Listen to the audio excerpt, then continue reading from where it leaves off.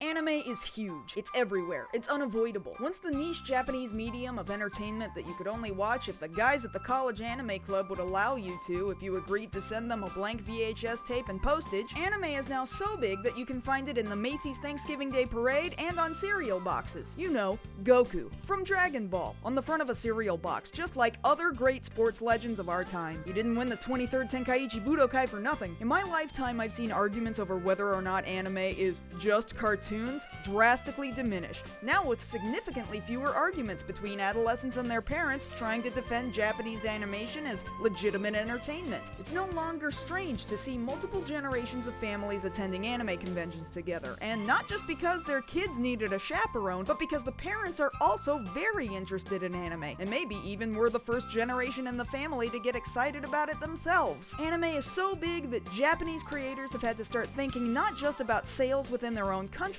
but how marketable it is globally. The industry currently makes more money than it ever has in its entire history, growing year after year, except for one really terrible year for everybody that we don't like to talk about, and the biggest chunk of the money earned comes from international markets, largely English-speaking countries, Europe, and Asia. And not to get into the stupid yet classic sub versus dub debate, but a lot of that international growth can be attributed to making anime accessible to people who otherwise never would have watched it, and that includes dubbing the show into the language most widely spoken in the target region. If you're in the United States, that means English. And you can be a dub hater if you want, that's fine, I don't care, I'm not here to have that debate with you. But for untold numbers of people, the English voice actors associated with the localization of their favorite anime are often held in just as much high regard as the original Japanese voice actors are in Japan and around the world. Anytime I've ever attended an anime convention where Chris Sabat is a guest, his line is out the door around the building several hours long because that man in the United States is equally as identifiable as All Might, if not more so than his originating Japanese voice actor Kenta Miyake. Anime voice actors are kind of a unique field of celebrity. We think of them as being so minor by comparison to on-screen TV and Hollywood film actors, but they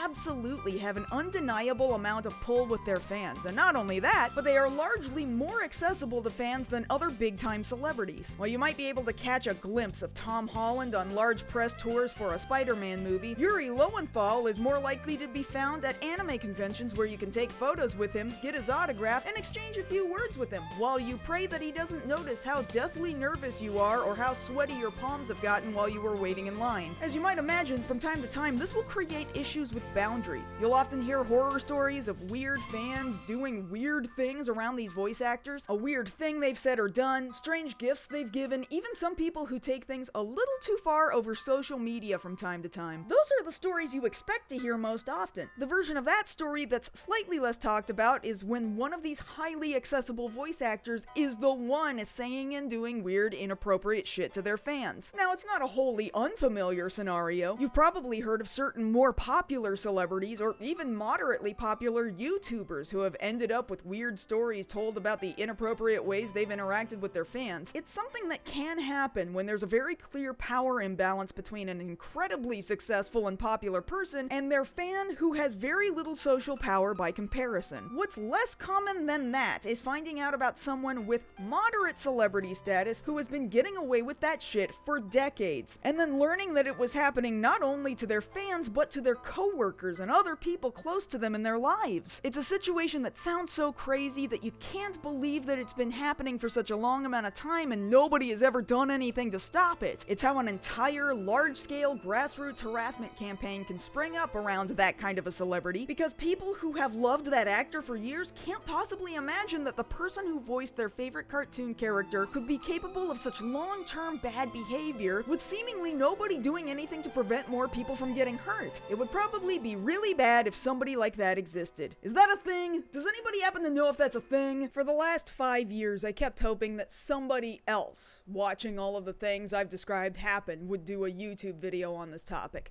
I kept praying that somebody with more notoriety and credibility than me would sit down and document all of the horrible things that I was seeing and experiencing to get more eyes on the subject. Lots of people over the years have asked for documentaries to get made, like legitimate ones, not made by half-baked YouTubers like myself. Once pieces of your story end up making the news at outlets such as Variety, NPR, and the New York Times, I think it becomes pretty difficult to say that it's not important in enough to tell the whole story from front to back. For years, some of the only outlets on YouTube talking about this story have been through alt-right reactionary YouTubers whose only agenda is to make their audiences angry and get you to click on their videos to collect ad revenue and super chat bucks. They often get their facts wrong, either accidentally or deliberately, so that the apparent facts support their beliefs. And nobody has really done a detailed story from beginning to end that satisfyingly explains the entire narrative of how we got where we are. I kept praying that some well-meaning channel with hundreds of thousands or more subscribers would swoop in and save us from that dreary bog of disinformation and settle everything once and for all, to a point where there could be no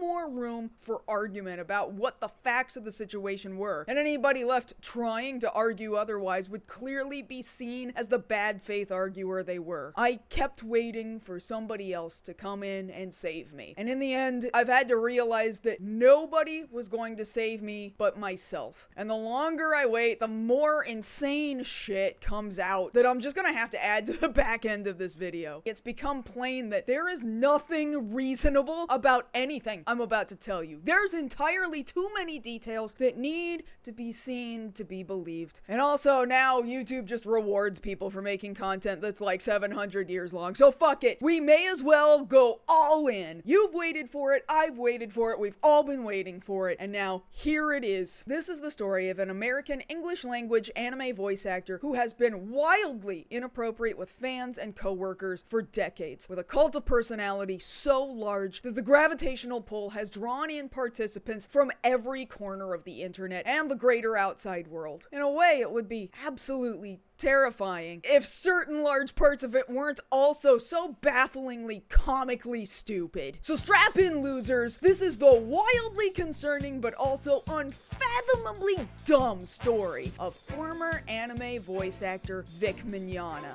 Chapter 1. Who is Vic? That's right, Vic Mignogna. You may know him from such popular anime roles as Edward Elric in Full Metal Alchemist, Tamaki Suo in Ouran High School Host Club, and Broly from various Dragon Ball films. Particularly before and during America's anime bubble bursting in the late 2000s, Vic had become wildly popular within the English-speaking anime community and just about had more guest appearances than any other anime voice actor around that time. I also say some of this from personal lived experience. Vic worked largely out of Dallas and Houston for productions recorded at Funimation and ADV Films respectively, and as I also lived in Texas during that time period, I saw his face at these events constantly. He was a mainstay staple with the power to fill panel rooms and form autograph lines that saw fit to take up entire hallways that prevented any other kind of foot traffic from being able to get by. At first glance, he's a friendly, charming, outgoing, talented actor and musician, and a wholesome Christian who's not afraid to profess his faith even in front of a bunch of anime fans at a convention. He talks to everyone, responds to everyone's emails, and makes himself constantly available to everybody, treating each person he meets like his very own close, personal friend. It really is difficult to overstate how massive his presence was within English anime localization and American anime conventions from the mid-2000s and onward. His name alone was a huge selling point for quite a lot of anime getting licensed around that time, especially after landing Full Metal Alchemist. I mean, good lord, this trailer for Funimation's licensing of the anime adaptation of Level E prominently features his name in enormous, bold, all-caps 3D font and doesn't mention a single other voice actor for the entirety of the trailer. But a man doesn't simply become an anime superstar from the mid-2000s out of nowhere. Let's take a step back and look more into how this powerhouse voice actor came to be the golden boy of English anime dubs that he did. But I like Golden Boy. That series just barely predates Vic's work in anime. Vic Mignogna was born on August 27th, 1962 in Greensburg, Pennsylvania. Mignogna was seemingly raised in a highly evangelical Christian environment with his grandfather as the pastor of a church. My grandfather was the pastor of the Church of the Open Door in Greensburg, Pennsylvania. Population, me. I mean, like, it's small, okay?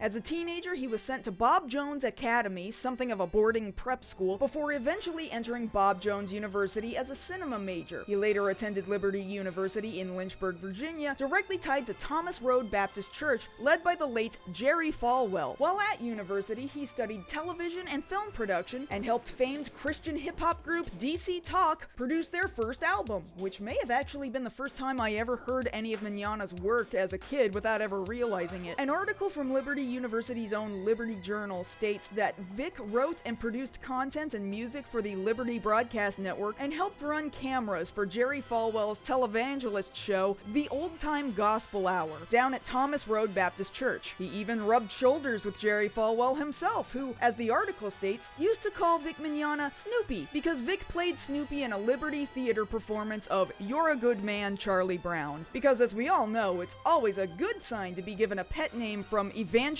Jerry Falwell, who, among admittedly much worse things than what I'm about to say, one time made a very directly targeted attack against Tinky Winky of the Teletubbies, because he's purple with a triangle on his head, which means he must surely be gay, and that role modeling the gay lifestyle is damaging to the moral lives of children. Anyway, we're off to a great start. In 1985, Vic played a role in a religious film called Twice Given, an adaptation of the true story of Minister Tom Williams, who, while together on a tour of Israel with his wife Pam, watched as his wife suddenly began suffering from bacterial meningitis and slip into a coma, and finally, after about 8 months, she wakes up, physically and mentally handicapped, but still alive. Vic plays their son, Tim. Not much meat to the role, but you can see him walk through the streets of Israel trying to barter with vendors, and also stand on a bridge and be sad for a little while. He took on a smattering of jobs, including a brief stint as a police officer with Ocean City PD in Ocean City, Maryland, briefly teaching at Trinity Christian Academy in Jacksonville, Florida, a school associated with Trinity Baptist Church, and helping with theater productions at the Christian high school Lynchburg Christian Academy, which today is now known as Liberty Christian Academy, a school directly associated with Liberty University and Thomas Road Baptist Church. Now, this may just be a whole bunch of extremely unfortunate coincidences, especially considering what we'll be talking about much later in this video, but just about every single church, prep school, and Christian college Vic ever studied or worked at has had just a shit ton of ethical controversies, including decades-long histories of students being victims of sexual assault. Bob Jones University covered for sexual assault on its campus for decades and blamed the victims for being assaulted rather than the people doing the assaulting. An entire book titled Devil in the Baptist Church, Bob Gray's Unholy Trinity by Tim Gilmore was written about Trinity Baptist Church's pastor Bob Gray, who had been molesting children in his church for decades. Similarly, women at Liberty University have been reporting sexual assault for decades, with the school doing nothing to help them, forcing women to sue the school years later. Just this year, Liberty University has been fined $14 million by the U.S. Department of Education for Clergy Act violations. This alone isn't really some kind of smoking gun or anything, but I have to admit, it's really difficult not to look at Vic's later actions in life that we're aware of without also considering the background from whence he came. Anyway, he finally began putting all of his acting education to practical use when he found himself down in Houston, Texas in the 1990s. In 1993, Vic made a television appearance on Star Search, and for anyone not old enough to know what that show was, it was basically a talent show split up into categories where people in a given category would compete head-to-head and then move on to the next episode. There would eventually be a championship show, and the champions would win $100,000, and sometimes the vocalists would go on to get record deals, but not always. Anyway, Vic only appeared for this one performance with a song he himself wrote, with an achy breaky heart mullet, baby blue oversized suit, and a bolero around his neck. I guess if we're to be fair here, it was the year 1993. I don't know how Vic has the rights to sell a clip from this syndicated show on his own DVD, but you can buy it now from his fan store for $25. By the early 2000s, he was starting to record voiceover work with the now defunct ADV Films, which at present has technically split up into several different companies such as Sentai Filmworks and Section 23 Films, where one of his earliest known roles would be as Vega in the 1997 English dub of Street Fighter II V. As time would move on, he'd also pick up roles at Funimation in Dallas, which as of earlier this year has combined into Crunchyroll, with the Funimation brand name dissolving. As Vic himself would put it in a podcast interview with Anime News Network, Network, getting the role of Edward Elric in Full Metal Alchemist in 2004 would basically change his life. Full Metal was definitely a huge turning point for me. And I'll tell you, a funny thing happened right after I got cast in Full Metal. There was a hiatus of probably 2 or 3 months that had gone by before they had started recording, okay? And during that time,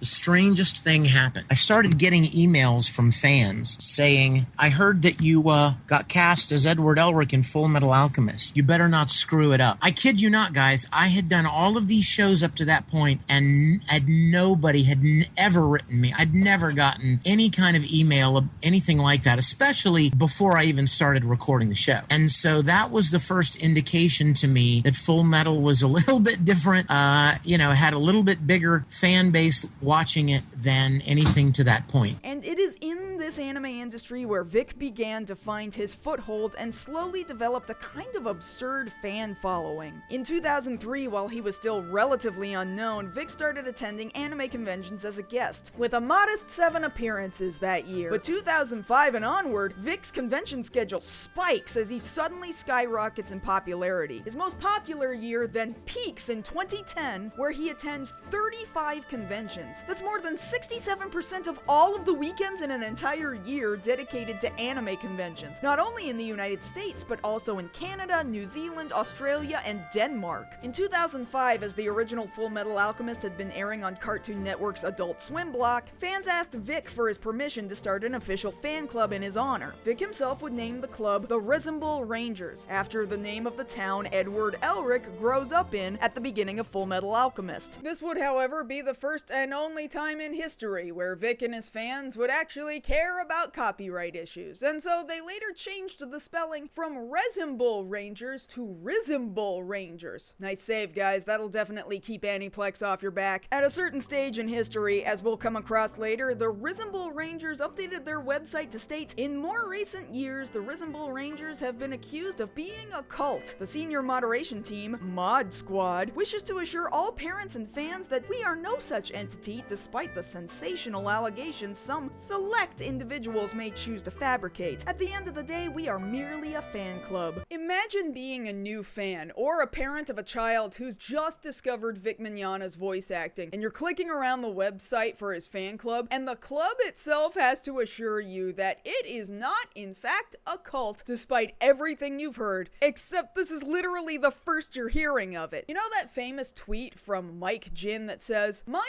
not involved in human trafficking t-shirt has people asking a lot of questions already answered by my shirt"? Yeah, it's kind of like that. Boy, I sure hope we don't later find any reasons to think it might not be such a stretch to consider the Risembool Rangers to be a cult, because that would sure be unfortunate. Around that same time period, a very similar fan club would form around voice actor Travis Willingham, who also acted in Full Metal Alchemist, playing the character of Roy Mustang. And because Roy Mustang's character has an infatuation with seeing women in miniskirts, Travis's fans named their club the Miniskirt Army. For a few short years, the Risembool Rangers and the Miniskirt Army would have a loud and obnoxious rivalry between each other. But thankfully, by about the year 2013, the Miniskirt Army would fizzle out and the domain for their web address would no longer be renewed, presumably because it would be insane to keep up such cult-like fanaticism for nearly 20 years, right? I mean, that would be fucking weird as shit, right? Vic Mignogna's fans, whether in his fan club or not, were extremely dedicated to ensuring that he got invited to as many anime conventions as possible. And there were a lot of them. If Vic from the year 2009 is to be believed, there was a time where they had somewhere around 11,000 members in the club. I want to personally invite you to join the Risembool Rangers. It's an online fan club,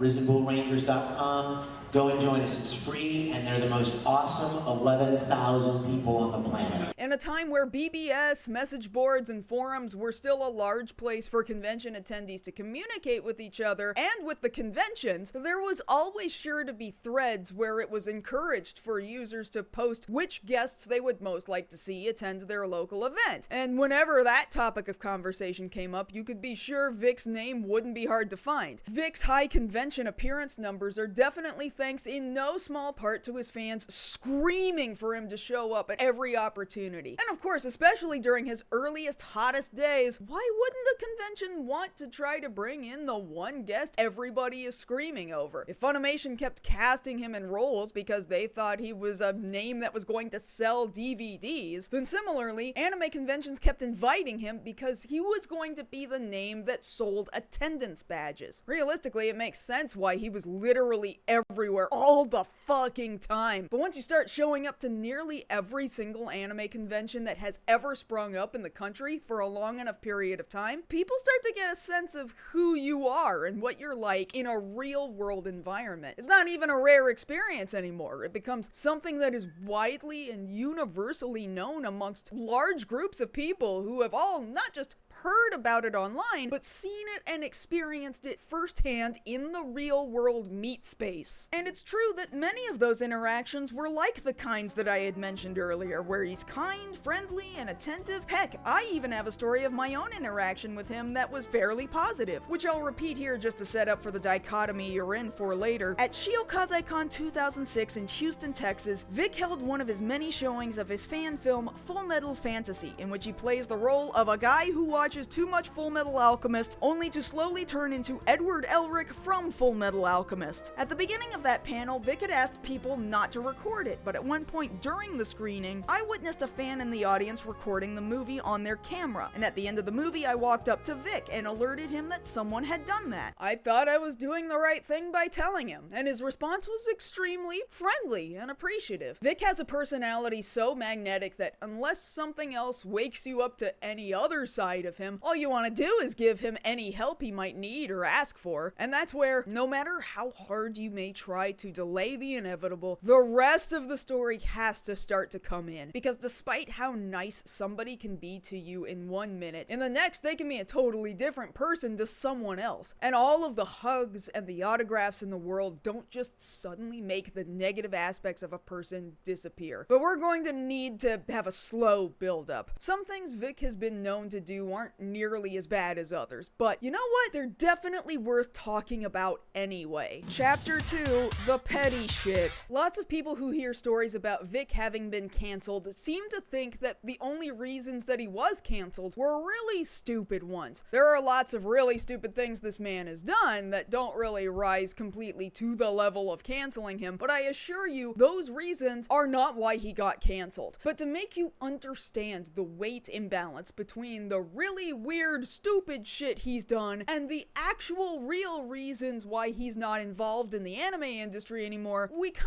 of have to describe all of these smaller, more petty things first, so that you really get the sense that the bad stuff, by comparison, is actually pretty fucking bad. I can't tell you how many times over the years I've had conversations with multiple unrelated people about their own individual weird stories about Vic Mignogna. If you were in any way active as an attendee, a guest, a vendor, or a volunteer staff member at an anime convention in the United States in the mid-2000s and onward, at some point you ran into Vic and probably saw something weird happen. I shit you not. At one point, I even had a conversation with nostalgia critic Doug Walker, who said to me, and I quote, "Everyone has a Vic story." It's hard to describe what the situation surrounding Vic at anime conventions was at the time, unless you happened to be there. And I can understand and appreciate that that comes with a certain level of skepticism, which is why we're going to talk about those things first before moving on. The number of people who will corroborate how big of a topic of concern Vic was in the mid-2000s is pretty substantial. If you've been new to the story at any point in the last 5 years, it surely feels like all of this conversation about him sprung up overnight. But genuinely, no, it didn't. Eventually, though, these conversations would move from the real-world meat space into online spaces as well. If you were on all the websites where people were hanging out at the time that had any sort of dialogue happening about anime conventions, it was almost a given that eventually the topic of conversation would swing over to Vic Mignogna. Let's start with what will probably be considered the least reliable source of information, 4chan. And although I wouldn't broadly trust everything said on an anonymous anonymous forum like this, it's important to know the context of how his name kept popping up. Conversation about Vic regularly appeared on the CGL board, which housed conversations specifically about cosplay and gothic Lolita fashion, and just by the nature of these interests, this is also where conversations about anime conventions would naturally show up, because that's where cosplayers and gothic Lolita fashion enthusiasts would go in the real world to wear and share their outfits. And by that nature, it seemed evident that the majority of the board's users were women. And although that doesn't necessarily mean anything in regards to 4chan user behavior, I do think it shows who was being most widely affected by his behavior, or at the very least, who was noticing his behavior the most. Several threads from CGL discussing Vic's various negative behaviors have been archived over the years since at least the early 2010s. I hesitate to directly quote anything stated there, as it's too hard to verify that any of the specific stories are true. However, the most common idea behind most people on 4chan at the time describe Vic as someone who has denied autographs to people for strange reasons, is egotistical, looks for ways to acquire money from people all the time, is overbearing about his faith in Christianity, and seemed to be very fond of young women and adolescent girls. That last part is much more serious, and I definitely do not think we should be relying on 4chan posts to back that claim up. But I am gonna ask you to remember that claim, because it will absolutely come up again much later on. One statement that's not really much of a story that is probably safe to share comes from a thread that was posted in 2016, which stated, "It was sure funny as hell watching him in person unintentionally confirm all the rumors about him while asking everyone to white knight him on the internet." Ironically, current day CGL seems to be pretty split down the middle about whether they love him or hate him, but that's because 4chan has the memory of a goldfish. So I bring up 4chan only because it begins to show a pattern of stories that people were regularly telling about Vic. Now, if all the stories had originated on 4chan and never left that containment, I would be willing to cast doubt on it as a whole. Unfortunately, that was never only discussed by anonymous trolls on 4chan. Aside from the aforementioned real-life conversations that would regularly take place with people involved with anime conventions, soon you'd start to see postings about his behavior in other places as well, some of which were much less anonymous. It wasn't hard to find posts about Vic's reputation on sites like Tumblr and LiveJournal. Now, some of the conversation on Tumblr did revolve around anonymous posts featured on a particular blog titled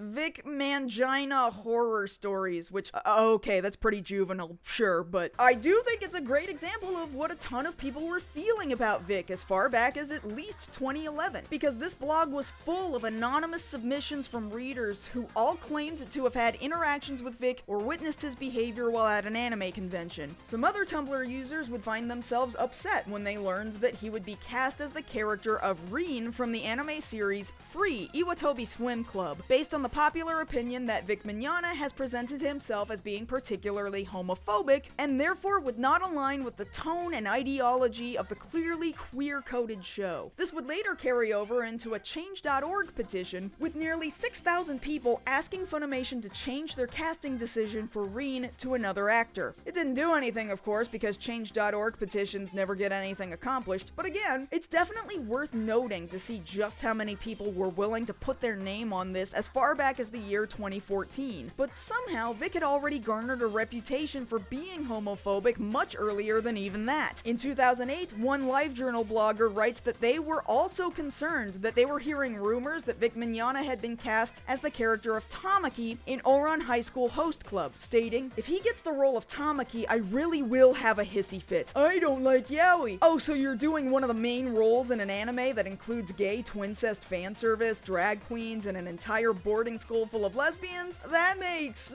perfect sense. Now hold on, you might say. So thousands of people are concerned that Vic Mignogna is a homophobe. That sounds like a pretty big accusation. Where were people getting that idea from? Well, from a lot of places, actually. And thankfully in the mid to late 2000s, YouTube was just becoming widely used enough at the time that people were finally beginning to document the things Vic was saying and doing during panels at anime anime conventions. Okay, let's start small and maybe even possibly debatable. At BayouCon 2013, during one of Vic's panels, an audience member, admittedly probably in kind of the wrong place to do this, demanded that Vic tell everyone how he feels about the subject of gay marriage, which was just starting to become legalized in various states in America before finally becoming legal nationwide 2 years later. What is your current take on the current legislation of gay marriage? What is my... Really? What? Do I really want to answer that? If you don't answer, you're a coward. If I don't answer it, I'm a coward. Well, I can promise you I'm not a coward, my friend. So I'm going to walk right up to your face and tell you what I think, okay? Here's what I think. The people should rule this country, not the government. This country was created by the people, for the people. There should be votes in this country. And when the majority of the people say what they want, that's the way the country should go. Period. Go Vic. Now, this was certainly a very safe answer on Vic's part, but it's not a very satisfying answer, is it? It isn't actually a definitive answer on whether or not he approves of same-sex couples having the ability to get married. In fact, it suggests that if suddenly the opinion of people in the country were to swing back around in the opposite direction and vote for gay marriage to be outlawed, Vic would be more than okay with that happening too. It's hard to claim he's a homophobe from this clip alone, but the answer he gave was so safe that, in fact, it feels more like dodging the question entirely. So, okay, if that wasn't definitive enough, what else is there? Well, here's just one time in 2011 where Vic told his audience that he will refuse to autograph fan art depicting a gay pairing. I was signing, this was Anime Weekend Atlanta, I still remember. I was signing, and somebody brought up Yaoi for me to sign, and I said exactly what I always say. Oh, sweetie, I'd really rather not sign this, but if you'd like me to sign something else, I'll be happy to. That to me does seem like a pretty big red flag, no matter how nicely he may phrase it to his fans. Historically speaking, not all of the fan art brought to his autograph table is especially pornographic in nature either. I'm sure there have been times when some of it has been, and you can almost understand why someone might be hesitant to sign something particularly overtly sexual in nature if that's not what your career centers around. But speaking purely anecdotally, this usually wasn't the case, and oftentimes fan art would be rejected simply if two male characters were drawn to appear in any way romantically interested with one another. Come on, there's got to be something else that these crazy yaoi fangirl fujoshi blue-haired women were so up in arms about, right? Was it really just these two extremely minor things? That's a rhetorical question, no! Some of the earliest signs that Vic potentially wasn't super inclusive about homosexuality came after he had been cast as the character of Phi in Tsubasa Reservoir Chronicle. Now, it is extremely well known that Clamp, the group of women who wrote and drew the original Tsubasa Reservoir Chronicle manga, regularly depict non-stereotypical displays of romantic partnerships in their stories. Sometimes it's male-female pairings, sometimes it's male non-binary, and sometimes it's male android, and then sometimes it's adult man and 10-year-old child.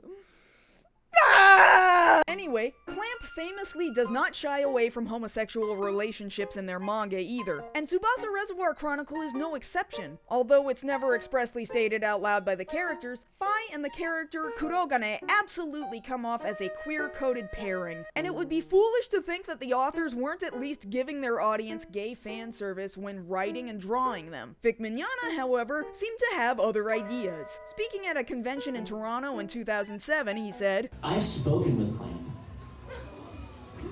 I spent time with Clamp at Anime Expo 2 years ago. They were there. And it may interest you to know that Phi and Kurogane are not homosexual with each other.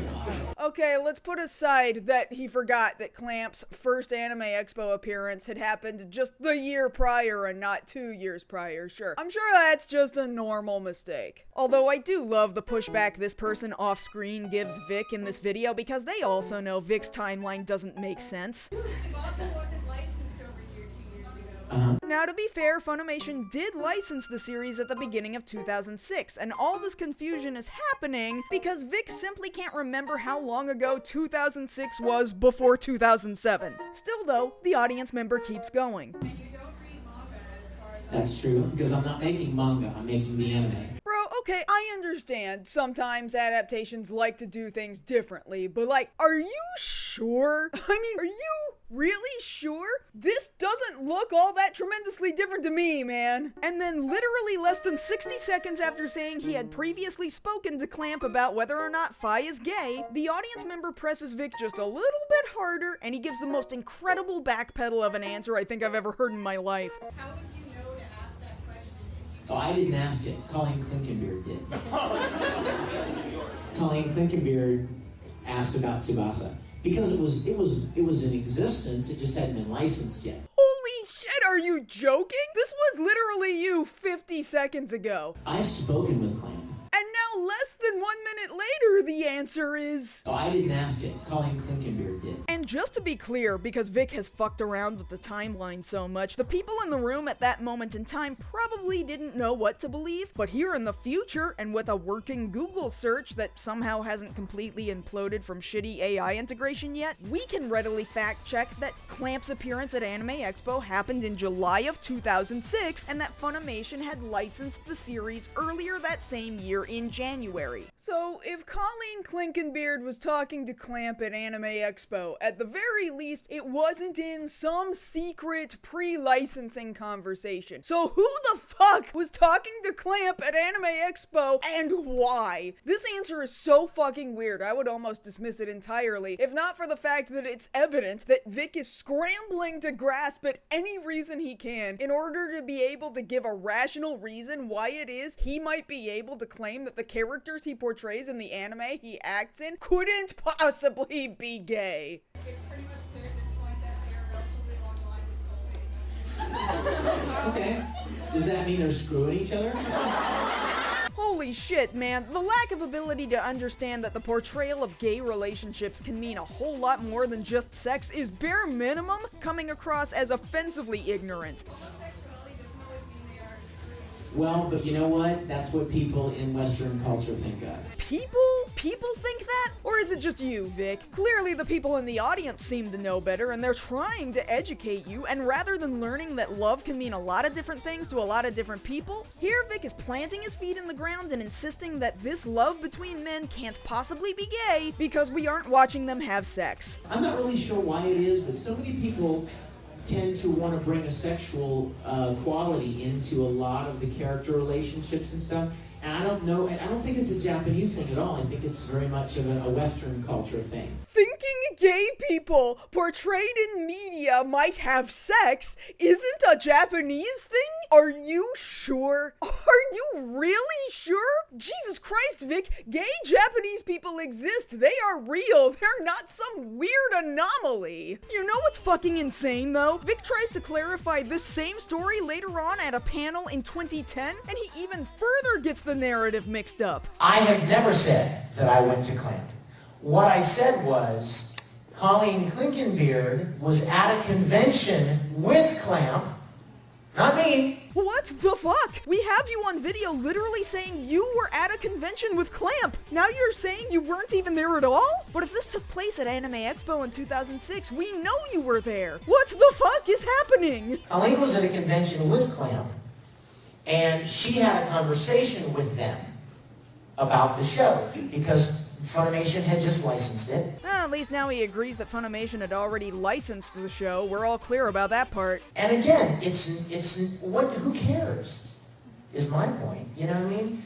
I don't know, man. It sounds like you care quite a bit to be putting up a fight over fan interpretation of this character this hard. If fans want to believe that Phi in Tsubasa Reservoir Chronicle is gay, in what way does that hurt you? If you're a good actor, then you should know that Phi is a fictional character and that his sexuality doesn't have any effect on you because he's not even fucking real. Would you like to hear some true wisdom? They're not real. Well, wait a minute then why are we fighting about this? Why did you need to defend yourself from the gay interpretation of the character so hard? None of this makes any sense. Honestly, for me, those videos are good enough for me to start thinking the man comes off as more than just a little bit intolerant, and also is willing to just spit out the first thing that pops into his brain in order to justify anything he wants. But for some people, that shit's not enough to convince them. So here's a couple more for good measure. Here's Vic in Australia in 2006, very upset that fans like to put Edward Elric into gay fan pairings. They get into this whole Ed Roy thing, and I'm not for that. Ed likes girls.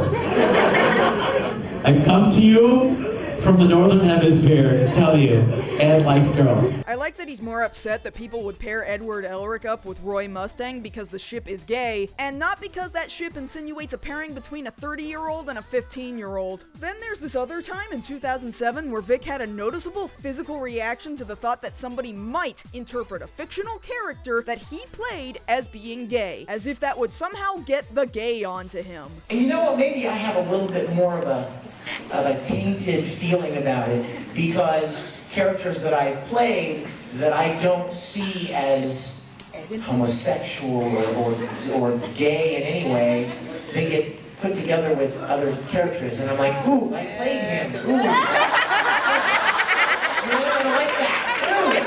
By this point, I absolutely think there's more than enough evidence to suggest the opinion that Vic Mignogna is homophobic. But the number of times Vic tries to spin this to his crowd of adoring fans as some kind of absurd conclusion or an outright fabrication by angry losers on the internet is pretty wild. By the year 2009, he'd already had enough of people forming their own opinions about him based solely on the words that come out of his own mouth, and he's gonna make sure all of you hear about it. I am so tired of people making up lies about me on the internet because they're Yowie fans and I am not. I am so sick of that.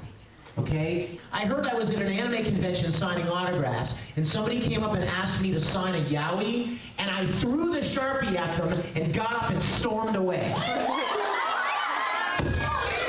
That makes me so angry, you guys. And the way Vic spins it to his adoring, screaming fans is that people are just mad at him because they like yaoi and he doesn't. And frankly, you have to be deliberately minimizing the complaints people are making to come to that conclusion. To this day, there are still people who defend Vic and claim he's not homophobic, and that the only reason he ever got in hot water later on was because a bunch of yaoi fangirls were mad that he didn't sign their porn. Surely you can see from this extensive backlog of videos over the course of years at anime conventions that this is about a lot more than just some fujoshi not getting their BL autographed. I think if somebody dared to come to the conclusion that maybe Vic is homophobic, there's plenty enough reason to do so without simply dismissing it as yaoi fangirls are mad he wouldn't sign their gay porn. And despite this long history, people do still try to claim there's no evidence of Vic Mignogna ever being homophobic.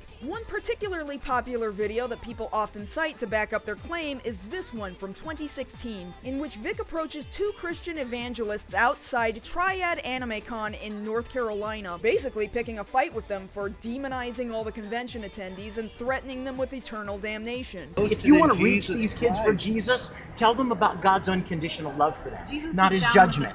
And you know what? Jesus did that too. I hate this video. I hate it for a lot of reasons, but especially because of how it gets weaponized by Vic's vocal defenders as somehow being proof that he defends gay people. For the life of me, I cannot find a single sentence he says in the entire video that actually backs this up. The closest you get is Vic telling the protesters that God loves everybody, even if they're sinners. But ultimately, what he's really mad at is that the protesters are using aggressive language about eternal damnation of sins rather than using less vitriolic language to get people interested in the Word of God. And to be perfectly clear, I agree. In this scenario, the protesters are definitely the bigger assholes here, trying to shame people for watching anime or cosplaying or just generally doing really harmless things. But in all these years, I feel like I may be the only person on earth who watches this video and gets bad vibes from Vic too. Jesus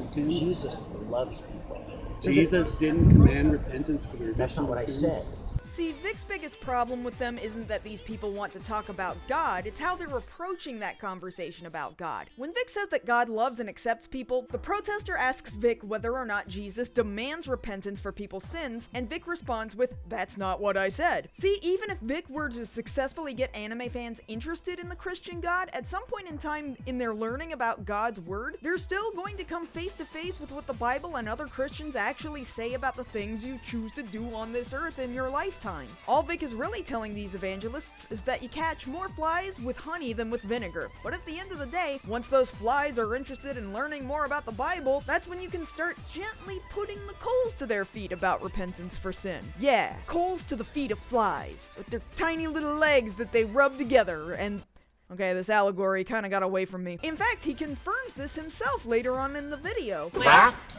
Isn't that what Jesus spoke about?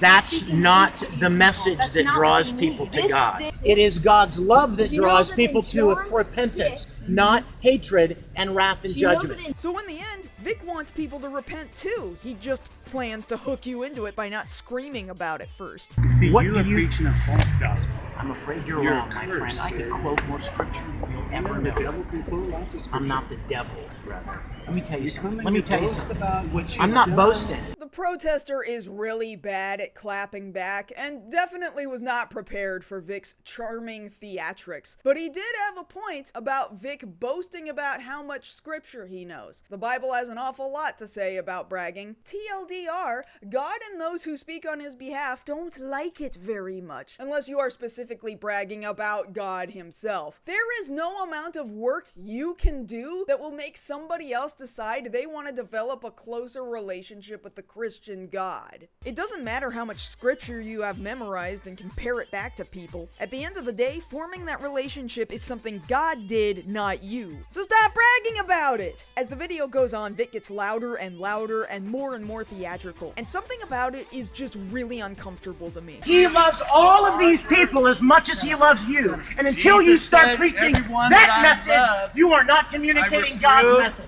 By the end of the video, Vic walks away and starts screaming performatively like the theater major he is, to the point that all the anime fans on the entire block can see and hear what he's saying. He loves these people as much as Yes, he he loves does. He loves every one of them. He tells you. Then them, why don't you "Church, preach that? church, Put up a sign that says that! Put up a sign that says that! God loves these people as much as he loves you. And that's the message you should be teaching them. not the message."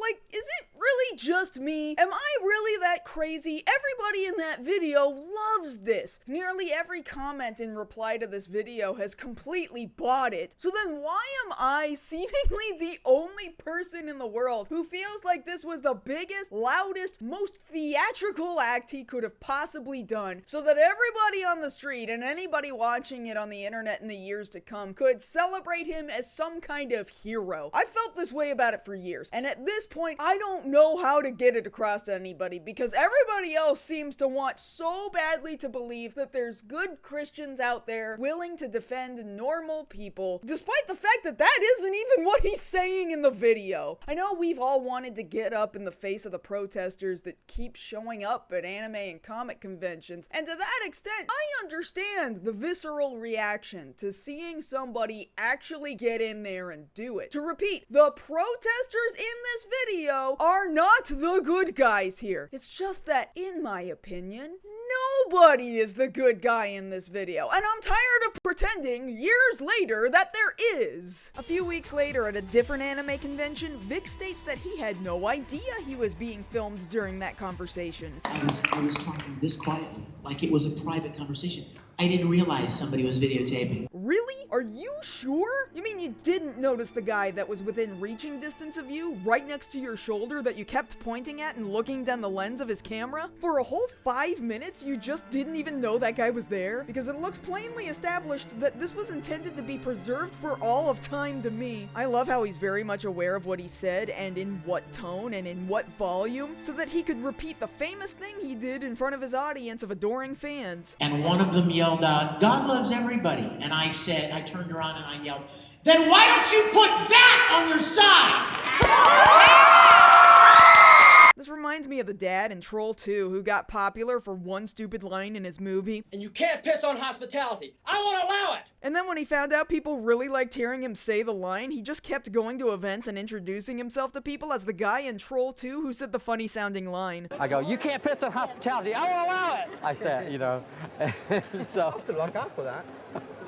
And when I yell at him like that, then that becomes a famous line in the movie. Like, am I making this clear, or is this just going over people's heads? It's hard not to see the Christian protester story as one that Vic was able to turn into a hero arc, and frankly, it worked. Everybody believed it. But I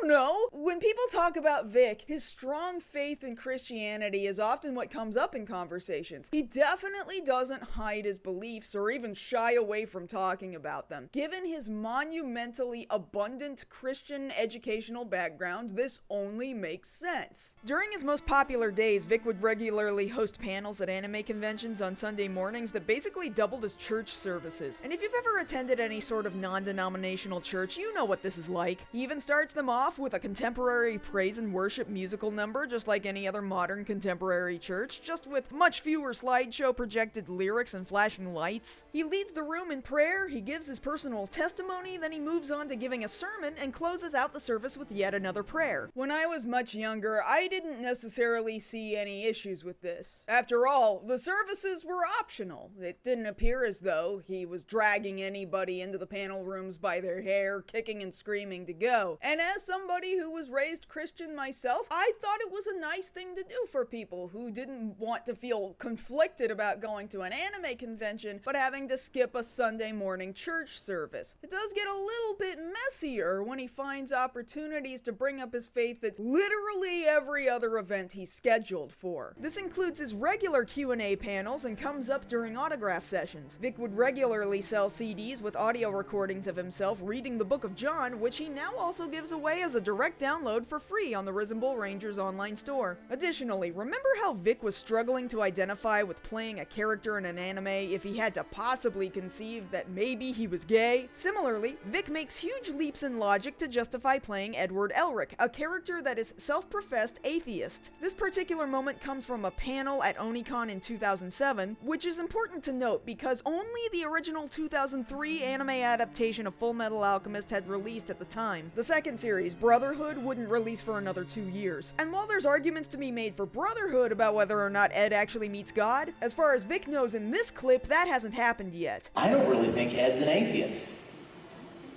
Now, you may be going, oh, yes, he is. He said there are no gods and we're the closest thing there are to God. He's a punk little kid. Now again, there are several moments in Full Metal Alchemist where Ed says he doesn't believe in God. And look, I understand that you can maybe argue some semantics for whether or not Ed sometimes uses language that suggests he's blaming God instead of simply not believing in God. But choosing to believe that sort of implies that you always kind of hope that that poor kid who's been through a lot of shit will eventually come around and become a believer, which really isn't even a thing that ever happens. Additionally, Vic reflects on some of the lines that he had to say during the recording of the show. And in a moment of real honesty, he says to his brother, what? We're not gods. We're not gods. We're just tiny, insignificant humans who couldn't even save a little girl. When you catch him on an honest moment, he understands, he knows. I think I need some help understanding how Vic came to this conclusion. If Ed comes to the realization that he himself is nothing close to a god, that's not him acknowledging the existence of another god. Now we're back down to absolutely no godlike beings. And to top it all off, why is this even a concern for Vic? Full Metal Alchemist doesn't even take place in our world and doesn't contain the Judeo-Christian god or Jesus of Nazareth. I mean, unless maybe you count that movie where Ed teleports to real-world Germany just before the rise of Hitler, but I'm assuming we're not including that in the context of the TV series. Anyway, what I'm saying is, if there is any god to believe in the world of Full Metal Alchemist, it's going to be an entirely different made-up one for the sake of a Japanese cartoon. Are you really hoping that Ed one day suddenly comes to his senses and builds a relationship with Jesus in the future? Because I hate to tell you this, but unless manga author Hiromu Arakawa suddenly does something absolutely insane, I'm pretty sure that's never gonna happen. And it's here where you start to see people people online talk about his aggressive displays of his faith with great disdain. I admit that I've never seen it with my own two eyes, but some convention attendees would recount stories of Vic specifically pushing his faith onto them, which is something that he of course greatly denies, such as in this podcast interview with Anime News Network in 2013. Okay, so I've seen a few video clips where I was like, hey, why is he talking that way to somebody who just is of a different faith or whatever? What are you talking about? What are you talking about? There was one clip that kind of went around where somebody presented themselves as a Buddhist, and you were a little, at least in the clip that I saw, you seemed like you were a little dismissive, maybe of his. Tell me how. I have no recollection of that. Well, it's been a long time, but you know what, Zach? I would like to ask you. Okay. As my friend, find the clip. I will do it. And send me the link. I'll do it. It's pretty common for Vic to get defensive about the way people interpret things he's said and done like this, and once you get him started, he'll be on it for a long time. Honestly, quite a large chunk of this 75-minute podcast is dedicated to how people apparently just make stuff up about him, including the way people interpret his faith. At one point in this podcast, Justin Savakis and the late Zach Birchie push Vic to talk more about the idea that other voice actors can talk at length about any number of ideas at their own panels, but seemingly Vic talking about his faith is the only topic people seem to have a problem with. There are voice actors that go to conventions and they preach whatever their message is. They yell it from the rooftops. They blare their political beliefs. They blare their sexual beliefs. They yell them. They wear their t-shirts. They bring them up anytime and every time they can. And yet nobody seems to be bothered by that. The whole podcast, Vic has basically been able to go with his thoughts uncontested, and as Zach pushes back against some ideas Vic is presenting, he starts to get kind of aggressive. They use their panels and opportunities to promote their beliefs. Correct? Correct? To an extent, I would say you're right, I guess. I don't even know how, I mean, is this really a question? Yeah, I think it kind of is, Vic. It's also during this podcast that Vic suggests that he has faced religious persecution because of his faith. And they literally make, Facebook pages, and they get on websites like 4chan and whatever, Crunchyroll and different places, and they do nothing but spew slander and hatred and lies about me because they just can't stand the fact that I take some kind of stand for my faith. There are some voice actors, people in the industry who, for whatever reason, they do everything they can to keep me from being invited as a guest because they don't like my faith and the stand that I take on my faith. Now, I don't necessarily think that people being critical of you on the internet is the same thing as religious persecution. It's just an uncomfortable thing that Vic doesn't like. But it's definitely interesting to hear Vic insinuate that other people in his industry would basically shit talk about him in front of people at anime conventions and try to get his future appearances canceled. Even crazier to think that literally the only reason this is happening is because Vic Mignogna is an outspoken Christian. I mean, it would be weird if that was the only problem people had with Vic, and there was literally not a single other thing he has ever done to make people feel discomforted by him, and that they wouldn't want to be around him anymore. That would sure be a crazy thing to suggest, wouldn't it? Oh no, we're gonna have to come back to this later, aren't we? And yet I go to conventions and I have a Sunday morning panel that you can choose not to attend, and suddenly I'm some sort of a fanatic, some sort of a crazy Jesus freak, who's jamming his religion down people's throats. Wow, some kind of Jesus freak. Like the name of the relatively famous song by Christian musical group DC Talk, the same musical group Vic helped write music for on their first album in 1989. Deep cut, man. One last topic from the podcast that I thought was particularly interesting was a moment where Vic makes it clear that he believes he's an important part of fans' lives, especially as someone who is able to introduce them to his faith. I could show you binders full of emails from people exactly like you just described, who I have been able to be some kind of positive encouragement to, some kind of love and acceptance in their lives when they don't have very much elsewhere. At face face value, this really only comes across as a little self-important and perhaps egotistical, kind of a weird thing to say, but not wholly unwarranted if he's genuinely making people happy and not doing any greater harm to anyone. And if that was the extent of his proselytizing, maybe that wouldn't be so bad. But the lines begin to blur a little bit when looking more closely at his fan club, the Risembool Rangers. Chapter 2, Subsection A, the Risembool Rangers might be a cult. But no, there is absolutely no religious element to the Rangers at all. Okay.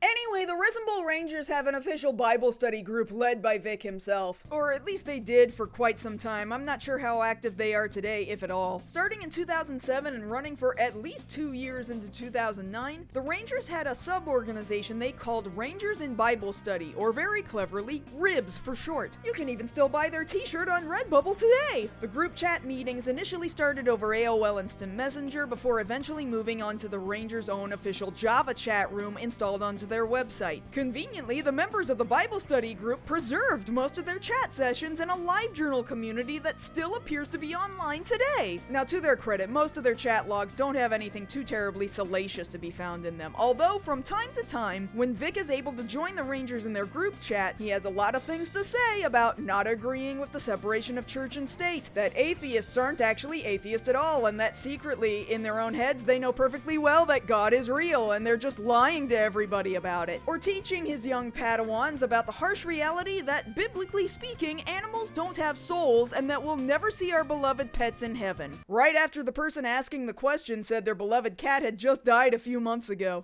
Very normal conversations to be having directly with your young adoring fans. Oh hey, here's Vic confirming to the group that he believes the Bible very clearly states that homosexuality is a sin, so there's that. And this is part of where I think a large problem starts to rear its ugly head. The power dynamic between Vic and his fans is tremendously vast. For starters, anyone with any level of notoriety already has a lot of social power over those who look up to them. And secondly, a large percentage of Vic's fans, including those in his fan club, were underage girls. Not all of them, mind you, but tween and teenage girls were by no means difficult to connect with at the time. And during all this time, when Vic was particularly popular with these young girls, he was a man in his 40s and 50s who had a very direct and open line of communication with the young girls who adored him, including directly through email, AOL Instant Messenger, being friends with over 10,000 people on MySpace before it tanked, and sometimes even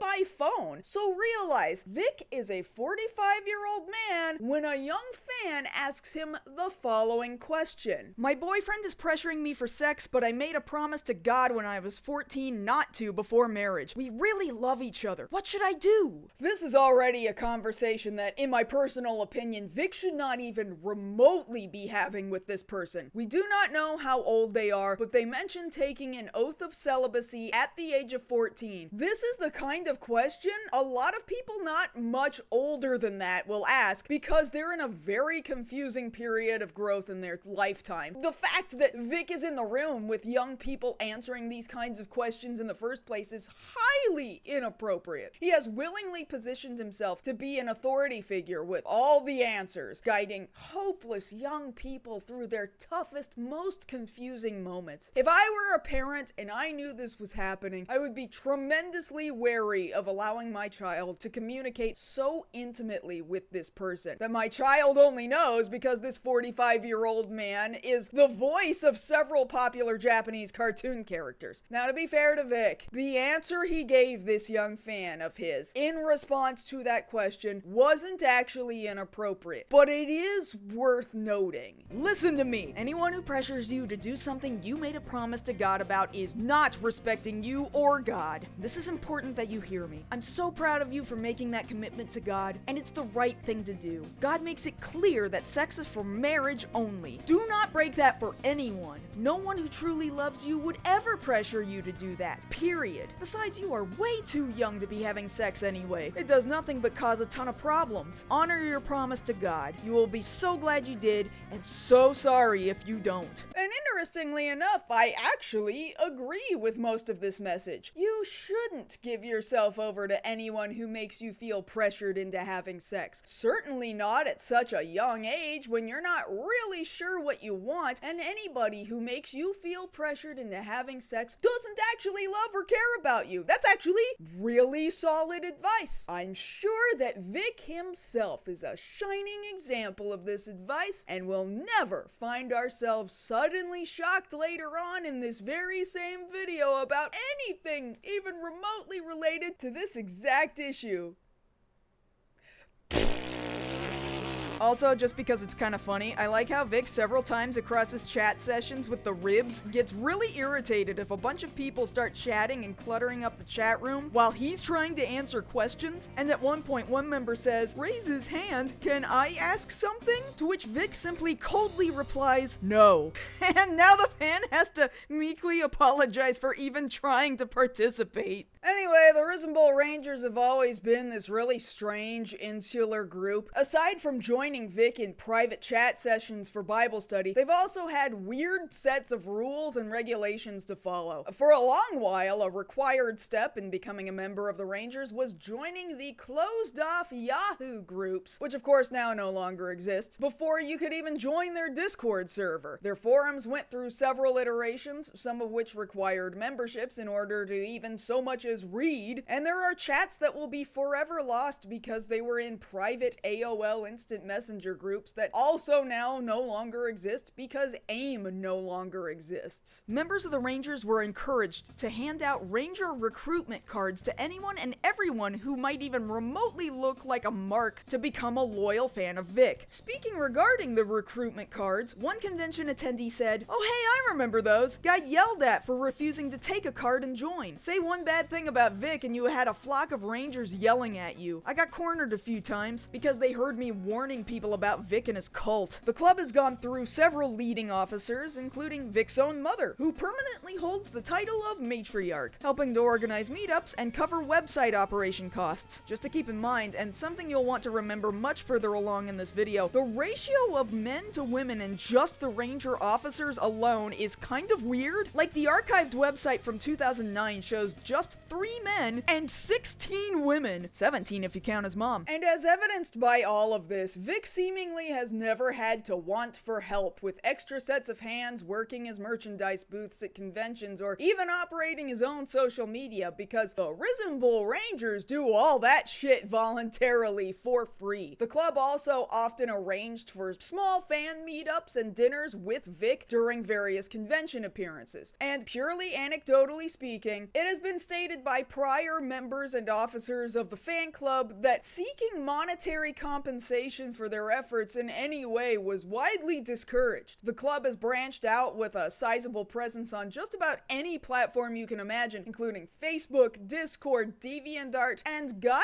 Online. In the last 20 years of being involved in the greater American anime community, I am hard-pressed to think of a single other English dub anime voice actor with such a frenzied fan club, with such well-organized hierarchy and long-lasting mobilization. The levels to which their dedications run are honestly several levels of concerning. Imagine the fevered fanaticism of the Swifties, but filtered down into the anime community. While that size may be smaller than the Taylor Swift fandom, as far as the mid-2000s anime fandom in the United States was concerned, their numbers were sizable and their behavior was equally as feared. It's also kind of weird to find archived posts from various Ranger communities seeing the members of the fan club referring to Vic as Führer. That's right, Führer, as in the word so closely associated with Adolf Hitler that even modern-day Germans will shy away from using it in political contexts to describe their leaders. God, I can't believe I've already brought up Hitler twice. Now, I get it, the fan club is pulling vocabulary from Full Metal Alchemist here, a show that clearly has a lot of German influences. And in fact, the English adaptations of the show, both in the subtitles and the dub, refer to a very specific title in the State Alchemist military as Fuhrer. But just so we're clear, Edward Elric, the character that Vic plays in the show, at no point in time holds the position of Fuhrer, and the guy that does hold the position of Fuhrer is not a good guy. Seemingly at no point in time did Vic or any sane, rational person discourage the use of the word Fuhrer from getting thrown around to describe him. That includes Vic's mom, who in her own life journal, which she publicly used to communicate with the fan club, also referred to her son as Fuhrer. Cool. Historically, the Risembool Rangers have been a particularly loud and aggressive fan community. They organize and rally to get Vic invited to various anime conventions, including via email and spamming convention forums, and start arguments with people they perceive to be threats to their hero. Again, anecdotally speaking, this seemed to happen a lot, with Rangers cornering people, including members of their own club, both over AOL Instant Messenger and in real life, to shame them for saying or doing things they didn't approve of. And they're definitely the first to pick fights with Vic's most vocal detractors on the internet, something that's been a reoccurring, documented behavior for years now. One particular example comes from the now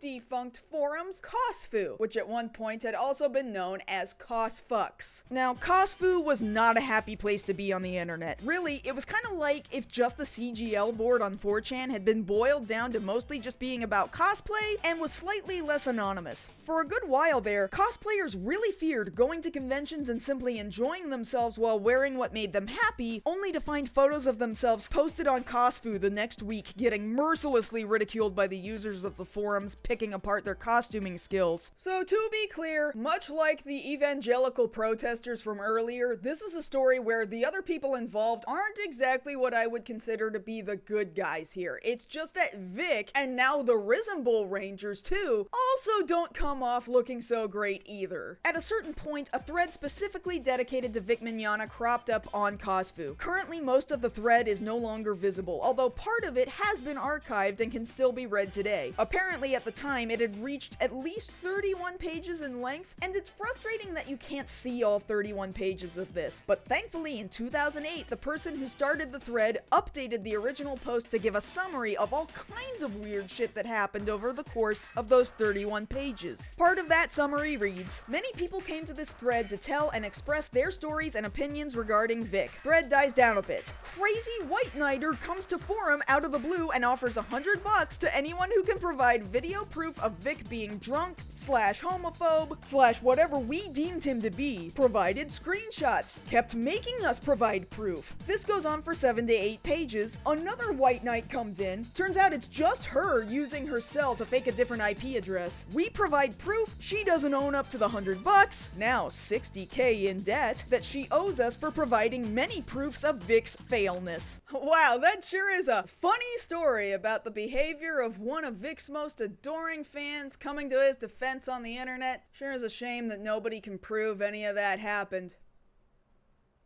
Except for the fact that during convention panels, Vic has gone into great detail about the events that took place on this forum, and not only confirmed that it happened, but that he encouraged it and was directly involved with it. A full 2 years after the events that happened on Cosfu, Vic held a panel at TokoshoCon in 2010, one of his many rumors panels that he used to hold.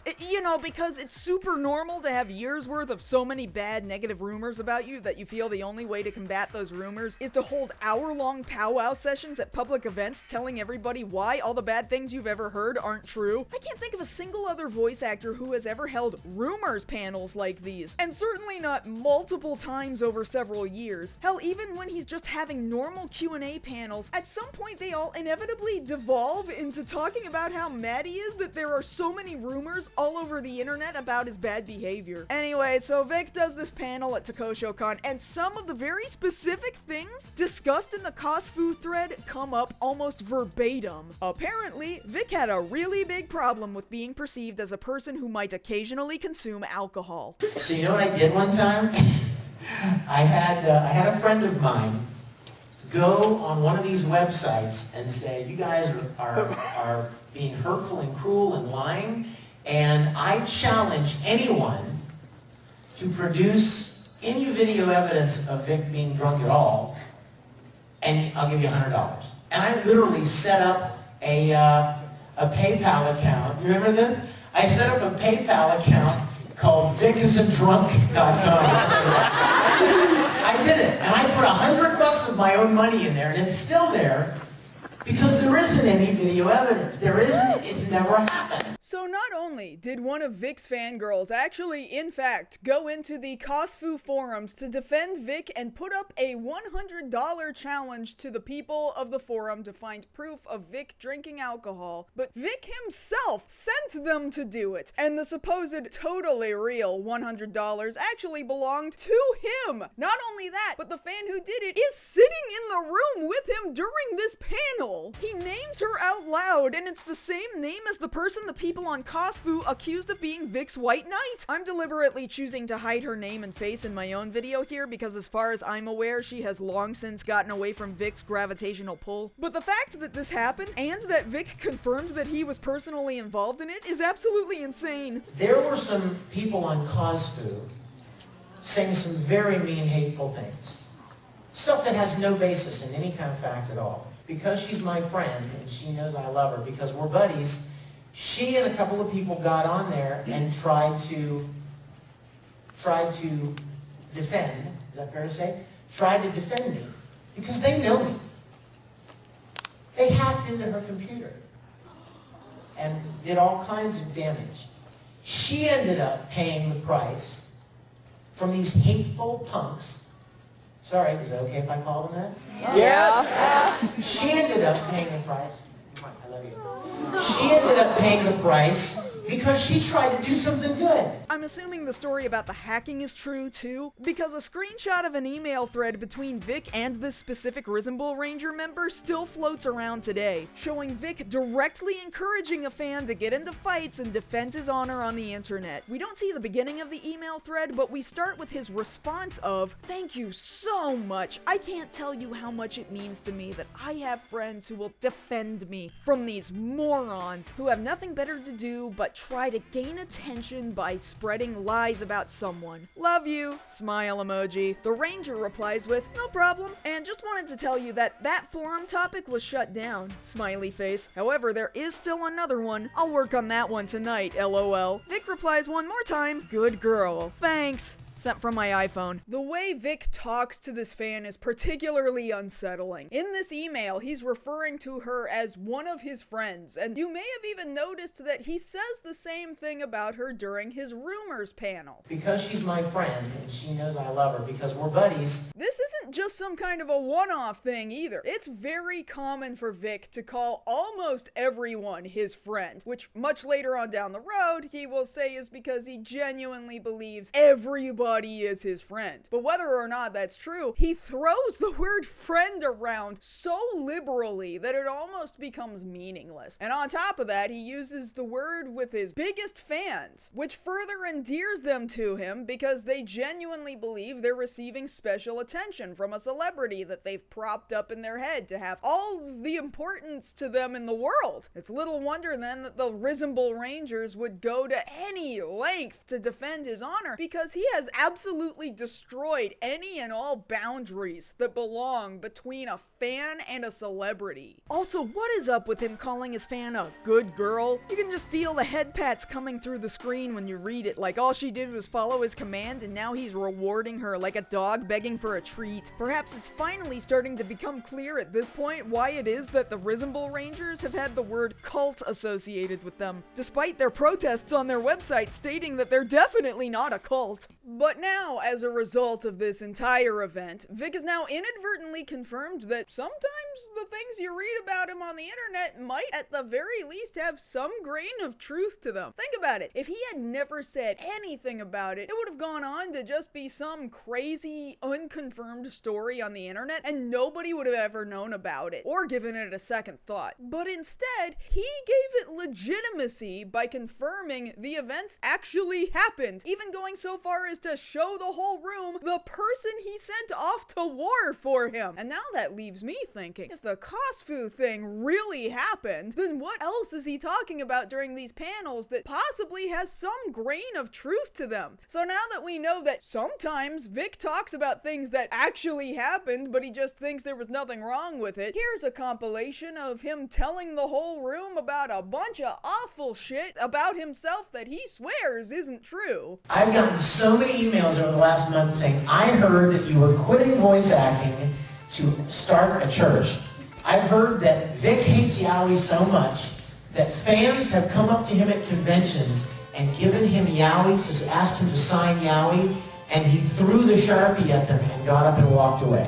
I heard that somebody slid Yowie under my door of my hotel room at a convention, and that I was so enraged that I'm currently suing the hotel. Vic shoves his religion down my throat and I can't stand it. I heard that you're homophobic and you hate gay people. I have some very good friends that are gay. I have read and heard stories that I have been seen falling down, stumbling drunk at conventions. I get emails occasionally that say, I've heard that you don't like your fans and that you're mean. I've heard rumors that there are like voice actors who hate each other. And that I don't like certain voice actors, or they don't like me. I've heard from time to time that I'm very demanding at conventions. I heard that, you got upset because such and such happened. And I thought you were like a Christian. People dressing as Ed if they're female. Like, oh, Ed's not a girl, so you can't cosplay as Ed. She goes, well, I heard that the last time he was here, some crazy girls found his hotel room, found his room, and he yelled and said, I'm never coming back to this place again. She was telling people that 2 days before Anime Central started, 2 days before the con, I called the guest relations people or whoever, and demanded $5,000 or I wasn't coming. I heard that you utterly despise voice acting various characters. For example, the biggest one I heard was you despise voice acting Broly in the Dragon Ball Z. Okay. There was a big thing going around that people were saying that you lied about talking to Clamp about Phi. It was weird. They said that you had gone to Clamp and clarified that he was not gay and stuff like that. Because she was Jewish, that she couldn't be a part of the Rangers because of the whole Christian overtone. It was a petition to get you to not be allowed to come to cons anymore because apparently you're very arrogant. Vic Mignogna was doing an autograph session one time, and somebody asked him to sign Yowie, and he asked them where they got it, and they pointed to some girl who drew it over in the artist alley, and he got up from the table and he went over there and screamed at the girl. Some girl actually said to me, Vic Mignogna is a little too friendly with his younger female fans. Ooh, you don't say. I'm sure that one's nothing. Anyway. Another lie that I heard was that I'm currently suing a hotel because someone slid Yowie under my door. Okay, now, I'm sorry, that's retarded. Wow. That one's, it's not a great look, I know. But listen, he said this all the way back in 2011. I mean, lots of people just casually threw around ableist slurs several years ago, but people change and they grow. Surely there is never going to come a point in time later in this video where we ever hear him, over a decade later, use this specific ableist slur ever again. One of Vic's favorite explanations for why people do this to him, and this is something that he has claimed repeatedly in front of people for years, is that nobody could possibly be doing it for what they think are the right reasons, and are only spreading horrible lies to get attention. They just say it, okay? Because it gets them attention. A lot of people know who they're talking about, and that gets them the attention that they're looking for. I don't really know where that kind of stuff comes from, except just to kind of get a little attention. People say things like that for one purpose alone. Two purposes. One, to get attention. And two, to hurt. You would be so hurt if somebody who you didn't even know was saying mean things just to get attention, just to cause you trouble. But it's sad that they're so desperate for some attention. They spread horrible rumors and say mean, hateful, hurtful, slanderous lies about people because they're so desperate for attention. So not only would Vic regularly hold panels where he would tell everybody that the whole internet was lying about him at all points in time, but he would follow all of that up with, you guessed it, instructing everybody in the room to then go back out onto the internet and push back against people spreading these horrible, vicious lies about him. So I have given you ammunition or empowered you when you're out and about all over the internet to share, your experience. So you guys have some power as well, and I would like to encourage you when we leave tonight to do what you can when you're online with these people and say, dude, why don't you go get a paper route or something. You guys, do me a favor. You may think this is a small event, but there are 500 of you. You have the power to stop that kind of garbage. Speak up. When you're in forums or on websites where people are being hurtful and hateful and making up lies about people, take a stand for what's right. Will you do that? So if you're wondering why it is that there's seemingly quite a lot of people who have a lot of stories about Vic, and yet somehow there's equally as vitriolic pushback from what feels like an army of Vic's biggest fans, it's because Vic has repeatedly given clear instructions to his most loyal followers to do this for years on end. And for anyone who thinks this is a normal, rational thing to do if you are in fact innocent of something, no, this is not normal. I can't think of a single other voice actor who has ever specifically asked their fans to get on the internet and defend them from people saying mean things about them. So not only do we now know he has done that in private with members of his fan club, but that he's also openly been doing it with entire rooms full of people, hoping those people will also record him saying these things and put it on the internet, thus spreading his call to action even wider. Who's gonna put this on YouTube? Are you gonna put this on YouTube? That is the biggest crock of lies I've ever heard.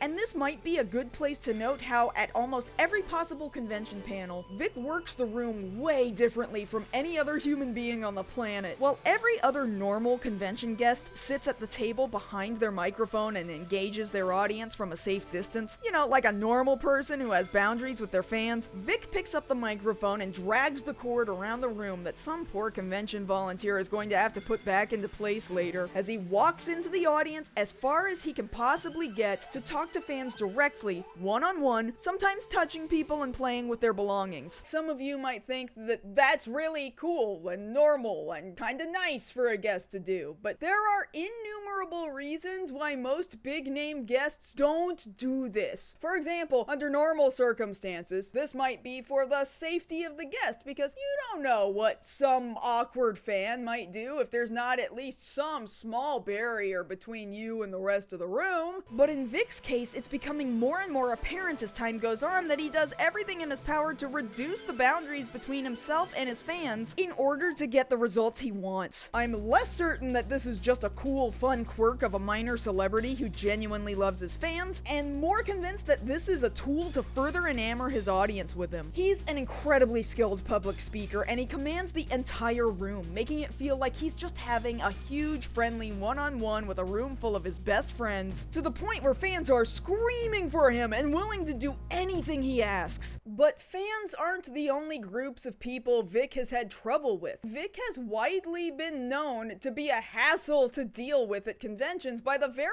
people running the conventions themselves. Talk about his behavior and how difficult he was to work with came up often. The words prima donna and diva got thrown around a lot. Heck, you even heard somebody from his rumors panel ask about it, because that's exactly what people had been saying even back in the late 2000s and 2010s. I've heard from time to time that I'm very demanding at conventions. It was a petition to get you to not be allowed to come to cons anymore because apparently you're very arrogant. In fact, Vic has basically confirmed that this is true. At one point during Colossal Con in 2013, Vic kinda sorta makes a not completely terrible apology for sometimes getting upset at convention staff volunteers, although he does it by also kinda throwing the staff members under the bus a little bit. Sometimes when you work with different people and you go to an event and you expect things to be like set up a certain way and prepared a certain way, and sometimes they're not. And then I'll get there and sometimes things aren't ready,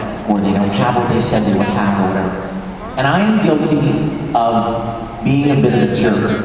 There have been occasions in the past, not many, but certainly occasions in the past where I've gone to conventions and things have not gone the way they were supposed to, and I've been frustrated by it, and that's been very visible because I'm not really good at keeping that kind of stuff in. And then what happens is some of those convention people will go online and they'll talk about what a jerk I am. I mean, look, he only got mad at the convention staff because the unpaid volunteer workers didn't do things exactly the way he wanted them to. Also, how dare they later go on the internet and complain about how he behaved with them? In fact, this kind of behavior wasn't even solely directed at convention staffers. If other guests managed to inconvenience Vic in some way, Vic was not having it at all. In 2012, Vic was a guest at MCM Expo in Birmingham, England. So that's a good start to this story, knowing that shit was getting stirred up in other countries. During the event, a panel was being held with various cast members from the BBC One original TV series Merlin, a show that had been airing in the UK since 2008, and at that point in time was still ongoing, with each episode getting millions of views every week. Evidently, Vic was supposed to have a panel in the same room as the Merlin cast immediately after their panel was over. But I guess the Merlin guys were maybe taking a little longer with their panel than expected, because from archived footage of this event, we can see that Vic started somewhat aggressively approaching the cast of Merlin to antagonize them about how long they were taking on stage. Okay. Is he winding you up? Okay. What was he doing? Okay, who are you with? Who's you? Oh, okay. All right, why you stop talking? It's just... We're probably not the guns you want to ask. I love how the staff member controls the room and gives the Merlin cast time to answer questions from the audience. Okay, we have time for at least one more question. This lady here. Because frankly, they are the bigger, more important guests here, and Vic is just being a diva trying to hassle them out of the room. And even then, Vic continues to just hang out impatiently at the edge of the stage, waiting for them to finish answering their questions. On top of that, someone submitted a blog entry to the Vic Horror Stories Tumblr page, giving further first-hand details about this exact event happening right in front of them as they sat in the audience. The actor who played Percival, 6'8" and muscular as fuck, is sitting at the end. He goes quiet and starts focusing off stage. My friend points this out. He's slowly looking angrier and angrier. Looks like he's about to punch something. And I start to notice some high-pitched, whiny shouting from backstage. I don't know what exactly was being shouted, but I can sort of make out fantasy bullshit, off the stage, and piece of shit. One of the other knights notices this, whispers to Percival, unaware he can still be heard on mic. Ignore him, mate, he's stirring shit. So their panel draws to a close, albeit a little later than expected, due to them actually doing their job of being hired to sign autographs, and Vic Mangina in all his glory swaggers onto the stage and straight up to Percival, who had not had the chance to leave the stage. Percival looks ready to smack him in the face. There are some heated words off mic, with the other knights trying to draw Percival away, probably persuading him that he would lose his job if he were to smack the asshole, no matter how much he deserved it. They walk away with Percival giving one of the scariest death glares I have ever seen in my life towards Vic. But fine, maybe Vic being kind of an asshole to the cast of an incredibly popular hit TV series on UK television, while being a guest at a convention in the UK surrounded by people who this probably matters to, like, a lot, is just some kind of a one-shot thing. Maybe we just caught him on a bad day. I mean, there are an awful lot of stories like this from people who've had to work as Vic's handlers across America for several years, but let's assume you just think that none of Vic's handlers or any of the convention volunteers who've ever dealt with him are real people because you two are an asshole. Then would you believe it if the story came from a bunch of people who made you laugh at Dragon Ball jokes on the internet? Maybe you're familiar with Dragon Ball Z Abridged, a long-running, now ended parody dub of Dragon Ball Z, as created by the members of the internet content creation team known as Team 4-Star. Of interest specifically to this video is one particular line from episode 27 of DBZ Abridged, posted in 2012. On its own, the line, spoken here by Frieza, isn't particularly noteworthy. Okay, seriously, first off, Super Saiyan. What is that? What even is that? It wouldn't be for another 10 years when we would find out, thanks to Team 4-Star commentary videos, that line had a deeper meaning than just being kind of dismissive. Lanny Pator and Kaiser Neko explained during this video that the inspiration actually came from a real-life experience with a particular voice actor. Also, I want to go back to that Super Saiyan, what is that, what even is that? That's an in-joke to us, and I'm not going to name names, but this happened at a convention, I think like Youmacon 2010, 2010. We were given like a very large convention room, and a very prominent voice actor was given a smaller room at the same time. and they got really pissy at the staff. And they were like, well, hold on, who's in the big room right now? Team 4-Star. And their reply was, Team 4-Star? What is that? What even is that? No, specifically, I keep hearing that name. What is that? What even is that? And that became like an in-joke for us for a long time. Yep. Now, they are very deliberate in choosing not to name names here in this video, and for that reason, it has given quite a bit of wiggle room for a while as to what voice actor they had been talking about. Of course, lots of people speculated that it was Vic because the behavior was simply too on the nose for it to have been about anybody else. But hey, it might not have been Vic. Surely there's a reason why they didn't name names. Like maybe they didn't want to crush anybody's personal image of a much nicer voice actor with a much cleaner reputation. Oh no, you all know about it and it's a Vic joke. Damn it! Oh, well, so much for that theory. Yeah, it's a Vic Mignogna joke because I don't know if they ever told the story, but essentially we overheard a conversation about Vic Mignogna because we were like at a convention. I forget which convention it was. We had main panel rooms for our main panel, and it was at the same time as one of Vic's panels, and Vic was in the secondary panel room. Vic was not thrilled because it was a much smaller panel room. And he's like, well, sir, but Team 4-Star has that room. Team 4-Star, what is that? What even is that? We heard it. We heard the conversation. I don't know what the fuck to tell you guys. We just kind of laughed about it. We're like, okay, well, whatever.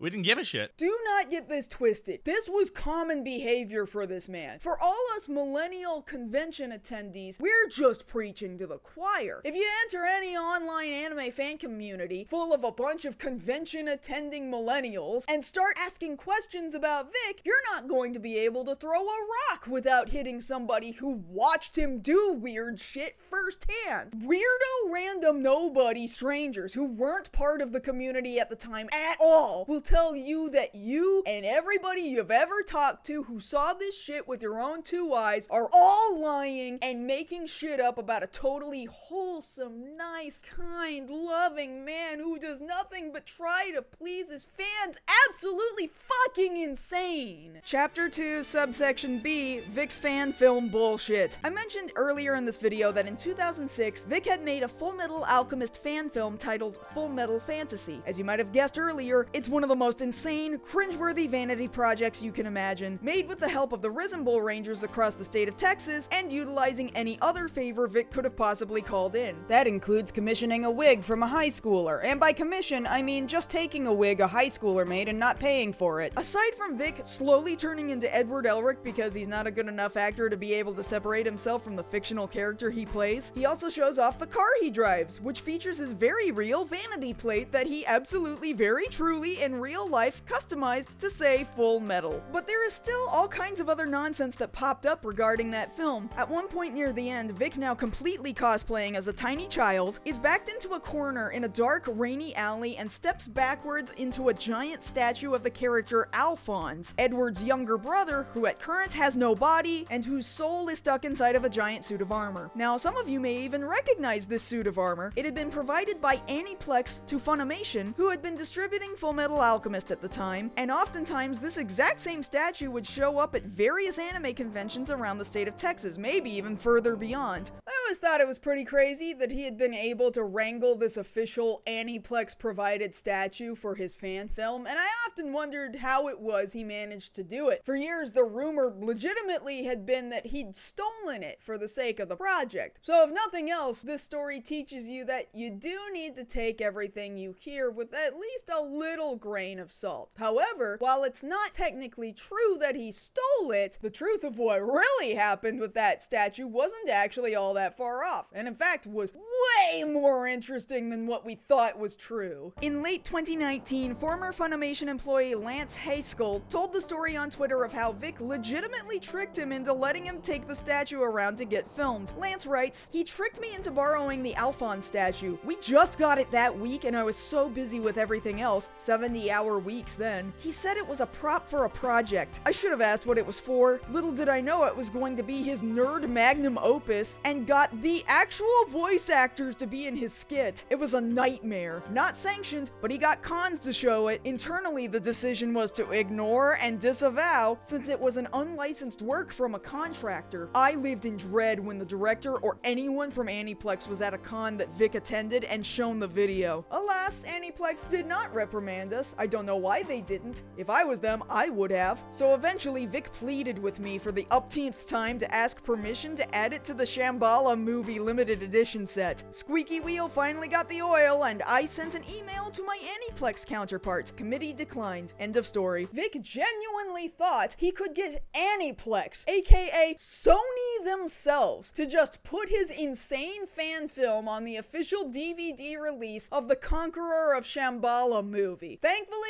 that never happened. Now, while Lance says that Aniplex did not ever seem to reprimand either Funimation or Vic, apparently at some point in time the message came across that for some amount of time, Vic was not allowed to show his fan film at conventions anymore. And then for a while, I wasn't allowed to show it. And I'm like, well, it's a fan film. I mean, it promotes their show. I mean, I'm not taking any money for it. But after a couple of years, Vic apparently obtained permission from Funimation to start showing Full Metal Fantasy at conventions again, so long as he fulfilled one caveat. The next time I was up at Funimation, I spoke with Sophie, and Sophie said, as long as you let us know that you're doing it, you can start to show it again. If you will let me know what events you intend to show it at, you can start showing Full Metal Fantasy again. But I really wonder about how exactly he was handling the whole letting Funimation know about his screenings, because sometimes he wouldn't let them know he was doing it until it was literally seconds before he did it. I'm going to show it to you today.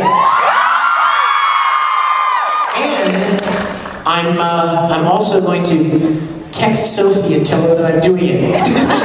Just like I'm supposed to, right? Following my instructions. You see what I mean? You see how he makes sure that you, as a member of the audience, hear just like I'm supposed to, following my instructions, so that he can plausibly say, see, I did it. I told them when I was going to do it, and I did it. But because the timing was immediately before a screening of the movie, it comes off more like doing it first and asking for forgiveness later. And then, remember how Vic said earlier that Aniplex should have totally been cool with Vic showing it because it gives their show free promotion and they didn't make any money off of it? I mean, it promotes their show, right? I mean, I'm not taking any money for it. Well, clearly he didn't give a fuck about whether or not he had the right to do whatever the fuck he wanted with Aniplex's intellectual property, or whether or not he made money off of it, because eventually he started selling the movie bundled together on his Vic Mignogna in concert DVD. The same DVD where he also sells that clip from Star Search that I'm sure he totally has the rights to print and sell. So, Full Metal Fantasy, for the first time ever, is available on the live concert DVD. It's never been on YouTube, it's never been available anywhere,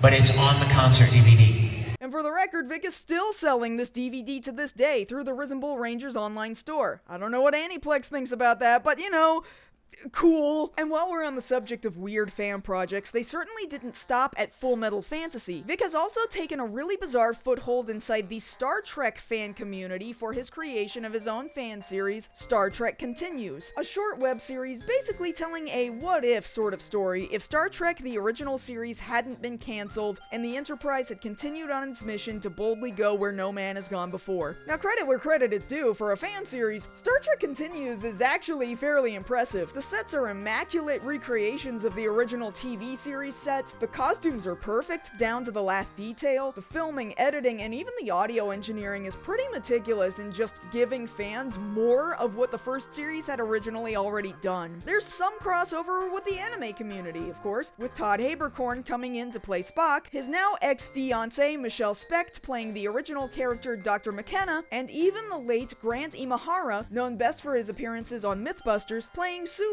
But for as interesting a project as Star Trek Continues was, it's important to remember that it was still a fan project no matter how many Trekkies want to argue it should be considered canon. The series went through multiple crowdfunding campaigns both on Indiegogo and Kickstarter. Now, part of the problem was that, for a while, the Star Trek Continues social media pages were promoting their show and their crowdfunding using images straight from the original TV series, including using images of William Shatner playing Captain Kirk, which is obviously misleading. He's not part of the fan series. series, and one person who found a particular issue with this was none other than William Shatner himself. And I understand that there are a lot of mixed feelings when it comes to Bill Shatner as a person, but no matter what you think of him, William Shatner getting mad at Vic Mignogna and Star Trek Continues on Twitter is in fact absolutely hilarious. In 2015, Shatner responded to someone talking about the fan project saying, "I don't watch them. I know they are not authorized, and I do wonder at times if they harm the franchise more than help." One fan insisted that the Star Trek Continues team went through entertainment lawyers, so it's all legal, to which Bill replied, "Let's ask at J Van Sitters if Star Trek Continues was licensed. He's the expert," tagging in John Van Sitters, the vice president of Star Trek brand development, clearly trying to escalate this issue to whomever it may concern that has control over the Star Trek license. In 2016, Shatner tagged Vic directly, showing a screenshot of the Star Trek Continues Indiegogo campaign being advertised on Facebook, and said, "You're fundraising with my picture as if I am part of this. I'm not. That's not cool." And then proceeded to tag John Van Sitters yet again. Vic replied, which is crazy because he almost never replies to anybody because reportedly he doesn't even read his Twitter replies even when they come from his adoring fans. "Dearest apologies, we've been removing these images and someone missed this one. So sorry for the confusion." Shatner replied again, "This is not the first time it's happened, but it better be the last. Am I clear?" Then tagged in John Van Sitters again. In 2017, Shatner was asked by a fan, "What do you think of Star Trek Continues? The level of detail to yours is amazing." To which Shatner replied, "I don't, as they've crossed the line too many times with me." A month later, Chris Doohan, who worked on Star Trek Continues, tried to tag William Shatner into the conversation about Vic's fan series, to which Shatner then replied, "They are blocked. They have been for quite a while. They used images of me as Kirk to promote their show, so please do not disparage me about this. I don't understand the current push on a show that has ended. Whatever the motivation, please leave me out of it." And then he tagged John Van Sitters yet again, to continue trying to get his attention about it. Yet again, another month later, another fan asked Shatner what he thought about Star Trek Continues, and this time Shatner said, "Star Trek Continues is blocked. They used images from Star Trek the original series to promote their series. I met the actor that played Kirk during a con. We took a photo and he ended up doing panels using that photo to say I taught him to play Kirk. What would you expect my opinion to be?" So at some point in time, William Shatner was blocking anybody and everybody who worked on Star Trek Continues, because at this point, even hearing about the project at all was pissing him off. But finally, years later in 2018, Shatner tweets directly at Vic, "Received your email. The other account stays blocked for what they did. Now you have a mission to undo all your creative handiwork." Vic replies, "Thank you, Bill. Much love and respect for you. Hope to see you again soon." So seemingly Vic at one point wrote William Shatner an email that softened him up enough to at least unblock Vic to communicate with him further. I love how he didn't just reply to Vic privately by email, or if he did, he still felt the need to make this conversation public. But although Shatner has now lightened up a bit, he still doesn't sound completely chill with Vic, and most certainly not with Star Trek Continues as a project. Since then, Vic has occasionally been seen in photos with William Shatner again, though in at least one instance that's because it came from a paid VIP experience. Just so it's clear, it's great that during the closing credits of each episode, Star Trek Continues acknowledges that it's just a fan project, and that the license for Star Trek is wholly owned by CBS and Paramount. What's hilarious, though, is the rest of the disclaimer that says, "No copyright or trademark infringement is intended. In no case is the use of said copyrighted material, with or without identifying symbols, intended as a claim of ownership or infringement of those copyrights/trademarks by the maker of this video or its content providers." Yeah, man, I mean, it's great that you don't intend to infringe on copyright or trademarks owned by CBS and Paramount, but are you saying what you think you were doing by making a Star Trek fan series was not infringing on their trademark? That's literally what's happening here. Vic and the rest of the cast and crew of Star Trek Continues are exceedingly fortunate that CBS and Paramount have been lenient on his project, because at any point in time they could very much simply send out a cease and desist or a takedown of their show, and they would have every single legal right to do it. This disclaimer at the end of their episode is about as legally binding as a YouTuber uploading an AMV of Dragon Ball Z set to Linkin Park and then writing, "No copyright infringement intended" in the description of the video. Yes, you did intend to infringe on those rights. You wouldn't have deliberately smashed together multiple copyrighted things if that's not what you intended to do. What you really mean is that you don't intend to get punished for having done it. And to be fair, yes, copyright copyright laws are bullshit sometimes. There's perhaps not enough leniency for fair use of both copyrights and trademarks. But in both the cases of Full Metal Fantasy and Star Trek Continues, it's glaringly clear that Vic blatantly doesn't actually care what copyrights and trademarks he's infringing upon, and will come up with a variety of creative solutions to get out of being in trouble for the things he intends to do without asking for permission to do them first. And that theme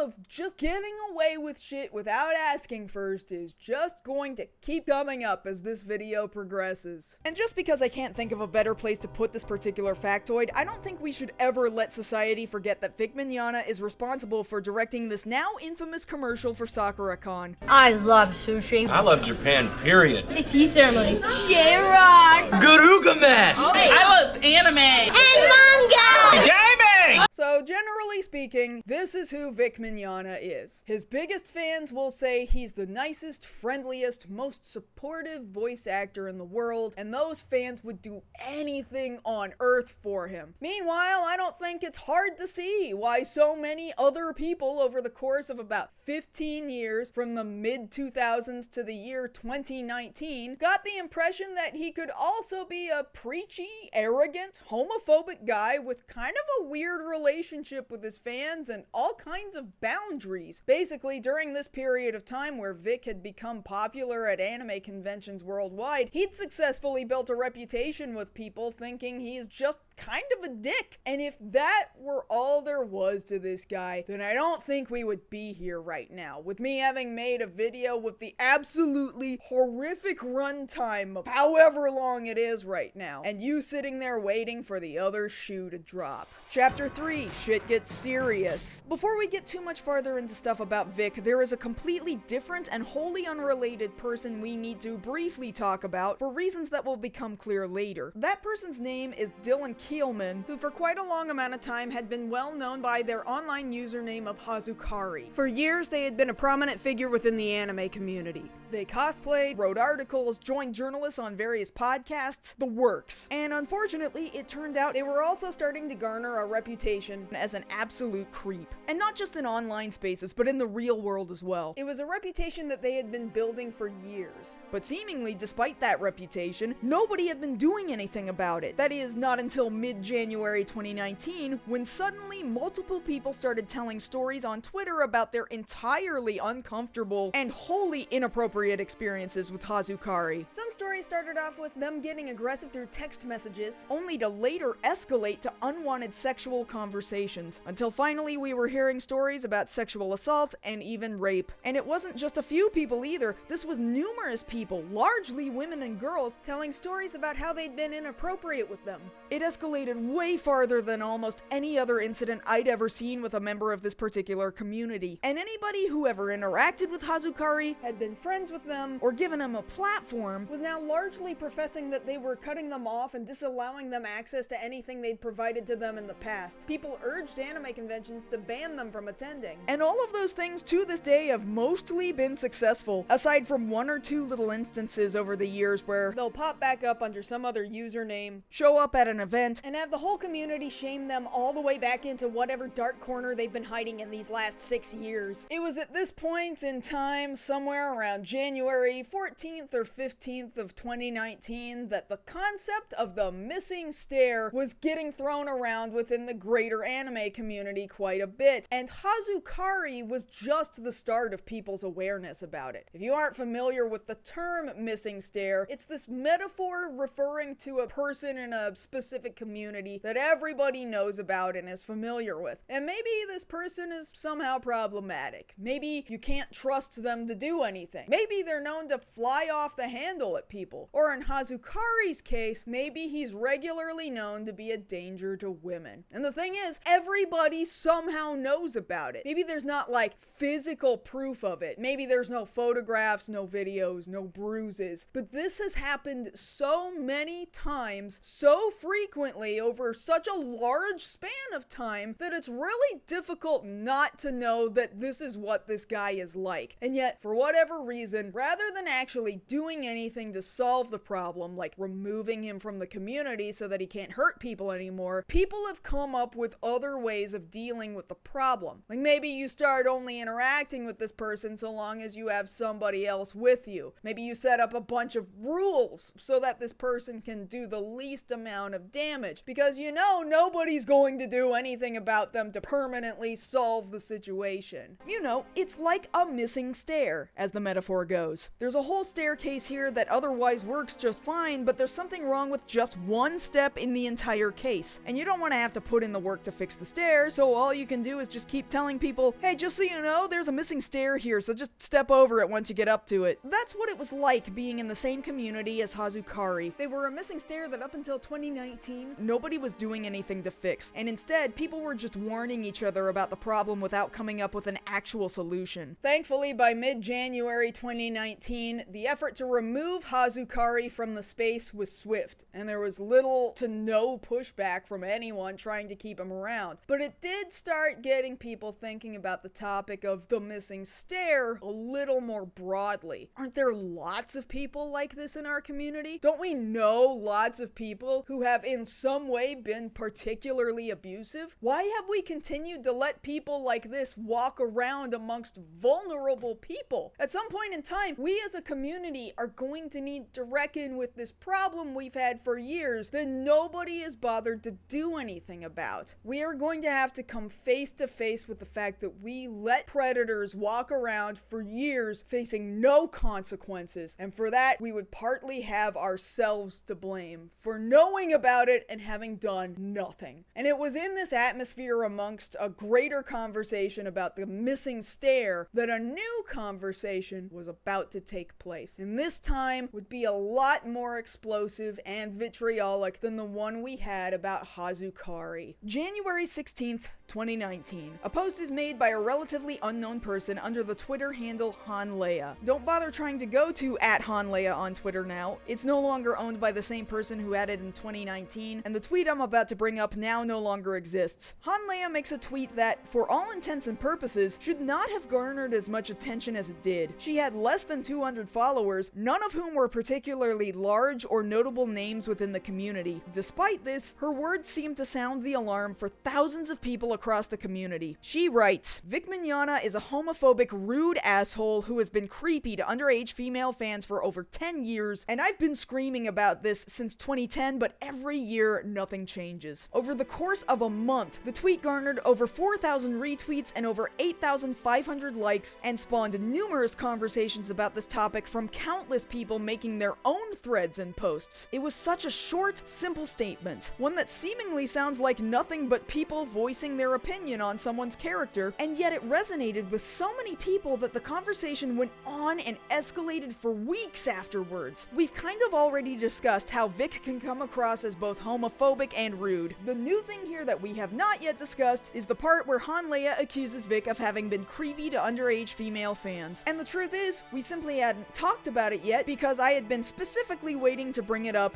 here. Because let's be perfectly clear, this aspect of Vic's personality absolutely had been widely discussed and rumored for years on end. People who were only just now hearing about it for the first time in 2019 or later will often say that there is no way that it's true because they hadn't heard anything about it, and surely if Vic were actually a creep, he wouldn't be allowed to keep attending anime conventions as a guest, and yet somehow the rumor persisted. Sure, it came up in shady places like 4chan that he was handsy with women and girls, many of them quite young, but it became a popular talking point, breaking 4chan containment and moving to places like the now defunct Tumblr blog, LiveJournal, and other forums, notably Kiwi Farms. Be sure to remember that last one, it'll be important later. And then suddenly, it wasn't hard to find instances that were at least somewhat questionable in old archived photos and YouTube videos. And because this was where the community on the whole started widely talking about the situation, this is exactly where I'm going to discuss the multitudes of things we had all been aware of for about 15 years without ever having done a damn thing to prevent any of it from happening. The first thing you'd notice as you searched through the replies to Hanleia's tweet, as well as just sort of browsing around the bigger community on Twitter since this was the biggest discussion for seemingly days on end, was that people were no longer scared into anonymity. People were more than happy to associate their names and faces with their own personal experiences with Vic Vic Mignogna. And I do want to stress that while, yes, there were some hearsay stories floating around like I heard it from a friend, there were also an absolutely discomforting number of first-hand stories from people who were no longer hiding from Vic or his deranged fan club, who had previously been known for bullying and harassing anyone who ever had anything even remotely negative to say about Vic. By this point in 2019, the gloves were off and nobody was scared to say what they really thought. And as time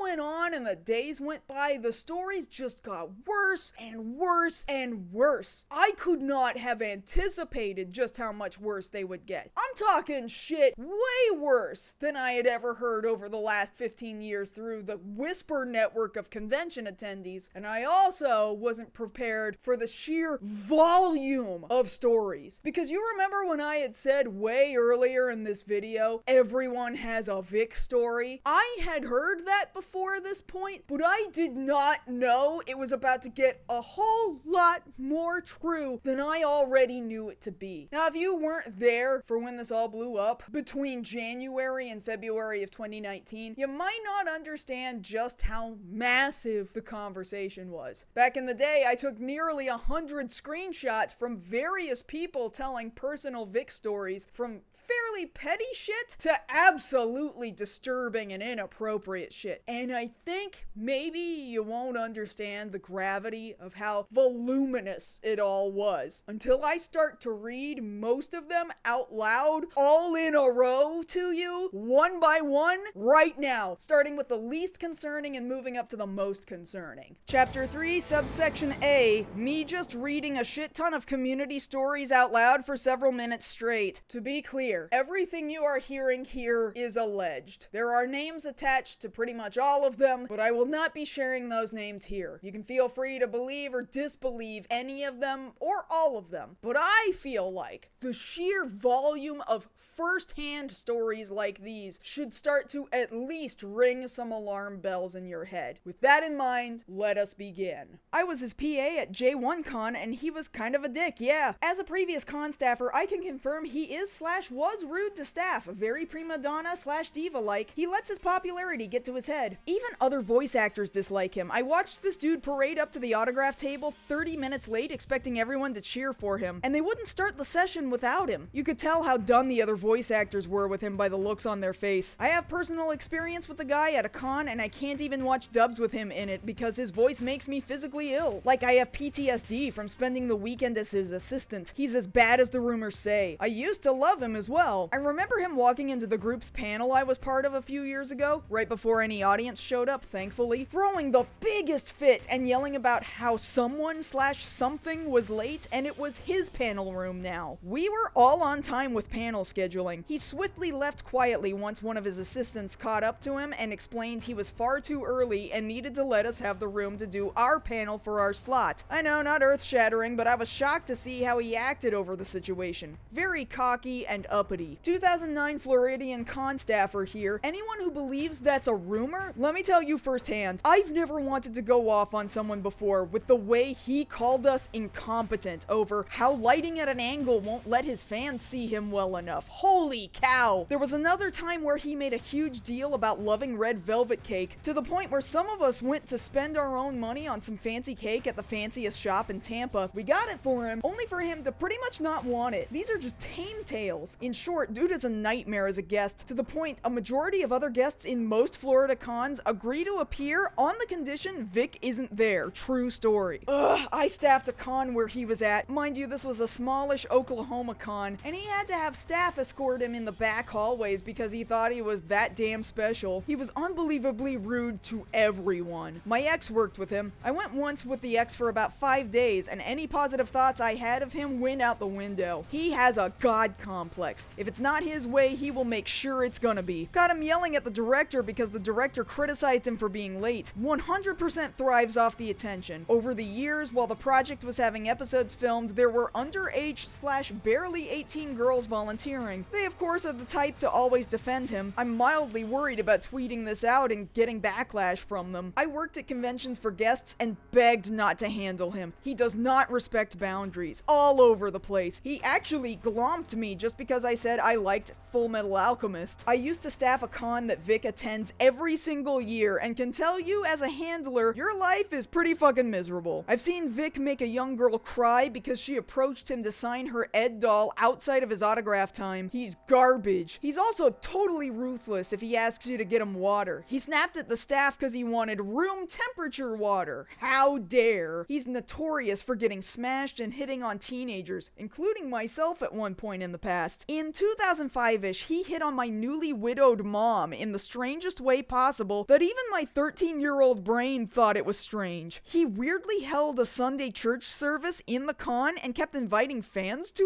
it? He's a brazenly lecherous dude for sure. I went to a panel of his in 2014 and someone asked him to do the Tamaki coffee line, and rather than staying up in his seat, he left the stage and whispered it in her ear, like straight up making moves. I was naive and thought it was funny, but he knew what he was doing. Yuck. Then I got a photo with him and that was the most aggressive hug I've ever gotten from someone I don't know. He also called me adorable. I was dressed as Soul Eater and then hugged my mom and kissed her on the cheek? Bro, that's my mom! Step off! My mother used to work at cons. He attended one she worked at and yelled at her because she wouldn't get out of the way. She ended up breaking either her foot or toes because she was forced to move for him, and her foot got crushed by a Dalek cosplay. He then yelled again. If I recall correctly, he was leaving the backstage area with an armful of girls and legit could not care less that my disabled mother just got her foot crushed. The Dalek cosplayer was nothing but sweet and helpful, but Vic was just, move already.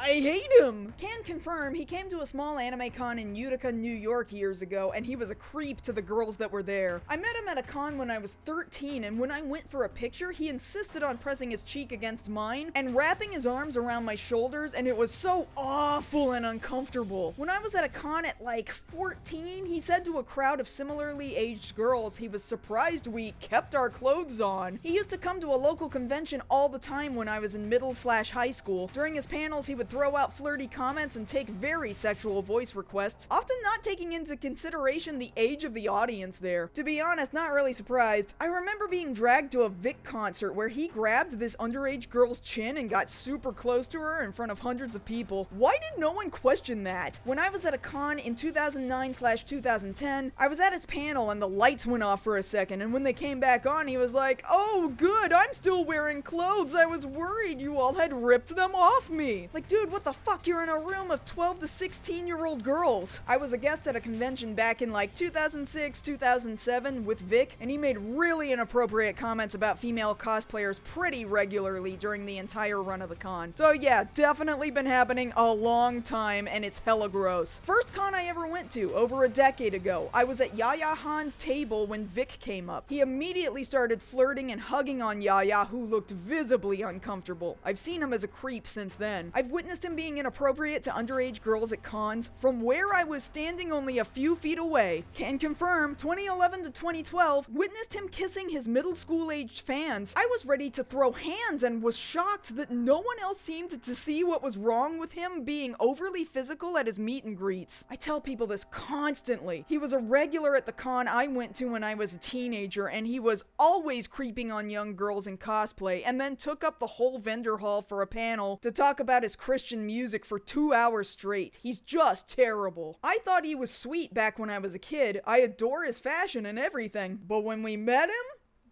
the girl in front of me had lost her voice at a con's rave. She could say a little and couldn't talk much to him, so he kissed her. Now, as an adult, hey, that's a little creepy. I was a fan until I met him. He has a major ego. Also, at the fan signing, he was so touchy-feely with a lot of the girls when taking photos. When I took mine, I felt so uncomfortable that I deleted the photo right after. A few years later, I was helping my friend at a con, she's staff, and we had to help him. He was so high maintenance, it was ridiculous. He wanted water at certain temps. Okay.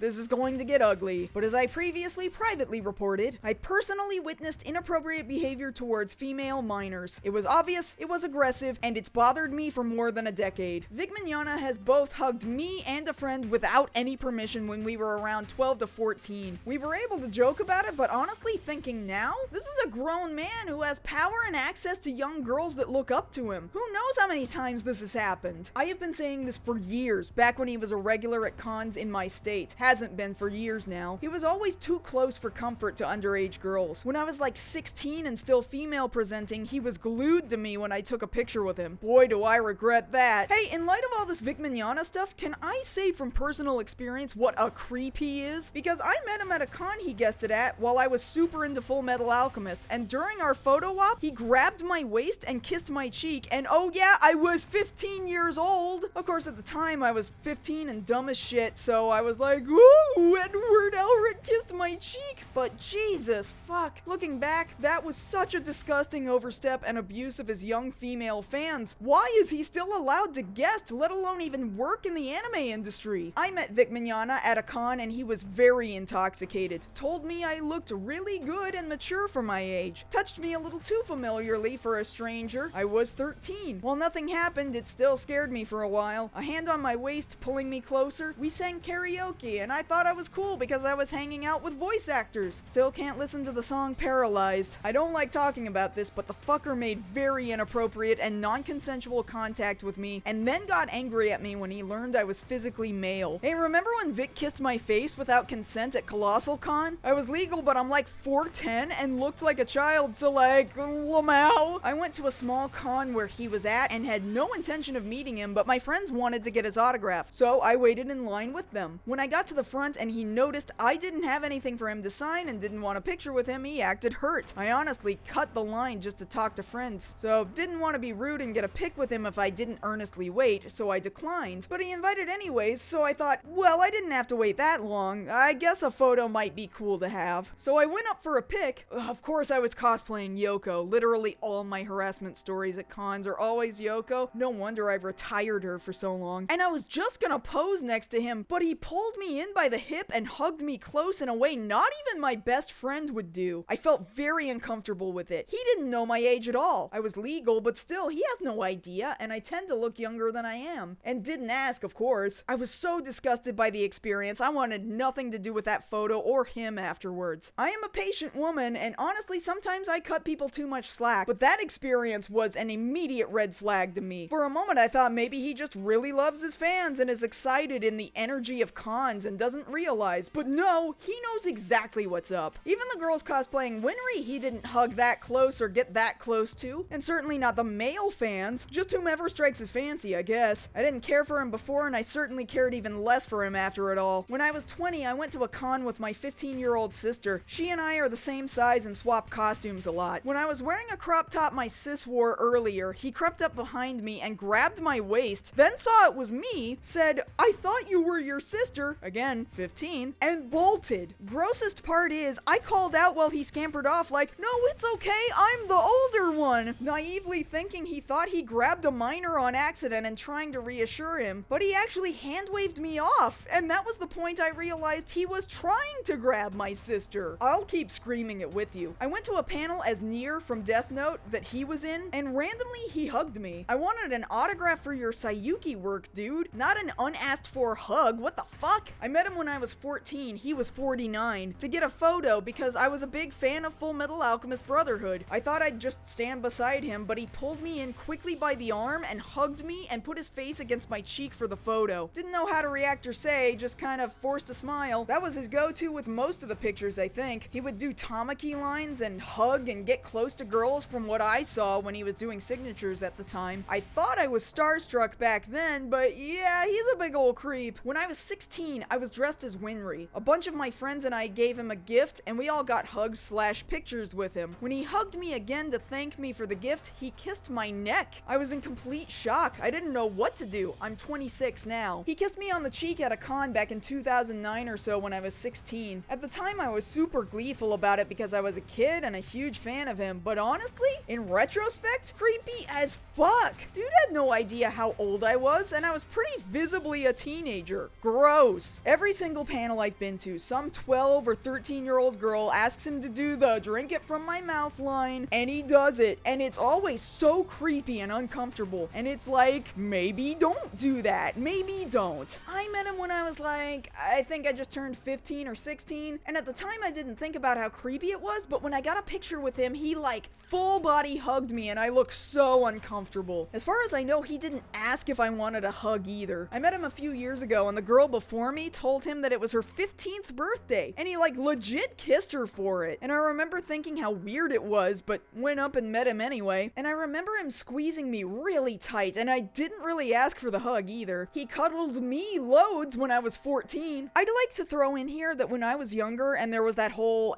Full Metal Alchemist fan club for him, he actually was okay with going to our hotel room for a meetup with everyone. I didn't organize it, of course, but thinking back on it, I'm like, you were in a hotel room with underage girls. I was a ranger. I never went to any hotel meetings, but at one con, the rangers and him privately met at a place in the con hotel. It was an outside place, like a big balcony, but it was him and all of us, mostly underage girls. Looking back, man, I'm glad nothing happened. I've met the dude, and he gets way too into personal space. Definitely made me uncomfortable, especially on the fact that he was overtly flirty, despite the fact that I had wedding bands on and in plain view. Before I really knew how bad he was and just thought he was a meme, I went to a signing at a small con he was guesting at because my friend and I were like, lol, let's go meet Vic Mignogna. And when we took a photo, he hugged me from the side and pressed his face right up against mine. I literally had the same experience years back. Then during his panel, felt the need to discuss for at least 15 minutes the amount of people online that twist his words to call him evil and homophobic. Ha ha ha. It was super uncomfortable for like the 5 seconds for the photo. And what also makes it worse is like he just went in for that with no asking or anything. Also, I was 18 at the time, but I definitely don't look it, especially in cosplay, so same exact thing happened to me. I wasn't even there to see him. I was only waiting on friends, but he specifically called me over for a photo, even though I waited from a distance, since I technically cut the huge line of fangirls. I didn't want to disrespect them. I was 12 when he kissed me on the cheek for a photo op without asking, but I also don't hold it against him too much because I was crushing hardcore. I've also heard directly from con staff that he sucks. Oh lord, brief story. So at AX 2014, it was the day we were all leaving and we were in the lobby of our hotel just waiting to check out. So this bitch noticed that my ex-girlfriend's friends were oogling him up. Ages ranged from 17 to 32. I was just 19 at the time, but I have a baby face, so I pretty much looked 13 at the time. He comes up to us and my friends were giggling like they have never seen a dude before. Oh my god, it was obnoxious. My friends were like, OMG, it's Vic, yeah, let's take selfies. I deadass said no 2 times before they convinced me not to be a stick in the mud. And oh boy, I hated every second. The vibes he gave off made me want to throw up. To this day, that picture is floating around somewhere in my albums with my face of despair. I don't like strangers touching me, and the way his body was pressed up against mine was a big no. Also, a side note, I was female presenting at the time. I've been a Vic fan ever since I was young, and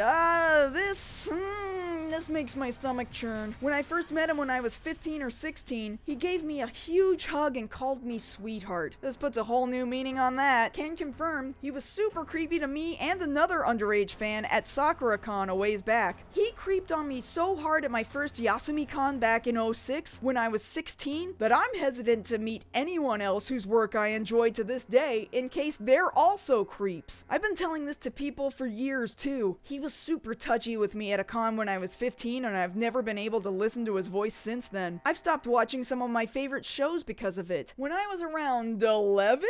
Me and a group of friends paid to meet him. He was making comments about how adorable we were and that he has to resist taking us home. He kissed our cheeks. I guess we were starstruck or naive to understand. I don't know, kinda sus now though, lol. Girl, same. I was 12 or 13 and he kept saying I was really cute and kissed my cheek like he's older than my dad. He literally waved me past at a signing to try and flirt with my then girlfriend. Not as bad as some folks, but she was 19 at the time in 2011. He came to Rhode Island Comic Con a couple years back and my friend was his handler. We were picking them up since they don't drive and they had to wait till Vic finished packing his things up. So we went in with friend and Vic by his table. He was way overly familiar with us. At Ichiban Con a few years back, it was around 1 a.m. and the rave was going on. I was with a couple of friends but strayed from the group at one point. A very intoxicated Vic then came up to me and asked if I wanted a drink. He then stayed silent and tripped onto me. I was 15. He tried getting me to come to his hotel hotel room when I was 16 at SuperCon 4 years back. I'm assigned female at birth. He gave me his personal cell number at AX either 2004/2005. I was 14 or 15. It's probably changed, but I still got it because I wrote it down in my diary because it was weird. I didn't even have a cell phone. He was pushy. He agreed my cosplay, chibi cardboard Alphonse, was sexy. When I was 12, I saw him at a con and was obsessed with Zero from Vampire Night at the time. I asked him to recite his favorite line and he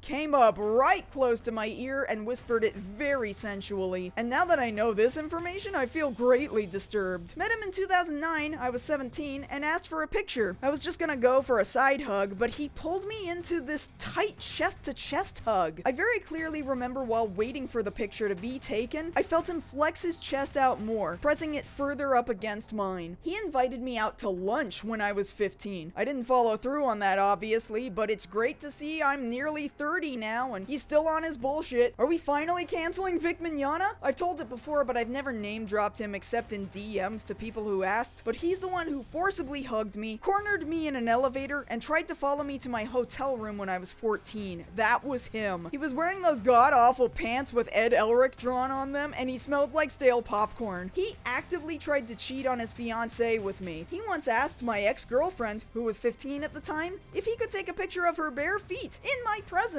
Ex-industry, he tried to hit on me when I was younger. I've also seen him give a young girl a sip of his drink at a convention we were at. He claims to love his partner, but I know that he's taken some fangirls into the green room for private time. I met him at a convention in 2004, and there was a girl in line who wanted him and Scott McNeil to sign her chest. Scott refused to do it because she said she was 15, but Vic immediately jumped onto it and signed her breasts, even including a hell yeah while he did it. He was one of the first people I met too. I was like 15 and he leaned in and just firmly grabbed my ass. At that age, I told myself I was just too flirtatious, but of course that shouldn't matter. I've met more voice actors since then and they've all exceeded my expectations. These are just the screenshots I took from approximately the first few days of the big Vic Mignogna blow up in 2019. This isn't even all of it. I'm sure there's a ton I never even saw cross my timeline. And from this point on, every time somebody has brought up Vic Mignogna, whether it be on places like YouTube or TikTok, the replies are filled with people sharing their own first-hand experiences. Brand new stories I've never even heard of before, from people I've never heard of. I have to reiterate to you, this is not hearsay at this point. This is first-hand testimony from an entire generation of convention attendees giving extremely detailed personal experiences. And the numbers of people willing to share those experiences are fucking alarming. They're all slightly different and take place at different events at different points in time, and yet there's a lot of overlapping similarity between them all. And as you'll see later, there are photo and video examples of some of these things happening because they simply happened that frequently. These people do not know each other, and they did not conspire in secret to concoct an elaborate web of stories just to destroy an innocent man's life. This had been an ongoing issue for 15 years, with many similar stories occasionally leaking out, usually through anonymous channels. But now, in 2019, everybody was finally sick of feeling like they had to hide all of this. Now, I'm not a complete idiot. I understand that you can't believe everything you read on the internet. For that reason, if this had been one or two people saying something salacious about a guy, this whole thing might have been a lot easier to shrug off. But to claim that hundreds of people, countless people over the course of about 15 years, all culminating at one spot in January 2019, are all lying?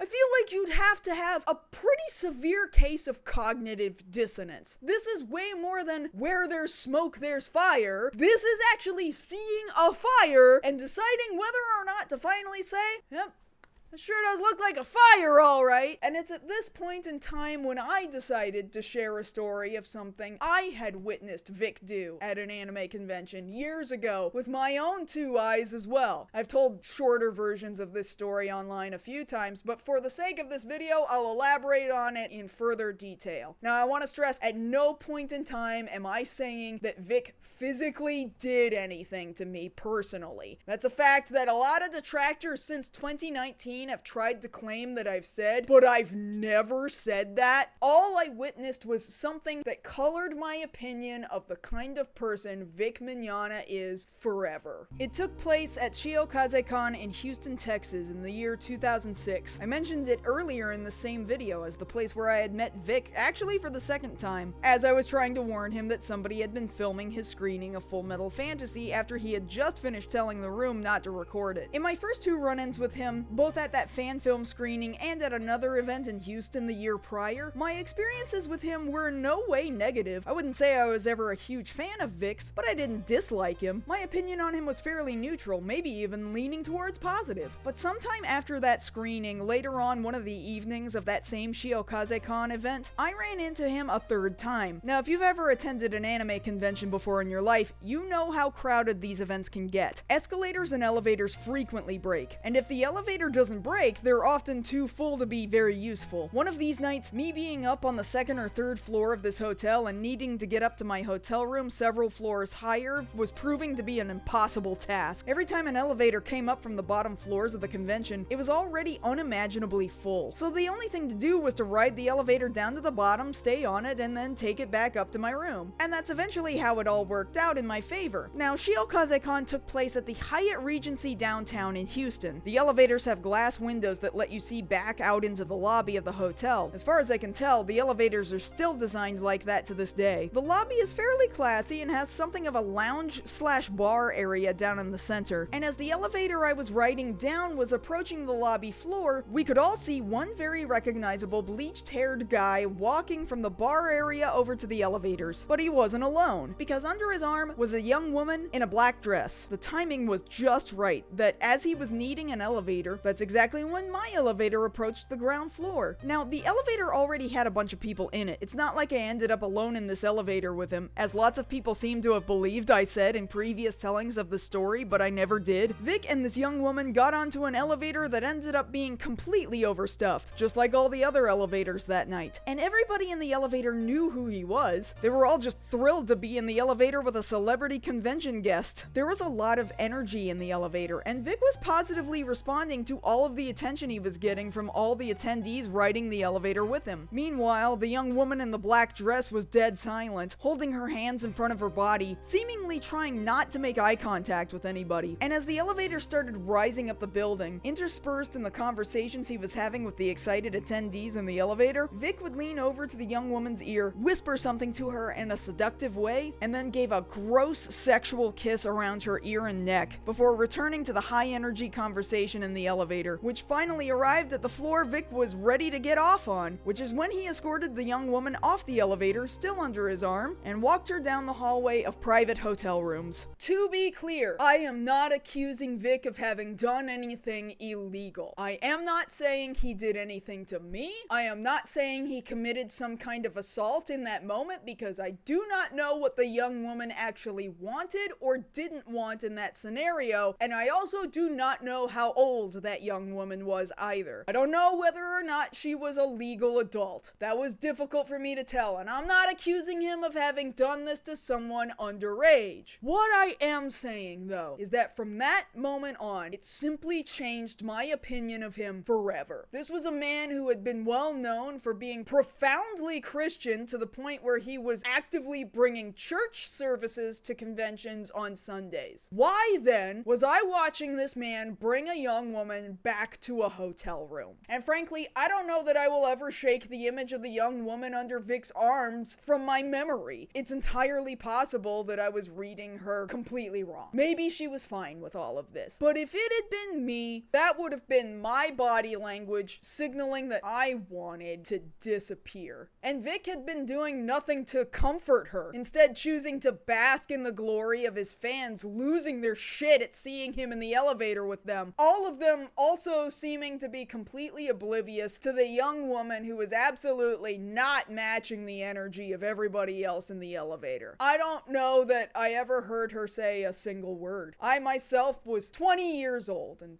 fairly stupid about the world. I knew exactly what I saw, but even to this day, I don't know if there was something I should have done in that moment. I had not yet heard all of these rumors about Vic's behavior, only to learn later on that this was about the period of time where he had just started building this exact reputation. I hope to God that everything I saw with Vic and that young woman on the elevator was on the up and up, and that she was there because she wanted to be there. But it absolutely does not change how it made me feel about Vic. If all I ever had to go on was that one experience and had none of the other rumors built up over the years of time, I would have at the very least believed that he was a hypocrite who was not the person he was telling all of his fans that he was. And because of that alone, I wouldn't trust him. For that reason, in 2019, following Hanlea's explosive tweet about Vic, I did what was both the best and worst thing I have ever done in my entire life. I coined a hashtag. A day after Hanlea's tweet, out of concern that it was going to start to become difficult to keep track of the insane number of stories coming forward, I made a tweet suggesting a hashtag to connect them all together. My tweet states, does this need like a hashtag or something? Something like, I don't know, hashtag kick Vic? Or does that evoke too much of an image of physically kicking him rather than giving him the boot? I don't know what the fuck I'm doing. I don't create hashtags. This fucking thing sealed my fate and changed the course of my life for fucking ever. When I tell you I am not the same person today that I was before making this tweet, I am saying that as the biggest understatement that I have ever made in my entire life. Around this time, as people's personal stories were blowing up on Twitter, people were also remembering all of the weird shit they had caught Vic saying and doing in photos and videos while at anime conventions over the last 15 years. And while they don't all necessarily depict something illegal happening, they do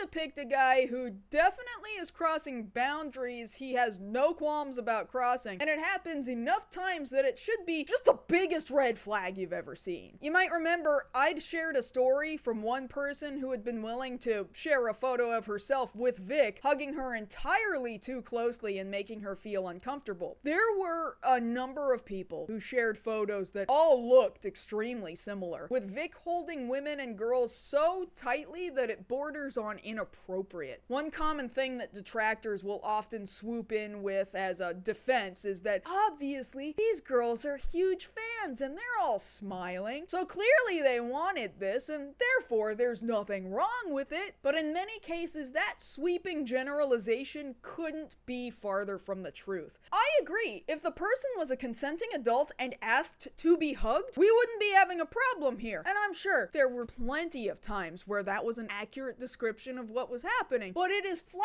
out negligent and disingenuous to simply assume that that is accurately what happened with every single person in every single photograph. Not every person wants to be hugged. Not every person asks to be hugged. Vic was not asking people if it was okay to hug them before he did it, and not every person he hugged was an adult. One of the best examples of this I can think of is the Risembool Rangers' own DeviantArt community. In the group, there's a gallery titled Vic and the Fans, full of pictures of Vic pulling in women and girls for tight hugs and even a few kisses. And in many of these photos lie clues about how old the fan was and whether or not they consented to being hugged or kissed. The photos I'm about to share are going to be cropped so as not to show the person's face, especially since we are talking about most of them having these interactions while they were still minors, although all of them are adults today. The person in this picture was 16. This person is 15. This person is 16. In fact, in the comments under the picture, someone asks if she asked him for the kiss, and she replies, "No, he just did it. That's what shocked me." This person is 13. This person was 15, and from the description of the photo, she says, "He was like, look at the camera. Then he kissed my cheek." 17. 15. This person was 16 or 17, and in the description of the photo said, "Just before this picture, we had a proper hug before he said, look at the cameras, but Vic decided to give me a big smooch on the cheek, and due to the fact that my friend Danny had turned off my camera and was waiting for it to turn on again, Vic pulled me into him again and continued said smooch. 15. Look at the way Vic has wrapped himself around and grasped the body of this 14-year-old. This man in all of these photos is in his 40s and 50s. He holds women and girls in a vice grip in hugs that no sane person would think is appropriate for a man of his age to be doing to children, plants kisses on absolutely anyone, no matter how old they are, and in some circumstances doesn't even ask whether or not it was something they wanted. Multiple people say he just surprised them by kissing them without asking first. And I understand you guys will think this is totally fine and normal because these are fans of his, so they totally wanted it anyway. Excuse me, but do you genuinely believe that a 13-year-old is mature enough to be able to consent? Because legally she isn't. There is a reason we have age of consent laws, because people of a certain age are not old enough or mature enough to have had the experience and the understanding of what is happening to them. To this 13-year-old girl, all she knows is that a celebrity she idolizes is giving her positive attention. She does not understand the power dynamics in play from an older man who may have ulterior motives. Any reasonable person, especially a parent, after seeing all of this kind of touching from an older man with young girls, would be well within their rights to think that this is inappropriate. And we as outsiders still somehow have the freedom in the United States to form our own opinions on the things we see happening around us and to voice when something doesn't quite feel right. Free speech is pretty fucking incredible for however much longer that lasts. Now, some of you may remember a few of those stories I listed off of Twitter before, mentioning that sometimes people would ask Vic to read out some specific line from an anime in his character's voice. Now, that's a very normal thing that voice actors often get asked to do at anime conventions, but as you saw from some of those stories I read off earlier, in Vic's case, he doesn't just stay behind a table and read his lines into the microphone from a safe distance away from the crowd. He either approaches the person asking him to do the line or invites the person up to the front of the room with him and then says the line directly to them. And I don't just mean face to face. One of his most requested lines comes from Ouran High School Host Club, where Vic plays the leading male character Tamaki. Tamaki and most everyone in the school is so wealthy that they tend to look down on cheap instant foods because they're made for poor people. Until Tamaki and the others are one day introduced to instant coffee, which he finds to actually be more tasty than he had previously given credit for. But since Tamaki is a member of the host club, basically a club where members will sit with clients and be their companions and flirt with them for a specific amount of time, he has to convince his clients, who are also rich snobs, that instant coffee actually isn't all that bad. And the way the character does this is essentially by offering to spit the coffee from his own mouth into the mouth of his clients. I'm a little scared to drink this stuff. I'm afraid if I drink this, my father will yell at me. What if I let you drink it from my mouth? Well, then I would drink it. Vic performs this scene like a duet with whoever asks him to do it, and he doesn't do it like a normal fucking person. He doesn't even do it face to face the way it's depicted in the show. No, instead he lets the fan give him his lead-in line, then leans in all the way up next to them and sensually whispers his line directly into the person's ear. And I mean like directly inside their ear. Vic's lips are practically touching the person's ear. There is zero space, no boundary at all between Vic and the fan he's running this line with. Oh, I'm scared to drink this. I'm scared my father might be angry with me. What if I let you drink it? Oh, can I drink it? He has done this line with countless fans repeatedly over the years, and he does it in literally the exact same way every single time with every single person. The amount of times you can watch him do this on video is enough to make you sick to your stomach. But what if I let you drink it from my mouth? But what if I let you drink it from my mouth? But what if I let you drink it from my mouth? I mean, the YouTube results go on and on and on. Years and years and years of this shit. And the first thing you'll say to me is, these people asked him to do this. These people wanted him to do this. There's nothing perverted or gross about this at all. Really? You think Vic performing a line in a manner that is genuinely much more sexually suggestive than the original performance is cute and sweet and innocent? Do you think he asked any of these people how old they were before he performed performed this with them. Sure, mixed into all of these videos are women who are of age. When the person is of age and they know what they're asking for, I 100% agree, man. There's nothing wrong with that. But Vic's fan base is full of legit children, and at no point while he is hugging, kissing, touching, or whispering suggestively into their ears is he also asking them how old they are. In fact, at a certain point in time, long before the big blow up of 2019, Vic started having to address how creepy people already thought this was. One response was simply by asking whether or not the attendee's dad was in the room before he whispered into her ear, and then agreeing to do the line so long as the dad wasn't there. There were at least 2 instances I could find of him doing this back in the day, and people were really mad at me just because I shared a link to the videos on Twitter so that you could be the judge for yourself. And eventually the owners of those 2 videos privated them. Bummer. Well, thank God for the Internet Archive. Now you can get mad at me all over again. Will you please do the Tamaki coffee line with me?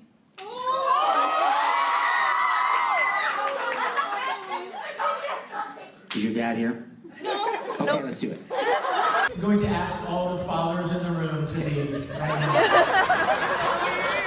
Chances are you'll kill me. Is your dad here? No. Thank God. You don't think that is a huge red flag for him to ask dads to leave the room because he thinks they would kill him for what he's about to do to a young woman? Here's the thing, lots of people told me that clearly showing a video of a thing that really happened was equivalent to defaming and slandering a person. Fucking how? Sorry guys, if it so happens that you enjoyed your time with your favorite creepy pervert anime man, you are more than welcome to do that, even if I think that's absolutely fucking insane. Regardless of how I feel about it, I can't fucking stop you. Similarly, you cannot control how people decide to interpret or feel about a video. If other people in this world think that the situation is creepy and uncomfortable, they are allowed to feel that way. We are not lying about what is happening in these videos. We are not telling you anything that you can't see for yourselves. We are not taking this out of context. We are not accusing Vic of having done anything illegal in these videos. All we're saying is he's kinda a fucking creepy fucking old man. And I know that somehow people seemed to believe that I just magically invented a problem here in these videos in the year 2019, and nobody before then ever had a problem with them. But not only was there already a history of people leaving comments on his videos saying this was fucking weird and uncomfortable like a decade ago, but Vic himself has had to start standing up in front of people in the year 2015, 2016, and 2017 that he's not a pervert and a pedophile, and that anybody who thinks he is just out of their fucking minds. This is all good fun. I'm not a pervert. I'm harmless. I'm not being creepy. Okay, you're going to... Oh, someone's going to go back tonight. You know it. Someone in this room. Vic Mignogna's a pervert. He's been all creepy with a girl. I must be some kind of a pedophile because I do the coffee time with people. And it's creepy, and it's pervy, and why do I do this with girls? Because they asked me to! Was the answer! I genuinely cannot think of a single other voice actor in my last 20 years of attending anime conventions that I have ever seen genuinely get up in front of a room full of hundreds of people and have to tell all of them with a straight face, people think I'm a pedophile. I mean, gee, I wonder where people get that idea from. It can't be because this whole thing is just generally fucking creepy. And listen, if your defense for whispering seductively into children's ears is because the child asked you to do it, then maybe you need to shut the fuck up and sit the fuck down. No rational person thinks that it's okay to be sexual with a child because the child asked asked you to be sexual with them. If you are an adult, then it is your responsibility to tell that child, no, I don't think we should do that, but maybe I can do something else with you instead. You know, do whatever that funny hover hand thing is that Keanu Reeves does. Honestly, why aren't more people like Keanu Reeves? I feel like I'm over-explaining this to people who absolutely do not want to understand why it's unethical to be sexual with a child. At this point, anybody who doesn't understand that what he's doing here is absolutely crossing a boundary should immediately be considered to be a person who is not trustworthy in sexual situations, most certainly around children. Like, how is this even an argument? Anyone around my age, like a millennial or maybe even up to the age of Gen Xers, is extremely familiar with the concept of the bad touch. Every single cartoon you ever watched as a kid gave you PSAs at the end of the episodes, many of which often talk to you about adults touching you in ways that you know are weird or wrong. Remember,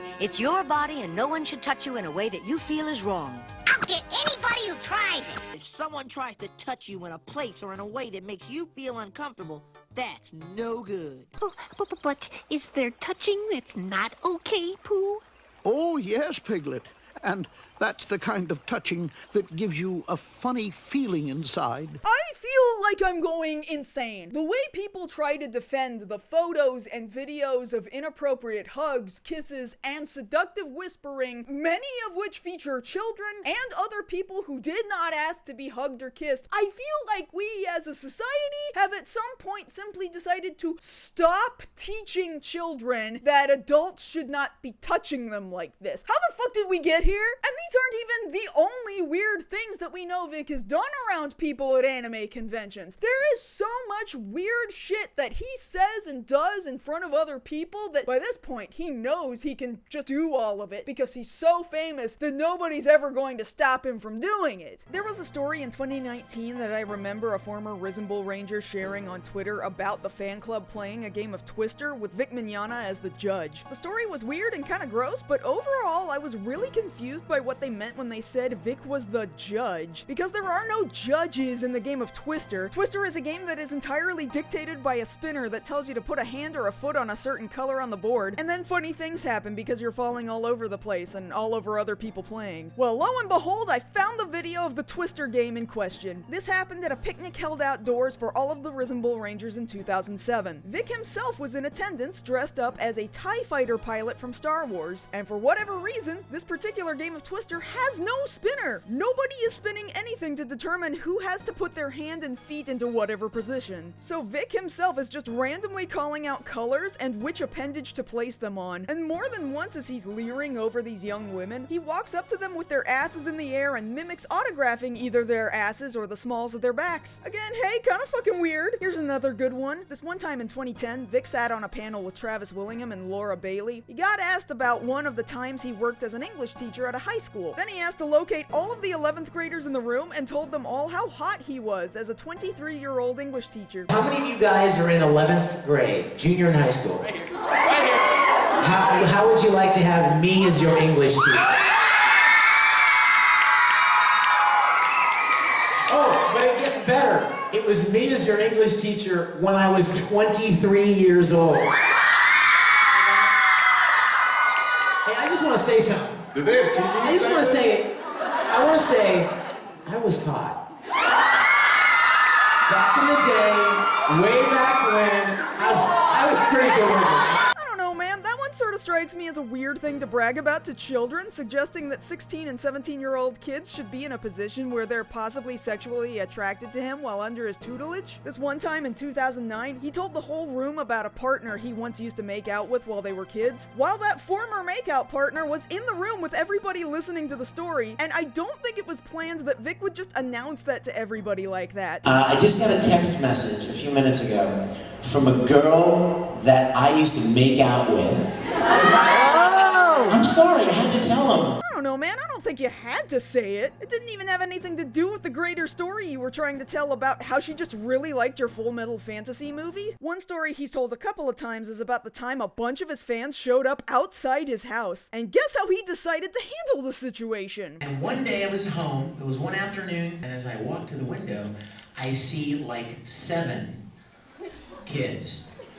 And Clearly from their attire, they're anime fans. And they're like, we brought you presents, and you know, we live in town here, and blah, blah, blah, we saw you at such and such a con. And I'm like, this is my house. You want to come in? And I let them in, and we sat down in my living room and talked for probably half an hour. That's right, he let them into his house. And from his description of them, they may in fact have been actual children. I told other voice actors this story, and they're like, oh, Vic, you can't be serious. You let them in your house? I was like, well, they're kids. I mean, it's not like they're coming to shoot me. Vic, I am not wholly convinced that the other voice actors you told that story to were shocked that you let surprise children into your house because they were concerned for your safety. I think they were worried that you were a strange man in your 40s letting children you don't know into your house, concerned for the sake of the children. I like the actor at the end of the row during this panel where he told the same story again, asking the correct questions here. They were very nice and very quiet. Do your parents know where you are right now? Yes, that is the correct question. Parents should definitely be stopping shit like this from happening. Hey, what happened to honesty is good? Yeah! I mean, that's the truth. Yeah, he's just being honest because he knows that he's a well-liked, semi-famous guy in his industry and he can just tell everybody about the weird fucking decisions he makes and nobody's gonna stop him and say, hey man, that's actually kind of fucking strange. Then here was the time in 2013 Vic hosted the masquerade costume contest at Dragon Con, dressed of course as Captain Kirk since this was around the time Star Trek Continues had just started launching. Vic's job was essentially to introduce each of the cosplayers before they crossed the stage. Dragon Con had several different divisions based on age, starting with the children's division, and during this point he had an exceedingly weird thing to say to a little girl dressed up as Wonder Woman. Hey, what are you doing after the show? She's Wonder Woman! Come on! See her flex those biceps? Good heavens. Wow, what an incredibly normal thing for a man in his 50s to be saying to a child who's barely older than the age of a toddler. Listen to the way that crowd reacts again. You can even hear one woman's opinion on it very clearly. That's so wrong. Yeah, that is wrong. The insinuation of the phrase, "What are you doing after the show?" suggests that you want to get a little more friendly with somebody later on when they're no longer busy. And then trying to excuse it because, hey, she's Wonder Woman, as if he couldn't have possibly reacted any other way because of how she was dressed, is some of the sickest shit I've ever heard. She's not dressed that way to be sexy. She's nearly entirely covered up. What made this man think that this was in any way an appropriate thing to say to a child? And guess what? That's not even the only weird thing he said to an underage person while hosting this show. After the entire children's category was done presenting, they were all brought back up on stage at the same time while the judges deliberated over the winners of the category. And for whatever reason, Vic decided to approach an adolescent person dressed as Beast Boy to make another incredibly tasteful comment. I'm noticing a theme here. It's a green theme, right? But you're not an Orion slave girl, am I right? Would you like to be? Oh, come on, it's Captain Kirk.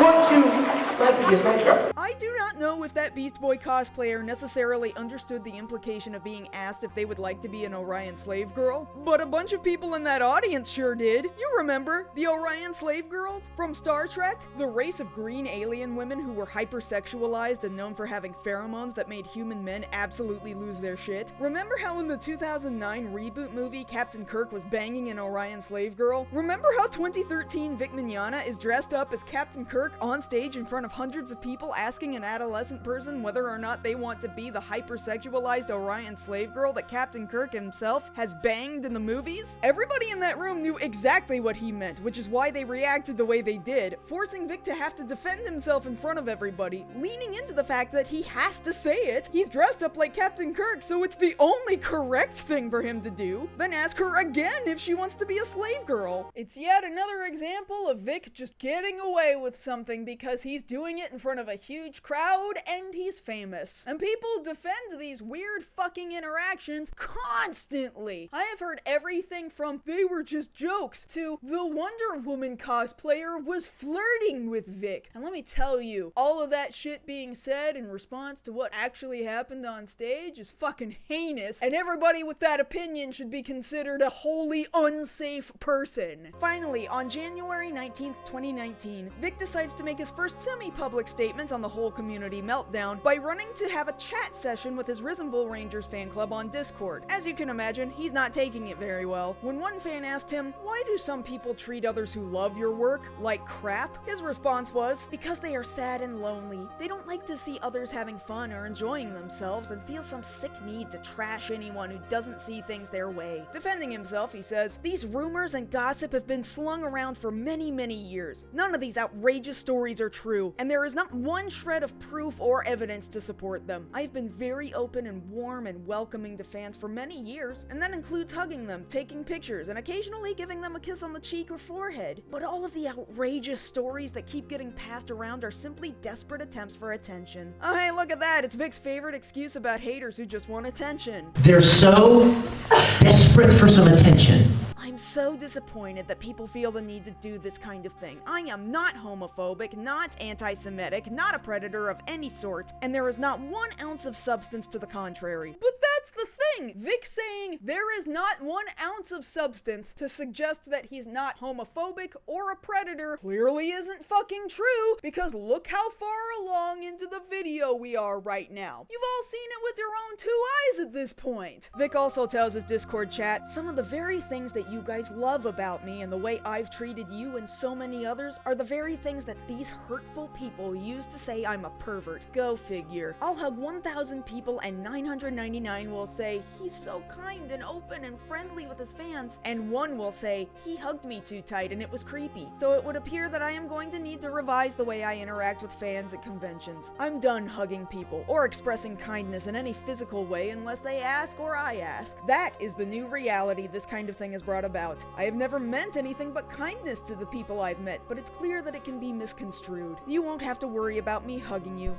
Unless you ask." Now, it's really shitty that he's blaming his need to change his behavior on 1 single person out of thousands of people who don't appreciate being touched inappropriately, but fine. Even if he laments the need to have to change how he handles interacting with fans, at least he's here saying that's what he plans on doing. Honestly, if he had just done that one thing and then shut the fuck up forever, maybe I wouldn't be here having made a video this fucking long. Of course, during this chat, Vic doesn't miss a chance to blame all of these rumors on the idea that the only reason he's hated is because he's a Christian. You know, because we can't forget about the Christian persecution complex. That's another thing many people in the anime industry hate. My faith. They can't stand that I share my faith with others, especially at cons, and they have such animosity towards Christianity for whatever reason, and look for ways to slander and undermine. Many of these lies and rumors come from people who have had a very bad experience with people who called themselves Christians, and really don't like me because of it. There are even some voice actors who hate me because of it. This Discord chat with his fan club is also the first time he suggests the possibility that he might be looking into legal action against people who have spoken up about their experiences with him, saying, "I never wanted to pursue this before because I knew these were preposterous lies with no substance, and I didn't want to be perceived as a jerk who goes after people, but now they are trying to destroy my career and livelihood. That's not funny. I am consulting an attorney to determine the best way to confront this. I don't know if a video or a blog is the way, but we'll see." Keep this in mind because he will deny much later on in time that he had been considering getting lawyers involved this early on in the whole story. And finally, Vic does the other thing he's always been really fucking good at, and gives the command to his army to defend his honor on the internet for him. People who know me know how absurd these claims are. I hope all those people who know better will speak up for right, and let the conventions know that this tiny group of detractors don't speak for the vast majority. Please do anything you can to counter this stuff with positivity and your experiences. Let anyone you know, convention sites included, that these handful of people leveling baseless garbage do not speak for the majority. That is all I ask, and know that I love and appreciate all of you so much. Again, Vic repeats a pattern of behavior, treating his biggest fans like they're his special personal friends, convincing them that it is their job to get on the internet and defend the good name of a man in his 50s who is damn well old enough to handle his own problems without getting a bunch of young women and children to do that shit for him. 2 days later, Vic finally takes to Twitter to make a more public statement, written up in a Word document and submitted as a picture attachment to a tweet. The statement is something of a mixed bag, but even as a staunch critic, there are elements here that could have been looked at generously. But not one of the earliest parts of his statement, where he denies the allegations of homophobia. Homophobic? No! Some of my dearest friends are members of the LGBTQ community, including several that I brought into my production family on Star Trek Continues. Cool, nice to know we're starting with the classic "I can't be homophobic, I have gay friends" line. He also doubles down on having been told that Phi from Tsubasa Reservoir Chronicle was totally not gay, and following that with the sentence, "I also elected not to autograph Yaoi, not because I am homophobic, but because I didn't wish to sign material that was not canon." This one is absolutely incredible, given every single thing we've caught him saying about how he feels about Yaoi on camera over the course of years, never once having said that Yaoi fan art and doujinshi were a problem strictly because they were not officially licensed material. Also, it's a fucking lie! It's easy as fuck to go on DeviantArt right now, search for a combination of words like Vic Mignogna, fan art, and autograph, and find hand-drawn fan art that he has signed for people. This was so easy to disprove, I don't know why anybody would ever be stupid enough to lie about it. His next paragraph starts out mostly pretty okay in the first sentence. "I sincerely apologize to any convention staff member who ever felt I was anything less than kind and grateful to be included in their event." Okay, great, let's just leave it at that. You're sorry for how you've treated people before, and maybe in the future it won't happen again. Awesome. Unfortunately, he continues, "Unknown to most staffers, contractual arrangements made in advance with cons were occasionally not honored when I arrived, and that made me frustrated." Cool, so this is now the second time where he says, "Sorry I was mean to convention staff, even though it was their fault because they screwed up first." It kind of doesn't account for other stories we've heard about him that seemingly have nothing to do with contractual arrangements at all, but fine. Maybe we can squeeze some good out of this one still, if he maybe thinks twice about how he treats unpaid volunteers in the future. The next paragraph is actually mostly pretty okay, directly addressing some of the most common complaints about how he interacted with his fans. "I would also like to sincerely apologize to anyone who ever felt my interaction with them, a hug or a kiss on the cheek or forehead, was crossing a line. Never in a million years would it be my intent to make anyone feel uncomfortable. Rather, it was meant to show gratitude or support. I come from an affectionately expressive family where such displays are commonplace, but I understand that not everyone feels the same way. Hence, I will not be interacting in the same way with fans in the future. Understand, this is the climate we live in, and this is how it has to be. To my fans who ask me for hugs, etc., I'm sorry, but please know that I am no less grateful or supportive of you." Okay, better. I mean, genuinely better. Not perfect, but a lot better than some of the other paragraphs above. He clearly addresses the problem, says he's sorry that his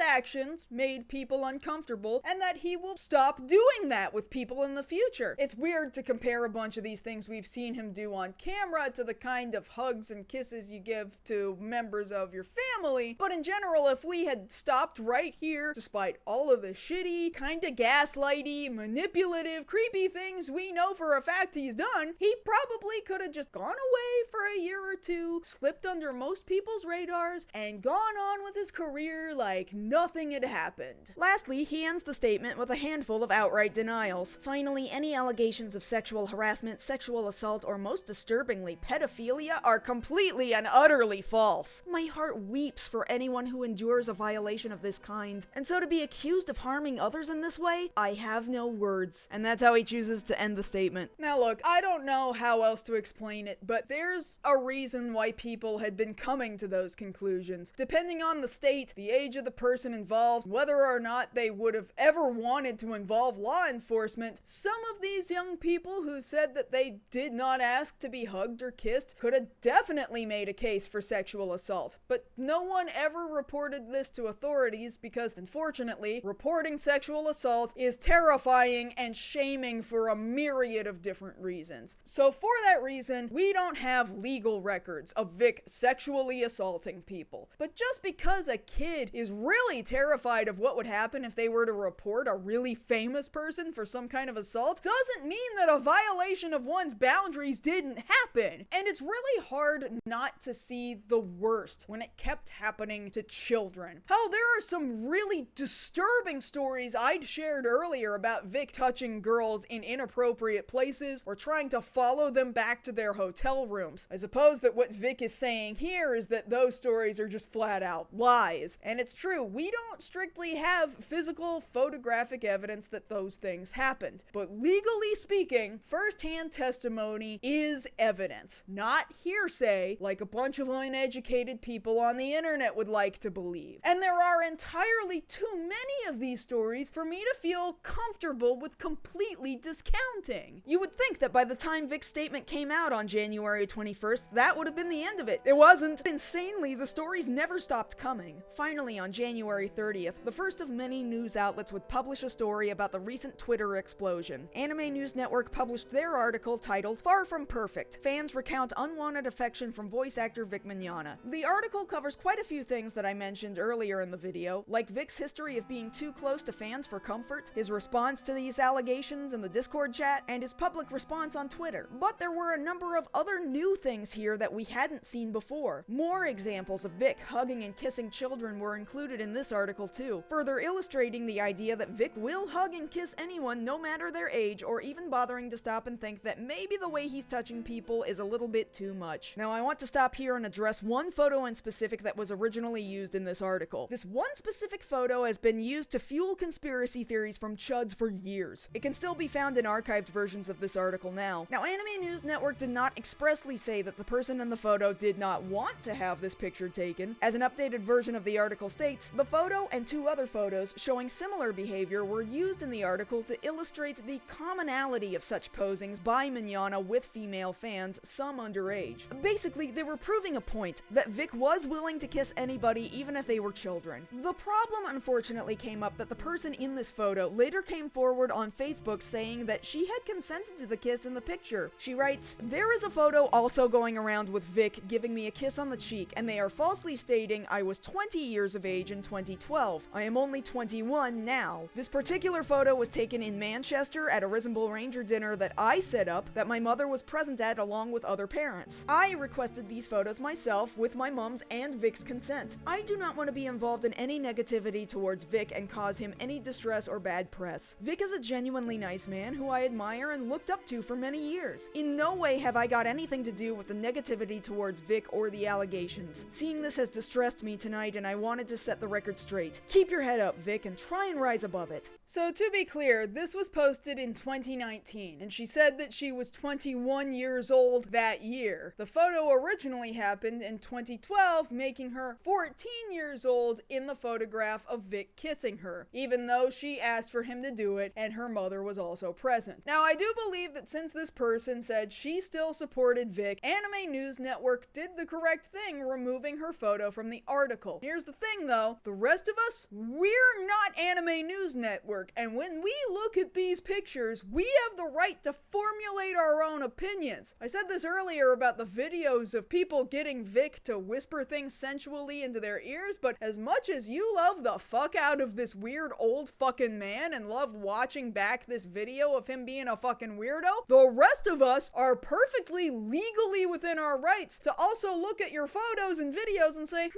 yeah, no, I still think that's weird, even if you were having a good time. Legally, I genuinely do not have to agree with your interpretation of what happened in this photo. We can agree on the facts of the situation, that it happened when you were 14, that you asked him to do it, and that your mom was there. And I can still walk away from it and think that it's fucking weird that a 50-year-old man didn't fucking tell you no. Sorry, lady. Forcing me to agree with you that this is just a sweet, wholesome, innocent picture of a cute interaction between a celebrity and his underage fan isn't how the real world works. Whew, got a little sidetracked there. Anyway, Anime News Network seems to have also followed up with the person on Twitter who said that Vic gave them his phone number at a convention, and the fan even provided a photo of their journal where they'd written Vic's phone number down. ANN confirmed the number did at one time belong to Vic. The article states that this group of friends would share several group phone calls with Mignogna. Azure said at the time that it felt validating and cool that he was giving us the time of day and attention. Azure said Vic often pushed for them to join his fan club to the point that Azure became became uncomfortable. He also noticed that Mignogna never brought up the group's parents or whether they had permission to be chatting privately with a 45-year-old man. And yeah, that's a perfectly logical thing to worry about. You should be worried about a 45-year-old man having private phone conversations with your children, because that's fucking weird! The article also goes on to talk about the Risembool Rangers, noting that in 2006, it's estimated that about 43% of the members of the fan club were underage. They would act as volunteers to moderate the forums, the chat rooms, and organize meetups and dinners with Vic. These members also held the responsibility of running the fan club store that sold his CDs and DVDs, and oftentimes this meant working Vic's autograph table at anime conventions too. The article states, on at least one occasion, Mignogna asked panel audiences if any were members of his fan club to specifically recruit them to manage his autograph line, CD sales, and till at a convention. So sometimes he was just pulling random people he didn't even technically know out of the audience during his panels and getting them to work at his autograph table, unplanned, completely unpaid. Even underage fans were working his booth, with the article mentioning one person who was 16 years old when she was working for him in 2008. The quote from this particular Risembool Ranger states that after they were done working his table, he went around and gave everyone hugs. When he got to me, he gave me a hug as normal, but thanked me specifically in an oddly seductive voice and kissed my neck before moving on to other people. Afterwards, I felt so shocked and oddly violated. Because it was such a small convention, I saw him multiple times afterwards, including in an elevator I needed to use. I was so frightened I took the stairs. I avoided him the entire weekend. He recognized me even in different cosplay and tried to come to me. I ran away every time. So as you might have feared, Vic not only had a history of exploiting his biggest fans within his fan club for free labor, but also was aggressively inappropriate with those fan club members as well, without asking for their permission and completely ignoring that they might be underage. Other points worth mentioning from the ANN article include an interview with a Jewish fan who had approached Vic to get an autograph in 2010, with Vic asking why they didn't buy one of the Christian music CDs off of him, to which the fan answered by saying they were Jewish. Unsettlingly, Vic's response to this information was, well, we can change that. The fan said to ANN, I couldn't believe that he would say something like that to me. I wasn't trying to be rude by telling him my religion, I was just trying to answer his question. I ended up just grabbing the CD and the hat without his signature and apologized to him and just bolted out of the signing line. This story is at the very least making it feel like Vic in general just doesn't actually care about anybody's beliefs if they differ from his. Just a completely different kind of insensitive ignorance. With Anime News Network now having released an in-depth report on the fan community's discomfort with Vic Mignogna, somehow shit went from bad to worse. As hard as it may be to believe, the news stories about Vic's behavior simply did not stop. And what's worse is that they definitely didn't stop with just Vic's fans either. Soon we would be hearing things from his past, far before his work within the anime industry, as well as from other members of the anime industry. One of the earliest instances I can think of seeing evidence of an industry member shit-talking Vic during the 2019 blow-up involves a series of text messages from fellow anime voice actor Todd Haberkorn. The way Todd ended up getting involved in this story is really shitty too, and although it's a little outside the scope of the topic at hand here, I do think that maybe somebody should one day address how exactly it was that we got here. But a former Funimation employee who had gone on to work for Crunchyroll even before the merging of both companies released text messages between himself and Todd, depicting Todd as really having some opinions on Vic's choices of women. When the staff member asked Todd if he was going to be attending a certain convention, Todd replied by saying, "Man, I haven't been back since I defended staffers that Vic made cry and yelled at the head of staff for enabling Vic's diva behavior after he made the pregnant head of guest relations cry. That was 7 years ago. It's pretty nuts that Vic gets to go back. That man gets away with so much. Keep your eyes peeled and you might see his new girlfriend. Hashtag 30-year age gap." The employee asked, "Really, what happened to the last one he was with for a long time?" Todd answers, "It was a long time coming. This way he can have a fangirl for a girlfriend." Now you might remember that on a podcast interview with Anime News Network in 2013, Vic himself has stated that other voice actors don't like him. And if he's to be believed, this was almost entirely because of Vic's Christian faith. They do everything they can to keep me from being invited as a guest because they don't like my faith. Now, it is unfortunately true that other voice actors clearly had feelings about Vic, but honestly, from the evidence that has peeked out over the years, I'm not entirely certain it's solely because of how pushy he is with his faith. Take these skits that fellow voice actor Sean Schemmel used to do, where he would perform improv as the fictional character of Kip Mangina? And so I felt when I was first acting, you know, I got my first few roles, they weren't letting us work together, and since he kind of trained me, I mean, he went to acting school, I didn't, I was just more naturally talented. Wow, that's actually kind of an incredible pitch-perfect impression of Vic. But if I'm doing a 12-year-old boy, like if I'm doing that... And you do the 12-year-old I do a boy. lot of 12-year-old boys. I mean, there's no competition. And to get into character, since I'm a method actor, I will go to a preschool, and I will look at a preschooler, and I would look through the fence on the playground and just, I would really observe just to be able to get into character.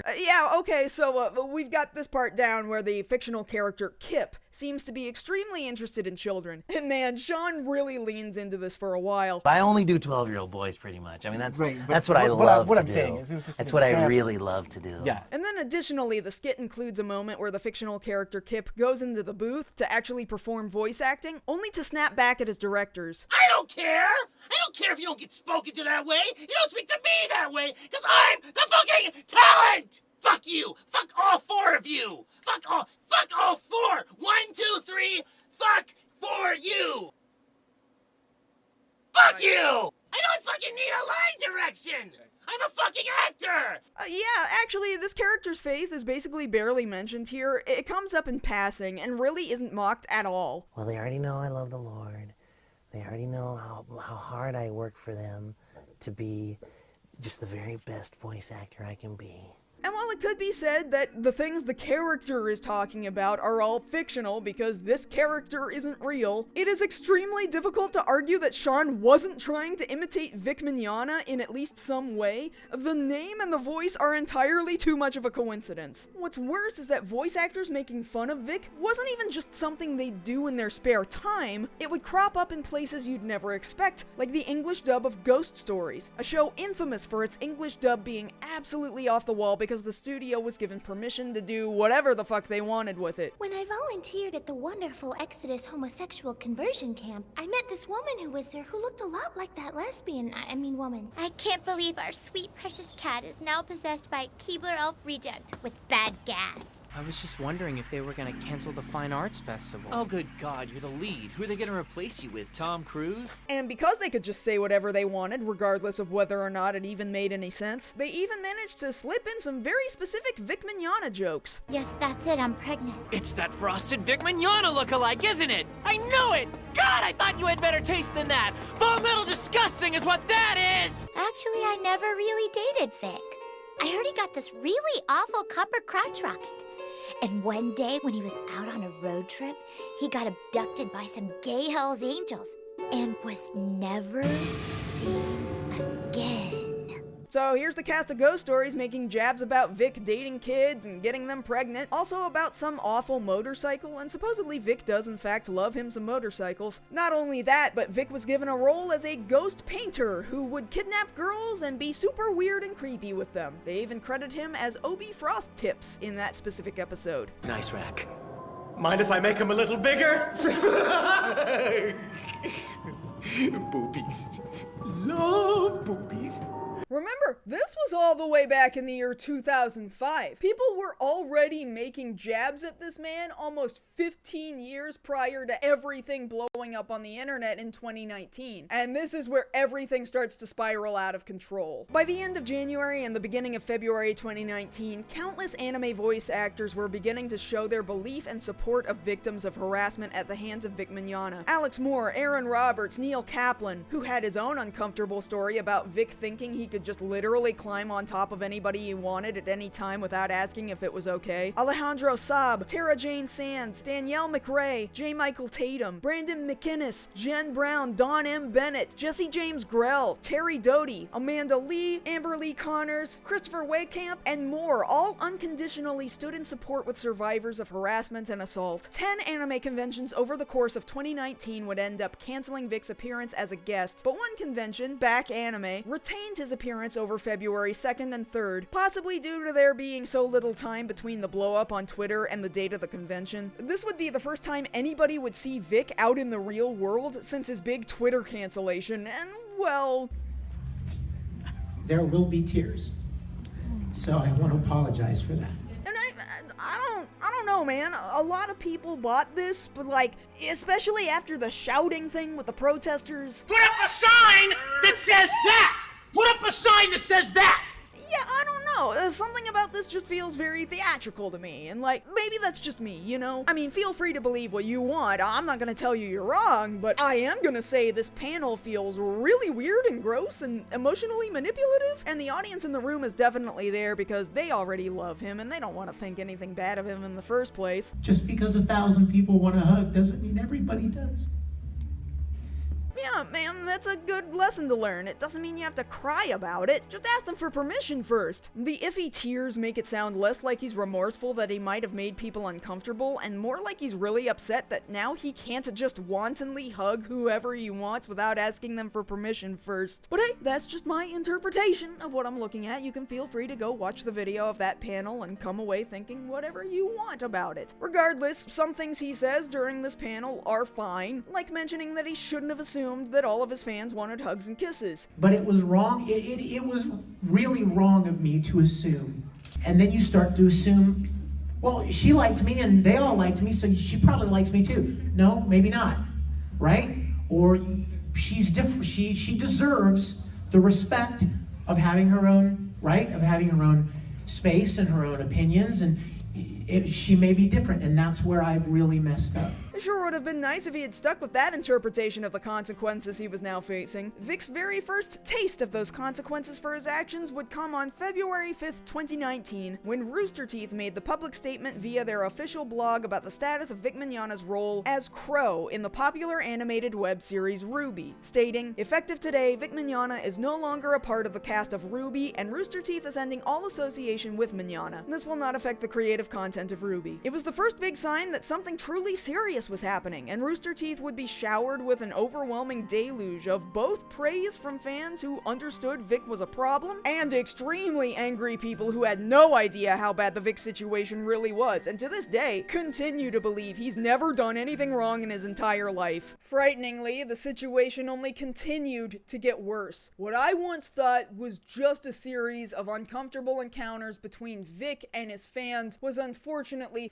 far more widespread than I had ever known, and it actually affected people within the anime industry itself. One of the first people to speak up publicly in any way was voice actor Monica Rial, who on February 6th would give the first of many public statements about her encounters with Vic via a thread on Twitter, dropping in to say this: "Stop harassing my friends and colleagues. You want the truth? It happened to me. I had hoped it wouldn't come to this, but here we are. I don't owe you anything, but if it'll stop it from happening to someone else, then so be it. I will tell you everything when I'm ready to do so. Please understand that this is difficult for me, my friends, and my loved ones. Also, for all those go to the cops folks, I thought it was a one-time occurrence with someone who had always been creepy with me. I chose to forgive him, even though he didn't ask for forgiveness. It wasn't until several of my dear friends came forward with similar stories recently that I realized that this happens regularly. And just so we're clear, you can be fired from a job for inappropriate behavior without ever having charges brought against you. I'm only one voice in a sea of many. You may never hear the other stories. Those women don't owe you anything. I'm being so vocal because I don't want this to happen to another woman. He's hurt enough people. He's a sick man and he needs help. I hope he'll come to realize that." Monica also stated in response to replies from other people on Twitter, "As I've said before, I have spoken up several times. I was silenced. Not anymore. It's been brought to his attention numerous times. In fact, I confronted him about it on 2 different occasions over a decade ago. I got crocodile tears and he was back at it within weeks. This This behavior has been going on for 15 plus years. We're not going to allow it anymore. We've been screaming for years. Unfortunately, we're just voice actors, so nobody listens. The only difference now is that I'm not fearful of damaging my career for speaking out. I don't need or want brownie points. Monica's statement in the main body of her thread is the first time it is suggested that not just her, but multiple other women in the anime industry may have had unwanted encounters with Vic Mignogna. And while that alone is concerning, she wouldn't end up being the only member of the industry to suggest this. On that same day, Donald Schultz, a sound engineer, editor, and director who has worked on several anime and video game projects, posted a thread that, while not initially clear who it was talking about, made very clear by the end of it that the person he would describe in this thread was Vic. Schultz stated, "Months back I directed an actor who I had heard skeevy stories about for years from actors I knew. For context, I'm a fucking dipshit. You want to talk about some wild shit? I'm into it. The client on this project is the same. She doesn't blush. We have fun. I mention this only cause this is the only time someone has ever made me go, what the fuck, in the middle of a session. This dude, who I had heard was a creep but didn't know, went on a weird tangent of, well, it's like the Greeks used to say, silence is consent. With everything I had heard about this dude, I could not believe he was in my booth saying silence is consent. So tone deaf. The client was like, what did he say? I panicked and tried to let him realize that he had said something that, especially with his rep, sounded bad, so I laughed. It's a failing of mine. When things get weird, I laugh like a hyena. He was confused and was like, what's so funny about that? I was like, oh dude,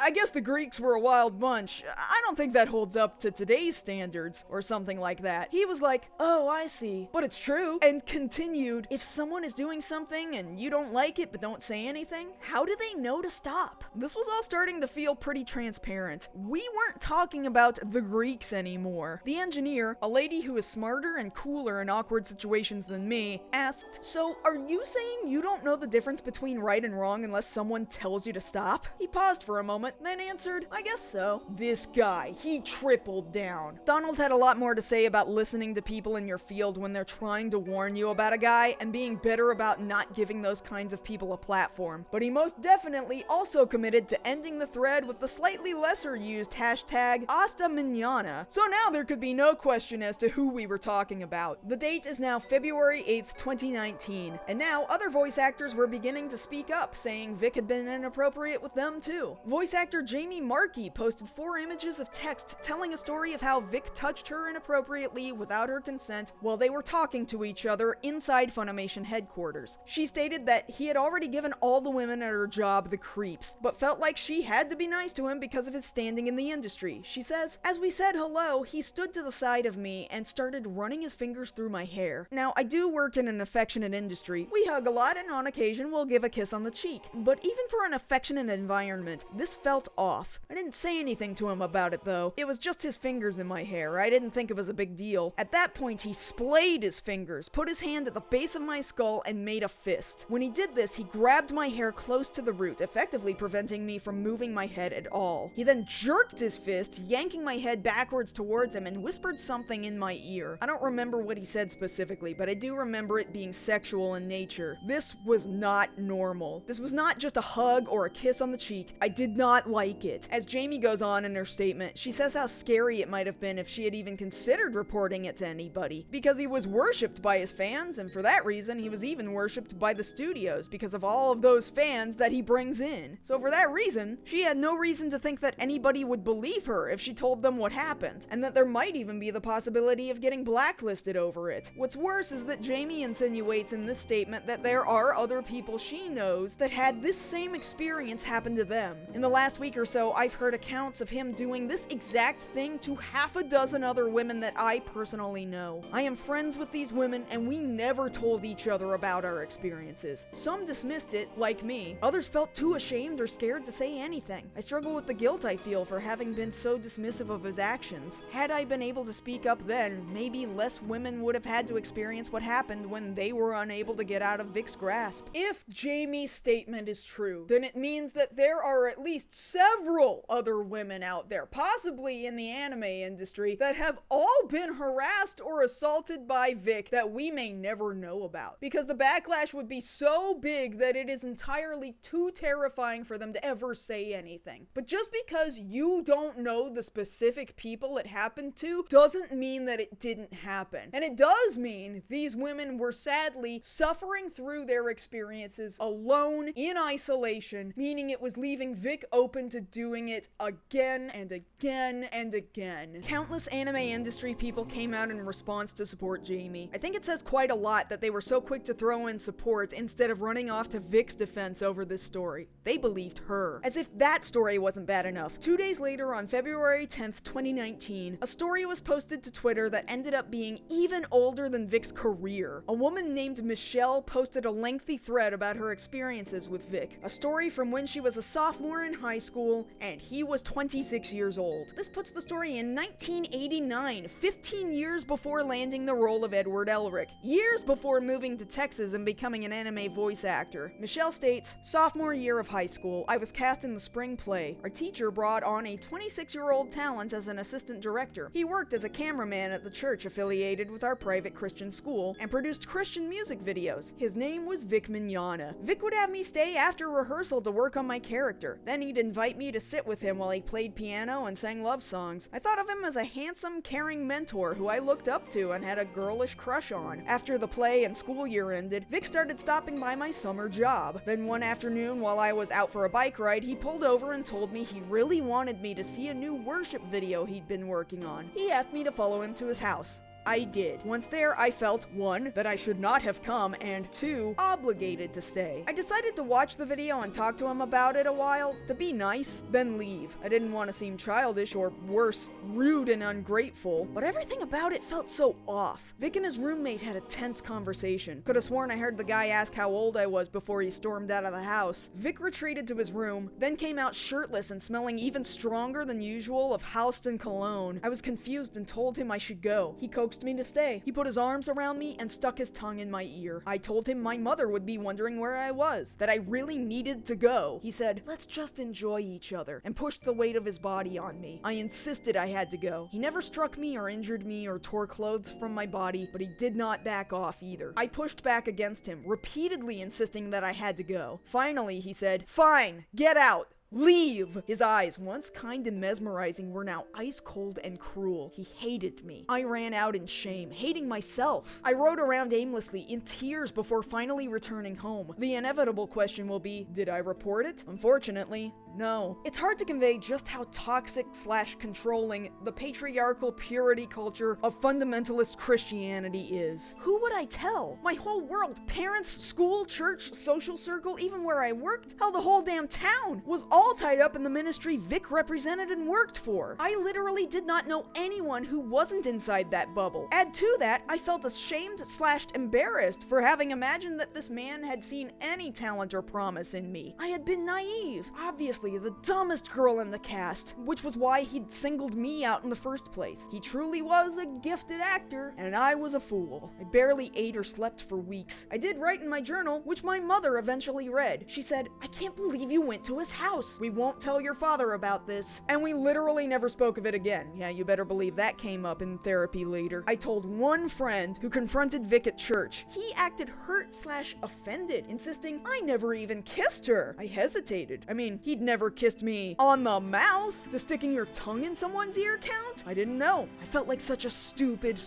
girl. Michelle goes on to say that as time went on, and after Vic moved to Houston, she herself got married and had kids. But then her kids started watching anime, and they also started talking about Vic Mignogna. She regretted that she had to tell her daughter, who absolutely loved Vic as Crow in the Rooster Teeth series Ruby, about who Vic really was. She even regrets now that she never went to the police, wondering if other people have suffered because she never reported the incident. But it's easy to see why it was so hard. For as much as people tell you that you should report these things that happen to you, the repercussions for reporting sexual assaults, especially when you're reporting about someone in a higher power dynamic than yourself, are absolutely dire. And anybody that doesn't understand that has a lot of learning to do about how the real world works. Police rarely believe you or do due diligence in completing reports, superiors do everything to cover it up, or even punish you for daring to report it at all. The older, more popular person with higher standing has significantly more power, and despite the fact that on paper reporting sexual assault is the obvious correct thing to do, the reality is that it rarely gives you the results you think it should get. And oftentimes, the reporter receives the brunt of the punishment, while the reported gets to walk around free, like nothing ever happened. Michelle later confirms it happened at Liberty Christian Academy, showing a screenshot from the local college newspaper at the time, where Vic was performing in a theatrical production of Annie. There would even be someone else who would claim that there had been rumors of misconduct from Vic even earlier than this, at Trinity Christian Academy in Jacksonville, Florida in 1987. But the person making the claim had no personal stories to tell of her own, only providing proof that he was her teacher, that she had a yearbook with his photo in it, and that at some point later on in time she even took it with her to a convention to get his autograph. Of course, we also know from Vic's own stories on his panels at anime conventions that he was in fact an English teacher at that place and time. Yeah, my first year out of college, I was asked to teach speech and acting at a private high school in Jacksonville, Florida. But if we are generous and ignore the rumors from 1987 and skip straight to Michelle's event in 1989, that means that by 2019, Vic Mignogna feasibly could have been harassing and assaulting women and girls for 30 years. 30 years! It took 30 years for enough people to compile their stories together over the course of several weeks and finally say that enough was enough. We as a society and a community allowed a potential predator to continue having unlimited access to women and girls for 3 decades straight, and nobody did anything to stop it from happening. Well, now, finally, somebody was about to do something. On February 11th, the day after Michelle's tweet about her interactions with Vic in 1989, Funimation, the company that most often hired Vic to perform work for anime, posted a 3-tweet thread stating, "Everyone, we wanted to give you an update on the Vic Mignogna situation. Following an investigation, Funimation recast Vic Mignogna in Morose Mononokean Season 2. Funimation will not be engaging Mignogna in future productions. Part of our core mission is to celebrate the diversity of the anime community and to share our love for this genre and its positive impact on all. We do not condone any kind of harassment or threatening behavior being directed at anyone. For the first time in decades, finally, we had an actual tangible win. The company that had made Vic a household name was distancing themselves from the predator that they helped perpetuate. In the grand scheme of things, after looking at years worth of photos, videos, and first-hand experiences, you start to wonder why something like this took so long. Well, to be fair, Funimation had only relatively recently gained new ownership. Sony had just acquired Funimation near the end of 2017, and had only been owners of the company for about a year and a half by the time Vic was released from working with them. Theoretically, Sony would have been much more concerned about a huge stink being made over one of their contracted workers than anyone had ever been under Funimation's previously much smaller business operations prior to 2017. But it still begs the question, why did it take so long? We may never get the answers we seek about why that company did nothing about a guy that seemingly everybody and their mom knew was a problem. Even Jamie Marchi's public statement suggests that Vic was something of a golden child at Funimation, because simply using his name at all meant any show he was in would be preloaded with his enormous, powerful fan base. Is that really all the old Funimation cared about at the end of the day? Maybe. Again, we may never know. Jumping ahead a little bit, it's important to note that although this tweet went out on February 11th, 2019, Sony, the company that owned Funimation, had run an internal investigation on Vic between January 22nd and January 29th. And in Vic's own words, after having communicated with Sony's executive director of employee relations, Tammy Denbo, on January 25th, it was only a few days later when he received a phone call with multiple Sony employees on the line telling him that he was being terminated from Funimation. So even before Monica Rial and Jamie Marchi had told their stories on Twitter on February 6th and February 8th, Vic had already been removed from consideration for future Funimation projects for something like a week. This is important to note because conspiracy theorists will love to tell you that Monica and Jamie's tweets caused Vic to lose his job at Funimation, but the truth of the matter is that their tweets had absolutely nothing to do with it. That's just how bad his reputation was. On February 13th, 2 days after Funimation's tweet, Vic makes yet another public statement via a picture of a wall of text posted onto Twitter. This statement is wordy, but it's actually not so bad, maybe even slightly less bad than the first one. Some lines are actually pretty decent. Like right at the beginning he starts with, "My desire has always been to show appreciation, warmth, and acceptance to fans of my work. Being part of this community has given both my work and my life so much meaning. If anyone has been made uncomfortable by me, it's not for me to contradict them. It's impossible for me to discern another's personal boundaries. I regret anything I have said or done out of ignorance that has put anyone outside of their comfort zone." And honestly, that's not the worst place he could have come from. Here, he's not fighting with people. He's not telling them that if they felt uncomfortable about any of his behaviors, that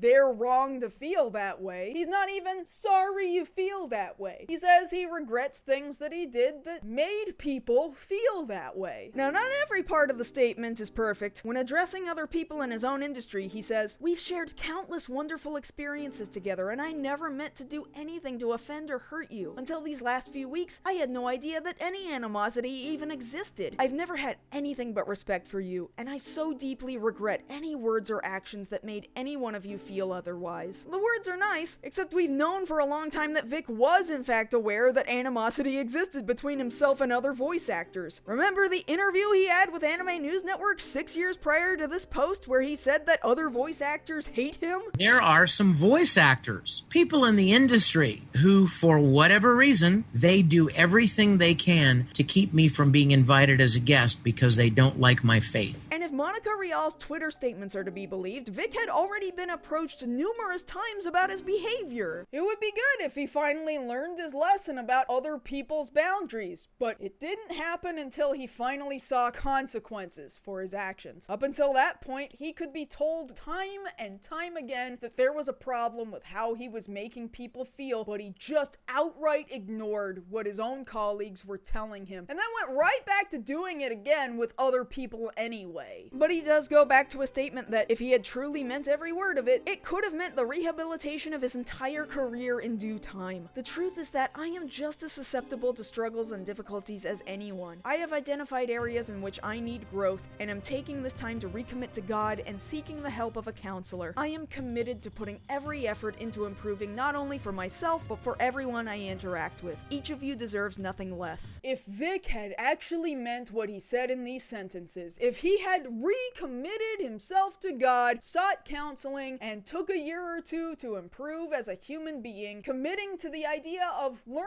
personal boundaries and actually repairing the damage he did to people by not respecting those boundaries, maybe you wouldn't be watching this video right now. This was his ticket out, the way he could have had his redemption arc, and for a time, I genuinely thought that this was going to be it. I thought this was where it all ended. The major companies regularly working with him had let him go. As 2019 would go on, his guest status at several conventions would be revoked, and reputable fan events would stop inviting him altogether. Fans and colleagues would no longer have to worry that he had too much direct access to too many women and girls. I really thought this conversation was over. Not even fucking close. See, it makes sense that Vic had to end his second Twitter Notes apology statement by saying, "Finally, please be kind to one another. The very last thing I want is for anyone to be hatefully targeted, especially not on my behalf." Because that is exactly what had started happening. And in all seriousness, more than 5 years later, it has never fucking stopped. Despite the non-stop stories from people displaying decades worth of questionable behavior out of Vic, opposition to this uproar had quickly built up, and it was fucking intense and feverish. Now, initially, the waves of Vic defenders had been pretty manageable. The loudest defenders were largely, you guessed it, Risembool Rangers, who had been coached by their Lord and Savior himself to seek out people talking badly about him on the internet and defend his honor. They were annoying, but that's mostly all they were. They weren't always the smartest people coming to his defense, or as one of his fans would try to call me, not the brightest bulb in the lamp.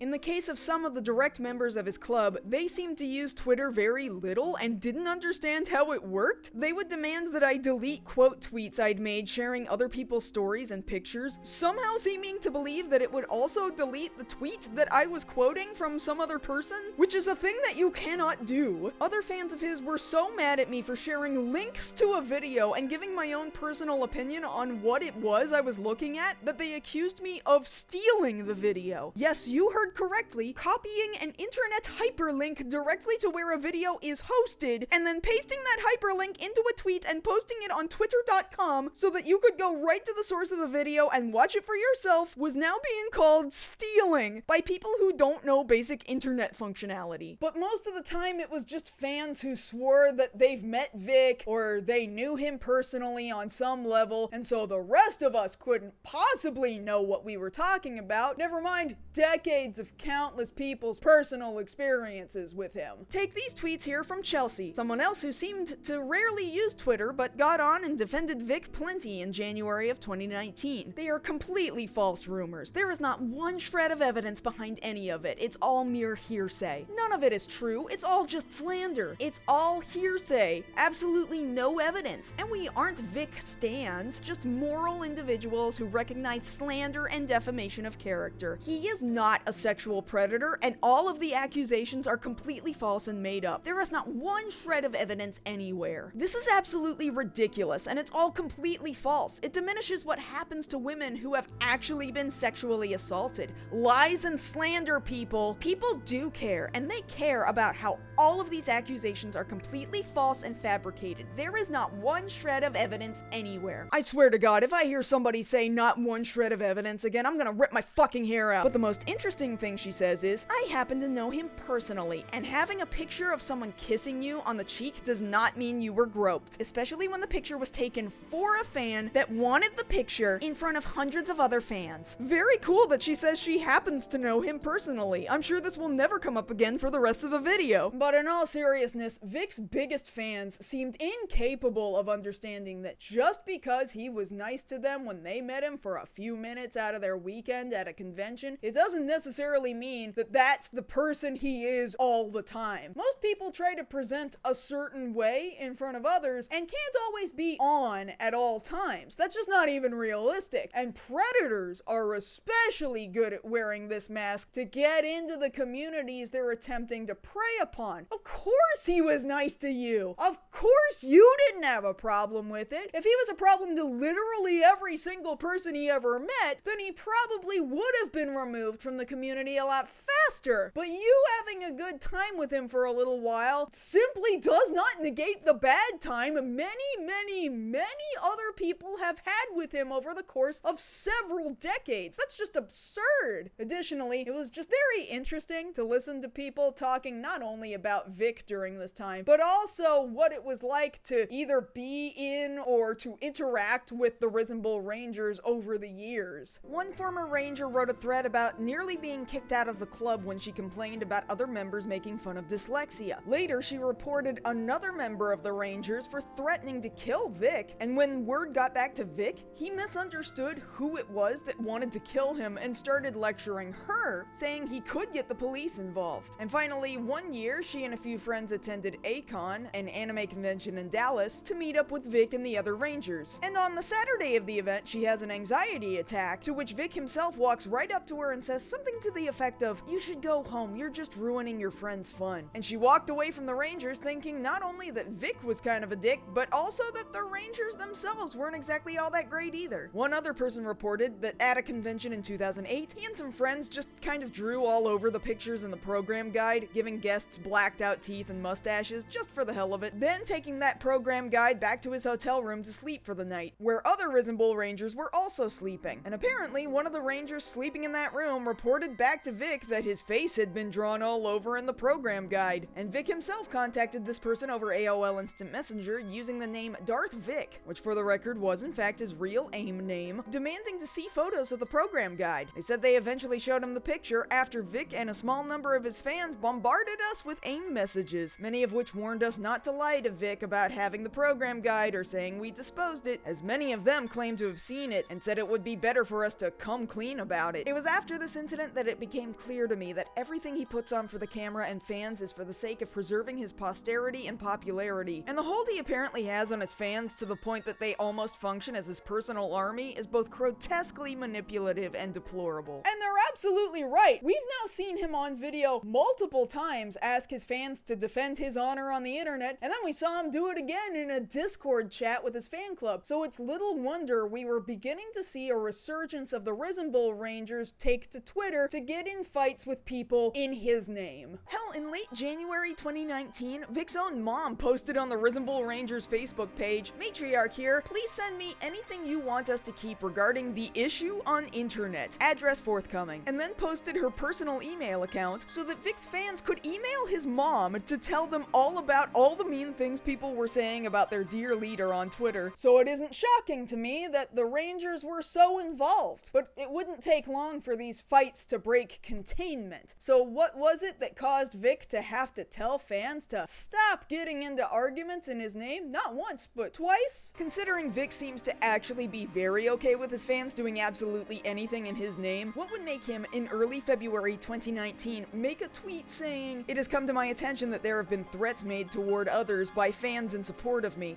Let me be perfectly clear that I would never condone anything approaching this whatsoever, and I call upon anyone doing it to stop this immediately." I mean, we know he's condoned it before, so it rings kinda hollow. So what was it that finally was so bad that he has to finally pretend to play nice with people? Well, Comicsgate. Chapter 4. Insane Harassment Campaigns. Perhaps one of the stupidest things to happen during the whole 2019 debacle was the emergence of people who'd only just heard about Vic Mignogna for the first time, but were never originally part of the mid to late 2000s anime convention scene to begin with. Unless you were a millennial who had been regularly attending anime conventions from the year 2005 and on, and especially if you weren't a girl or a young woman, then this likely never would have come up in conversations with you. And for that reason, absolute nobodies who have no business telling those of us who were there what we did or did not experience decided to tell all of us what we did or did not experience. The defenses internet randos have concocted to protect this man have been absolutely wild. He was attacked just because he was a Christian. People are misinterpreting Vic's touchy-feely nature because he's Italian. Yaoi fangirls were mad he wouldn't sign their porn, so they made up extravagant lies about him. Other members of the anime industry were jealous of him, his popularity, and all of his roles, so they teamed up to concoct a way to kick him out because jealousy. All absolutely insane defenses, by the way. There are numerous other American English anime voice actors who are Christian, and none of them have the reputation Vic has, nor have they been kicked out of the industry. Famously, Johnny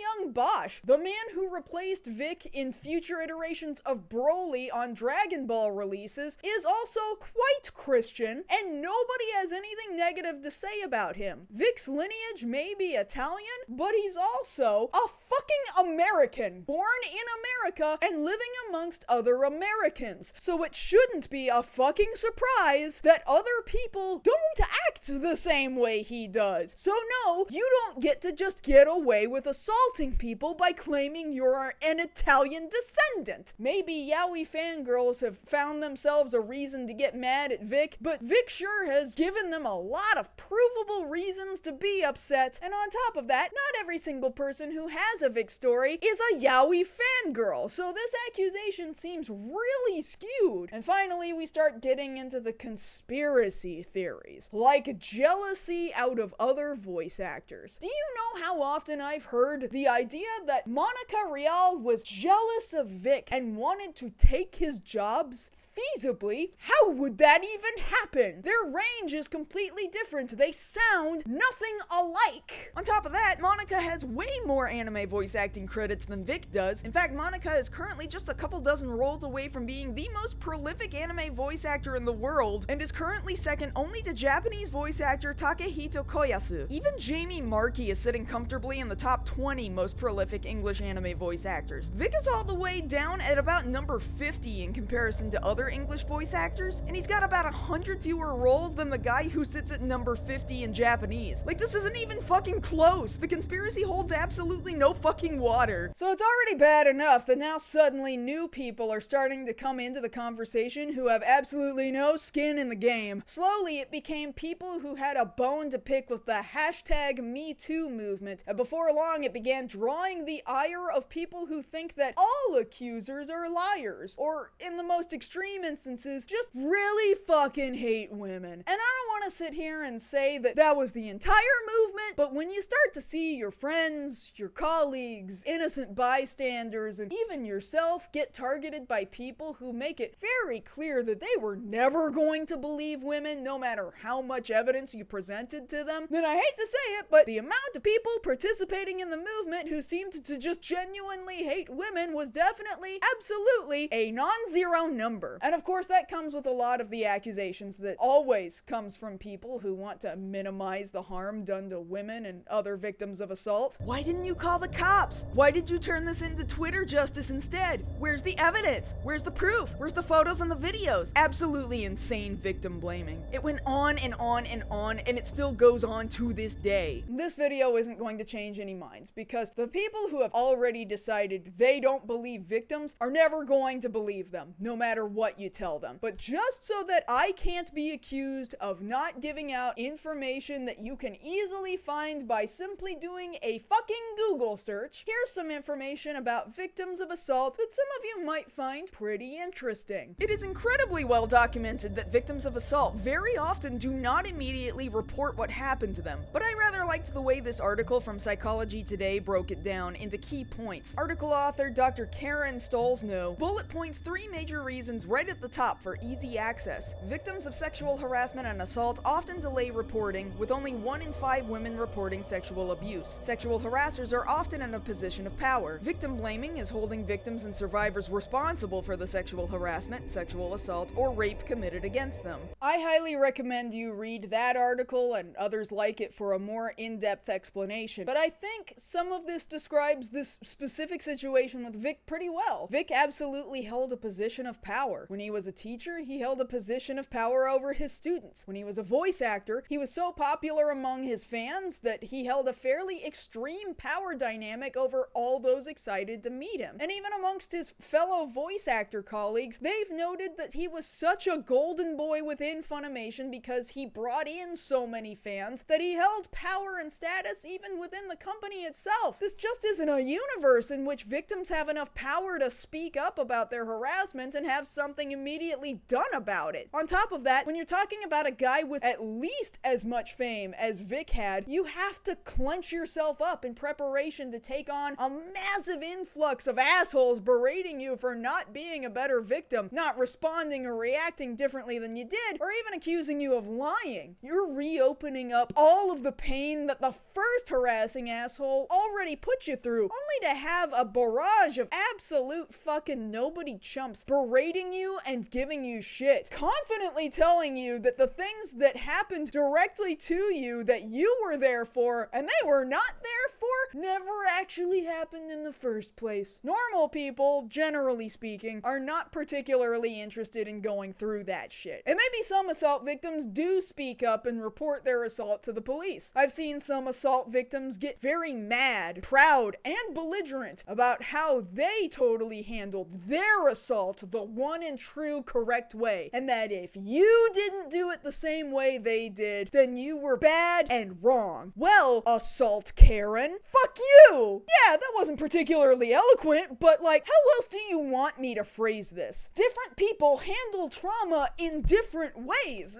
Not every human being is a stone fucking wall capable of wading through the same amount of shit. You don't get to police the way people handle their assault, and if you try to, you're a fucking asshole. And the statistics for sexual assault just get fucking worse and worse the more you look at it. Statistics provided by RAINN, the Rape, Abuse, and Incest National Network, paint a bleak picture that says that out of every 1,000 sexual assaults, 975 perpetrators will walk free. Only 310 out of those 1,000 are even reported to the police. Out of those 310, only 50 of them are arrested at all. Out of those 50, only 28 of them will reach a felony conviction. And then out of those 28, only 20 25 will be incarcerated. That's 25 perpetrators out of every 1,000 that will ever see consequences for their actions. That's only an estimated 2.5% of all assaults leading to incarceration for the heinous things that they've done. And then these geniuses come out here and proudly exclaim, well, why didn't you go through the legal justice system to handle this? Why are you dragging it out on Twitter? Because the real world doesn't fucking work that way. I think we would all be a lot happier if it made logical fucking sense to report all of the bad things that happen to us to the proper authorities, because we knew the authorities would actually do something about it, and society wouldn't drag us through the mud for trying to actually do the right thing. But unfortunately, we live in this specific universe and timeline where that's not what actually happens. As for people demanding video and photo evidence because everybody has a cell phone, well, for one thing, there sure are a lot of existing photos and videos of Vic at the very least being a fucking creep, but that's not good enough for some people. But on top of that, in what reality do you find yourself suddenly in the middle of getting assaulted and then suddenly stop to pull out a camera or a phone saying, hey, can you hold on a second here? I need to record you assaulting me. And then they just keep doing it. Predators are usually pretty careful to do things in such a way that they won't get caught. But it's incredible that people demand this evidence from a bunch of people who were working with extremely inconvenient technology. While cameras built directly into cell phones were becoming much more common in the mid-2000s, their functionality was still kind of clunky and their images kind of looked and sounded like shit. Vic started going to anime conventions in the year 2005. Do you know what kind of a phone I had in the year 2005? Do you? I'll show you right now. It's this. This is the Sanyo flip phone I had in the year 2005. It has a 1.3 megapixel camera, can take pictures at best in 1280 by 960, and video could only be filmed in a resolution as high as 176 by 144. What do you mean you wanted millennials with flip phones to document every time they got assaulted by somebody? Are you high? But like I said, actually telling you what the real statistics of any of this shit looks like isn't actually going to change the minds of chuds who just hate women, the Me Too movement, and anything that even remotely looks woke. I tell you all this just to cover all my bases and be halfway informative, but I can't say that I believe that engaging in fights with these people or even trying to give them information that answers their sea lioning questions will actually do anything to convince these people, because it doesn't work. I think there are times where you should try, but the vast majority of the time, when you're talking about people who are dead serious when they say that they believe Vic was canceled because of crazy jealous women for no reason, there's no point in trying to convince them. And this is largely what led to a bunch of diet Nazis also jumping into the fight. You know the kinds, the guys who have made culture wars their entire personality. The kinds that are constantly trying to stick it to the libs, who hate anything that smells even remotely left of center, and are constantly trying to tell you that everything you see happening around you is a result of the woke mob trying to fuck things up for everybody. And I know nobody wants to talk about fucking Gamergate anymore. I get it. We're all sick of hearing about it. Anime fans are probably more sick of hearing about it than anybody else. Have you got a stick up your ass? Or are you one of those dumbass Gamergate creep shows?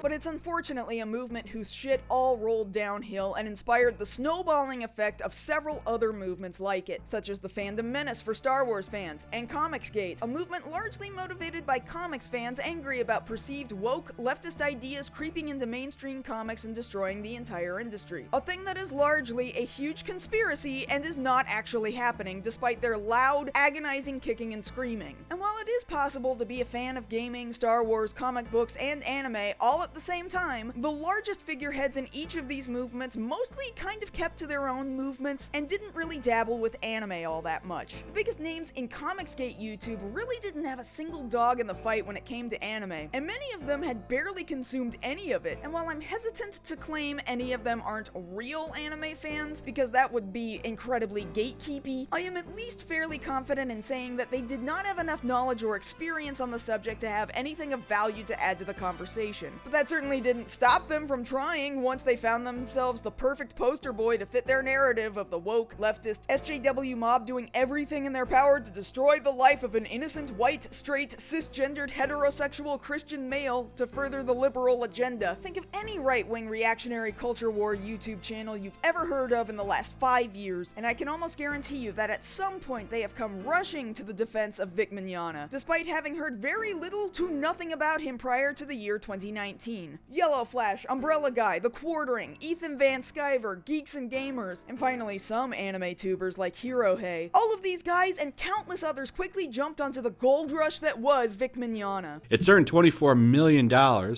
which is quite a bit for the movie here in the US, and it's only behind Pokemon and Far Spirited Away. I don't really follow the English actors very much. Some of his dear friends are members of the LGBTQ community, and while several fans online have said he refused to sign Yayo fan art, even like RWBY there. So this Vic Mignogna stuff just keeps getting weirder and weirder. And it's not hard to see why. Comicsgate was dying, and rage-bait YouTubers were desperate to find a new vein to tap to generate more clicks, ad revenue, and super chat bucks, and it fucking worked. These weirdos all successfully whipped their audiences up into a collective frenzy. New rage-bait YouTubers were trying to hop on the train to make success happen using Vic's popular name. Occasionally, they would get some small fact about the situation correct, but it would be peppered in amongst disinformation and sometimes just straight-up lies. Anything it took to make audiences mad, they wanted it, because angry people keep coming back, and anger is something you have to continuously keep stoking. And boy, did they ever stoke. Hirohei, for example, made something like 70 videos relating to Vic over all this time. And while that seems insane and absurd, hell, why shouldn't he, I guess? It's making him fucking bank. The clicks keep coming in. He's successfully making the right people angry. Those people want to be angry. He's telling them what they want to hear, so they keep coming back and generating a paycheck for him. That's how all these rage-bait YouTubers operate. When I tell you that genuinely none of them actually care about what Vic is going through, this is what I'm talking about. It would be one thing if they were genuinely concerned for Vic's plight and the hardships he was currently facing, but this is absolutely not what this was about at all. Vic was just a convenient face to further a movement that was providing them a paycheck. And in fact, some of the faces of Comicsgate would basically just straight up admit as much. Take comic book artist and Comicsgate figurehead Ethan Van Sciver, for example. I'm not much of an anime guy, but I'm watching this whole thing go down, and it's about time that I comment on it. I do know this guy. I know Vic Mignogna. Yeah, clearly you know him very well, considering you stumbled so eloquently over his name. But Ethan further confirms that he's not in this for Vic, and he's not in it for the anime. He's in it to further his own movement. There are quite a few people within Comicsgate, within the Fandom Menace, who are standing up for Vic. Those are the two communities that fight SJWs that I'm a voice in. I'm a voice for Comicsgate to stand up to the SJWs within the comic book industry that are doing the exact same thing to people. The very last thing I want is for anyone to be hatefully targeted, especially not on my behalf. All right, well, Vic, we're going to fight for you, whether you want us to or not. We're not going to back down, because this isn't only about you. This isn't the battle for Vic Mignogna. I don't really care too much about this one personal case. Vic, stand up for yourself, because this is going to happen to other people. It isn't about you. And although not everybody will say it, this is largely what the truth is. These largely aren't anime people. They don't actually care about Vic. They care about their own bottom line. Vic Mignogna getting canceled was a chance for these angry reactionaries to strike gold, and they absolutely fucking did. These videos were getting hundreds of thousands of views, and I mean like every fucking day for the majority of 2019. Just the most insane conspiracy theories you've ever heard in your fucking life. Anything to explain away any possibility that a popular guy that you like might simply just be kind of not a great person. And as you can imagine, this shit would also spill out into other parts of the internet. One of the earliest things I took great issue with was when it started getting completely unrelated innocent bystanders targeted for absolutely no reason. One popular screenshot that still gets around to this day comes from a public Facebook group where it appeared that people were having conversations about how much of a creep Vic Mignogna had been. At some point, somebody in the group seemingly posted a picture of themselves interacting with Vic. That's when suddenly a member of the group made an unambiguously immoral suggestion. You should Photoshop that picture so it looks like Vic's hand is on your chest. That way no one can claim it's out of context and it makes Vic look worse than he is. Wow.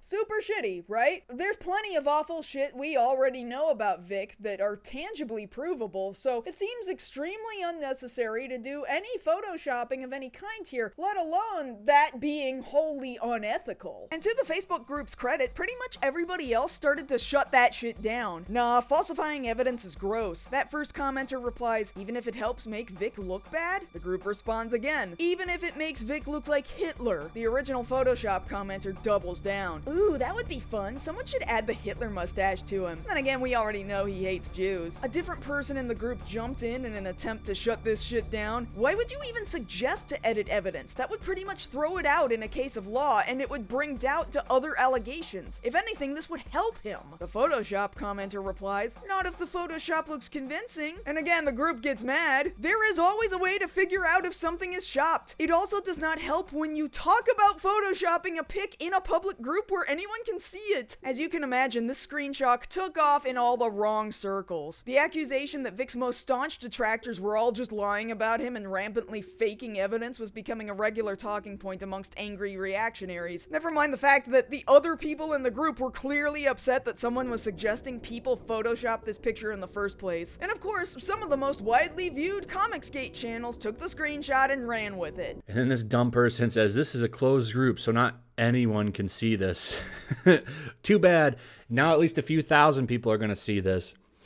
And I'm sure other people will pick it up and cover this as well now. They're literally sitting in there trying to think of ways to make Vic look bad. This is what they do. They get in these little groups and they collaborate and they try to take people down. And you might say, okay, fine. So most of the rest of the group was unhappy with the person suggesting that maybe they should try to fake evidence of Vic doing shitty things. But that person did still suggest it. And since they did, shouldn't at least they be dragged for having done that? And normally, I would agree with you. Except the person in that screenshot suggesting altering a photo in Photoshop wasn't actually the actual person with that name and face. The real person, whose name and image were being used to suggest that photos of Vic should be altered, took to DeviantArt to write a journal entry saying, spread this. This is not me on Facebook. Someone is impersonating me. I never made that Facebook account and I never accused Vic of anything. This video of me is false. She then links to Yellow Flash's video sharing her name and likeness to hundreds of thousands of angry viewers, then finishes her journal by saying, report that Facebook account. This wouldn't be the only place where she would publicly mention this Facebook user was an impersonator. The next day, she would post a video to YouTube even further elaborating on the situation. To be honest,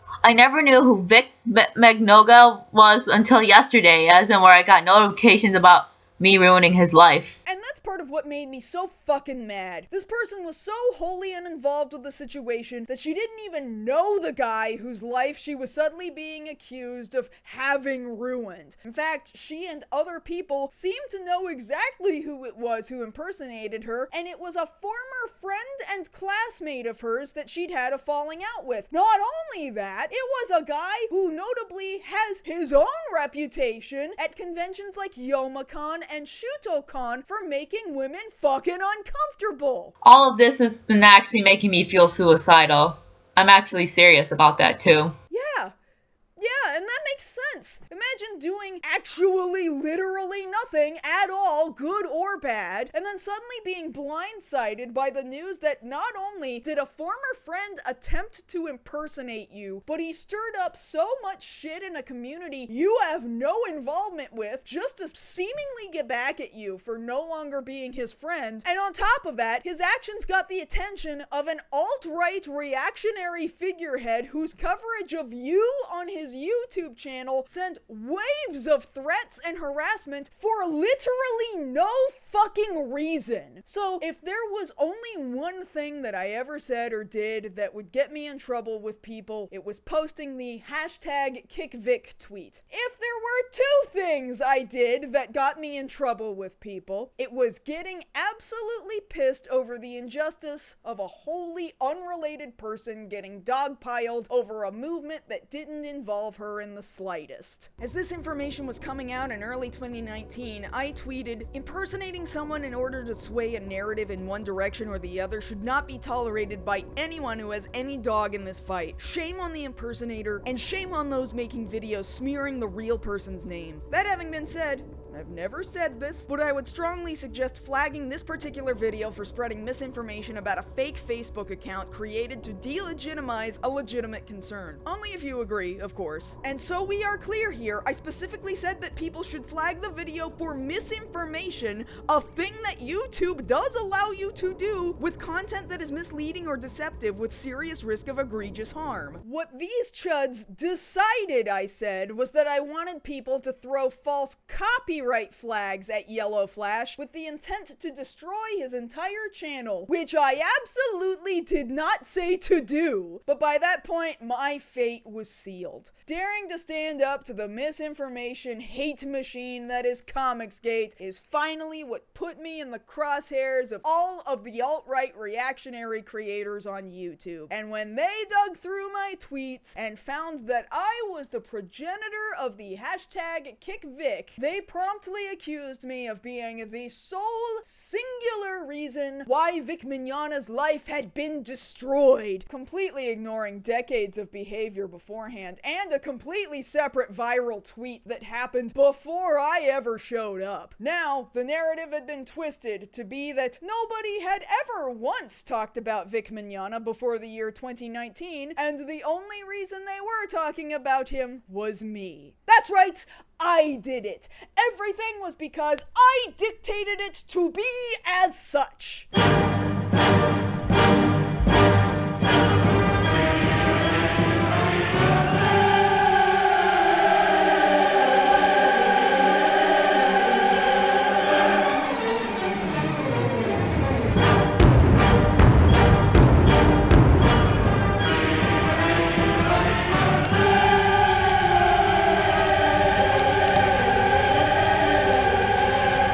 Aside from just the YouTubers themselves, the waves of harassment sent my way, particularly through 2019, was, to say the least, fucking overwhelming. My comment sections on old YouTube videos of mine, all of my Twitter replies, my Facebook comments, my Instagram comments, every single social media platform you can think of were all swarmed with misinformation, insults, and death threats. This ranged from things like, hopefully you end up in a car crash, to, you dumb fucking fat c***, you are a fucking piece of shit, you are pathetic, you are nothing but a lowlife, I hope you die, I'm gonna find you in real life and beat you to death, you fat bitch, big teeth bitch. You cunt. 2. This bitch needs to get cut up like mincemeat. This bitch needs to be slapped for lying and starting KickVic. Make sure to use a sturdy belt when you hang out in the closet. Tick tock, tick tock. Tell Anthony Bourdain I said hi. Exactly, wouldn't want this piece of shit to survive. Hashtag we stand with Vic. Wherever you go, we stand. When you post, we stand. When you lie, we stand. There is more of us than of you. You will suffer, and the anticipation of your day of reckoning will be savored. I hope you choke on the lawsuit. Join your cat in the afterlife, you obese subhuman. On Facebook, I started receiving insane messages like, I will find you and I will kill you for what you have done to Vic. We have found you and are going to kill you and all associated with this BS. Prepare and report me if you want, you feminist bitch. People like you would never do any good except your deaths. Hashtag kill all who slander. That same person went to my YouTube comments and wrote, Vic Mignogna is my hero and is innocent, you slanderous bitch. I hope someone rapes and murders you for what you are doing to the great Vic. I have disliked all your videos and told all my friends to do the same, and we are aiming for 600,000 dislikes on all yours and your husband's videos. In addition to this, before you call me an alt-right Nazi, I will let you know you are talking to a gay transsexual who is openly pushing for gay and transsexual marriage to be accepted and openly and regularly donate $100 every month to this movement. I am the farthest fucking thing from being an alt-right Nazi. Then the conspiracy theories started pouring in. I got accused of being a founding member of Anime News Network, despite the fact that Anime News Network was founded in 1998, which would have made me 12 years old. And no, I did not found Anime News Network. I was accused of being a writer for Anime News Network, despite the fact that what they're citing is me being a fan writing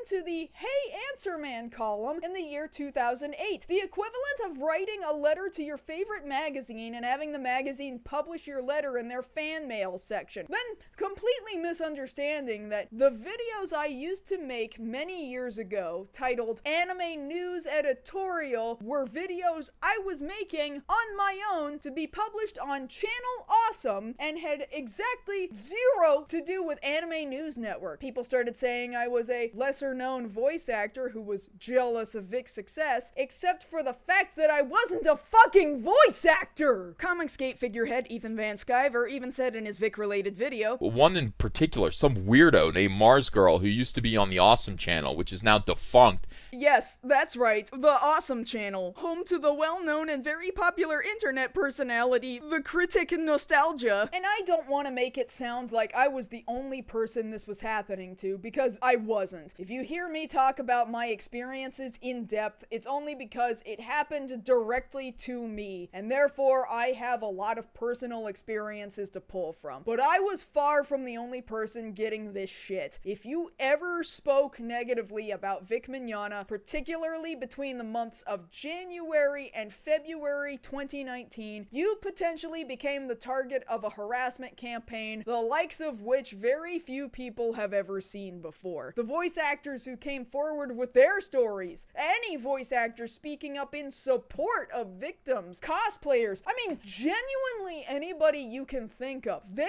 became a target in an extremely similar way. If you were friends with people who spoke up against Vic, you became a target of this harassment campaign. A campaign littered with hashtag I stand with Vic, seemingly in direct response to the mild popularity of the hashtag Kick Vic. And this was all furthered by the active participation by members of the well-known harassment forum Kiwi Farms. Now you might remember I briefly mentioned them in passing earlier in this video, and if you don't know who they are, consider yourself lucky. Except now you just got incredibly unlucky because I'm about to tell you at least a little bit about them. The short version is that these forums originally started as a means to follow the daily life events of well-known online figure Chris Chan. The escapades of Chris Chan are entirely too big and outside the scope of this video, but the extent to which Kiwi Farms and other internet boards would stalk and harass them were really quite borderline obsessive. But since one source of cruel entertainment is no longer enough to satiate the appetites of the members of the board, over the years it became a place where they could stalk and document any number of people they deemed to be worthy targets of their attention. This is most famously involved targeting transgender people simply for being transgender, but the net they cast is particularly far-reaching even past that, and anybody involved with discussing Vic Mignogna publicly very quickly got into their crosshairs as well. And as I mentioned earlier in this video, this was pretty ironic considering the fact that Kiwi Farms was not initially on Vic's side. Although there are several posts you could reference before 2019, my favorite one has gotta be from user Longtime Lurker in 2016, who said, "Back in the day when the first Full Metal Alchemist came out, my little sister was a huge fan. So much so that my mother, for some unknown reason, got it into her head to email Vic Mignogna and ask him to call her on her birthday. He complied and said stuff about how he loved having her as his fan and how Ed loves sister. At the time I thought it was pretty cool of him to take time out of his day to do that. Now though, with all this shadiness out, I'm pretty skeeved. My sister was 10. Somewhat related, his email handle at the time was Vic the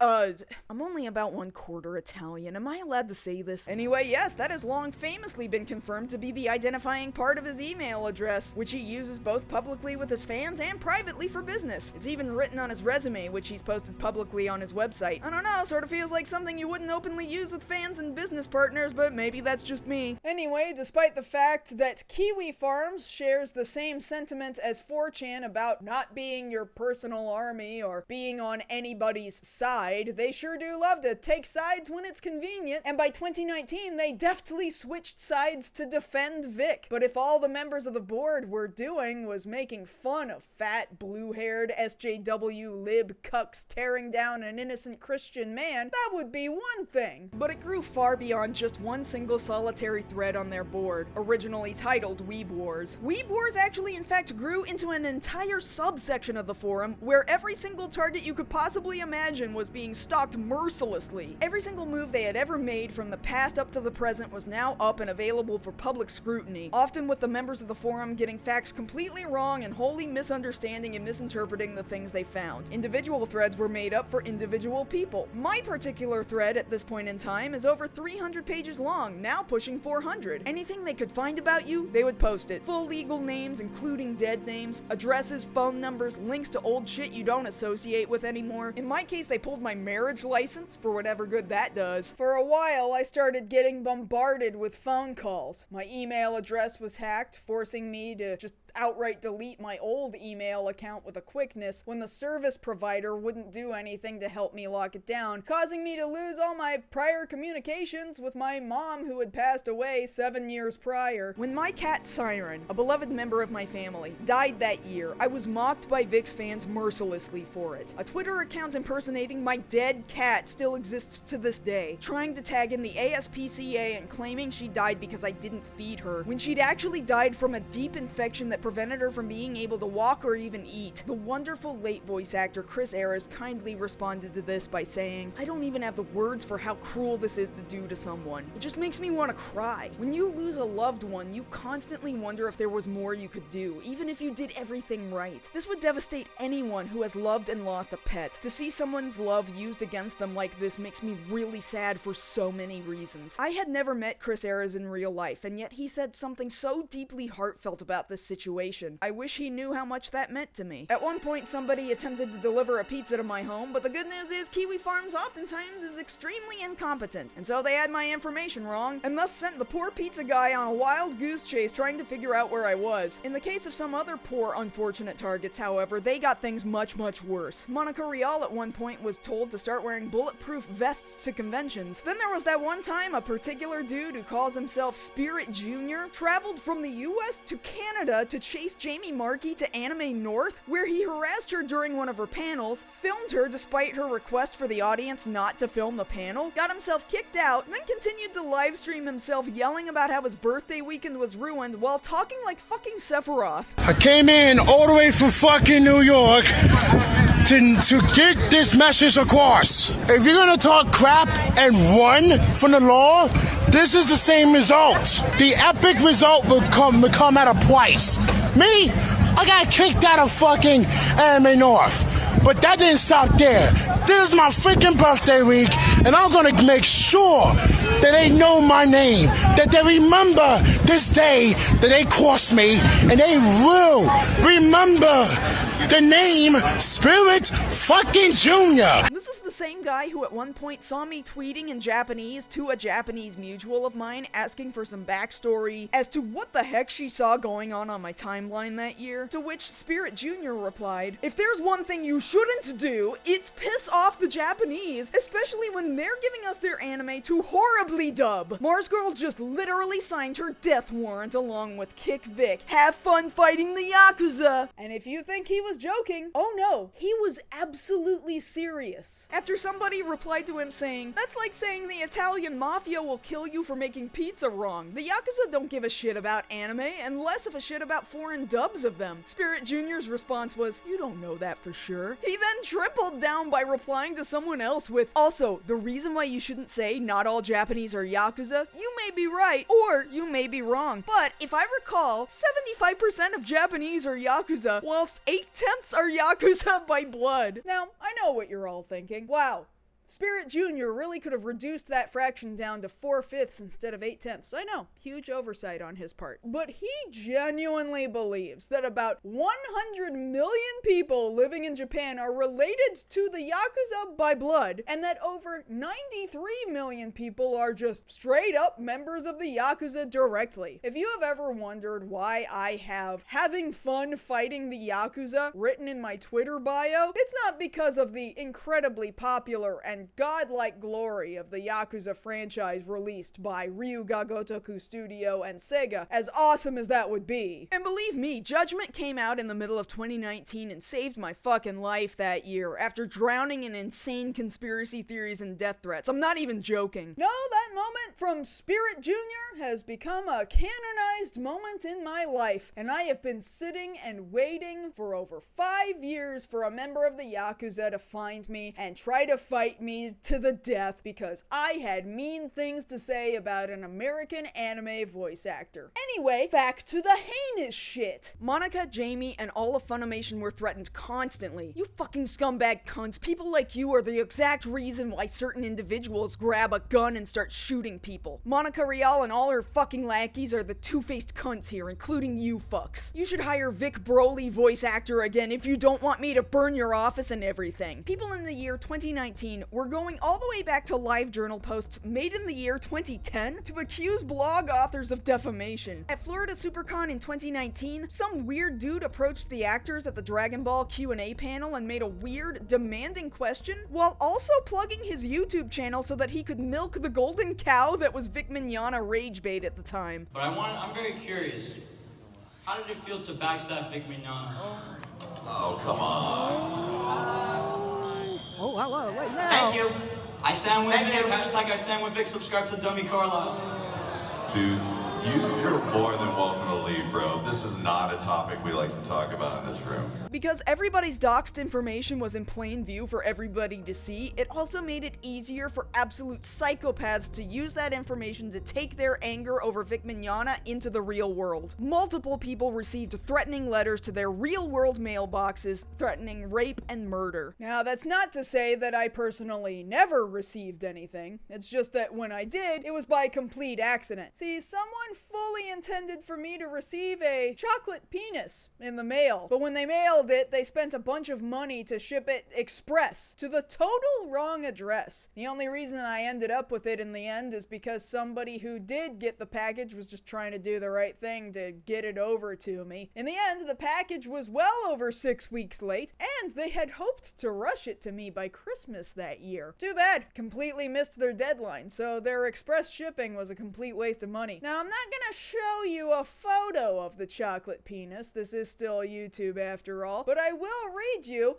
the adorable postcard they included with the gift. Since you're so obsessed with Vic, here's something for you to go fuck yourself with. I don't know why they think I would fuck myself with chocolate. Hell, I couldn't even eat it because it arrived 6 weeks late and had been exposed to the elements in all that time. This postcard has been stuck to my fridge for about the last 3 years now. My husband hates it. I think it's incredible. Also, huge shout out to dickatyourdoor.com for facilitating the means for a harassment campaign to do really stupid shit that somehow only worked by mistake. Now, I am mostly still a whole person. I've come out the other side of this more than 5 years later, pretty okay, all things considered, and at no point in time did I ever pack up and run away. Even against the better judgment of my friends and colleagues, I stuck it out on Twitter and stood my ground. But anybody who has known me for a pretty long period of time knows that I am definitely not the same person I was before January 2019. Those first few months were the absolute worst. Publicly, I was biting back when I could and defending the things I believed in, but privately, there were nights I couldn't sleep. I was scared somebody was gonna attempt something really, really bad, that someone was going to attempt to do something really, really harmful to me, physically, mentally, in any way they could think of. It was on my mind constantly, and I learned that there were people that I thought I knew and I trusted who turned around and easily took the side of a predator and assaulted sweeping harassment campaign, and even fed the harassment campaign information about me when I don't even know what I did to them to deserve that response from them. I no longer trust people as openly and as willingly as I once did. I'm hesitant to share things with people. There's things that I've done, things that I'm proud of, things that I want to share with people, even publicly, but now worry that any little thing I share that I might be genuinely excited about is just going to be used by this large-scale harassment campaign to find me and hurt me. I'm not as good a friend as I used to be, and I'm not as good a wife as I used to be. I dare say that on some level I have experienced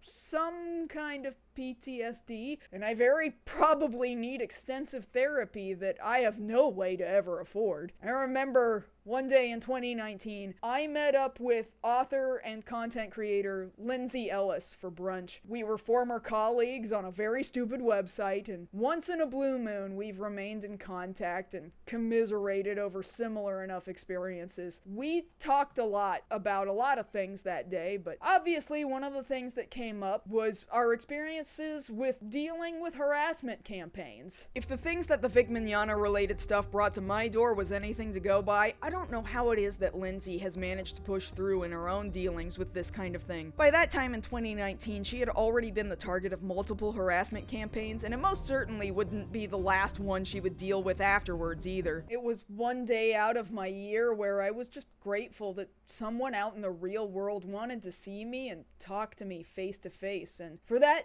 brief amount of time, I felt like a normal person. Months later, Lindsay would host a speech at the XOXO Festival in Portland, Oregon, discussing how it is she'd been handling large-scale harassment campaigns and how to help other people who are going through similar experiences. And at one point, she said something not especially deep or anything, just something that made me feel particularly validated. You might invite harm by supporting someone that is being harassed, and I cannot say there is no risk. You might end up on someone's Pepe Silvia wall. Because I had another colleague that is also going through a very bad harassment storm right now and has been for months, who ended up on a totally non-ironic feminazi conspiracy wall just last week that looked just like this, but the guy was like dead serious.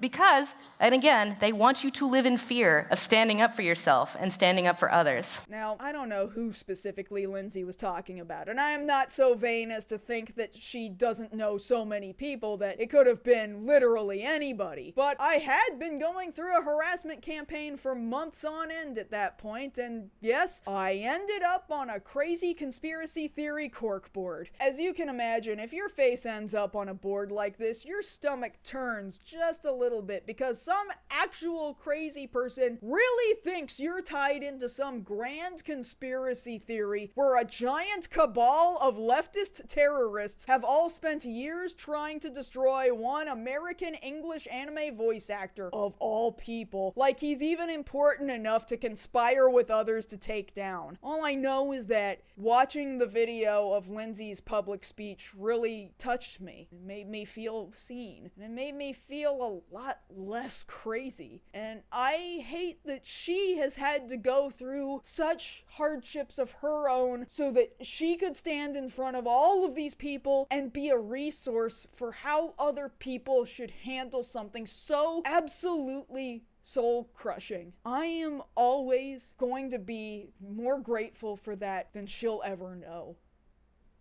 Anyway, the Vic Mignogna shit only gets worse from here. After Funimation had publicly announced that they would no longer be working with Vic, and just as the harassment was really ramping up, one other extremely important name came into the story and finally takes the stage. On February 18th, 2019, a lawyer with a YouTube channel called Rekieta Law posts a video titled "Real Lawyer Explains Vic Mignogna's Potential Lawsuit, Asks for Help." Ladies and gentlemen, theys and thems, I introduce you to lawyer with a YouTube channel, Nick Rekieta.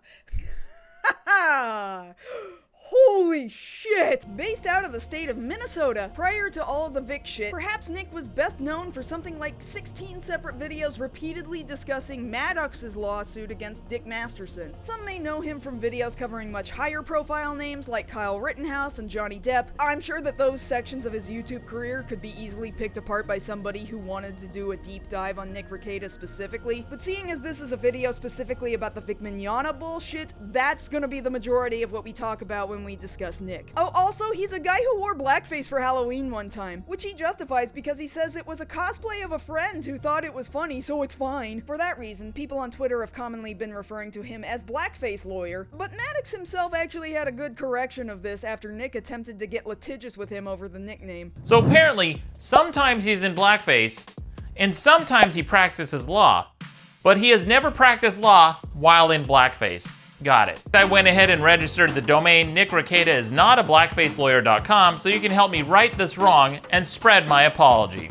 I want to let as many people as possible know that he is not a blackface lawyer, especially his clients who may have had an adverse opinion of Nick based on what I said one time during a live stream in 2018. So in his initial video about Vic's case, Nick tries to summarize everything that has happened up to this point, and of course he lies and says, I was the person that started everything. The day after the Broly movie releases, Kaylin Saucedo, aka Mars Girl, drops this pair of tweets, which really seems to have kicked off the firestorm. As a reminder, I know that these guys are often incredibly terrible about how linear time works, but the events of January 16th most definitely took place before the events of January 17th. Make of that what you will. He explains how Vic got let go from his jobs and how conventions across the country have been canceling his guest appearances, and then finally suggests that Vic should be entertaining the idea of a lawsuit against multiple parties. In fact, I'm the first name he suggests could possibly come up should Vic decide to start suing people. First of all, everyone I just named, Saucedo, Marchi, Rial, Rooster Teeth, and Funimation, all get sued. He then starts suggesting Funimation, a bunch of conventions, pretty much any name he can think of, trying to drum up the idea that somebody should be sued. Maybe not a, wow, we definitely need to make sure these people get sued, just throwing anything at the wall that could possibly stick. He then instructs people to start following absolutely everybody talking shit about Vic Mignogna, archiving everything, and then emailing it to Nick so that Nick can then email it to Vic so that he can begin to pursue a lawsuit. I want to be able to immediately give the information to Vic and his attorneys so that they don't have to sift through all of this stuff. It's going to save them time. It's going to save Vic money. Here's what I need you to do.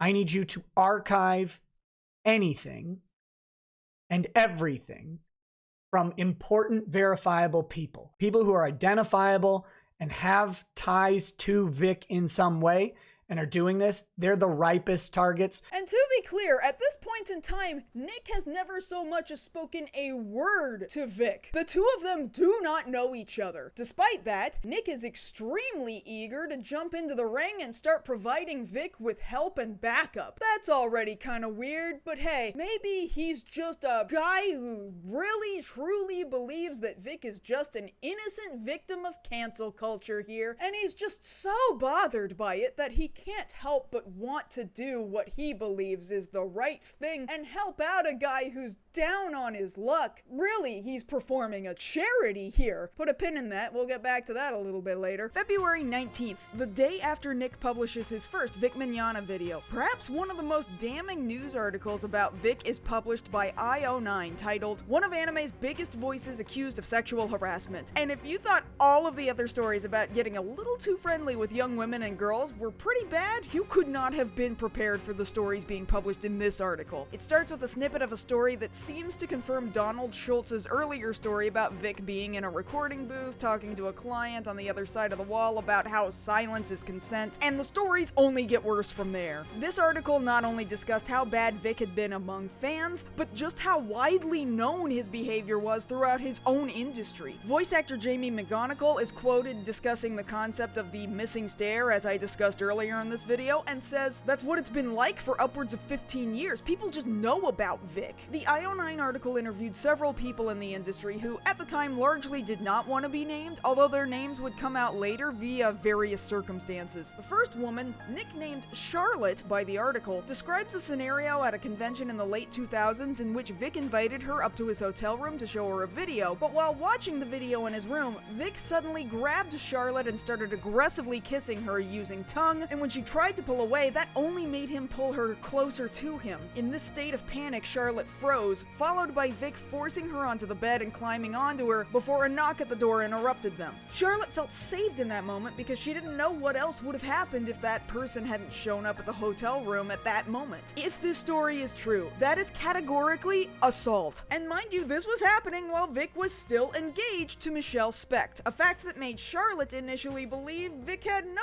ulterior motives, because why would he invite her up to his hotel room for anything other than watching this video when he's committed to somebody else? Another anonymous industry member, at this point in the article going by the name of Rachel, gave multiple accounts of her interactions with Vic, and these have got to be some of the most skin-crawling accounts in the entire article. Rachel states that during a convention in 2008, she was given a hotel room with an adjoining door to the neighboring hotel room, which happened to belong to Vic. Before they went to their separate rooms, Vic gave her an uncomfortable hug that he wouldn't let her out of, and when she finally got into her room, Vic started knocking at the adjoining door between their rooms. Rachel ignored it, but then he started calling her like a fucking weirdo, and when she answered, he started saying to her, "Open the door, nobody has to know." And then he kept knocking at the door and calling her phone at least one more time, like a creepy dude in a horror movie, until she just sat on the bathroom floor for about an hour, shaking because this weird fucking man wouldn't stop pressuring her for sex. In a second run-in with Vic years later, Rachel would agree to briefly stop by his hotel room. To quote the article, she said he invited her to sit down on the couch in the front room of the suite, and after a brief conversation, she claims he knelt in front of her and began rubbing the backs of her thighs and said, "Let me be sweet to you." What followed appears to have been what has to have been a terrifying situation of trying to get out of Vic's grasp, trying to push free from his embraces, but he just wouldn't let go while he kept repeating that same gross "let me be sweet to you" line over and over and over again. When Rachel did finally leave, she told the convention's guest services manager, and that same guest services manager confirmed with IO9 that they had indeed been told about this story at the time. Meanwhile, Vic actually does acknowledge that all of this happened, but just says that everything that happened was consensual, and that a bottle of wine was involved. Rachel says that they didn't have wine. Seemingly in retaliation to turning down his advances, Vic asked that Rachel be moved elsewhere during their joint autograph session, putting her way farther away from everyone else, and nobody swung by her booth to see her. She also says that she didn't report it any higher because, much like I stated earlier in this video, she was scared of the power he held in the industry and his ability to destroy her career, simply for turning down his requests for sex. One other voice actor says that in the 2010s, he tickled her without her consent until she screamed at him to stop, which Vic agrees he did. He just didn't think there was anything wrong with it. Several people also anonymously confirmed that Vic regularly does the same thing he did to Jamie Markey by walking up to women, grabbing a chunk of their hair, and either kissing their neck or whispering sensually into their ears. Several people confirmed to IO9 that this either happened directly to them or that they watched him do it, and that he often does it in front of other people so that there's pressure to go along with it and not make a big deal out of it in front of fans. An anonymous cosplayer said that in 2014, she believed she was attending a dinner for guests of the convention, only to find that Vic had tricked her and that it suddenly became a private dinner between him and the cosplayer. After the dinner, Vic followed her back to the hotel. The cosplayer said in the article, "He's sticking next to me the whole way there. He's trying to convince me to come into his room and spend the night with him, saying, 'It's so hard to find someone who understands the industry and lifestyle,' saying he'd rock my world." We ended up outside of his door, and I was continuing to walk, not realizing it was his room, when he stopped and was like, "This is my room, let's go." And while the cosplayer says she turned him down, Vic says that the whole night was totally consensual, and that she totally wanted to bang him, but decided she shouldn't because they were both in relationships at the time. More fan stories come up in the article, much like the ones in the Anime News Network article, including stories about how absolutely rabid the Risembool Rangers are. But by this point, the amount of stories is simply overwhelming. It floors me to think that we live in a time where we see singular weird actions out of content creators, and that's enough to sometimes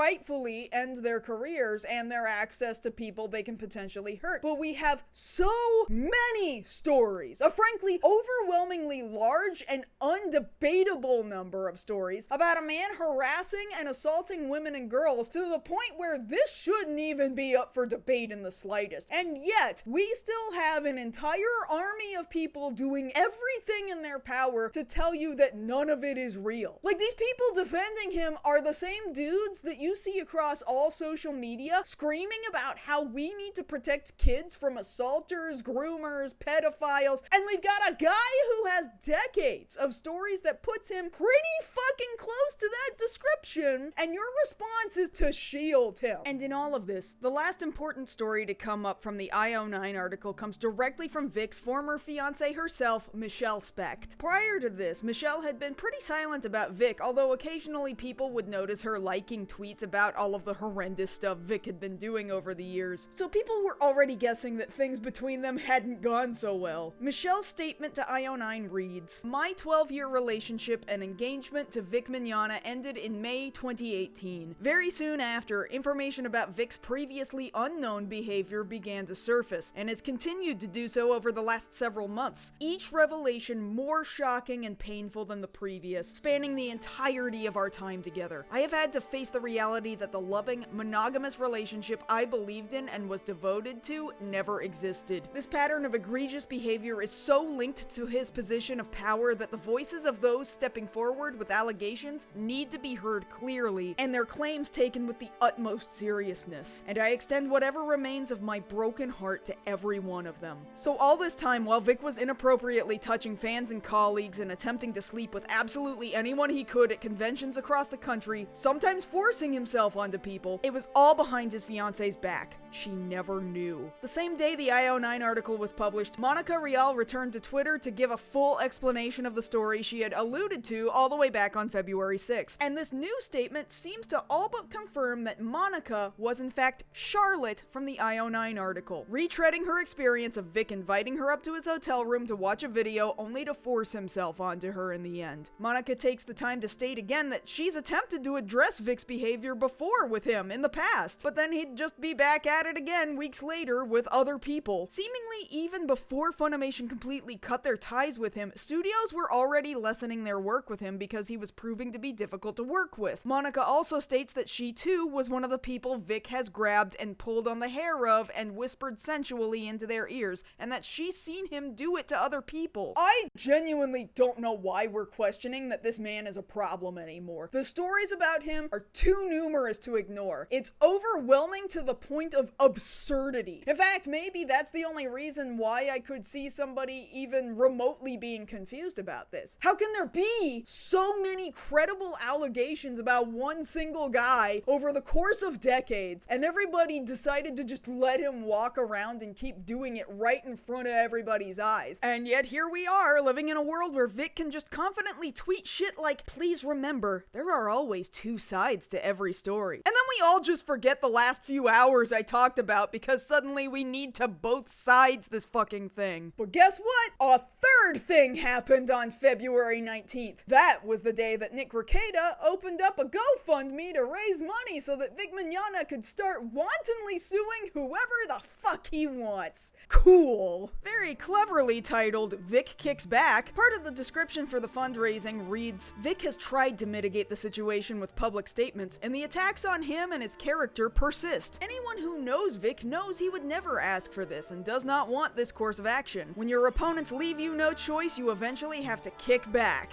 Nick also very carefully states in the description that he is not actually Vic's lawyer, but that he knows who is. Although not immediately upon launch, an update to the page states that the beneficiary has changed to a specific law firm's IOLTA account, otherwise known as an Interest on Lawyers Trust account. This means that all the money getting donated to the GoFundMe was going straight to Vic's lawyer. But But basically, Nick himself can't easily represent Vic. He's only licensed to practice law in Minnesota, and Vic lives in Texas and likely would want to open up his potential lawsuit there. Just as a reminder, guys, Vic at this point in the story still has not actually confirmed that he is going to be doing a lawsuit. As we would find out several months later, Nick had set up this GoFundMe account before ever contacting Vic, let alone asking him for permission to do it for him, which is just kind of fucking weird. On February 20th, Vic would confirm via Twitter that he finally spoke with Nick and gave his blessing to allow the GoFundMe to be used to raise money from his fans and begin the process of an upcoming lawsuit. I had hoped that my apologies and acknowledgements, both public and private, would be received, but I have now very reluctantly retained a law firm as my last and only recourse to attempt to salvage my reputation and my 20-year career in this industry. That's right, Vic only apologized thinking that an apology would get him out of his problems. But when being sorry didn't work, he stopped being sorry and decided retaliation was the better way to go. A friend expressed a desire to set up a GoFundMe for legal expenses. Remember, Vic only just talked to Nick for the first time in the last couple of days. Now, suddenly, Nick is Vic's friend because he just backed a dump truck full of money up to a law firm to help him solve his problems. Any surplus will go to the Salvation Army Dallas Domestic Violence and Abuse Shelters. So not only is he doing a weird thing by threatening to sue people he may have harassed in the first place, but also, if there's any money left over, he wants to give it to the Salvation Army, known for its great services, like firing LGBTQ caseworkers, talking about how being gay is a sin, and kicking gay people out of homeless shelters. So you know this is off to a great start. Within about the first month, the GoFundMe had already raised over $100,000, and Nick raised the limit to $200,000. The fundraiser hit that goal by July, causing Nick to raise the goal one final time to $300,000. And while Nick would not close that fundraiser for 5 years, it would slowly creep up over time to very nearly reach that final goal. So again, who was this money going to? Allow me to introduce you to Ty Beard, senior partner of the law offices of Beard, Harris, Bullock, Hughes, based out of Tyler, Texas, a small city just less than a 2 hours drive east from Dallas. Ty had been practicing law at that point in time for about 23 years, with legal knowledge in areas like business law, estate planning, mergers and acquisitions.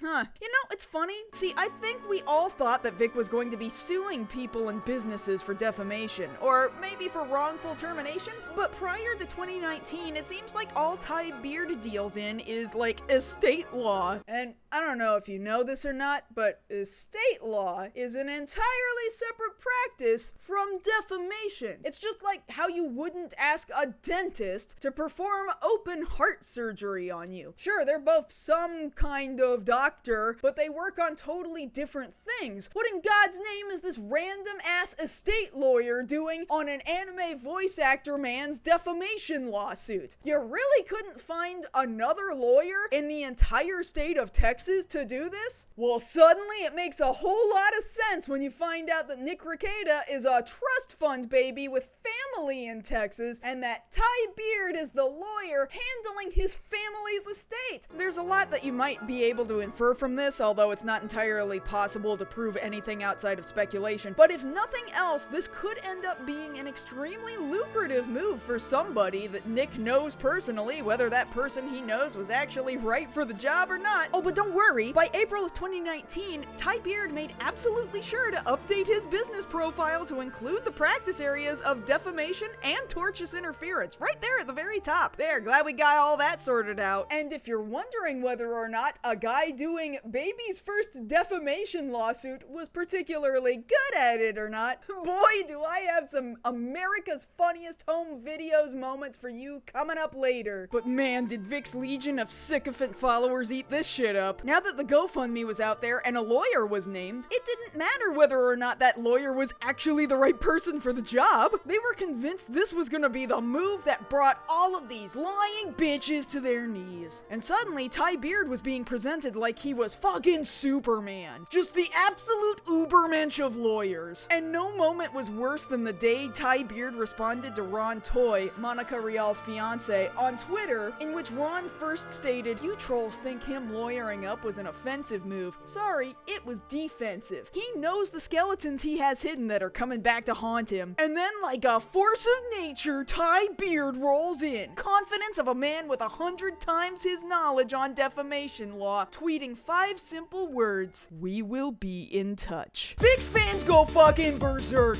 The community response was frankly embarrassing. Just the most cringeworthy Ty Beard memes you could possibly imagine. To many of Vic's fans, this was already the moment where he won. I mean, why even have a lawsuit at all? Ty Beard is clearly the Zhuge Liang of defamation law, the Sun Tzu of North Texas, a brilliant strategist deftly delivering defeat to his enemies. Crown Vic Mignogna the winner now and throw Monica and Ron into federal prison for life, because that's totally how civil lawsuits work. And boy, do really stupid people actually believe that's what happens. They think that lawsuits end up with guilty or not guilty verdicts and that the losers go to prison, which is not what fucking happens. In civil lawsuits, you're either liable or you aren't, and then somebody might owe somebody else a shit ton of money. That's it. That's all this was ever going to be. But the way the rage bait YouTubers would have you believe it, you'd think that all of Vic's detractors were already getting prepared to take the electric chair. Now, anybody who wasn't born yesterday and also hadn't been living under a rock knew that this whole thing was bullshit. We knew that, technically speaking, Vic shouldn't have a leg to stand on as far as defamation was concerned. We knew that getting Ty Beard as his lawyer was fantastically stupid. Hell, we even understood that Nick Rekieta had been flirting with rage baiting on his channel for a while, especially considering how often he brought Null, the owner of Kiwi Farms, onto his live streams in the past. But anime fans who knew exactly what was up with Vic didn't have much of a way to combat the swarms of bad faith arguments coming from angry death threat dudes on the internet, because in all fairness, their side of the argument had a lawyer telling them everything they wanted to hear, who sounded halfway like he knew what he was talking about, making it sound like there might actually be some kind of legal way that Vic could get out of all of this. Smart people knew that wasn't true, but we weren't lawyers, and we didn't know in exact specific legal terms why everything Nick was feeding his audience was horse shit. For a couple of months there, yeah, it was a little bit frightening. Felt like we were flailing helplessly in the water with no life jacket, no support system. March 2019 was a little scary, but also kind of funny. Vic's lawyer Ty had started mailing out letters to various parties, myself included. The letter I received was a demand for preservation of electronically stored information. Basically, they were telling me not to delete anything off of my phone, computers, or any other devices I regularly used so that they could access things they wanted in a potential lawsuit to come. Basically, this was a scare tactic, and possibly an indicator that they had every intention to name me in an upcoming lawsuit. In the end, they never sued me, although all the usual suspects on YouTube kept indicating that the lawsuit that would later happen was only round 1, and that surely I would be swept up in round 2 once that finally got off the ground. It has been over 5 years and I'm still waiting for round 2. Now, this letter they sent me was pretty funny in a number of ways. For one thing, they said they emailed it to me at one of 2 separate email addresses, but it only showed up to one of them. You may also notice that they appeared to have mailed it via certified mail to a home address in Inglewood, California. The only problem is that I have never lived in Inglewood, California, but I do know why they thought I lived in Inglewood. In April of 2018, I had been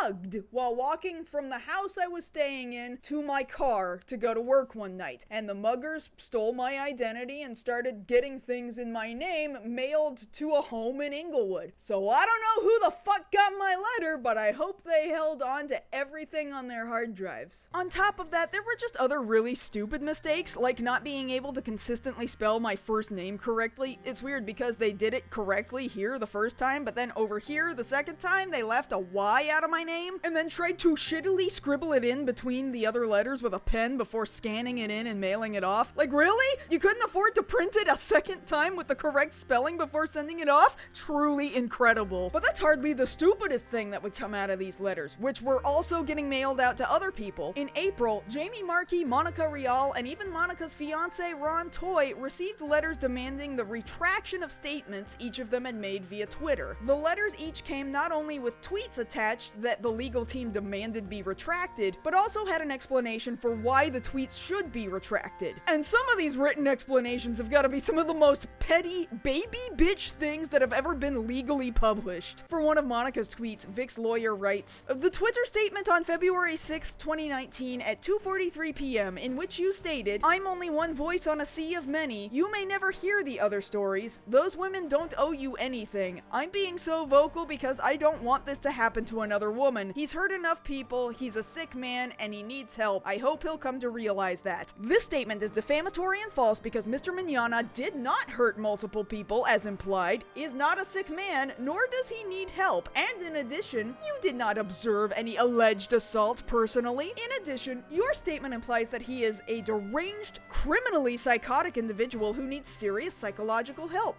Just so we're clear, you are not a psychologist and do not have the requisite knowledge to comment upon someone's mental health. Thus, your statement is not only defamatory, but malicious. This description of Monica's tweet and the reason why she should retract it is so petty and sarcastic that despite the fact that Nick Rekieta was not Vic's direct lawyer, it comes across as being extremely difficult to believe that a rage-baiting YouTuber didn't fucking write it. The letter written to Jamie Marchi is incredible because it's riddled with mistakes. For one, it's clear that Ty Beard worked on the letter he would write to Ron Toy first, because while the letter is addressed to Miss Marchi, they reference her personal Twitter account, which they list to be at Ron Toy, which, just so we're all on the same page here, is not Jamie Marchi's Twitter handle. Then comes weirdly written sentences like the one at the end of this statement. Furthermore, you call Mr. Mignogna a predator. This is defamatory and false because there has never been a criminal action against Mr. Mignogna where a court determined that he was a predator to anyone. This just implies that he is the worst kind of criminal, and he clearly, as evidenced by thousands of fans who respect and admire him, is not the truth. That's right. According to first-time defamation lawyer Ty Beard, Vic Mignogna clearly is not the truth. Their next listing of defamatory tweets has got to be one of my favorites, though. On February 7th, 2019, at 12:32 a.m., you tweeted, "What would Jesus do? Light him on fire and send him to hell." This statement, besides being blasphemous, is defamatory, and it too is false. There is not a single place in the Bible where Jesus states that he would light someone on fire and send him to hell. Jesus spread the message of love for everyone, not vindictiveness and defamation. What? What in God's name is this response? Did they let Vic write this one himself? How does this particular tweet defame Vic? Vic's name and actions aren't in this tweet at all. Who is Jamie defaming? Jesus? When did Ty Beard start representing Jesus? I thought we were here for an anime voice actor man. On top of that, this whole time, Jamie was quoting a joke originally delivered by Daniel Tosh for Comedy Central in 2003. This guy's cell phone went off. Don't you just hate that? Yeah. And I'm like, ooh. And then he picked it up. "Hey, how's it going? I'm in a movie." And I'm like, "Hey, get off the phone." And he's like, "Mind your own business." And I almost went crazy. But then I looked at my bracelet. What would Jesus do? So I lit him on fire and sent him to hell. Yeah. So anyway, none of this argument that the "what would Jesus do" tweet is defamatory and blasphemous makes any sense. But to some of you out there, maybe you'll find the next one to be the icing on the cake, because it seems like, for whatever reason, Vic's legal team really wanted to let Ron Toy have it. And to be fair, Ron was tweeting like a whole lot at the time, and why wouldn't he? The person he was in love with was getting a metric ton of shit from people on the internet in regards to a man who had previously assaulted her. Why wouldn't he be pissed? And so they mailed Ron a letter featuring a number of his tweets as well. And the absolute doozy of a tweet they decided was defamatory was this next one, and you're not gonna believe the reason why. On February 19th, 2019 at 8:31 a.m., you stated, "She, Monica, did nothing wrong. That fucking piece of shit did." This statement is defamatory and false because Mr. Mignogna is not a piece of shit. That is another name for feces. Thus, it is impossible for him to be a piece of shit, nor did he commit any crime as alleged.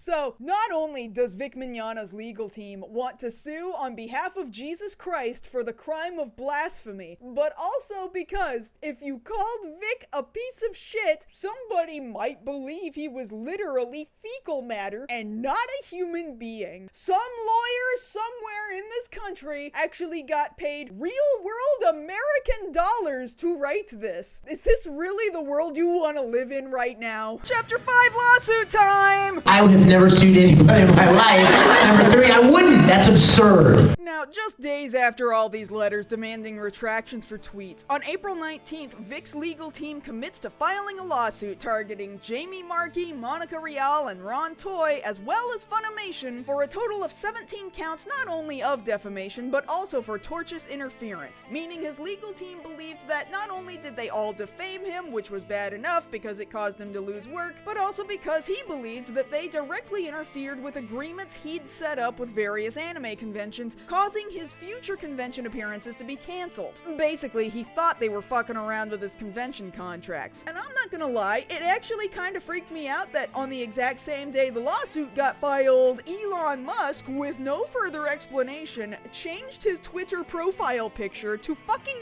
Edward Elric. And I find it extremely difficult to think that that was nothing more than a coincidence. And you know how much money this stupid voice actor sex pest wanted? $1 million. No, that's not a joke. He genuinely told the courts that he thought he deserved $1 million in damages. And for just a little while longer, this was kind of a scary time, especially because Nick kept hyping his audience up with how fucking airtight this lawsuit totally was, and kept bringing Ty Beard onto his live streams to promote this absolute banger of a defamation case. Throughout all this time, Nick was billing Ty Beard as a super lawyer, frequently using hashtag Fear the Beard as a promotional sting, even selling Fear the Beard merchandise. Of course, the only problem with that is that Fear the Beard was already a registered trademark owned by Duck Commander LLC, as in the family of bearded hunter dudes who became wildly popular because of the reality TV series Duck Dynasty. So on April 24th, Nick received a letter from Duck Commander's lawyers telling him that they contacted Teespring to remove his Fear the Beard shirts and to stop fucking selling any other Fear the Beard shit. Nick and Ty started making weird legal threats to any anime convention that canceled Vic's appearance, notably KamehaCon, a convention dedicated solely to Dragon Ball. But Iago is confident that we can't touch him. Well, Iago, if you're watching this video, you know who you are.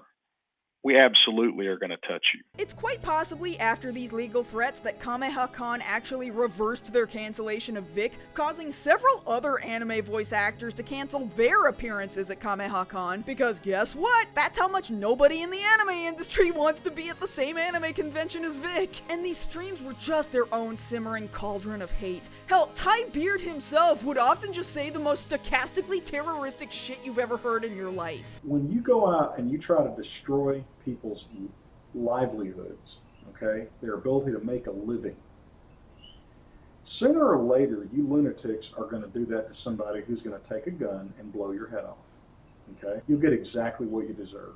Myself personally, somebody wrecked my ability to feed my family over some lies because they disagreed with my politics, or they just didn't like me, or they were jealous.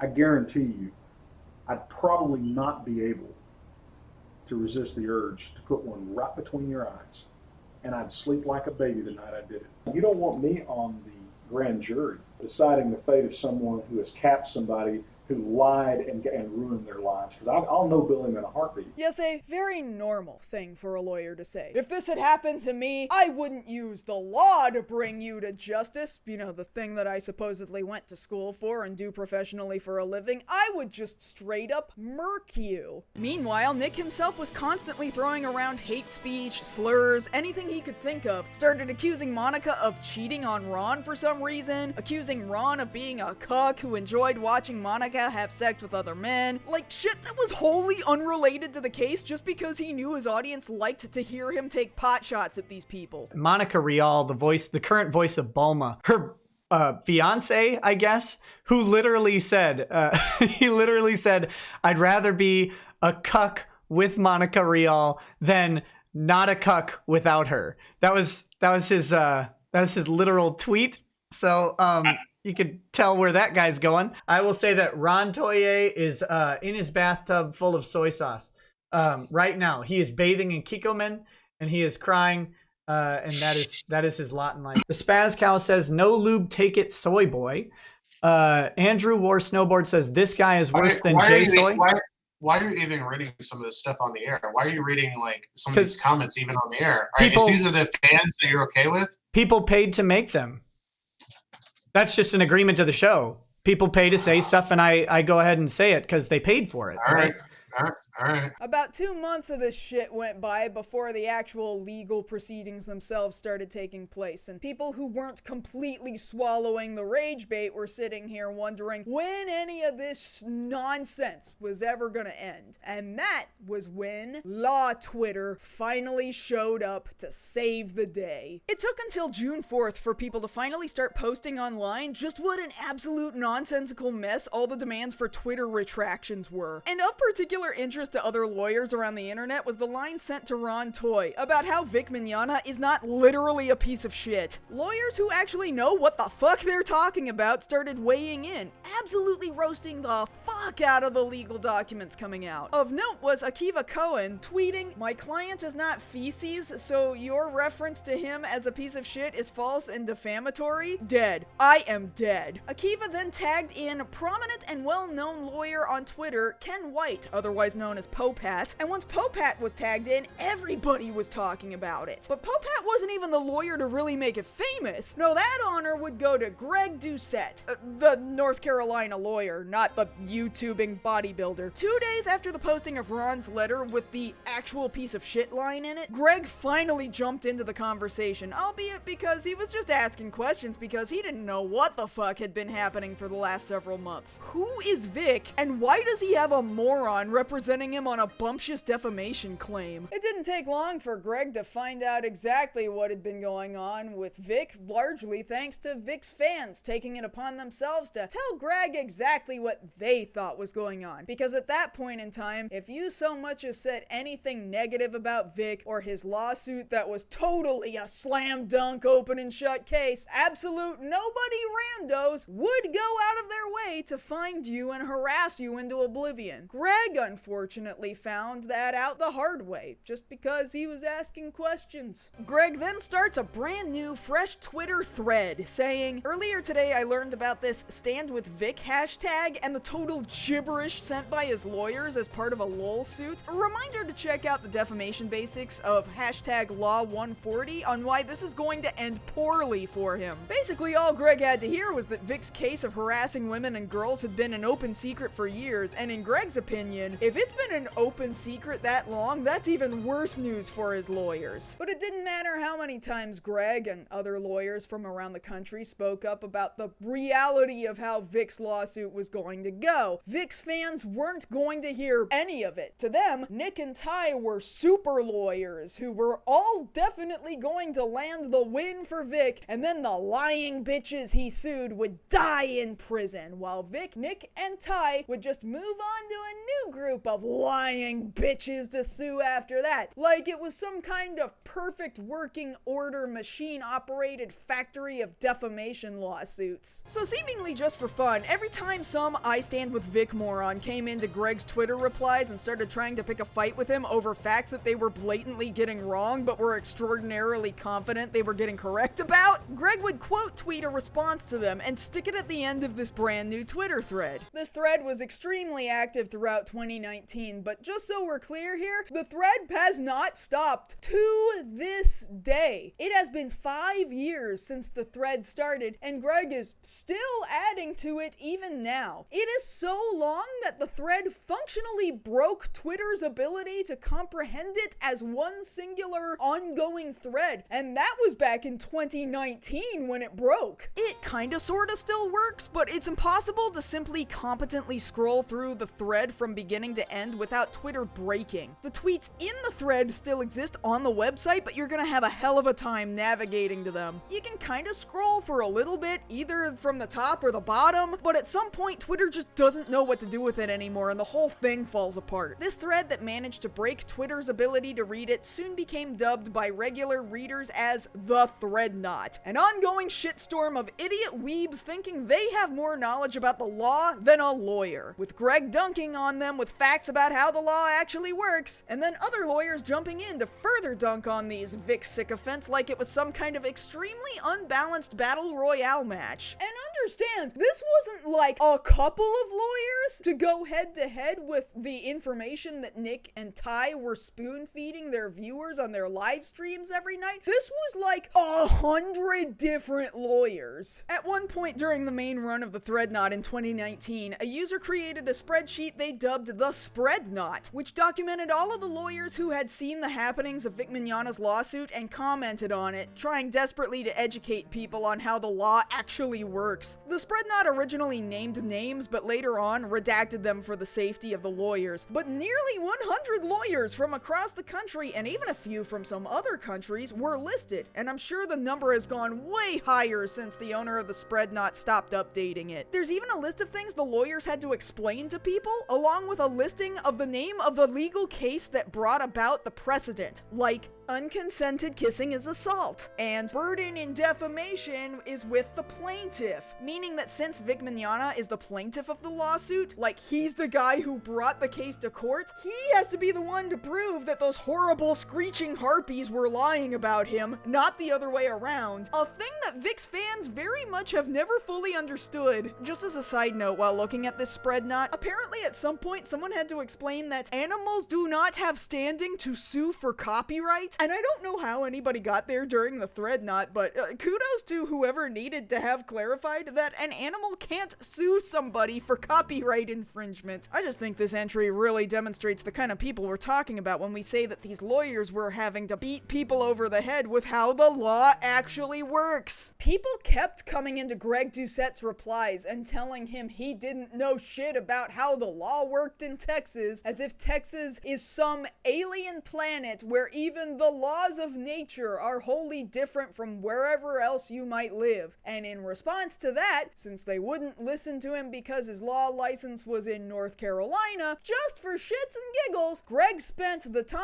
money, and effort to get his law license in Texas too. Then continued to tell all the idiots on Twitter how the law in Texas actually works. The popular Twitter account Bad Legal Takes cropped up in large part thanks to Vic's ill-advised fans trying to tell people how the law works and being horribly incorrect about everything they were saying, with a large chunk of their tweets in their first month of existence being dedicated to aggressively incorrect fans. But perhaps nobody was more irritated that a barrage of hundreds of lawyers were coming in to dismantle the narrative than Nick Rekieta and Ty Beard. Of course they wouldn't be happy about it. Nick was making hundreds of dollars a night in super chat bucks by whipping people up into a frenzy. If a bunch of lawyers who actually know what the fuck they're talking about show up and tell everybody that Nick and Ty are misleading everybody for the sake of a fat paycheck, and that you could actually expect Vic to get absolutely decimated by the end of the lawsuit, perhaps owing everybody he was suing the cost of their legal fees in the end, because that's what happens in the state of Texas if you file a lawsuit that's complete bullshit, then Nick and Ty needed to do something about that to protect themselves. So the second Greg Doucette showed up and started dismantling the narrative on Twitter, Nick and Ty put a huge target on Greg's head. It's because of you joking about Kiwi Farms. That's why. Oh, no. I'm asking the farms for help. I'm asking them for help. Make these people miserable, please. I would consider it a personal favor. This jackhole popped off and insulted me, doesn't know me from Adam, you know, and then doesn't have the balls to back it up. I'm sorry, I have nothing but contempt for that person. And so, yes, Farms, if y'all can help me out, I'd appreciate it. Make this guy miserable. And while Ty is here loudly exclaiming that he wants Kiwi Farms to come in, dox Greg, and make him miserable, Nick can't even look at the camera, muttering about how he would never ask people to do that. Well, yeah, I don't. That's up to you. I don't. No obligation. I mean, you know, if they don't want to do it, that's fine.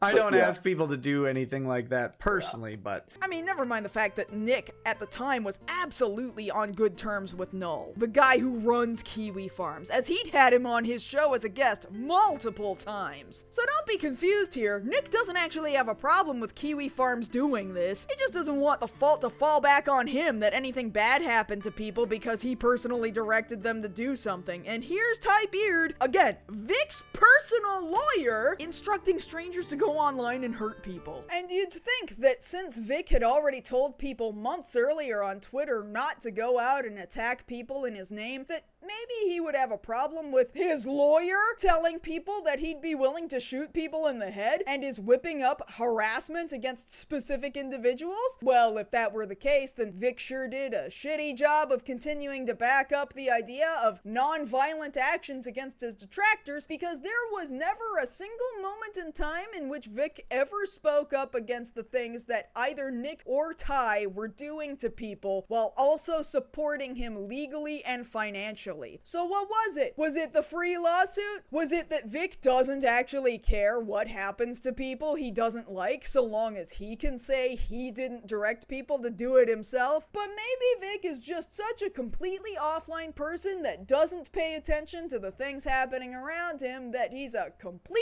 idiot in regards to how things have been going. After all, Vic does not actually manage his Twitter account himself, instead allowing his fan club to run it for him, blocking people and hiding comments that are negative about Vic, so it's entirely possible that he's just completely oblivious. But it's also just really hard to imagine that an entire culture war propped up around his name specifically, and he knows absolutely nothing about it. I want to stress too, I think that even if you're watching my video, I am not a lawyer, and therefore you should be definitely backing up your opinion with information about the law given to you by lawyers. That is certainly how I have come to the conclusions that I have, because I ended up following and becoming acquainted with several lawyers when I previously never would have done so. But also, if only 2 lawyers are telling you that your favorite anime voice actor man is totally gonna wipe the floor with his enemies in court, and over 100 other lawyers are saying that those first 2 lawyers are full of shit, maybe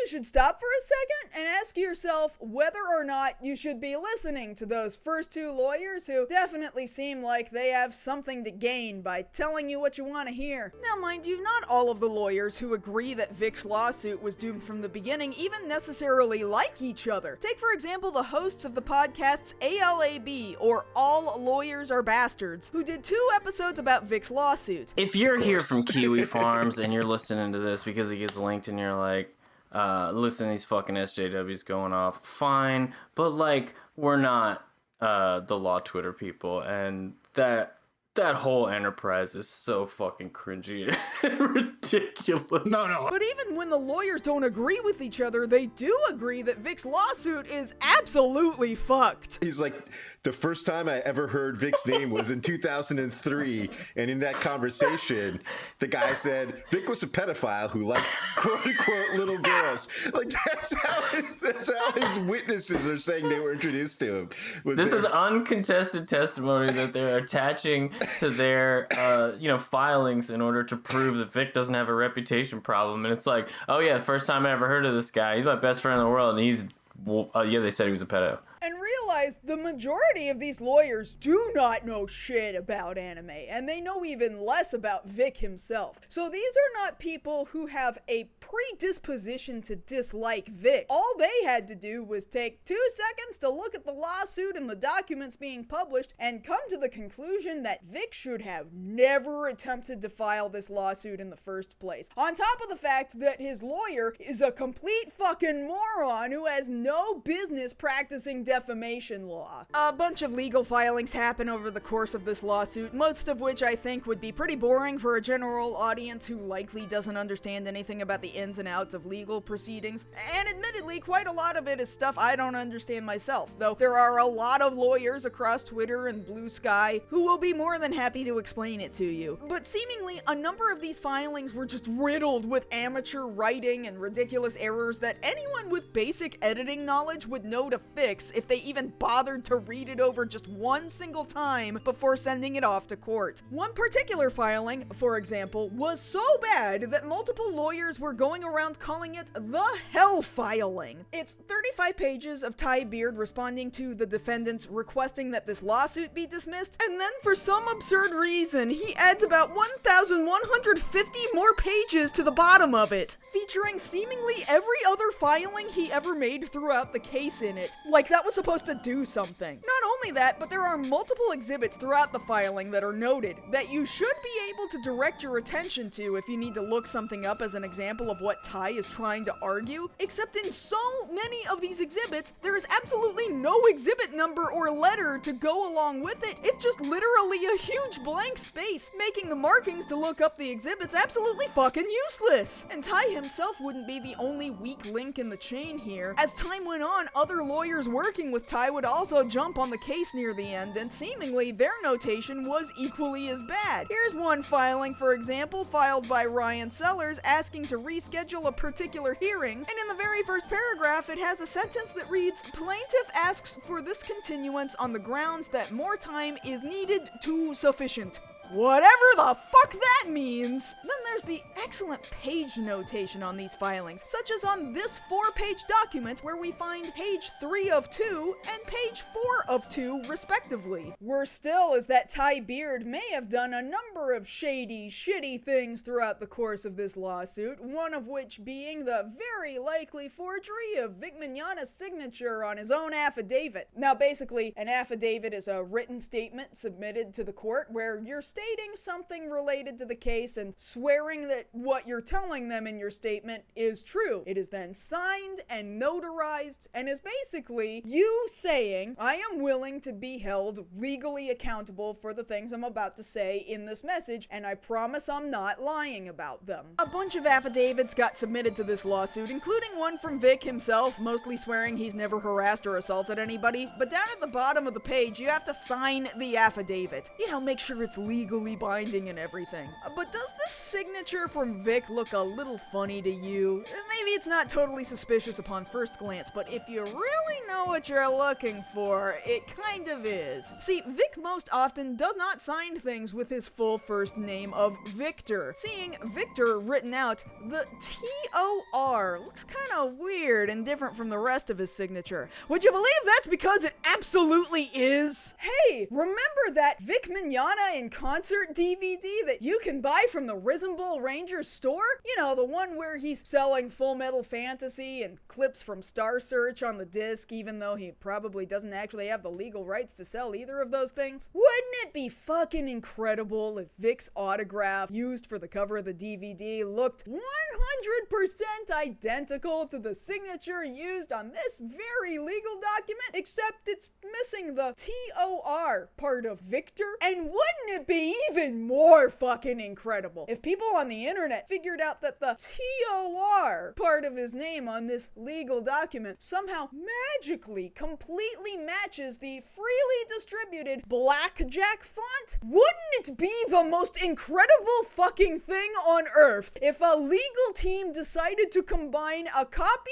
of Vic's autograph on the cover of a DVD with a free font found on the internet that looks vaguely enough stuff like Vic's cursive handwriting? I love this tweet from @developerpast, who says, I matched the image above with 50 point, skewed 11 degrees, scaled to 2/3 width, and -2 pixel spacing between the characters. And I'm not sure if Twitter user @U80286 was the originator of this GIF, but they share the process of manually splitting up Vic's signature from the cover of the DVD and then slipping the TOR right in the middle space. It fits like fucking magic. It's unbelievable. Now, did Vic or Ty ever get in trouble for this shit? No, of course they didn't. Amongst other shady shit, they definitely did throughout the course of the lawsuit. But if you don't believe that forging a signature on a legal document is definitely something Ty Beard or his law firm would do, would you believe that somebody working at his law firm did commit fraud prior to this lawsuit? Because that's a thing that happened. In the case of Gowner versus Patterson, business lawyer Craig Doherty, while working at Ty Beard's law firm, sent a third party a subpoena that had a bunch of problems, like not providing at least 10 days notice of the subpoena, which goes against the Texas rules of civil procedure. But on top of that, the subpoena wasn't even fucking real! It was fake! He just made the whole thing up in an attempt to get documents for this case that he didn't even have the right to obtain. He put a fake trial date on the subpoena when no trial date had even been set, and in the end the lawyers were sanctioned by the trial court with $14,000 in legal fees for doing a big oopsie fuckles. Under normal circumstances, maybe most people would get hit with a $14,000 fine and go, you know, maybe I better not do that kind of shit again. But if you're Ty Beard or someone who works at his law firm, it sure seems like the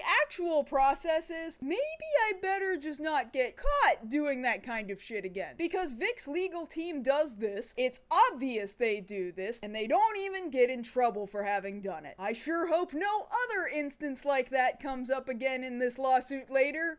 I sure hope it doesn't! I want to remind you that all of Ty Beard and his law firm's awful lawyering was happening at the exact same time that he and Nick were getting on live streams together and hyping up this lawsuit like it was about to be the win of the century and set precedent for shutting up women and victims for decades to come. Nick was actively making bank, taking all of his scumbag chud fans for a ride, while Ty Beard literally sat on camera wearing a t-shirt mocking the naysayers that read, "Damn it, Nick, we lost the case again." So if I'm hearing this correctly, no matter what the outcome was, we lost the case. Of course. Okay, you guys are idiots. We've literally lost the case, every single thing. We've lost the case because we're being given the rope to hang ourselves? Is that the theory? And even all the way at the beginning of this lawsuit, way back in April of 2019, Ty was making some of the boldest fucking claims that put him in a wildly difficult position to back up. First of all, I think even the dumbest law firm in Texas could win this case. Hey, just speaking entirely hypothetically here, would that mean then that losing Vic Mignogna's lawsuit for him would make you the smartest law firm in Texas? Oh, no reason, I'm just asking questions. Chapter 5, Subsection A, Vic's absolutely insane deposition. One of the first things of note to happen during this lawsuit was taking the deposition of some of the litigants, specifically Monica Rial, Ron Toy, and even Vic Mignogna himself. In fact, Vic was the first to be deposed. When you as a litigant get deposed, that's a way to open up discovery and to learn more about the facts of the case. It's a sworn, declared statement. It doesn't necessarily happen in front of the judge, but it does happen under oath, and often on camera. Thanks to Nick Rekieta sharing these depositions on his live stream to make a big show of it and earn himself even more hate clicks and super chat bucks, we now also have the depositions not only in court documented transcripts, but also pretty much in their entirety on video. So now we have sound bites and visuals to go along with it. Vic got deposed by Monica and Ron's lawyers, and I don't know what Vic or Ty or Nick or anybody on the plaintiff's side of the lawsuit thought was going to happen, but if you're trying to make an argument that Vic didn't do all of the horrible shit he's been accused of having done, and that everybody he's suing has lied about the things he did, maybe one of the first things you'd think not to do would be to tell everybody you did exactly what your accuser said you did. Remember how Jamie Markey said that Vic had grabbed her hair in the Funimation lobby? Remember how the whole reason you're suing her is because what she said wasn't true, and for that reason was supposedly defamatory? Remember why you're here, Vic? So why don't you explain to everyone here in your sworn deposition what actually happened between you and Jamie in the lobby of Funimation that day? And she said, "Hey, hon." And I'm like, "Oh my gosh, I love your hair." And she's like, "I know, I just got it." And I walked around the counter, and I was kind of standing there, kind of flipping it, and like, "Oh my gosh, it's really beautiful. I love it." And I put my hand up in the bottom of it, and I'm like, "Oh, this is great."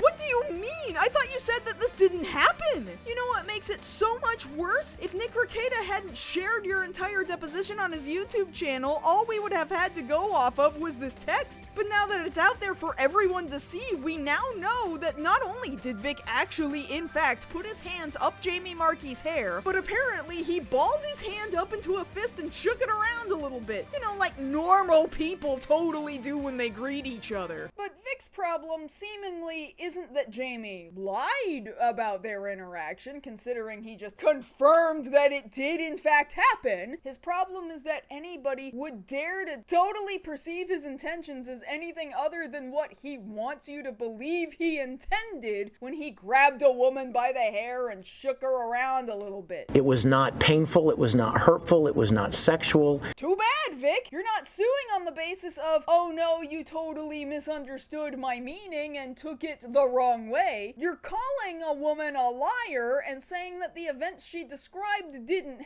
happen. That judge isn't gonna care whether or not you totally didn't mean anything by what you did. The problem is that you confirmed that you did it. You completely demolished your own case right before our eyes. It's not even the only time he does it either. This deposition is so demonstrably bad, with Vic seeming not to understand how much he was hurting himself in the process. It's led many lawyers watching the case from afar to believe that Ty Beard didn't prep Vic for this deposition in any way at all whatsoever. Have you ever grabbed Miss Rial's hair and pulled it back and whispered into her ears before? I recall doing that not in a violent or hurtful way, but in a playful way. It's really disingenuous to use the term pulling hair, too, because it just has a connotation of being somehow violent, and it was never that. But you did put your hands on her and pull her hair. Yes, sir. And you've done that more than once? I did not pull her hair. We're just out here confirming a pattern of behavior with Vic, saying that he pulls people's hair all the time, followed very quickly by a no to correct it because he thinks you're gonna take it the wrong way when he confirms he did exactly what you think he did. And is that something you've done with other women in the past who pull their hair just playfully as part of just who you are? I would definitely say it has probably happened before in playful interaction with people, but not very often. Ms. Markey certainly wouldn't be the first woman whose hair you've pulled. No, we've established that. And hey, I hate to tell you this, man, but even if this doesn't rise to the level of criminal assault, which it absolutely could under the right circumstances, if the victims wanted to report it, it is absolutely a fireable offense. The people who get mad that Vic got fired seemingly for no reason, just a little playful hair grabbing, have clearly never had a job before. When I was originally thinking about doing a video on this subject, it was actually right around the time I had to renew my yearly employee required sexual harassment training. Lots of companies do this. Depending on what state you live in, it may even be required by law to do it every year. It tells you exactly what kinds of behaviors can be considered sexual harassment and therefore are terminable offenses. The training gave me this role-play scenario of a guy named Fred trying to give his coworker Carla a back rub. Just one of the fringe benefits of working on my team. I know my employees work long hours. Look at this guy, Fred. What a fucking creep. Anyway, then it followed up with a Q&A. True or false? Fred's behavior falls under the definition of sexual harassment? Answer, true. True or false? Fred's behavior is not considered to be severe and pervasive? Answer, false. Sorry guys, even a simple back rub at work is considered to be severe and pervasive. The training goes on to tell you that sexual harassment is law that is covered on the federal level, meaning this is true across the country. They also quote something very important, considering that Vic was not actually a full-time employee of Funimation when this shit happened. To quote the harassment training, the law covers any incident occurring within the employer's workplace, regardless of whether both parties are employed by the organization. In other words, if an employee of the company is sexually harassed by a delivery person, the employer may be liable. Meaning that even though Vic was only a contracted worker, he was sexually harassing women who were also contracted by Funimation while on Funimation property. Funimation would have been fully within their rights to protect themselves by canceling Vic's work contracts. He did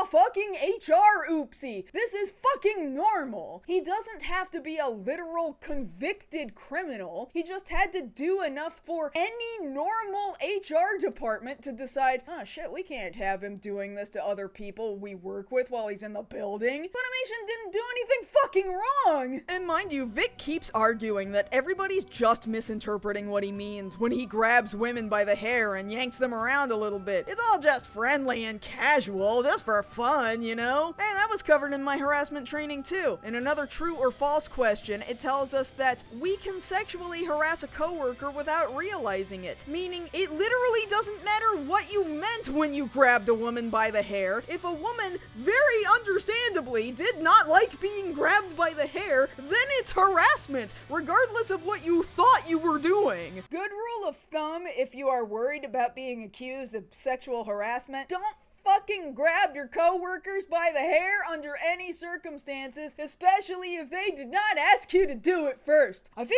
like this is really fucking easy, but we're debating this for some reason like it's a challenge akin to climbing Mount Everest. Vic is also under the impression that if any of these women didn't appreciate what he was doing to them, surely he would have heard about it. I had no indication when it happened or in the years that followed that we've been friends and interacted that there was anything offensive or painful about it. And the sexual harassment training I had to do covered this shit too. In an ideal world, everyone would simply tell us when a behavior was unwanted or they found something offensive. In reality, people are uncomfortable communicating so openly. They either fear reprisal or simply don't want to be the person who complains. Which is exactly what Jamie described when she first made her public statement about Vic pulling her hair in the Funimation lobby. If it had occurred to me, I can't say I would have reported him. This guy was worshipped by his fans. He was worshipped by the studios because of his fans. He was the most popular voice actor on the convention circuit. Everyone treated him with kid gloves because he was the one and only Vic Mignogna. Who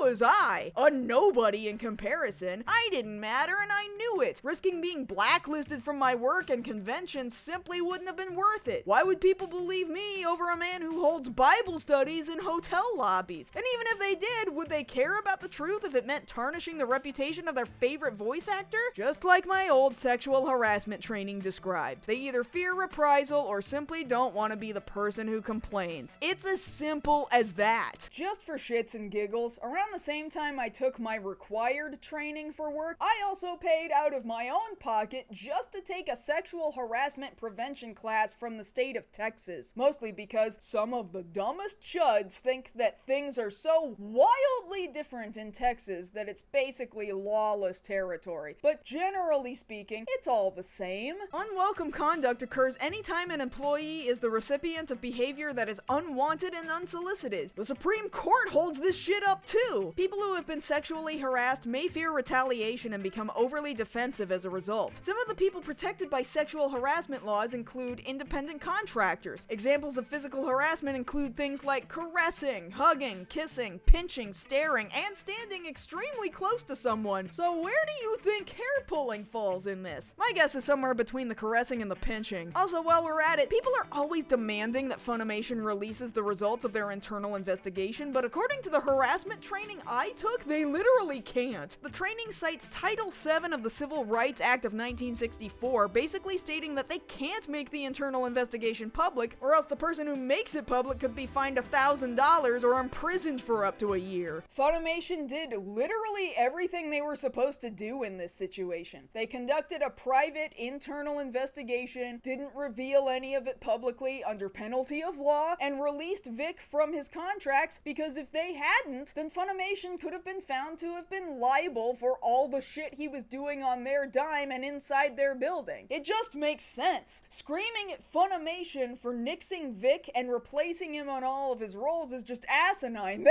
were right! Can I ask you to define sexual harassment? The unwanted touching. So any unwanted contact is harassment. Sexual harassment, yeah. Sexual harassment. Sure. I don't agree with your definition personally. Okay. But then give me your definition of sexual harassment. Forcing somebody to engage in sexual related behavior against their will. Okay, so you have to use some type of physical force to harass them under your definition. Right? Or verbal. Boy, Vic, I bet you really wish you shared the same definition of sexual harassment with the federal government. That would sure make a lot of shit you do easier to get away with. But no, Vic is totally the victim here, right? I mean, here he is clearly not meaning anything by pulling the hair of his colleagues. In fact, did he really pull their hair at all? Please, dear God, say I didn't pull her hair in the lobby that day. I had no indication when it happened or in the years that followed that we've been friends and interacted that there was anything offensive or painful about it. My God, Nick, did you not review any of this video before you decided to throw it out there for your hounds to gobble up? Imagine being caught in front of your audience begging the guy you're supporting to deny he did the thing he's been accused of, the very thing he's suing people for, and right in front of everybody, seemingly without you being aware that this is what he'd done before you shared it with the world. He just outright says that he did it. Bro, look at Nick's live chat as soon as they hear Vic give his answer. They're in disbelief because you prepped them to think that Vic was this completely innocent dude who did nothing wrong, and here he is telling the world he did exactly the thing that those absolute snakes said he did. Holy shit, I can't believe his audience still followed him after he fucked up this transparently. There is so much Vic fucks up during his deposition, it's a little difficult to keep track of it all. There's just incredible pieces of information scattered all throughout this thing. Like how Vic at no point tries to show that he would denounce his fan base for at any point having called him the Führer. Do you know if your mother ever referred to you as the Führer? Not to my knowledge. Oh yes, she did, Vic. She very much did. Now you may remember that I had stated earlier that there was one woman who spoke up on Twitter in early 2019 who mentioned that they remembered Vic teaching English at their high school in 1987 and that it was rumored he had been fired for being inappropriate with students. We don't have any first-hand stories backing that up. However, that doesn't mean that Vic isn't asked about this period of time when he was teaching English. In fact, the lawyers grill him pretty hard on whether or not he'd been let go for inappropriate behavior with his students. Are there any allegations of inappropriate behavior between you and any students at this school in Jacksonville that led to your resignation or the termination? Not to my knowledge. So Vic denies this, of course, that's fine, but he's also asked about how his time teaching at Trinity Christian Academy ended. Did you resign or were you terminated? I actually don't even recall. You don't recall? Okay, look, I get it. At the time of this deposition, Vic was 56 years old. He would have stopped working at the high school 32 years prior. Sure, 32 years is a long time, but you really don't remember how you ended your employment with that employer? Is that normal? I feel Like, that's kind of a weird thing to forget about, right? Now, sure, I'm about 24 years younger than Vic, but I can remember how all of my jobs ended, including the very first job I ever had when I was 16 years old in the year 2002, 22 years ago. I worked as a hostess at a restaurant for 2 years and then decided I wanted to work at EB Games instead at the age of 18. So I called my boss at the restaurant and told them I intended to put in my 2 weeks notice, and that was it. It was hardly remarkable how it ended at all, but I still remember that transition just fine. Under most circumstances, a job change seems like a relatively big life event, but this man doesn't remember how that happened at all? Am I the only person that thinks that's kind of weird? Vic has asked a series of questions about the GoFundMe set up in his name by Nick Rekieta, and the answers he gives kind of show that Vic is so hands-off even on the subject matter of his own lawsuit that he has no idea what is happening with the money that is supposedly being used to fund it. No one is compelling them to donate. And no one's asking them to donate. Not that I know of. I have nothing to do with that. I'm asking. Please Do you donate. know how the money is spent? No, sir. So who makes sure the money is actually spent for your benefit? I didn't set it up. I don't know anything Objection about it. unresponsive. I don't know. So you have a GoFundMe campaign out there in your name. Do you know how much money's in it? No, sir. Just to repeat, Vic doesn't know whether or not anybody is asking people to donate, even though Nick is very much making a show out of it almost every night on his YouTube channel. He doesn't know how much money gets spent, he doesn't know who is spending it, and he doesn't even know how much money he has. And this is when he tells everybody that he had never even heard of Nick until he backed up a metaphorical truck full of money to his doorstep with the intention of suing everybody and making all of his wildest revenge fantasies come true. And then Vic just accepted it without thinking about it or questioning what would happen after he accepted it. And then, in what would seem like an insane admittance under normal circumstances, Vic admits to the act of spoliation, meaning he destroys information that he was probably told to retain for the sake of this lawsuit. Have you done anything to delete any communications off your either email or phone or other electronic devices from Mr. Rekieta? I have a routine of once I finish a conversation with somebody, I delete it because I don't want to have 600 text messages. So if you and I have a conversation about a particular thing, where are we going to lunch today, whatever, once that conversation is over, I delete it. Vic did not get in trouble for having done this, and as a layperson, it feels like there's a lot of things that both he and his lawyers did that could have gotten them into a lot of legal trouble after the fact. But it is certainly convenient that Vic somehow no longer has all of the text messages between himself and Nick. The fact that he claims to regularly delete text conversations from his phone is also pretty fucking weird. It's the kind of thing a guy who was cheating on his fiancée for 12 years straight would definitely do. Does it strike you as odd that there's somebody out there raising money in your name and you can't tell me how that money's being spent? No, sir.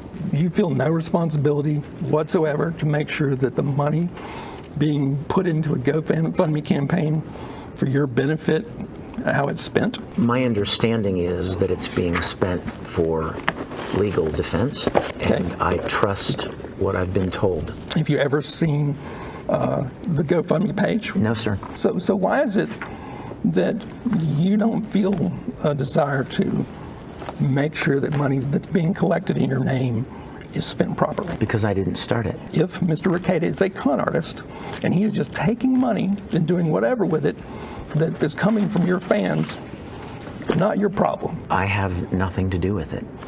Okay, so not your problem, right?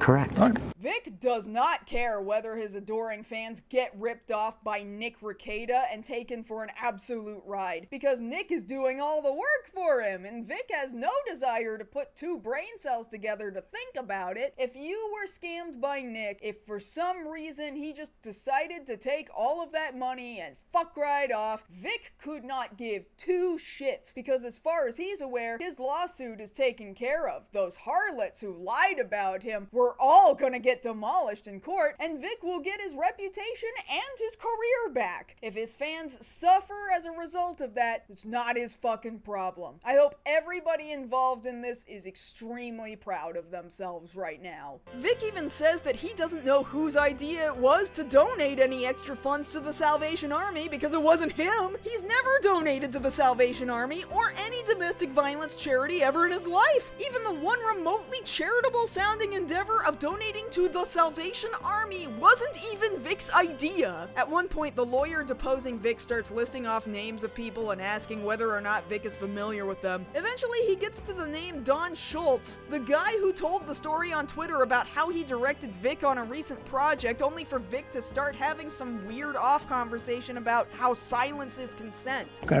what about Donald Schultz?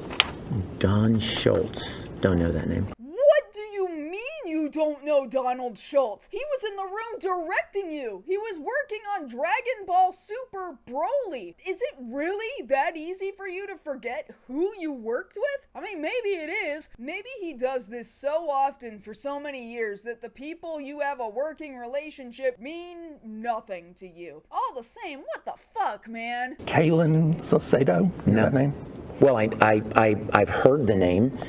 I mean, I've heard the name because I know that she's been part of this Twitter online situation. But she's not somebody you know? No, sir. I would know her if she walked up to me right now. You know, people wonder why I'm so invested in this, but it's not very often that your name gets casually referenced a few times in somebody else's defamation lawsuit. But I can guarantee you, although Vic was only vaguely familiar with me here, in the years since, he's gotten a lot more familiar with me and a whole lot angrier about it. As I understand it, you may be seeking $1 million or more.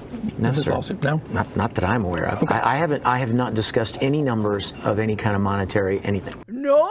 What do you mean, no? You are literally suing the defendants for at least $1 million. What do you think you're suing for? Good vibes? How can you be so blissfully unaware of what your lawsuit is, who's running it, how it's operating, and even the dollar amount for which you are suing people? You can't sue for $1 million and then tell the defense attorney, I am not suing for $1 million. What do you mean you haven't discussed it? So Ty Beard just randomly picked some number and he didn't ask you about it, and you didn't ask him about it, and you didn't even read the news to find out how much money you were asking people for? What do you mean? Can you put a monetary value on that? No. But you did, though. You put a dollar amount of $1 million.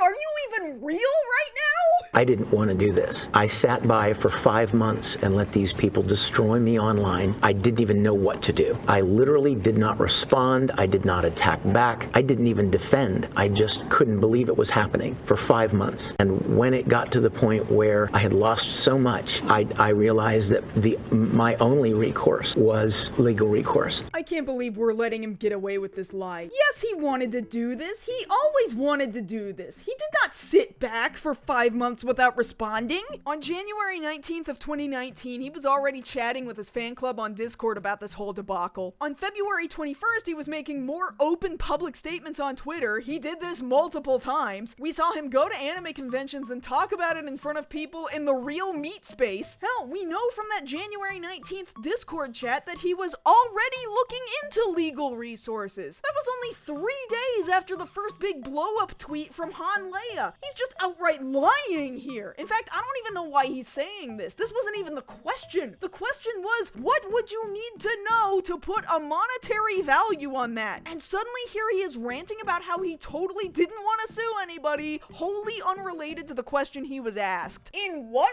reality would a judge award this guy damages when he puts this huge $1 million number on his lawsuit, but then admits in his sworn deposition that he doesn't even want money, nor does does he know how much he makes or how much he's worth? Why would a judge think, after listening to Vic say this, that he deserves to have $1 million? This part isn't particularly important, but I did think that the story Vic tells of learning about how Rooster Teeth canceled his contract with them is especially funny. I got a response from someone, one of the people on the thread, on the Rooster Teeth email, who clearly didn't mean to send it to me, and it said, quote, "I'm sure we're all in agreement, but no one is to reply to Vic." I don't think they meant to send that to me, but... Now, at a certain point, we do start to learn some pieces of information about Funimation's internal investigation, and this is where we really start learning dirty details about Vic's behavior. Keep in mind, if Vic had never decided to open up a defamation lawsuit, there's a whole lot of information about Vic's private life that we never would have heard anything about. And now, the whole world knows all about all kinds of shitty things he's done. One person discussed from Funimation's internal investigation was a subtitle editor who worked full-time at the company. Apparently, while on Funimation property, a kiss occurred between him and the subtitle editor, and from Vic's account, he of course claims that the kiss was mutual. However, the Sony employee who did the investigation into Vic, Tammy Denbo, states in an affidavit, "During my investigation, I also learned that a former Funimation employee had also complained about Mr. Mignogna's inappropriate conduct while she was employed at Funimation." What is your recollection of how Ms. Denbo explained that interaction? She said, "Do you recall going into someone's office at Funimation and forcibly kissing them?" And from other emails, including the lawsuit filings, it's clear that while Vic thought everything was cool and mutual, clearly the woman he kissed did not feel the same way. Reading through that email chain between Tammy Denbo and Vic, though, I did think there was a very funny exchange wherein Vic offers to apologize both to Monica and to the subtitle editor for unintentionally offending either one of them, forcing Tammy to respond to Vic by saying, "As we discussed during our previous conversation today, please do not reach out to either party listed below or anyone else you believe might have raised a concern or be connected to this investigation. Thanks." Vic clearly does not understand boundaries, and when he is given instructions, he pushes them as far as he can. He was already told in a phone conversation with Sony HR not to contact other people involved with the internal investigation, and yet here he is asking if he can do it anyway, and having to be told no a second time. Keep in mind, once again, while Vic was making advances on this subtitle editor at Funimation, he was still in a relationship with his fiancée Michelle Specht, a fact that he very much admits to, along with saying he never told Michelle that it happened. How many mistakes would you say you made with Ms. Specht during the course of your engagement? I don't know. More than one? Yes, sir. More than 5? Yes, sir. More than 50? I doubt it. Vic cheated on Michelle so many times over the course of 12 years that he doubts that he cheated on her 50 times, but he doesn't actually know. One situation in particular involves twins. Twins! Teresa and Elizabeth Yost were two twin women who had been fans of Vic for a handful of years. In Vic's deposition, he claims he'd seen them a handful of times at anime conventions and was under the impression they were both sexually attracted to him. There was no kissing, there was no nothing? No. It was just a discussion, and then they left.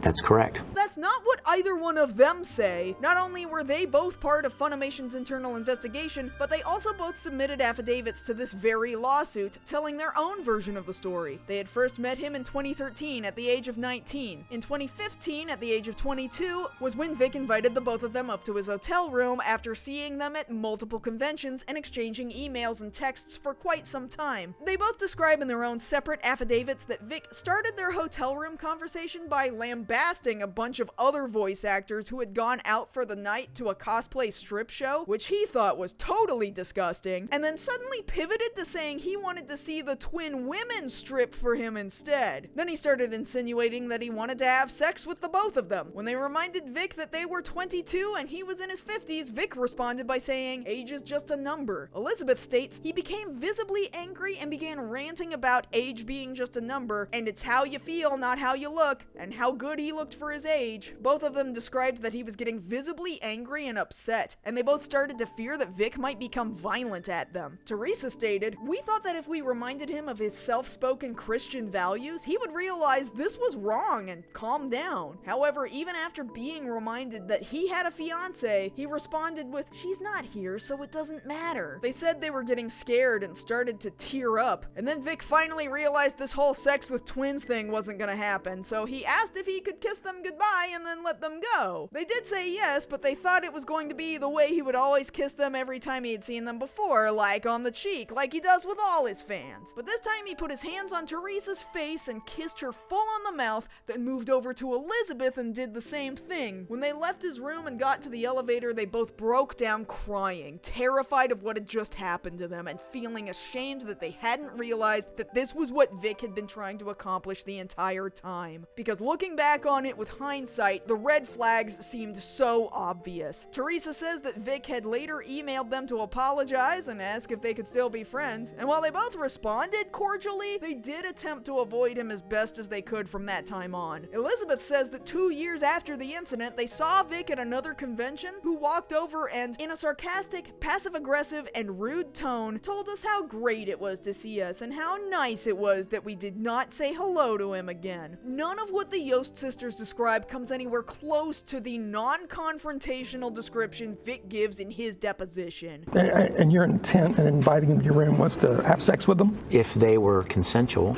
And did you want the two sisters to have sex with each other? No. Or just you? That'd be creepy, right? If they were consensual. Just me. Maybe he didn't necessarily want the twins to have sexual contact with each other, but it's really hard to believe that he didn't want them both to have sexual contact with him at the same time, because why else did you ask them both up to your hotel room at once and proposition them both at the same time? You asked them both to strip for you. You don't think that's kind of a weird thing to ask siblings to do with each other in the same room, let alone with the same partner, possibly at the same time? Nothing about that is kind of weird to you? Look, man, I'm not out here to kink shame, but maybe you should get that out of your system with, I don't know, porn?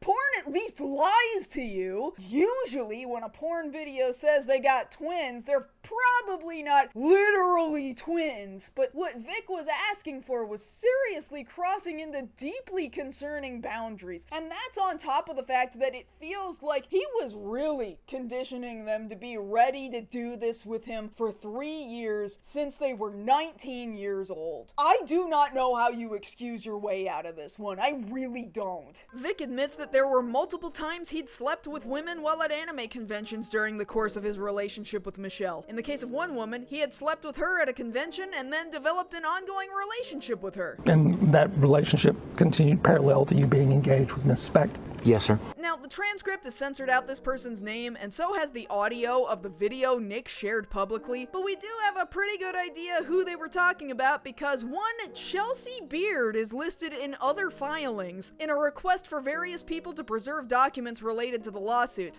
To be clear, her last name is Beard, but she has no relation to Vic's lawyer, Ty Beard. That's just an extremely unfortunate coincidence. But wait a minute. Chelsea? Do we have that right? Remember Chelsea from all the way back in January? The Chelsea who defended Vic vehemently on Twitter? The Chelsea who said that she knows Vic personally, so he couldn't possibly be a sex pest? That Chelsea? The one whose Twitter username gives away her initials? Here's a fun fact. Did you know that Vic Mignogna was actually the voice director on one whole anime production? It was a show called Juni Taisen Zodiac War, which he directed in 2017. Crazy how this is pretty much the only show Vic ever directed. Anyway, there's a really interesting name that comes up in the additional voices credits of episode 1. You know who it is? Do you? Holy shit, it's Chelsea Beard. I bet you never saw that coming. So while Vic was still engaged to Michelle, he was also dating Chelsea and even put her in an additional voices role on a show he was directing at Funimation during that period of time. That sure is cool. Surely there won't be any point in time much later on down the road where we find out that he did literally the exact same thing with any other woman he was seeing. That will never happen! Hey, here's more information I bet you never wanted to know about Vic's sex life. Have you ever stated to anyone that you, in the last 10 years, that you hired prostitutes or escorts? I have. I'm sorry, you've what now? Have you ever hired prostitutes or escorts? I did once, yes. Look, guys, sex work is work. And despite the fact that in most regions of the country, prostitution is illegal, I don't think that's really the problem here, aside from the fact that more than likely Vic Mignogna has broken the law. The problem here is that, one, Vic was in a relationship with Michelle. He does state that it was before their engagement, but given the timeline he's stating here in the court record, this still would have been during their relationship together. And when was that?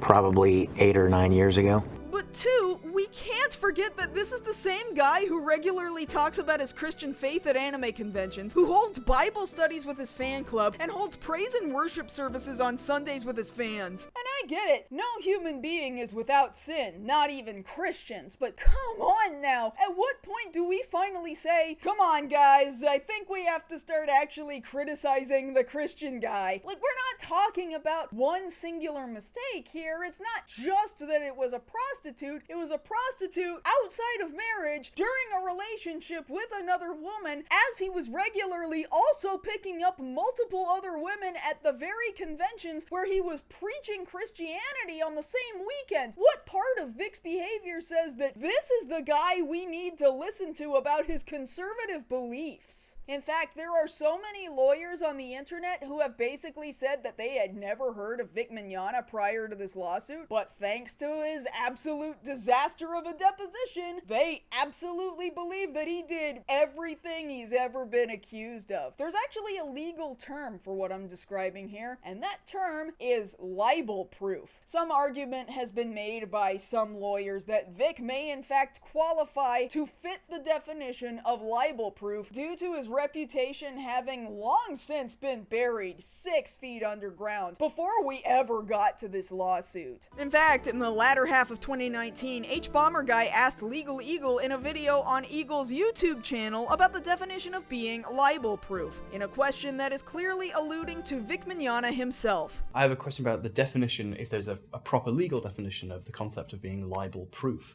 In the sort of anime voice acting scene, there's currently a spurious lawsuit by a certain voice actor against the company for supposed libel.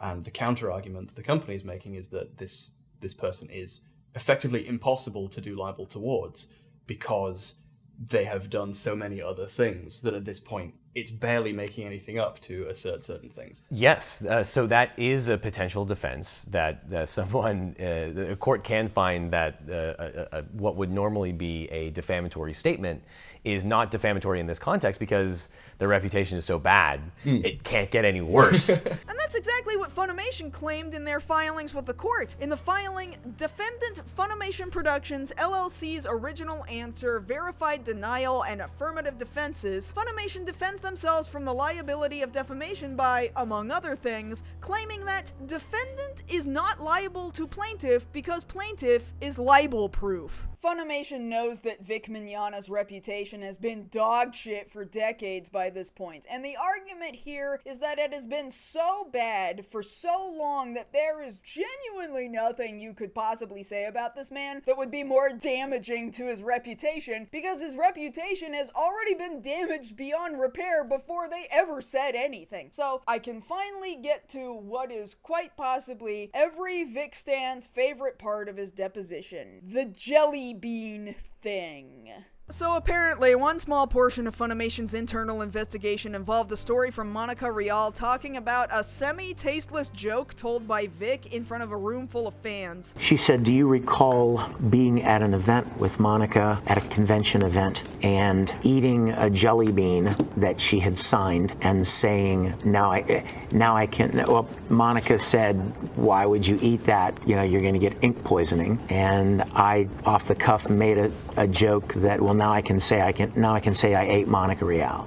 Okay, the joke clearly wasn't good, and in a normal office workspace environment, it's probably enough to get you a scolding from HR. But I agree, amongst everything else we have seen here so far, it is hardly the worst thing amongst all of the terrible things that Vic Mignogna has done. It's not great, but it's not the worst. Yes, it was clearly a joke. The problem problem is that it's just another kinda sorta weird and gross thing to throw on top of the pile along with everything else. And as such, Vic's biggest fans have latched onto this particular story as though none of the other things we've discussed in this video ever happened. If you showed this obsessively long video to Vic's fan base, somehow they would see a completely different video with a runtime of less than 5 minutes because they would shut their eyes and their ears for 99% of the runtime and somehow come out of this having perceived a totally different video only discussing a crude jelly bean joke. And they will come away from the video telling you that literally the only reason Vic got fired from Funimation was because of a jelly bean. I'm not kidding. Run a quick search on Twitter for the phrase "fired over a jelly bean" and prepare to be amazed. These people genuinely only heard this part of the story and decided it was the simplest, most stupid thing they heard about the entire lawsuit, and then selectively chose to ignore all of the rest of the information presented to them. It's like trying to put together a 1,000-piece jigsaw puzzle, except you decided not to put the puzzle together at all and instead just grabbed one random piece out of the pile, and then you loudly and confidently told everybody that the puzzle didn't even put together a picture. Except you didn't bother to put the whole picture together, you idiot! You elected to ignore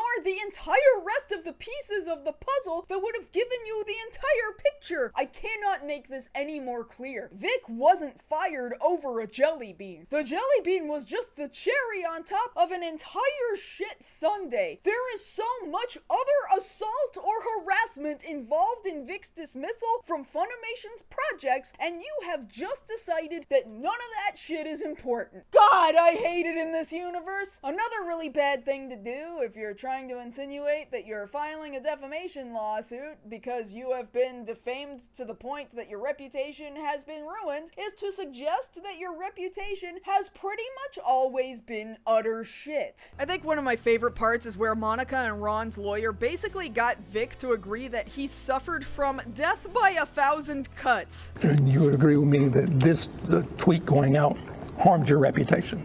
Not necessarily. Not at first. It was a cumulative thing. Kind of a death by 1,000 cuts. You ever heard that phrase? I have. Yeah, that's probably a good example. It's the idea that no one singular person could have possibly defamed Vic to this point where his reputation has been ruined. Even he admits that everyone's individual accounts aren't really what the greater problem is. It's that they've all stacked up on top of each other to the point where the weight of all of them together is what is actually killing him. And this just goes back to the concept of being libel proof. If there are that many people talking about you in a negative connotation, how do you even begin to say that any one of those people is truly responsible for defaming you? And why would you then take this to court and basically admit that the people you're suing aren't actually the ones you're worried about, but rather the fact that there are simply so many people talking about how much you suck that it seems pointless to sue just a couple of people telling their own individual stories on top of everything else? The killing of Vic's reputation was a death by 1,000 cuts, and he just flat out admits to it during his deposition. Were there allegations floating around after January 16, 2019 that you were a pedophile? Well, people have been throwing that word around for, For what? Well, just for a while. The lawyer didn't even ask Vic if he'd had a reputation of being a pedophile prior to 2019. He just offers up that information all on his own, that apparently he's just had that reputation for a while now. It's been happening for so long that he doesn't even remember when it started. We should be thanking him for doing such an incredible job of demolishing his own case right in front of us. About you? Yes. For how long? I don't know. I mean, when's the first time you can recall? I don't recall. Brilliant. I don't know how the guy thought he was being defamed when he already had this reputation to begin with for so long that he doesn't know exactly how long it's been. Like the term you used, death by 1,000 cuts, This was not the first time that this sort of what you called fan garbage had come out, coincident with the release of a movie where you provided a voice. Or an anime series, not a movie, but anime series. So this had happened before? Yes, sir. Afterwards, Vic discusses how he has changed the way he interacts with his fans somewhat ever since his early 2019 cancellation. Do you restrict that to adults? Yes. I mean, you don't hug children anymore? No. You don't kiss on children anymore? No. Do you agree with me? That's kind of creepy, right? No. Not creepy?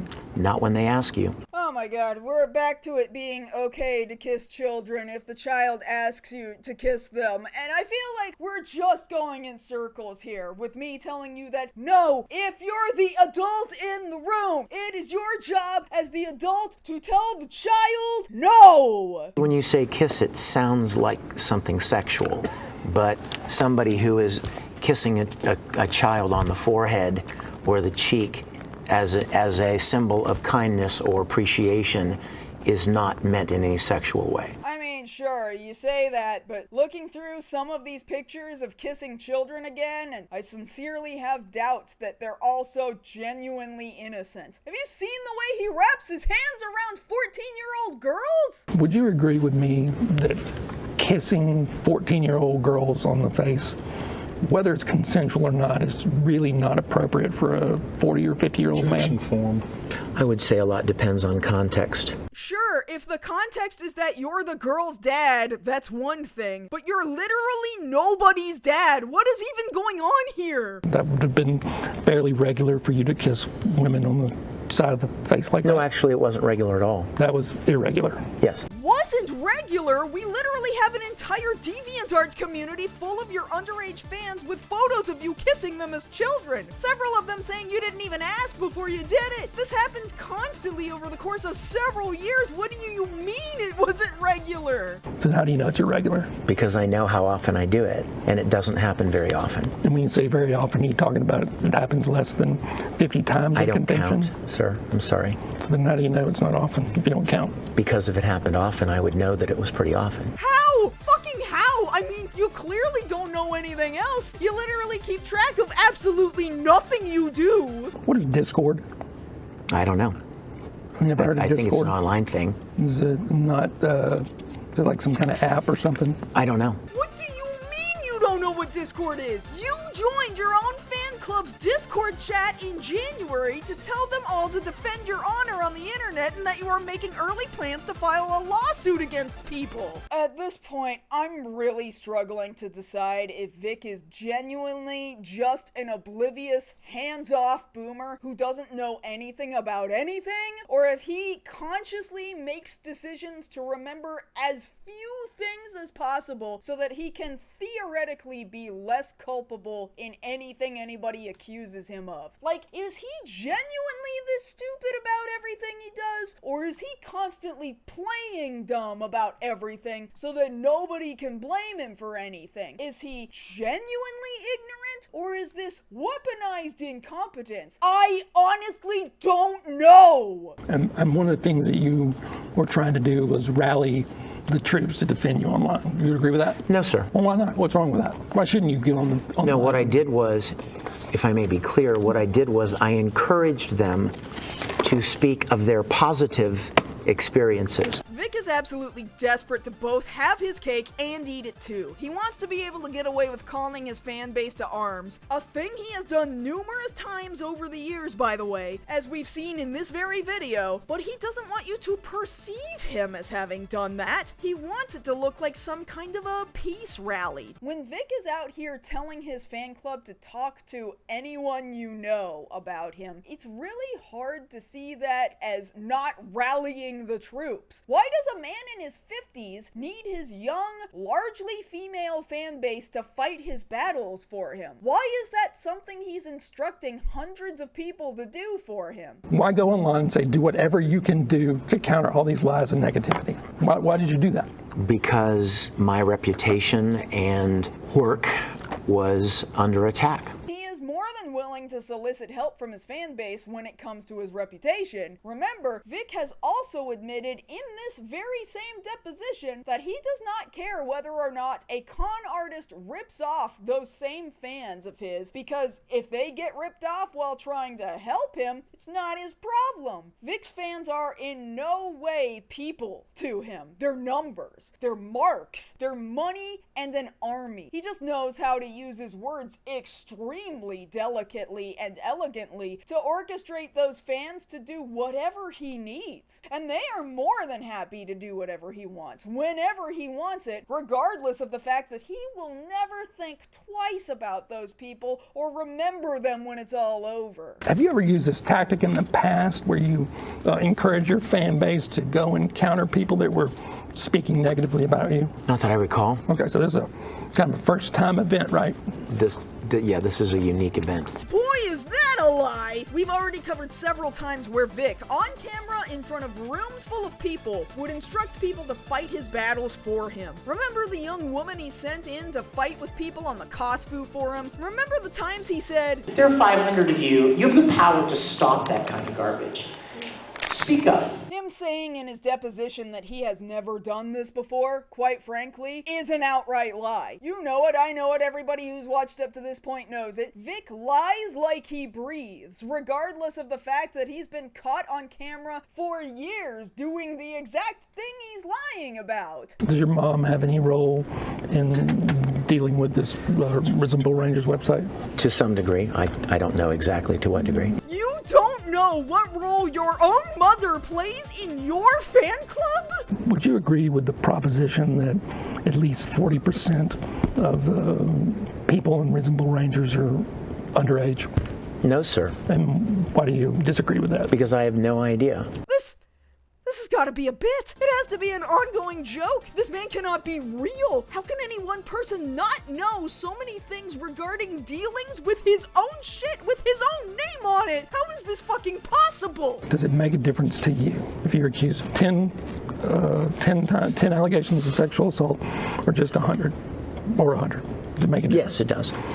And why does it make a difference? Because in a world of 4 billion people, there are going to be people that don't like you for whatever reason or have a problem with you. 4 billion? A world of 4 billion people? I get it. This is just me being petty. But Jesus Christ, there are 8 billion people in the world, Vic! There's 8 billion! And okay, fine. At the time of this deposition, we were still only at something like 7.8 billion people. But holy shit! Somehow Vic cut the entire world population in half! I do not know how you get that number that wrong! The world has not seen only 4 billion people since the 1970s. Is that the last time Vic heard the world population number? Sometime around 40 years prior to his deposition? Like, did he just stop taking in new information about the world after graduating from grade school? Would you agree that most of your fans tend to be female? No, sir. No? Are you sure?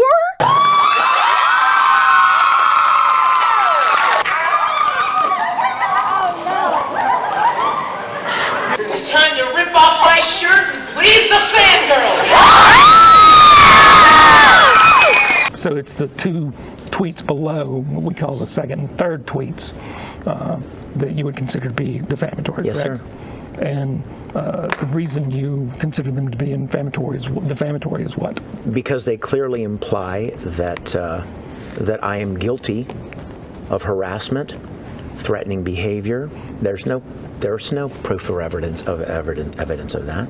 Vic talks a lot about there being no proof that he's done anything he's been accused of, and in other places, including his chats with his Discord, he says that awful, "there is not one shred of proof or evidence" line that I've been so sick of hearing. But in that regard, he's like a Columbo villain, right? If you've ever seen any Columbo, you know what I'm talking about. The villain has definitely already done the murder. We all already know it. Columbo definitely already knows it. He's just barely letting on that he might know it. And pretty much every single time, the villain has some line that's like, "Oh yeah? If I did it, prove it." You can't. You don't have any evidence I did it. Of course you can prove all of this. But the fact remains you can't prove that I did it. It could have been anybody. Where there is no proof, there is no criminal. And to me, those are always the moments where I feel like the villain has just completely given up on pretending that nobody knows they're the bad guy, and is instead relying on the flimsy argument that even if I did it, you can't do anything about it because you don't have proof I did it in a way that satisfies me. And they decide somehow that I'm a pedophile. There is no evidence of that. There's no proof of it. There are no charges. There are no convictions. convictions. Okay, buddy, I'm just letting you know, you may not be convicted, but this is probably the least innocent sounding thing you could possibly say in the situation. Are you familiar with something called rumor panels?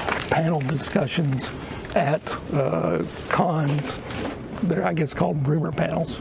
No, sir. I did a panel many, many years ago at a convention about rumors about me. It wasn't designed to be that type of panel. It was a normal Q&A session, and I ended up, I think maybe somebody even might have asked a question about something, and I answered it, and it kind of continued in a vein of, you've heard this, or you've heard this, and it became that, but it wasn't like advertised that way. Oh, really? The 2010 TekoshoCon panel wasn't advertised as a rumors panel? Well, that was nearly 10 years prior to this deposition. That's a really long time ago. Surely there's no way we'll ever be able to verify this. Oh no, wait, never mind! The Wayback Machine comes in clutch once again to save the day! Here's TekoshoCon's 2010 panel schedule. Okay, let's see here. Okay, on Friday there was a Vic Mignogna Q&A. Alright, that lines up with what Vic describes, sure. After his Q&A panel, he had an autograph session. That's pretty normal.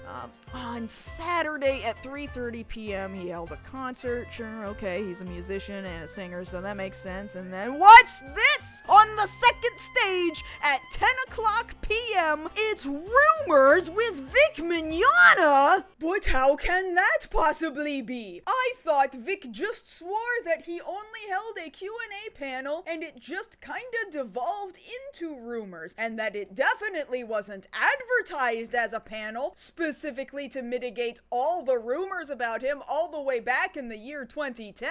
I decided that maybe I would take one panel, and it just so happened that it was this one at TekoshoCon, to address some things that I've heard. And so I wanted to take this opportunity to have a talk about it with you guys.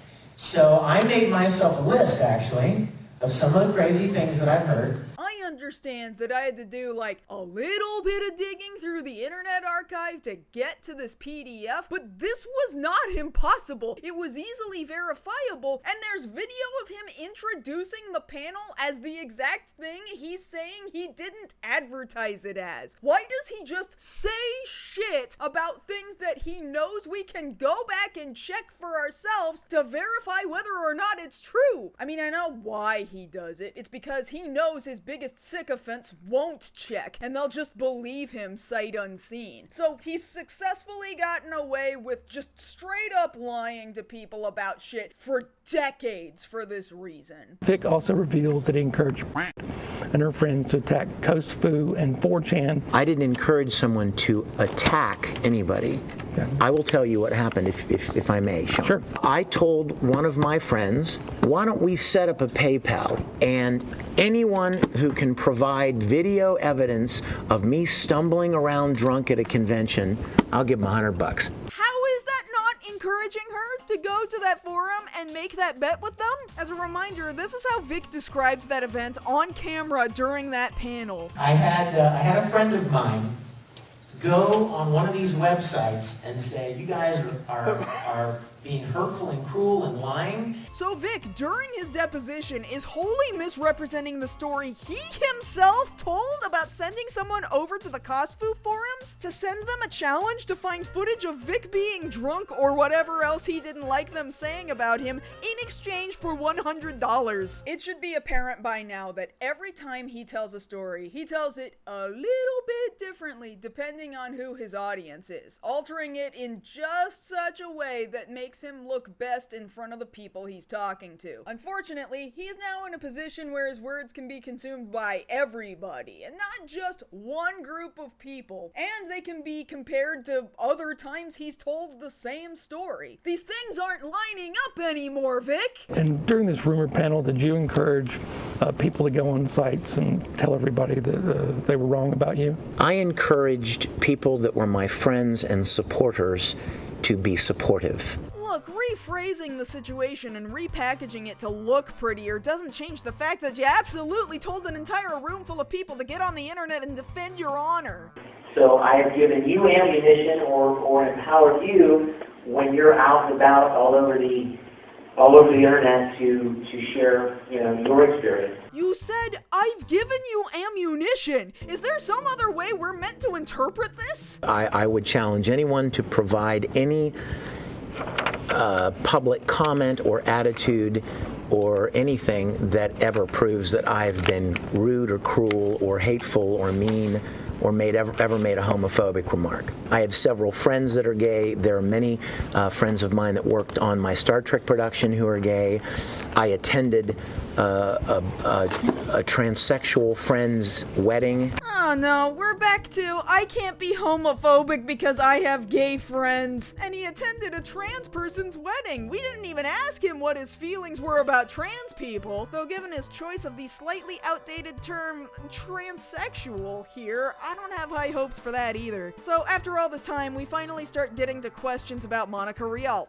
One of the people he's actually suing. I have had hundreds of interactions with Monica over the years since, and no indication whatsoever that I ever did anything that upset or offended her. And as you'll remember, Monica's claim is that at an anime convention in 2007, Vic invited Monica up to his hotel room to watch a video, only to then force an unwanted kiss onto her and then back her up onto the hotel room bed before someone knocks at the door and stops Vic from continuing. Vic's answers about this interaction during his deposition seem to indicate he doesn't remember any of this happening at all. And you don't actually have a specific recollection of her ever being in your room? Not specifically, no. Okay. And if this was all we'd ever heard about this, then maybe it would be difficult to back up Monica's story. Maybe then it would have been pretty easy to say that what she said about him was defamatory. After all, this is shockingly one of the only stories Vic responds to in his deposition that he doesn't remember happening at all in any capacity. With all the other stories involving just about all the other women, he remembers them happening differently or happening consensually, but he does remember them happening. That's just not true with Monica's story. What throws a wrench in the works, however, is when somebody decided to step up in an attempt to give Vic a little bit of help. Vic's legal team recruited the assistance of Stan Dolan, former owner of IzumiCon in Oklahoma City, and the guy who knocked on Vic's door in Monica's story. Stan submitted a sworn affidavit during the lawsuit which stated, "If I had noticed Monica Rial being distressed leaving Victor Mignogna's room, I am certain that I would remember it." And while Vic's biggest fans have thought this to be some kind of slam dunk in his favor, claiming Monica's star witness was a total flop, well, one, she didn't say he was a witness. Of course he wasn't. He wasn't in the room, and she didn't say he was in the room. You absolute losers. But aside from that, you know what Stan's affidavit does do? It says that Monica wasn't lying about being in Vic's room at this convention in 2007. In Vic's deposition, he tries so hard to suggest that he has absolutely no memory of ever being alone in a hotel room with Monica at all, and then Stan Dolan's affidavit completely and utterly destroys that narrative and places all of them directly at the scene of the event that Monica says they were at. He can't confirm whether or not Vic pounced on her, but if Vic was trying to suggest that they weren't even in the same hotel room together in the first place, Stan sure did demolish the ever-loving fuck out of that narrative. Vic has a lot of friends like this who, for some reason, seem to think that they're helping when ultimately it would have been a lot better for them to have simply shut the fuck up, because inserting themselves into the narrative has only made Vic's life that much more difficult. And believe me, Stan Dolan has definitely decided to ride his 15 minutes of fame for as long as he possibly could. He became this weirdo chud figure that all of the other Vic stans idolized, and at every opportunity he has gotten onto Twitter and made sure that nobody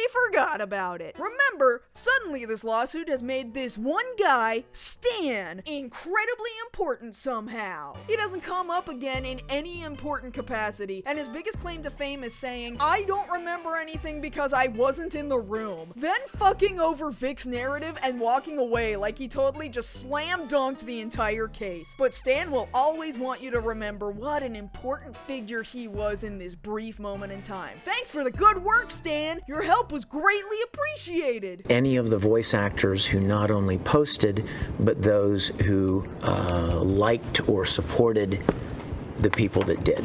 People that for the last 15 years of my work at Funimation have seen me in the hallways and even worked with me in productions and been nothing but friendly and kind and jovial, and I never had any idea that there was any animosity. We talked about this already, obviously, but once again, in a sworn deposition, Vic is doubling down on the concept that he had no idea that anybody he worked with didn't like him.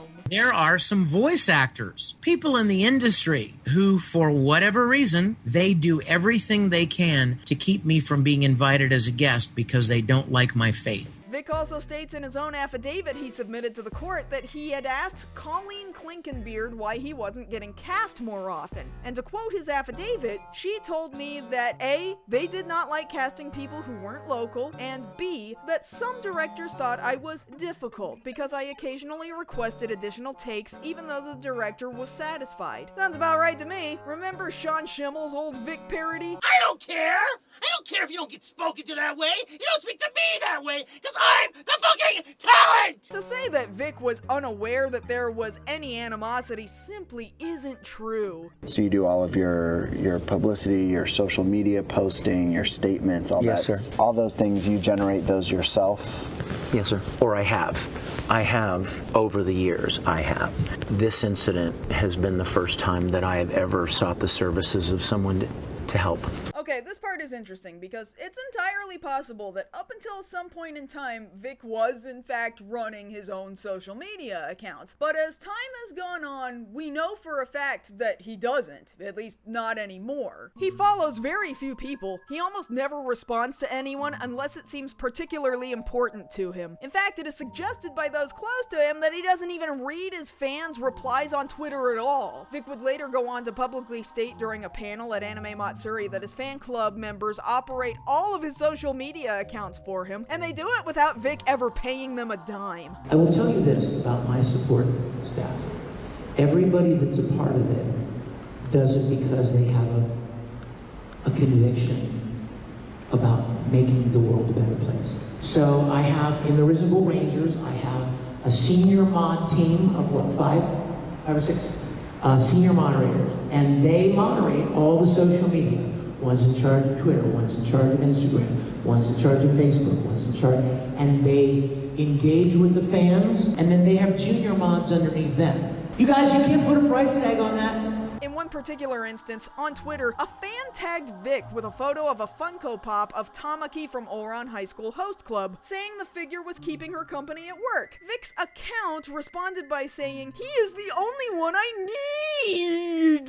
Pretty weird response for a guy who often doesn't respond to anybody at all. Vic doesn't even talk like this. And after the fan, probably excited to get this response from her idol, even offered to send her prized possession over to Vic because she thought it was something he wanted, Vic's account quickly deleted the tweet, followed by a woman named Mindy Peterson replying to the fan saying, "I was the one who said that Tamaki was the only one I needed. It was mistakenly put on his feed, so I deleted it. Would you be interested in selling Tamaki?" Vic was never the person responding to this fan in the first place, and Mindy is the wife of sci-fi and historical fiction author Brian W. Peterson, whom Vic has narrated audiobooks for. It's just some guy's wife, and for some reason she has access to Vic Mignogna's Twitter credentials, and as far as we can tell, Vic may have handed those credentials out to multiple people. After 2019, Vic's Twitter account seemingly blocks a lot of detractors and hides a lot of negative replies, tricks he never used to do before. But chances are, if you've been blocked by Vic, it very likely wasn't even Vic himself who did it. It's oftentimes just one of his fans name searching him, whether you've replied to him or not, and blocking you on his behalf. And as somebody who has blocked over 2 million Twitter accounts, believe me, he can block anybody he wants. But just realize it isn't actually him doing it. And it seems more like a tactic to shield Vic from ever seeing any negative response than it is Vic having an original thought in his own brain and doing it himself. And then in his deposition, Vic says that during the big Twitter blow up of early 2019, that was the first time he let some other people take the reins of his social media. And it's just some couple he'd never even met down in Florida. The couple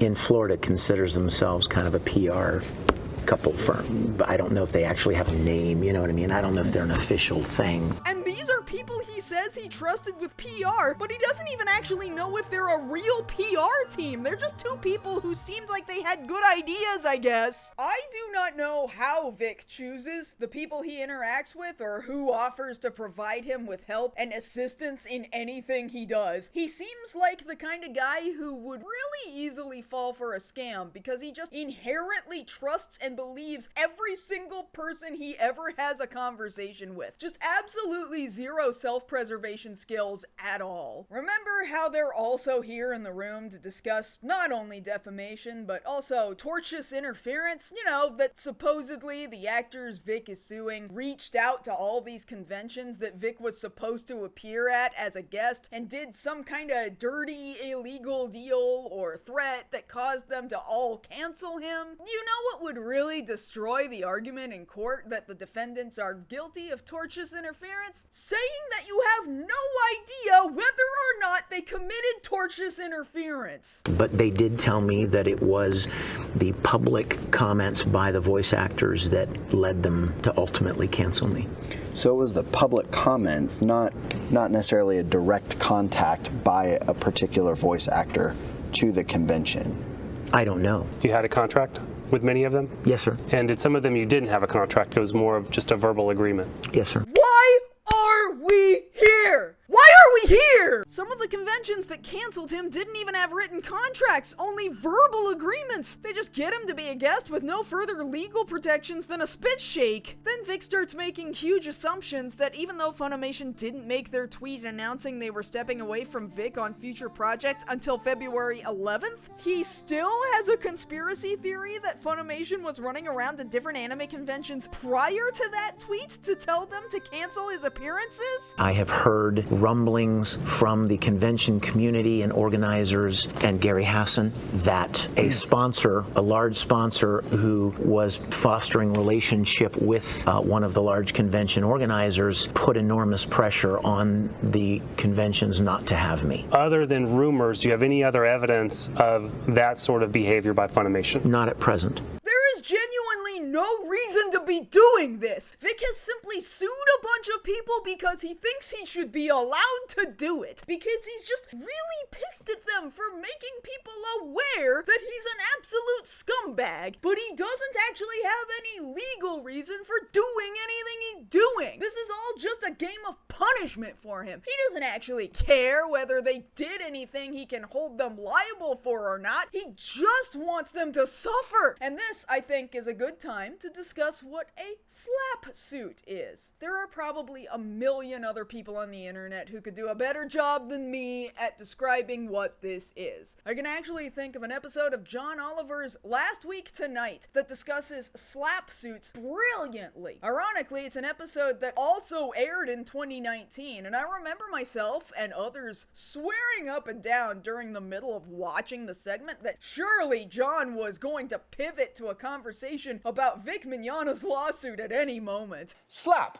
is an acronym that stands for Strategic Lawsuit Against Public Participation. These are frivolous suits with no legal merit, specifically designed to stifle public debate or dissent. And these happen all the time. Vic's lawsuit definitely counts as a slap suit. There's no way it could be identified as anything but. The point isn't to win, it's to humiliate and punish the people he now holds a grudge against by dragging them through a meaningless court battle with years of filings and appeals to come, hoping to drain them of their resources, tire them out, maybe even force them to settle just so that they don't have to go through the whole legal process, which thankfully is not what anybody did, because Vic definitely did all of the shit that everybody says he did. Worse still, for as weird as Texas is about a lot of other things, somehow Texas has what is probably one of the strongest slap statutes in all of America. Texas's version of slap is called the Texas Citizens Participation Act, or the TCPA, and it is a doozy because thanks to the TCPA, if the Texas courts find that you filed a wholly meritless lawsuit like a slap just to punish people for speaking out against you, not only do you end up getting your lawsuit dismissed, but you also end up liable to pay all the legal fees of the people you were suing in the first place. Boy, Vic, I sure wonder how this one's gonna go. We all know exactly how all of this went by now. I deliberately saved this one part of the deposition for last because I think it can tell us a lot about how an entire culture war built up around him, and how even the people closest to him seemed to be openly participating in it without Vic himself having to get his hands too dirty. Immediately at the beginning of the deposition, the lawyers address someone else in the room that the camera never actually sees. This lady sitting in the black with the gray sweater hasn't introduced herself, is she?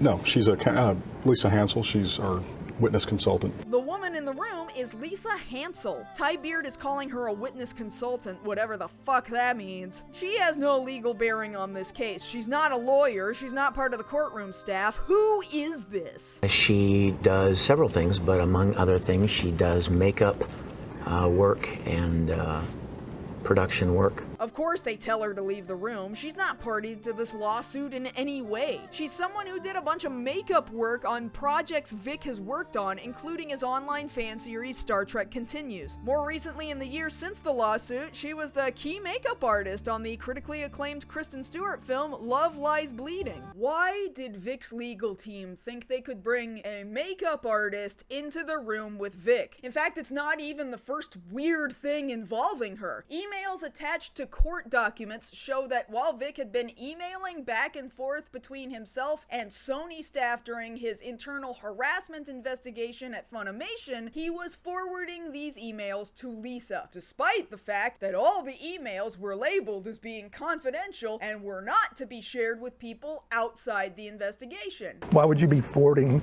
a confidential communication between you and someone at Sony to Ms. Hansel? Well, I don't consider it confidential between me and my friends. So you just forwarded it to her and then there were no discussions after the fact? Not to my recollection, no. Vic thinks confidential emails don't apply to him if he's sending them to his friends. And he just sent it to her and didn't talk to her about what he just sent her? What was he expecting her to do exactly? A few weeks before the deposition, Lisa was found responding to someone's question on Quora, answering whether or not he's actually a predator or if he really did everything he's been accused of having done. Lisa answered with 5 paragraphs defending Vic's honor, saying, "Among our friends, folks have called me the Vic Whisperer for years. That's because I understand him and I don't pull punches with him." You heard that right. The Vic Whisperer. She explains how well she knows him, probably better than any of the voice actors who've accused him of things. She's not a fan, and she doesn't watch anime. Vic is as flawed a human as any of us, and he'll be the first person to tell you that. He likes the ladies, no question about it, and they like him. She says he regrets being unfaithful to Michelle, but he's never done anything illegal, and she doesn't think Vic is a predator. He was naive enough to miss the changing times, where advances toward women that have been the norm for decades became a crime. This is a weird thing to say, because although we as a society didn't do a very good job of stopping men from being creeps in the past, it didn't mean that women were once always okay with men being creeps and that suddenly changed. Women were always uncomfortable when a man was a creep. It's just that now we're a lot less tolerant of it and don't just let it happen anymore without pushback. The experience of having a handful of people he thought were his friends band together to destroy his career has been a devastating and life-changing ordeal. No one could go through what he's endured and be unchanged by it. I have personally witnessed these changes taking place in real time, and I can honestly say that I have never been more proud of my friend. But that's not the only reason why the opposing lawyers were interested in Lisa. At one point during Vic's deposition, the lawyers show him screenshots from, of all places, Kiwi Farms. By the sound of the transcript, it appears as though he's been shown the Weeb Wars forums, wherein every single person you can possibly imagine who had ever said anything negative about Vic had an in-depth thread made about them, with the board members stalking each one of their every moves and doxing them every time they found personal information about them. As usual, Vic shows some vague knowledge of what Kiwi Farms is, but doesn't commit to actually knowing anything important about the site. Are you familiar with a website called Kiwi Farms? I've heard of it. And do you know what it is? No, I think it's some kind of an information gathering website. I've never been there. Do you know if Kiwi Farms has anything to do with doxing any witnesses in this lawsuit? No, sir. Only most most definitely were, but fine. Do you know any individuals identified on page 2? They're all members of the industry. And no idea why they might be on this page. It says dox them at the top, gotta catch them all. You'd have to ask the people that produced this. I didn't do it. I've never seen this before. It gets more hairy when Vic is asked if he knows anybody involved with Kiwi Farms. You know anybody that has anything to do with Kiwi Farms? No. Except we already know that he does. Maybe it's possible he just doesn't know that he knows them. Remember when we already discussed that Ty Beard deliberately requested that Kiwi Farms dox Vic's detractors and make them miserable? Oh, no. I'm asking the farms for help. I'm asking them for help. Make these people miserable, please.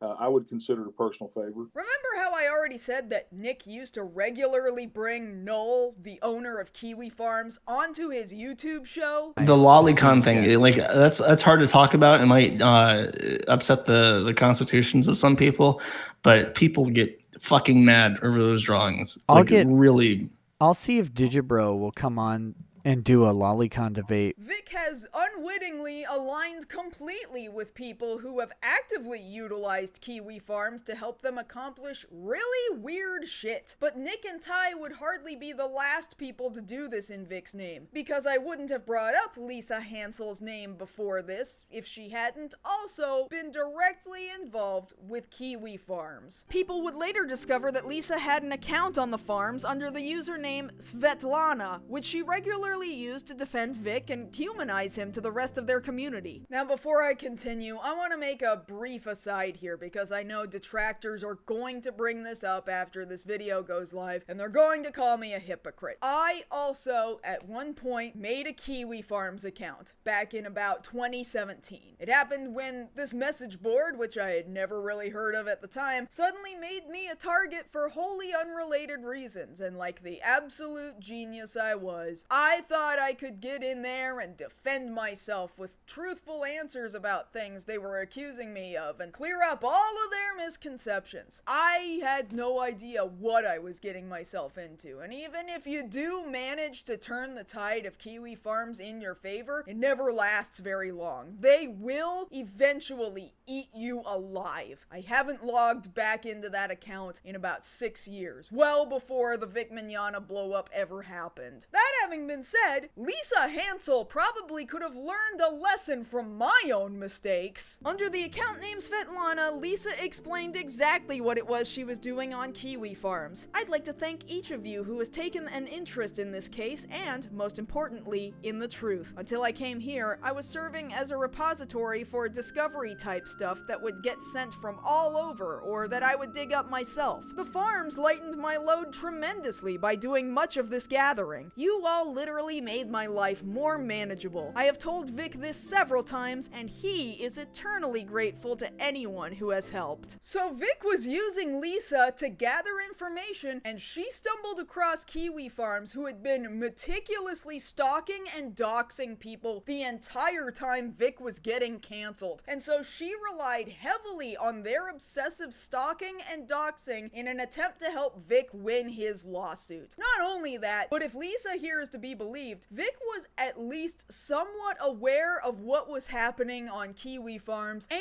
he was grateful that they stalked, harassed, and doxed people because that kind of shit was useful to him. And while during his deposition, Vic downplays how much he understands about what exactly Kiwi Farms is, he does let the mask slip a little bit when it comes to the unveiling of his accuser's private information on Kiwi Farms. I believe that someone who makes accusations publicly, especially with the intention of destroying someone's reputation or job, at least should be identified.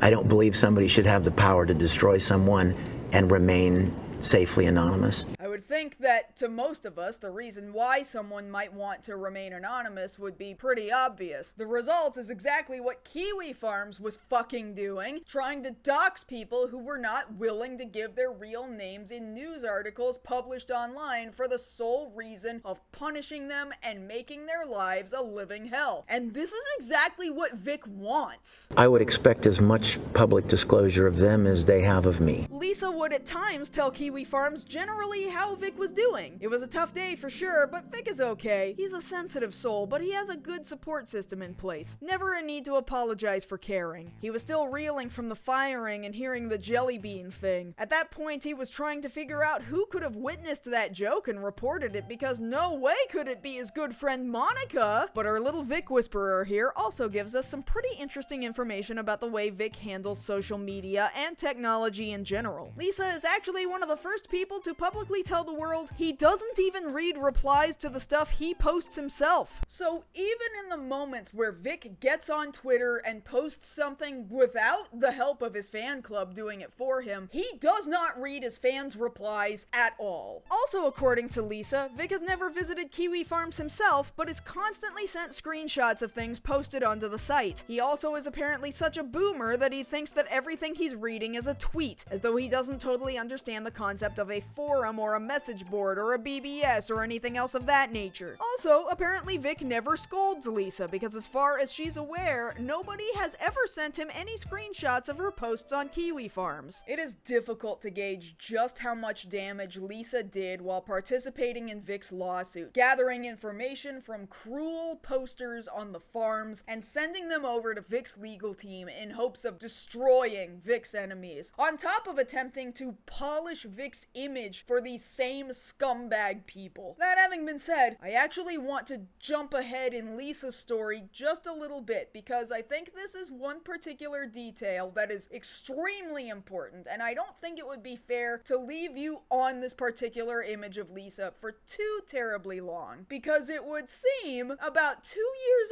after all of this, Lisa flipped on Vic. After a while, Lisa stopped posting on Kiwi Farms, and at some point around August of 2021 and on throughout the next year, Lisa's Twitter account started making a lot of vague tweets and retweets. This one post she made, for example, shows a motivational image she had pinned for a while with a quote from religious trauma expert Dr. Laura E. Anderson, stating, "Using your celebrity, platform, status, or position as a way to harm, coerce, deceive, or manipulate others shows that you are irresponsible with the platform or position you have been given. This platform or position going away isn't cancellation. It's a natural consequence of poor behavior." It does sound like it could apply to Vic, but it's still vague enough that it could have been about anything, really. But boy, were there a lot of tweets like these. Here's a retweet stating, "Psychology says people start hating you when they cannot control you," with Lisa adding 3 dartboard emoji of her own. But it starts getting really interesting when you see Lisa start to get snarky with the Star Trek Continues account. And remember, Lisa herself worked on Star Trek Continues with Vic. The Continues account made a tweet in 2021 saying, "Hey Star Trek Continues fans, check out these awesome photos our friend Pat Harrivan, associate producer and Esper, shared with us today. What was your favorite part of our series finale?" And with absolutely no chill, Lisa follows up with a tweet of her own saying, "Hannavin. His name is Pat Hannavin, for fuck's sake. He donated thousands of dollars. Maybe spell his name right. So, trouble in paradise, maybe?" Worse yet, her likes were full of people absolutely shit-talking Vic. Tweets like, "Couldn't remember if he'd been fired as a teacher for being inappropriate," "Mimed pulling his coworker's hair," "Admitted trying to bonk fans as soon as they were legal." Happens to everyone. "I suggest you stay away from Vic Mignogna. He likes them young." Dude, how are there still people in the world who don't know what a predator this asshole is? If I read every tweet to you that Lisa liked that was giving Vic absolute shit, we'd be here all day, and I already wasted quite a bit of time just on the allegation tweets alone. But I think the most concerning thing to come from her Twitter account was a tweet she made regarding some unnamed predator that she claims to have witnessed doing creepy shit. Lisa seems to have generated a macro image using a stock photo of a young girl eating ice cream with text saying, 53-year-old sexual predator to 17-year-old child. Every time I see you, I have great desire for you. You understand what desire means, right? Actual quote from text messages. Hashtag predatory grooming, hashtag monsters are real. Lisa further clarifies in her accompanying tweet, when confronted, quote, I didn't think anything was wrong with it, unquote. Protect your children, hashtag with my own eyes. Yikes, what the fuck? There is no name accompanying this image. Whoever it is that Lisa was talking about, she mentions that the adult was 53 years old, the child was 17. This conversation happened through text messages. She saw those text messages, and that confronting the 53-year-old about it only resulted in that 53-year-old not finding anything wrong with attempting to seduce a 17-year-old. And the possibility that this is referencing Vic sure does feel particularly high, given literally everything else happening with her Twitter account around the same time. Lisa would have been around Vic working on Star Trek Continues at the time when he had turned 53 years old in 2015. And very unfortunately, there were teenage girls working on that set at that time. Just while we're on this topic, at the end of 2021, Larry Nemesic, a professional Star Trek writer who also portrayed Dr. McCoy in Vic's fan series, posted a beefy public letter loudly distancing himself and 17 other members of the Star Trek Continues staff from Vic. Recent events have compelled us to clarify our position regarding certain accusations against and the continued fan base unrest surrounding the series' executive producer and lead actor. All of us strongly and unequivocally condemn any harassment or inappropriate behavior, particularly directed against women, which occurred either outside the confines of the production or within it. Such conduct is wholly contrary to our values and should never be tolerated under any circumstances. Many other members of the Star Trek Continues staff whose names weren't originally posted on the statement would later retweet this or save the picture and make their own original tweet, adding their name to the list of members of Vic's fan series who now no longer want to have anything to do with him. And guess what? Lisa Hansel was one of the people who also liked that statement. It has been suggested here in the statement, and even through legal statements made by Vic's former fiancée, Michelle, that Vic made advances on multiple people over the course of the production of Star Trek Continues, a production that he worked on with Michelle as part of the cast. With all of that knowledge, it is very difficult to believe that although Lisa is not naming names with her tweet, she is not talking about Vic. Lisa's Twitter account has long since been deleted, and she seems to have very succinctly distanced herself from Vic. And for that, I am glad to see that something in the years since has opened her eyes to the fact that the person she thought she was defending didn't actually exist. At the same time, I cannot lie and say that it has been easy for me to give her grace when she very likely caused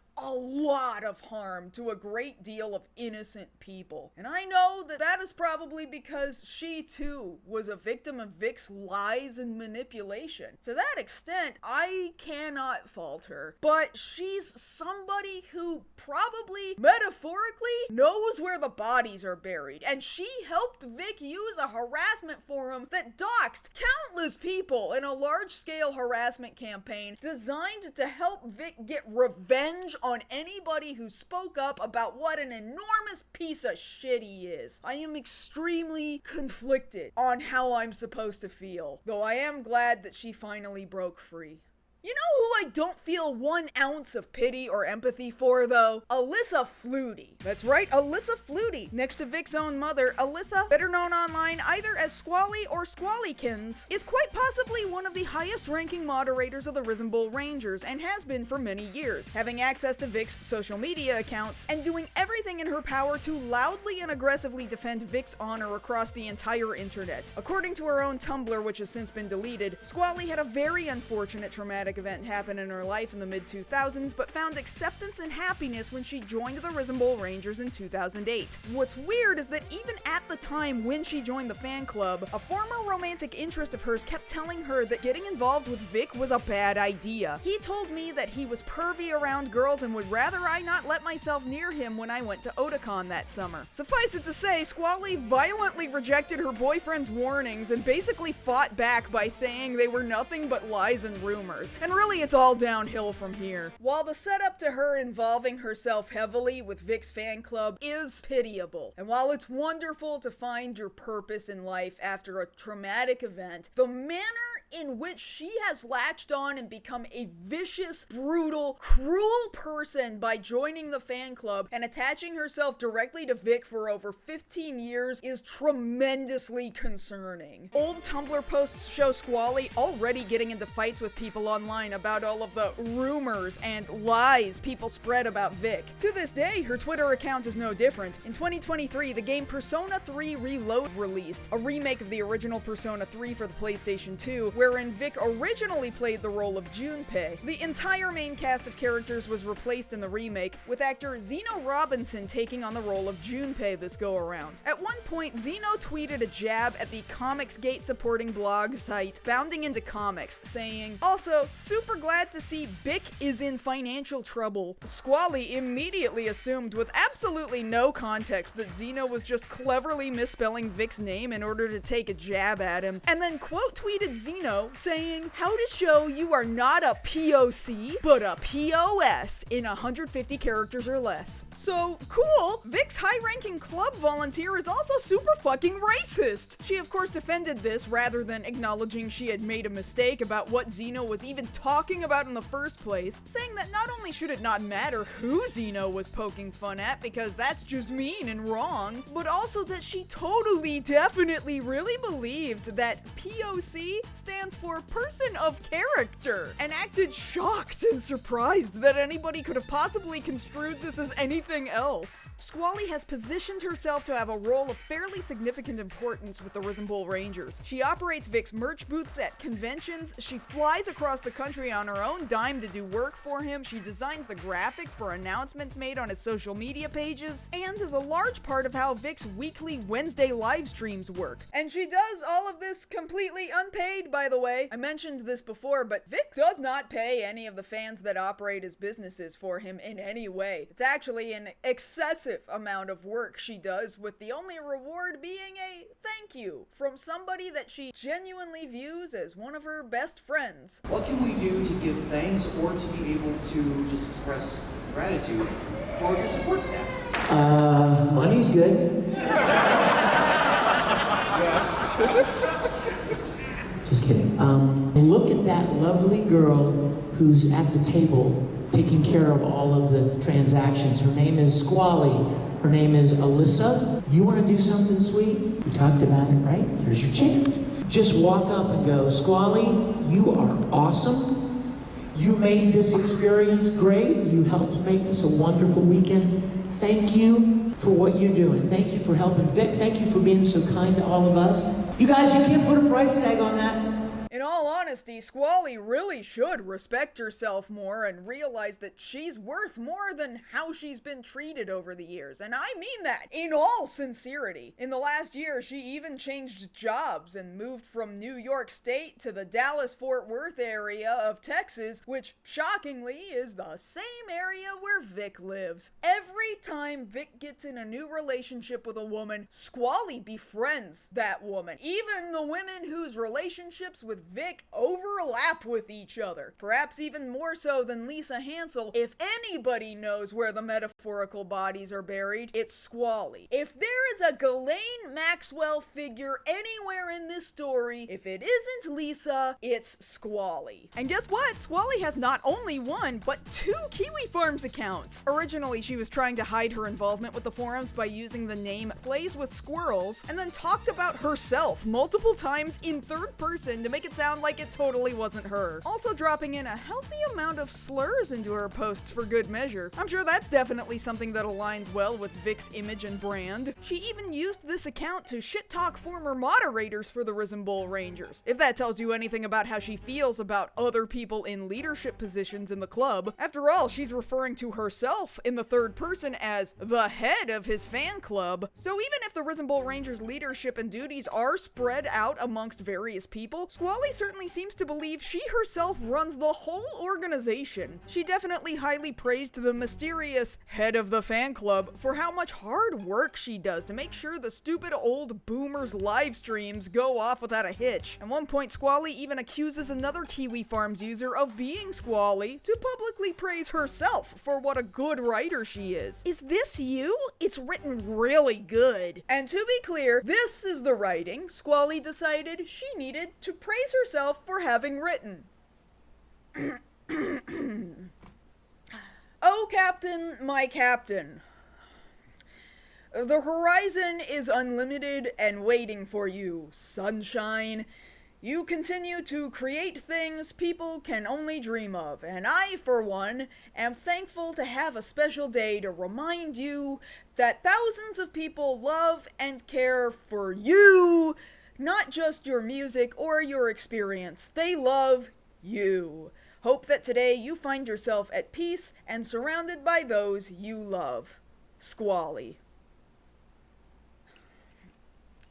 These glasses are fake. I don't need glasses. I was just trying to illustrate a point. Unfortunately, Squally's LARP as just some random nobody who is both Vic and Squally's superfan was ruined when multiple people on Kiwi Farms doxed her. Because like I said before, they will dox you if they catch wind of you jumping onto their board to influence their opinions. And so Squally had to finally give up the ghost and make a second account simply under the name Squally, admitting to the whole thing. And then she immediately started hawking Risembool Rangers merchandise at their online store to the people of Kiwi Farms. It hasn't stopped her from using the farms either. Seemingly, anybody's involvement with any cruelty performed by the farms has absolutely no effect on Vic. His lawyer, the lawyer who raised all of his money for him, his makeup artist, the leader of his fan club, even a woman running an anime convention in Canada that extended an invite to Vic, who was also on the farms doxing people. The fact that any of them were heavily involved in the doxing, the attacking, and the hate speech against his detractors matters not one iota to Vic. Remember, according to Vic's deposition, Kiwi Farms is an information gathering website only. He believes that anybody talking about what he did to them shouldn't get to remain anonymous, and flat out doesn't even believe that anybody has ever actually received any death threats on his behalf. At this point, he's either purposely remaining ignorant of everything the people closest to him have been doing for him, or he's just fucking lying. Mind you, Kiwi Farms, much like 4chan, prides themselves on not being anybody's personal army, with members widely claiming that they are chaotic and will go after literally anybody. If that's the case, then why was there an entire concentrated effort by Vic's personal Injustice League to both gather information from and manipulate the opinions and behaviors of Kiwi Farms, and why did it fucking work? Anyway, did you see how long that section of the video took? That was how bad Vic's deposition was. Let's do something else. Chapter 5, Subsection B, the rest of the lawsuit. Anyway, both Monica Rial and Ron Toy also did depositions. I don't personally find either one of them to be especially memorable, despite what the rage bait YouTubers will try to tell you. For example, Monica once again had to describe the frightening events of being assaulted in Vic's hotel room, as well as telling the lawyers that part of the reason she didn't fight back was because of a previous assault she'd experienced as a teenager with someone else, which was an experience that had taught her that sometimes when you fight back against your attacker, you're risking getting the attacker more angry and making the situation worse. And gee, if you can believe it, Nick Rekieta live streamed this video of Monica giving this deposition too. And of course, he did the whole body language pseudoscience thing about everything she had to say the whole time. She looks away every time she answers. She looks down. She doesn't look at Carrie in the eyes. Look at the evil. Look at the evil look. Look at that. God, micro expressions, right? I hate you, you bitch. That's what she's saying with her eyes and mouth there. Watch her eyes. Watch her eyes. You tell me she's telling the truth. You tell me she didn't catch herself in a lie just now. This is amazing. You don't get to see this too often. This is someone realizing they screwed up on camera in deposition in real time. Nick is also responsible for creating the narrative that Monica couldn't make up her mind in her story about whether the hotel room she and Vic were in had either a balcony or a patio. He went out there, outside of his room there was this little patio, and he was standing on the patio and he called Michelle. In all of Monica's deposition, she never describes this area of the hotel as anything but a patio, and she only says it twice, both times in the exact same sentence. At no point in time did she ever use the word balcony. You know who did use the word balcony, though? Stan rescues you and you all go to dinner. You don't remember where. Then you take a phone call and you're on Vic's balcony again? Nick uses the word balcony to describe what Monica referred to as a patio. The difference between these two things is so small that it shouldn't even matter, but it created the biggest, stupidest game of telephone where anybody who listened to Nick's live stream and then passed it on to other idiots in their circles now says that at some point in time, Monica described whatever this outdoor area of the hotel room was as a balcony. Then they started lying and saying that the hotel in question didn't have either patios or balconies, except you can easily prove that yes, it does have patios connected to the rooms. None of this shit even matters in the grand scheme of things, but all of these losers worked themselves up into such a frenzy over a thing they themselves got confused about that they suddenly started calling her a liar over a tiny detail that she never even said in the first place, thus throwing all of their trust and belief in any of her statements into question. Thanks, Nick. Past that, Vic's legal team definitely seemed interested in trying to rope voice actors Chris Sabat and Sean Schemmel into this somehow, asking whether or not Chris was paying for Monica's lawyers and whether or not Monica had talked about the lawsuit with either Sean or Chris. So Funnimation's not paying any legal? No, ma'am.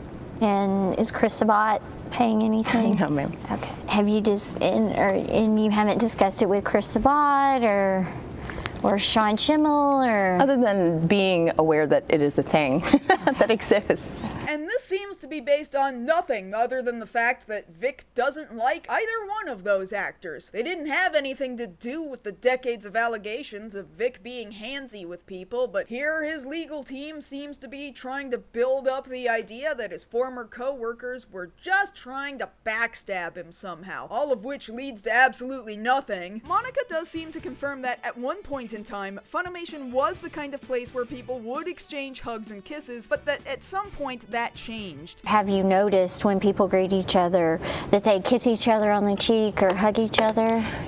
It used to be the case a long time ago, but I know that in recent years, no, that is frowned upon.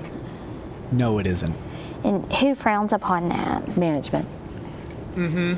Sure they do. Which sort of aligns with the idea that it was easier for Vic to be able to get away with being so physical in the past prior to Sony showing up and being a lot more tight with their rules about harassment. Monica also describes the stupid fucking jelly bean story, and for as stupid as that sounds when you minimize it like that, you know, like gawking at the old lady for burning herself on McDonald's coffee until you're later told that she was burned so severely that she went into shock and had to receive surgery, Monica's stupid jelly bean story also has more details here. Again, it was the delivery. It wasn't like he just said it. He actually was touching my face and pulling me towards him when he said it. So, am I the idiot here? Am I the stupid one for thinking that doing something like that is totally fucking weird and creepy? Is it the most egregious thing Vic has been accused of doing? No. But was it totally cool and normal and not creepy for him to do? Also, no. The way this story has been minimized and the way culture warriors have laser focused on only this segment of the story as if it was the only thing that happened is possibly the most infuriating part of the entire debacle. I can't believe that Nick Rekieta successfully convinced you goons of this entire ruse. I'd almost be impressed if he weren't such a piece of shit. Additionally, Monica suggests that the Funimation investigation isn't even the first time Vic has been investigated for inappropriate behavior. There have been more than just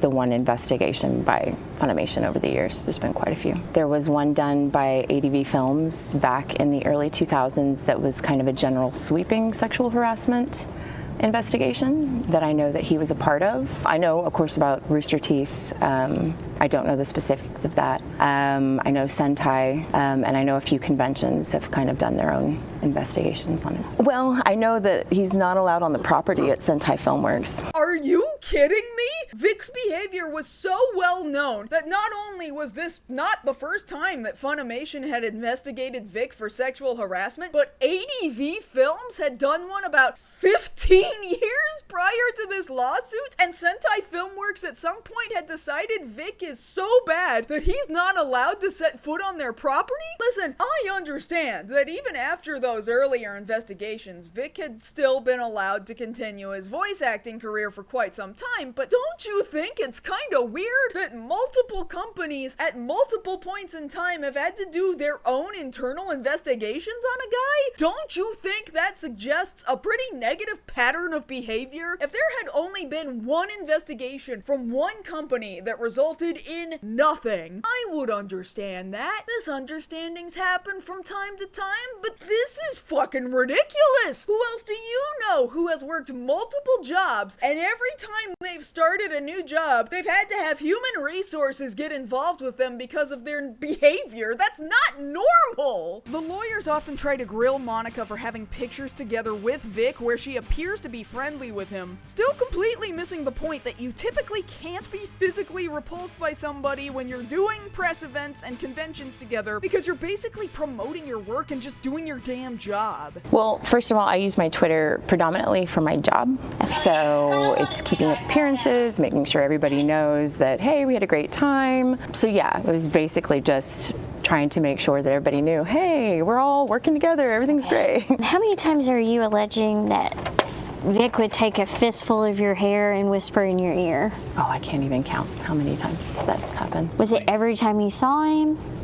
Not every time, but it was almost every time, depending on who was around us. I don't know how to make it any more clear that there have been multiple people who have accused Vic of this hair-pulling thing, that it was common, it was frequent, and he practically used it as a greeting with people. And whether or not you think it was sexual in nature, how many people do you know who just grab everybody they meet by the hair to say hello? Does that sound normal to you? Monica even states that there were multiple times she's asked him to stop, so this isn't a situation where every time something happened to her, she would just grin and bear it, leaving Vic with no idea he was doing anything wrong. Do you recall when you told him to stop? There was quite a few times. I can't remember them all.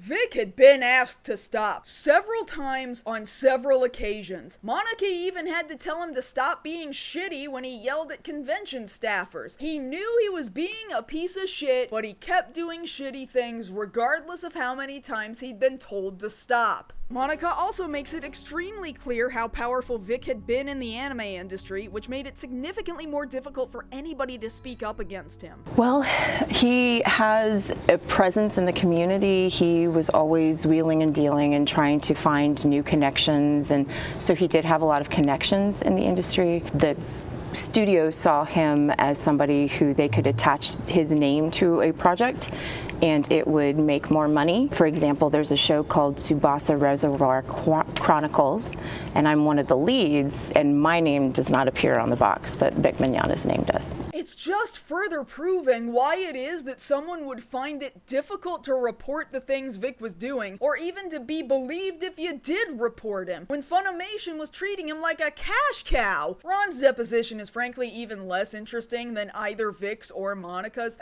at least mostly not out of Ron himself. Ron had the great fortune of getting good old Ty Beard to be the lawyer asking the questions during the deposition. And along with everything else you already know about Ty, it should come as no surprise that he is also not very good at doing depositions. Okay, I didn't mention a company though.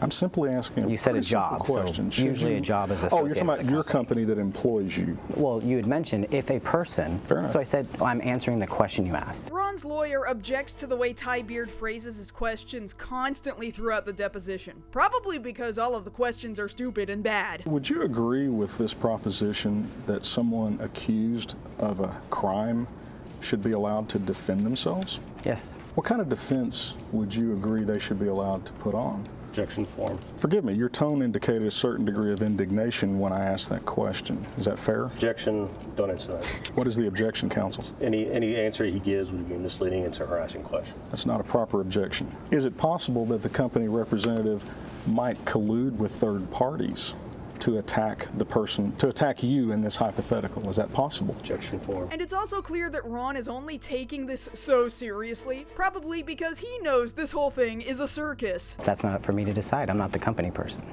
Objection, non-responsive. Cool. I didn't ask if they would probably do that, Mr. Toy. I'm asking a very simple question. Collude together as a probable Is it possible? Ty asks a lot of the same questions over and over again, and Ron is consistently answering them the same way, and it obviously irritates the shit out of Ty. Is it reasonable that you would then lose your job merely because two people accuse you of being a pedophile? Objection form. Yes, it's fair. Is it possible that an investigator could collude with your accuser and find you guilty of being a pedophile and fire you? Objection form. That's assuming a lot about a company. I know, but I need an answer to my question. If 4 people accuse you of being a pedophile, and the company does not conduct an investigation but simply fires you, is that a fair outcome? Yes. He asks a shit ton of hypothetical questions about what if a company did this or that, which are all things that don't even directly apply to this particular lawsuit, just straw-manning the fuck out of the deposition. Please understand, I'm not accusing you of anything in these questions. These are hypotheticals. What if the only way they heard about it in this last hypothetical is that your accusers contacted them privately and told them? Is that still a fair outcome? Let's walk down a little hypothetical with me. I'm not sure. It's hypothetical. Ty has to clarify the phrasings of his question so many times, and there are times where he just prattles on and on and on. Okay.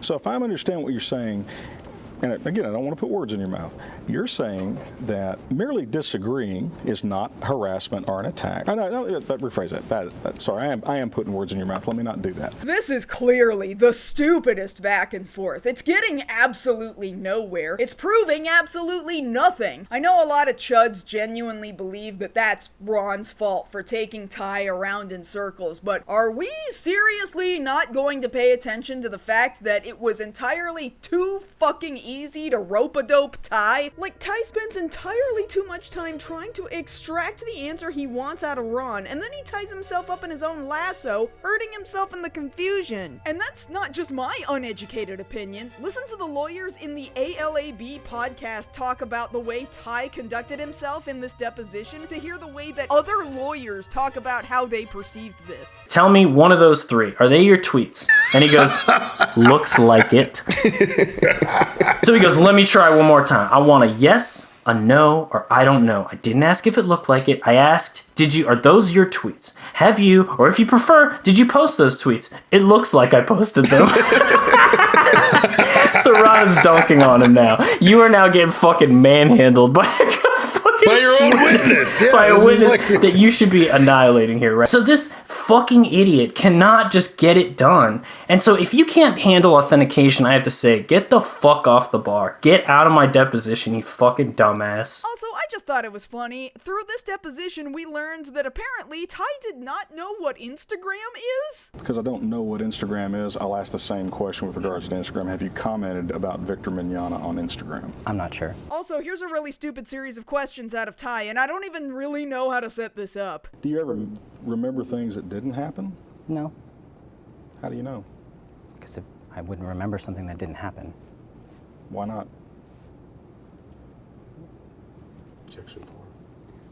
Because it doesn't even make, that question doesn't even make sense. That makes perfect sense. I'll rephrase it, though, if you need me to. Sure. Where the culture warriors and I agree is that this deposition is a complete waste of time, and by the end of it, we've learned absolutely nothing of value. Where we disagree, however, is that I don't believe this is totally Ron Toy's fault. Ty Beard is an absolute shit attorney, especially when it comes to defamation cases, because this is literally the first time he has ever done this in his life. He keeps asking the same question over and over again for an ungodly amount of time, never satisfied with an answer, never moving on, and has to be scolded by the opposing counsel for wasting everybody's time. Ty, if you want to end it, that's fine. That's up to you. You're asking hypothetical questions of a fact witness who has not been designated to give any opinions in this case. He's not going to be designated to give any expert opinions or legal opinions in this case. They're not necessarily proper questions. They're hypothetical questions. I don't don't know how any reasonable person listens to Ty Beard's insane prattling and decides Ron is the bigger problem here. As other lawyers have already stated, if Ty was actually a good lawyer, he would be better able to take control of the deposition and not let it get out of his hands this badly. But he did let it get out of hand because he's never done a defamation case before. And he's a bad lawyer. Well, now that we've gotten out of these absurd depositions, let's talk about the affidavits. Because if you're somebody who had a problem with hundreds and hundreds of people telling their stories about Vic on Twitter rather than reporting it, then this is the next best thing. Because plenty of people were willing to put their name into court record in a sworn written oath about their experiences with Vic. And boy, there's a lot of them. We've already discussed the twin sisters Teresa and Elizabeth Yost, as well as the subtitle editor at Funimation who felt that Vic had forced a kiss on her while on Funimation property. But do you remember that one story from earlier? Michelle from Twitter, who stated that Vic assaulted her in his house in the year 1989 while she was a sophomore in high school and he was her theater instructor. That wasn't just for show. She committed this story to court record as well, putting her money where her mouth is. And remember the IO9 article from much earlier? Remember the person who went by the name Rachel for the article? Turns out her name isn't actually Rachel. It's voice actor Kara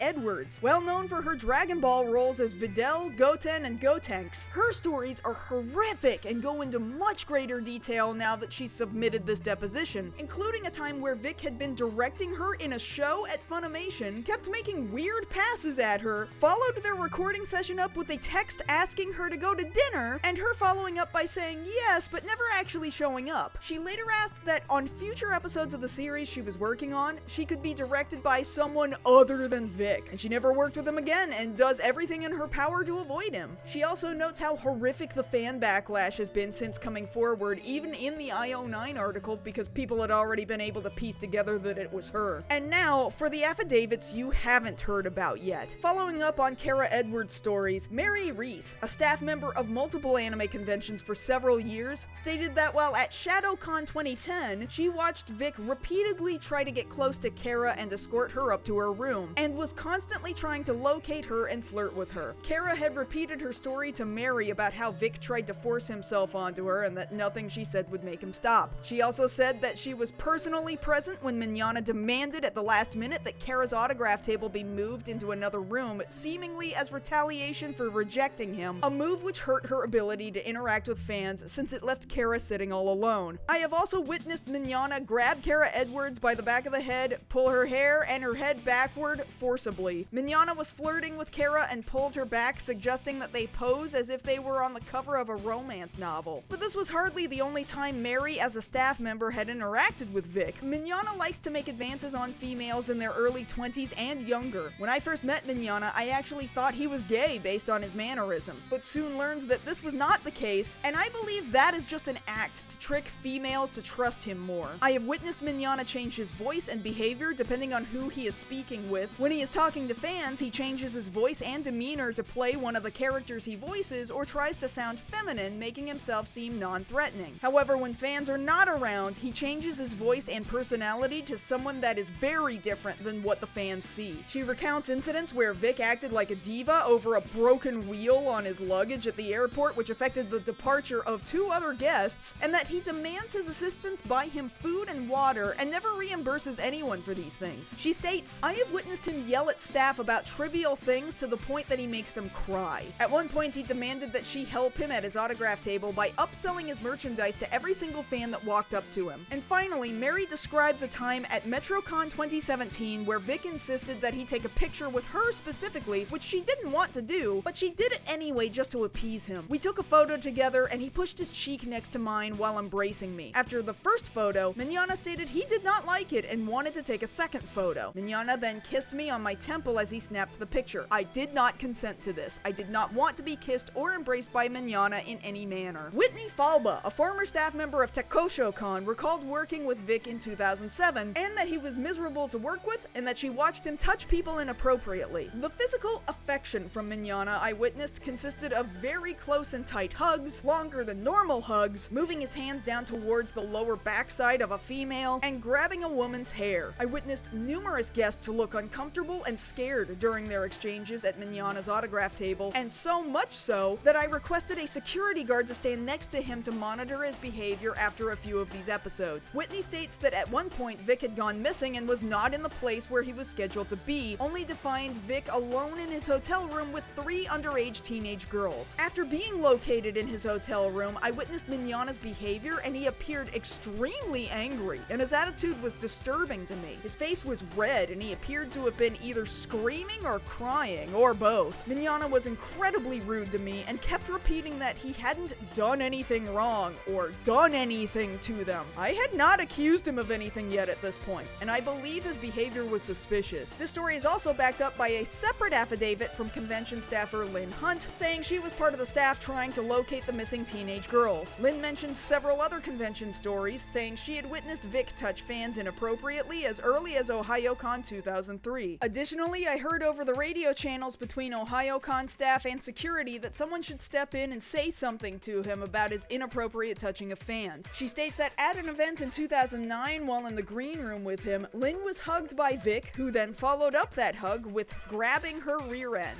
I did not consent to being touched in this manner and felt violated and extremely upset after. Aside from more stories at more conventions of both inappropriate touching and rude behavior to staff members, she also mentions that during TekKoshoCon 2007, Vic had made weird moves toward Japanese voice actor Mari Iijima, possibly best known for her voice as Lin Minmei in Macross. He constantly made sexual advances and followed Miss Iijima to the point that the convention chairs Jim Gogol and head of security John Prager had to move her hotel room secretly and assign security detail to her with specific instructions to keep Mignogna away from her. The aforementioned John Prager also submitted his own affidavit corroborating the Mari Iijima story, adding that Miss Iijima notified Jim Gogol, CEO of Tekko at the time, that Mignogna had been stalking her and he was trying to get into her hotel room, meaning Mari herself made the request to have Vic kept away from her. Kelly Loftus submitted an affidavit in which she said she met Vic at KawaiiCon in 2014 in Hawaii.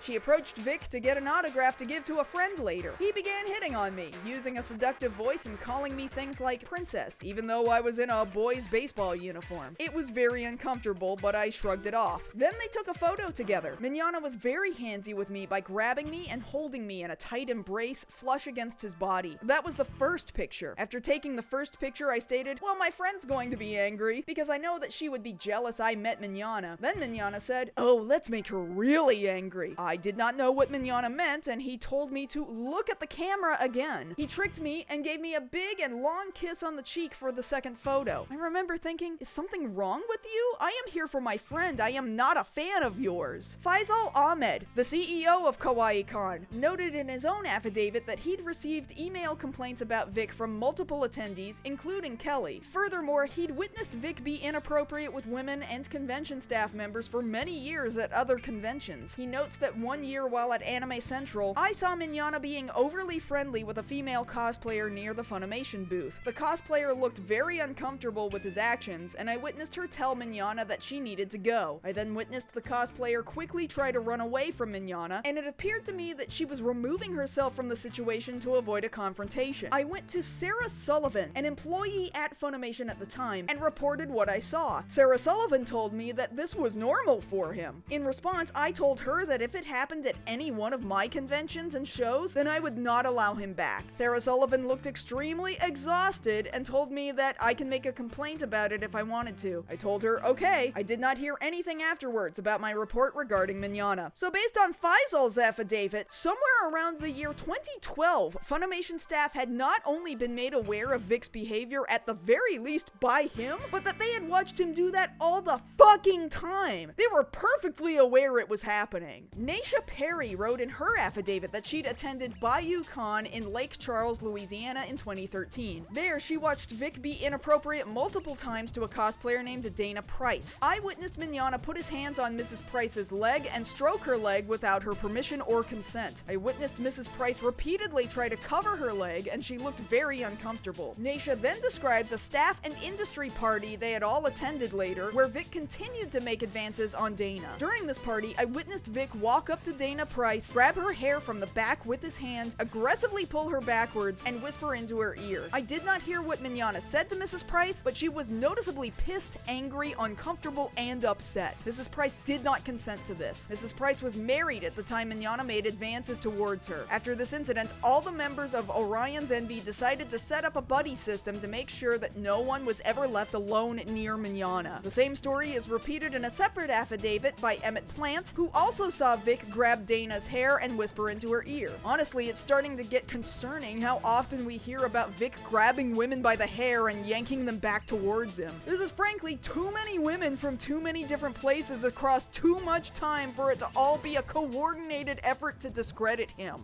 Then came an affidavit submitted by former Funimation employee Adam Sheehan. He starts with a pretty sick burn, saying he is a talented voice actor, but he is very difficult to work with. Often his talent is not worth the trouble of employing him. Eventually, his poor and inappropriate behavior outweighed his talent. You don't speak to me that way, because I'm the fucking talent! Adam also said that Vic would contact him begging for work in anime or convention appearances, even though Adam was not usually the guy to be contacted to instigate or coordinate those things. After seeing the way Vic behaves at conventions, Adam says, I witnessed Mignogna hugging, kissing, and touching fans, including minors, in a way that I believe is inappropriate. I have seen him interact with fans at conventions, and it appears to me that he intentionally puts his hands on women's bodies. Adam also states, Mignogna has a tendency to lie. For example, he told me he was close friends with the actor William Shatner. I am aware that William Shatner has publicly denied this. Mignogna also misrepresents his age and tells people he is younger than he really is. And lastly, and quite possibly most damning, Adam tells us, while I was employed at Funimation, Funimation installed a security lock system to separate employees from the voice actors in the recording studio. Other employees and I referred to the locks as Vic locks. How bad does your reputation have to be for you to do all kinds of shit that would get any other person an immediate sit down with HR? And not only does your job have to install internal door locks to prevent the kind of behavior you're known for doing, but the employees have named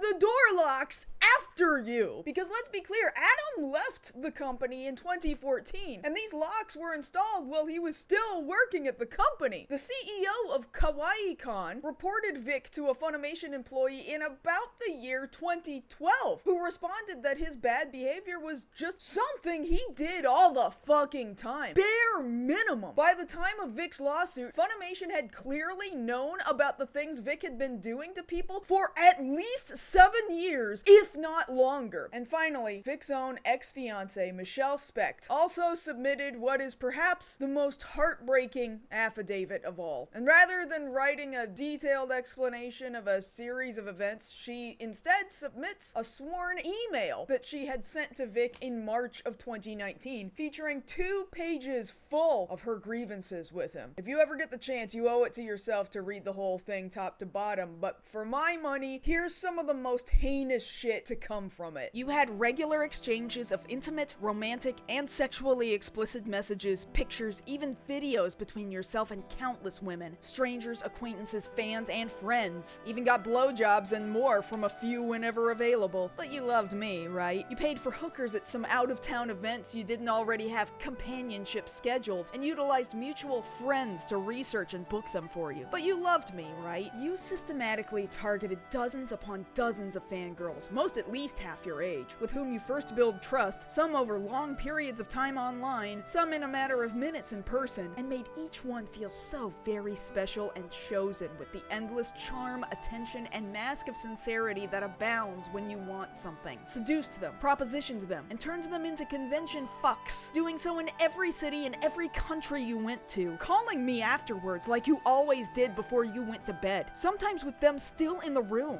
But you loved me, right? You used your Star Trek Continues and con buddies as regular wingmen at conventions to help arrange these hookups, fucking your way from one cosplayer to another, one group to the next, telling each one, I don't usually do this, there's just something about you, convincing them you didn't need to use condoms because they were the only one, or don't worry, I'm taken care of. After which you would come home and slip into our bed beside me as if nothing had happened. But you loved me, right? You started several serious second relationships, additional long-term girlfriends, the whole time we were living together and engaged. Flew them out to spend the weekend with you at events, took them on romantic trips out of town, spent major holidays and birthdays with them when you were too busy working to be with me or my family, created secret contact names in your phone to keep them hidden, carved time and energy out of our life to focus on them, built serious emotional relationships with them, and told them how much you loved them every day. But you loved me, right? You turned my concerns about flirtatious and overly intimate interactions I myself witnessed, and that others told me they witnessed, into opportunities to be offended and affronted, to respond in anger and sometimes aggression. Flipped the situations so that I would seem delusional or even crazy, as if I was the one who couldn't let go or forget. When will that shit be done with? When will it be over? When will I finally be forgiven? But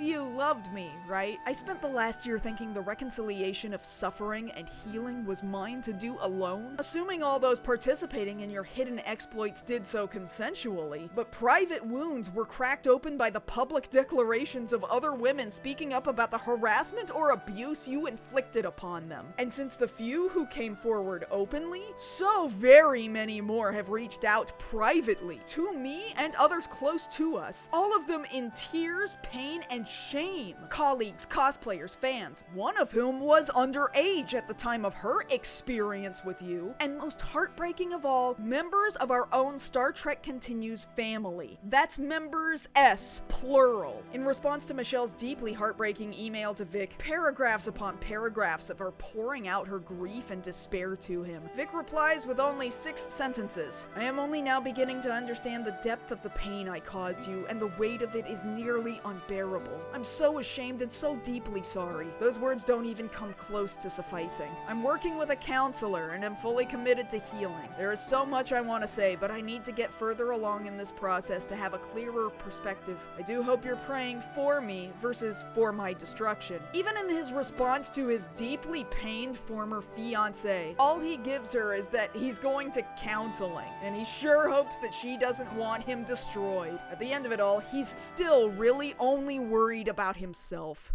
Michelle's letter to Vic paints the broadest picture imaginable of what kind of a person he is. He's a guy who thrives off of the power trip of wooing women, manipulating them, and tricking them. He'll say whatever he needs to say in order to get sex from anyone he wants. Tells anyone whatever they want to hear to make it happen. It is constant, unceasing. He dangerously runs around without using protection, putting countless partners at risk for any number of things. And on top of all that, depending on where this happened, Michelle has potentially accused Vic of committing a crime by having some kind of an experience with a minor. Despite the fact that his own fiance worked with him on his Star Trek Continues fan series, even that didn't stop him from having sexual experiences with multiple other women working in some capacity on the show. I do not know how to put this to you guys any more plainly. To reiterate, 14 different people were willing to step forward and put their names on legal documents declaring Vic to be the exact person that everybody has always said that he is, with several of those people corroborating one another's stories, meaning it wasn't always just one person who saw a particular event happen. Vic has been more than willing to do all of this shit out in the open for everybody to see for decades. He just felt too untouchable for too long, with absolutely zero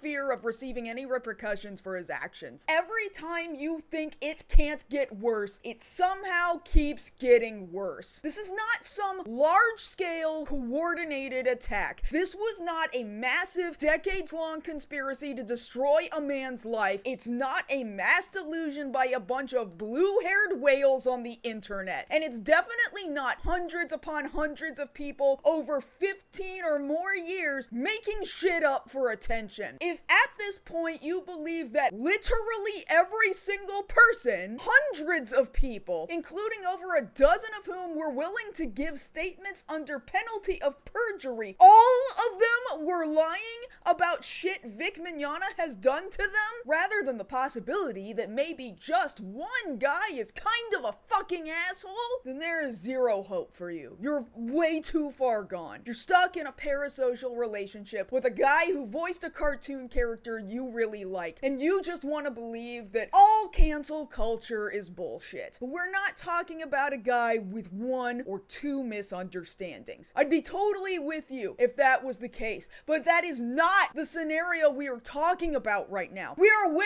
past the point of giving this guy the benefit of the doubt. Feel free to harp on cancel culture all you want when it involves guys with very little bad shit coming up about them. Feel free to trust but verify, but you gotta choose your battles, man. This is not that guy. Your rage bait YouTubers and Nick Rekieta took you for a ride, actively lying and misleading you about who your poster child against cancel culture was supposed to be, and you absolutely fell for it. And it's okay to say, damn man, they really fucking got me. I know how embarrassing it is to be wrong, and this time, for all of you I stand with Vic people, you were wrong. But it's never too late to accept new information and change your mind. Changing your mind doesn't make you bad or weak or stupid. It means you were smart enough to hear the whole thing out and come to the conclusion that you didn't have enough information before, but now you do. And some of you may be thinking, well, if I accept that Vic is actually the creep everybody says he is, then that would mean I aligned myself with Mars Girl, and I wouldn't want to be caught dead doing that. No, don't do that. Deciding to believe that true and real things are in fact true and real does not suddenly put you into a blood pact with me. Feel free to keep hating me all you want. Hate all the times I've dyed my hair, everything I say and do on the internet, call me fat and ugly, dunk on my politics. I genuinely do not care. Although frankly, I've found that most people choosing to use the fat comment rather than actually coming up with an argument are usually finding themselves in a position of self-loathing. Your opinion of me as a person should have absolutely zero reflection on you coming to the true and real conclusion that Vic Mignogna is in fact an actual whole and complete piece of shit. Anyway, we've still got to finish up this lawsuit nonsense. At one point, fellow voice actor Chuck Huber submitted an affidavit on behalf of Vic. It was meant to be a sworn statement of support intended to help bolster Vic's reputation and maybe even discredit the reputation of Funimation if he's lucky. And bless his heart, he tried. For whatever reason, Chuck kept peppering Chris Sabat's name into this affidavit. Again, he is completely unrelated to this lawsuit, but it seems like Vic's team is working desperately hard to weasel in a conspiracy that Chris had something, anything at all, to do with Vic getting his contract with Funimation canceled. Mind you, nothing in the affidavit actually says this. It just says his name a lot. Chuck says he's worked for Chris at Funimation's partner studio Okratron 5000. He first heard Vic's name while talking to Chris in about 2003, and that Chris didn't like Vic's Christianity and maybe Vic was gay even. That Chris expressed that he was of the opinion that Vic was a pedophile. That Chris and other Funimation employees had long-standing negative opinions about Vic. That Chris was one of many people who didn't like Vic's support of Donald Trump. That if you fall out of favor with certain people, including Chris, then you might not get rehired as a voice actor. That he once sent Chris a text and that Chris responded back saying, if this has anything to do with Vic, I will not talk about it. That Chris handled casting and recording most of Dragon Ball. That Chris talked directly to Toei, who owns Dragon Ball. That people feel like lots of projects need Chris's approval. That Chris has more influence at Funimation than Vic does. States a second time that he's heard Chris and Sean Schemmel call Vic a pedophile numerous times. That Chris and several other people felt Todd Haberkorn could be in danger of not working for Funimation again after following Vic by also hiring Ty Beard for a defamation case that never ended up happening. That he talked to then Funimation CEO Gen Fukunaga about being concerned about Chris trying to destroy his career, and Gen told Chuck he didn't believe him, and that Chuck and his wife fear retaliation from Chris for submitting this affidavit. Chuck mentioned Chris Sabat by name 24 times, and I'm not sure how he thought this was supposed to help him. If anything, Chuck has just backed up the idea that Vic had already had a really bad reputation, that he'd had a bad reputation for years, and that Funimation was perfectly well aware of of it, which makes it kind of fucking weird that nobody canceled Vic's contract sooner. Like, he just keeps making it obvious that Vic was completely insufferable and his reputation preceded him. He names Chris, Sean, Monica, Jamie, amongst other unnamed people, all as people who have had something negative to say about Vic. He even says that Vic would never get a directing job at Funimation because he was such a douche. I don't know how else to break it to you. If you are hoping to help somebody prove that they do not have a negative reputation within their fans and in their industry, I don't know why you would list a shit ton of examples of half a dozen people voicing negative opinions of Vic for years on end. He also confirms the idea that at one point in time, Funimation was pretty hug and kiss friendly. But then Sony came along in 2017 and introduced a no hugs policy, which again indicates a huge shift in Funimation's workplace culture once big boy Sony got involved. Chuck says he'd heard rumors that actresses were recast for refusing sexual advances by Funimation employees, adding, "I also heard that actresses who participated in sex with Funimation/Okratron 5000 employees were cast in roles." He never says which actresses, and he never says which employees, but Chuck is definitely hoping that even though he didn't say it, you will automatically think this is Chris Sabat's fault because he has peppered his name throughout the affidavit so many times. So now, sight unseen, the culture war part of the internet has immediately jumped to the conclusion that Chris Sabat had a casting couch at Funimation, even though Chuck didn't actually fucking say that. You know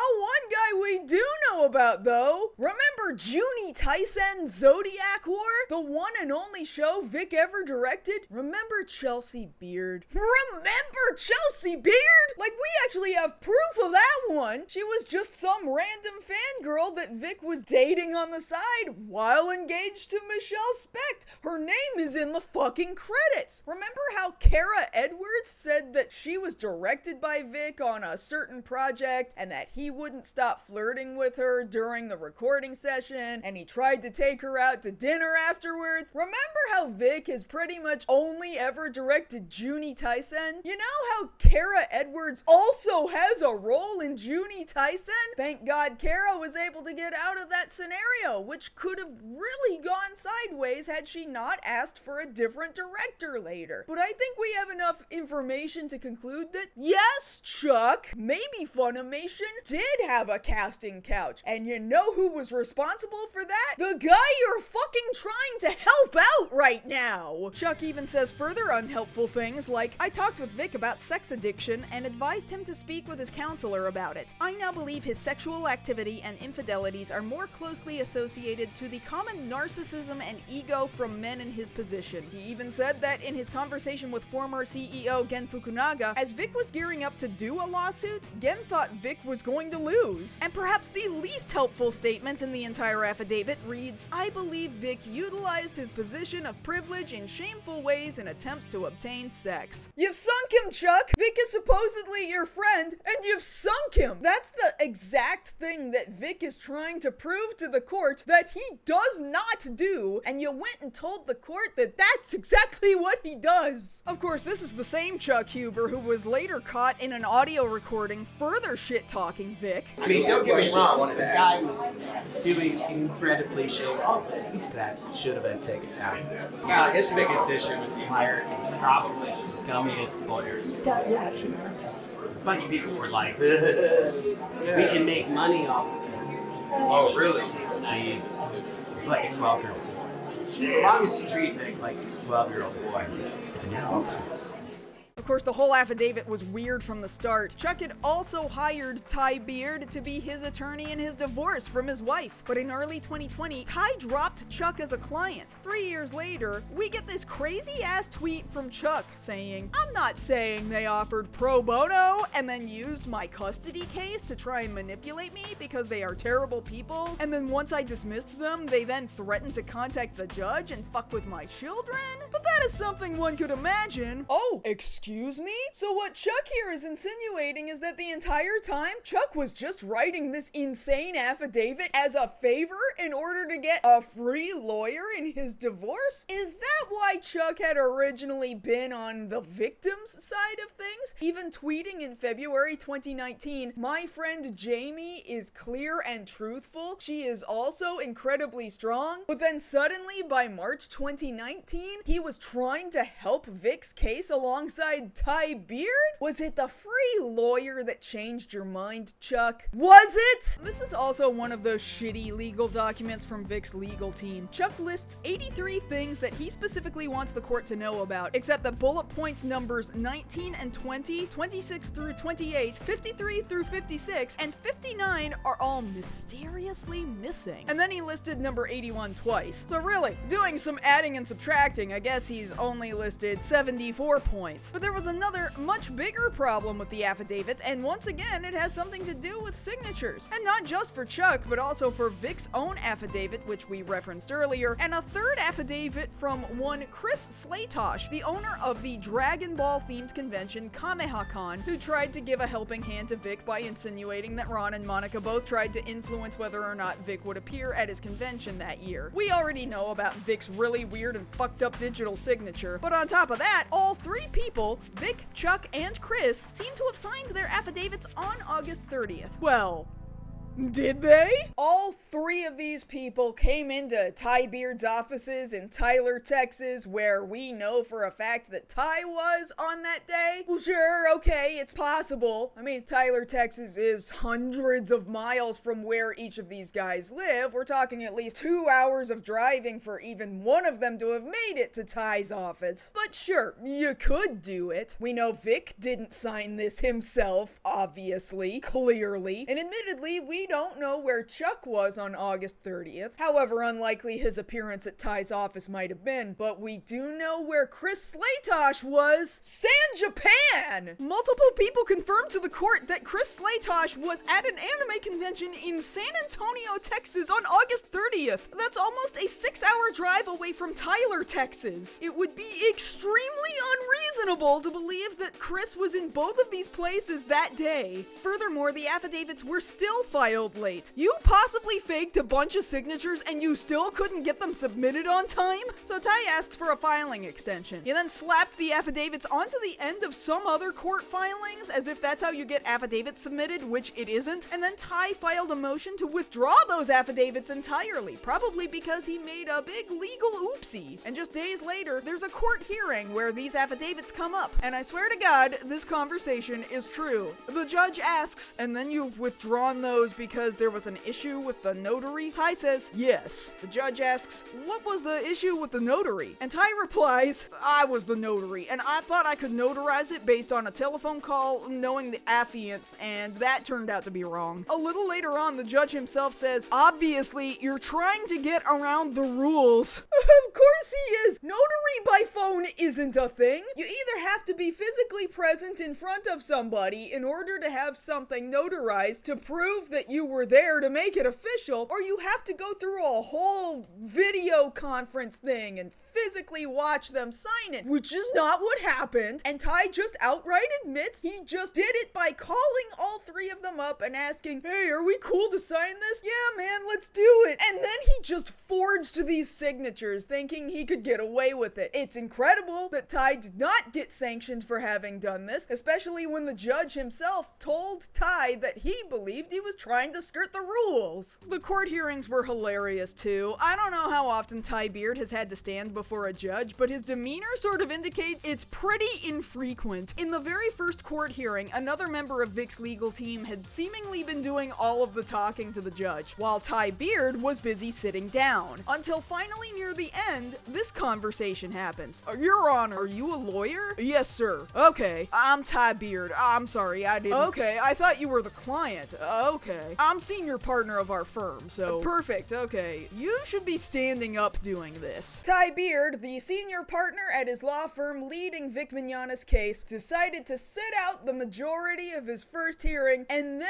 thought he could suddenly address the judge while sitting down, not even bothering to stand up in front of the guy. In the major hearing on September 6, 6th, where the judge was expected to rule on various parts of the case, there's moments here where Ty shows up with another lawyer he's brought into the case much later, and they both stumble over each other trying to answer the judge, and the judge replies with, well, I mean, one of y'all probably needs to figure out who is doing this argument. There are lots of times the judge just asks Ty basic shit, and he hurts himself in the confusion. I didn't ask you about a deposition, did I? You did not. Let me back up, if I may. We did not get affidavits, because those parties were not friendly to us. Okay, don't make up some other excuse like it's in the rule somewhere. I got confused. I misunderstood. I got myself rattled. Sorry about that. Okay. Or like this conversation. Who is her employee? Funimation is her employee?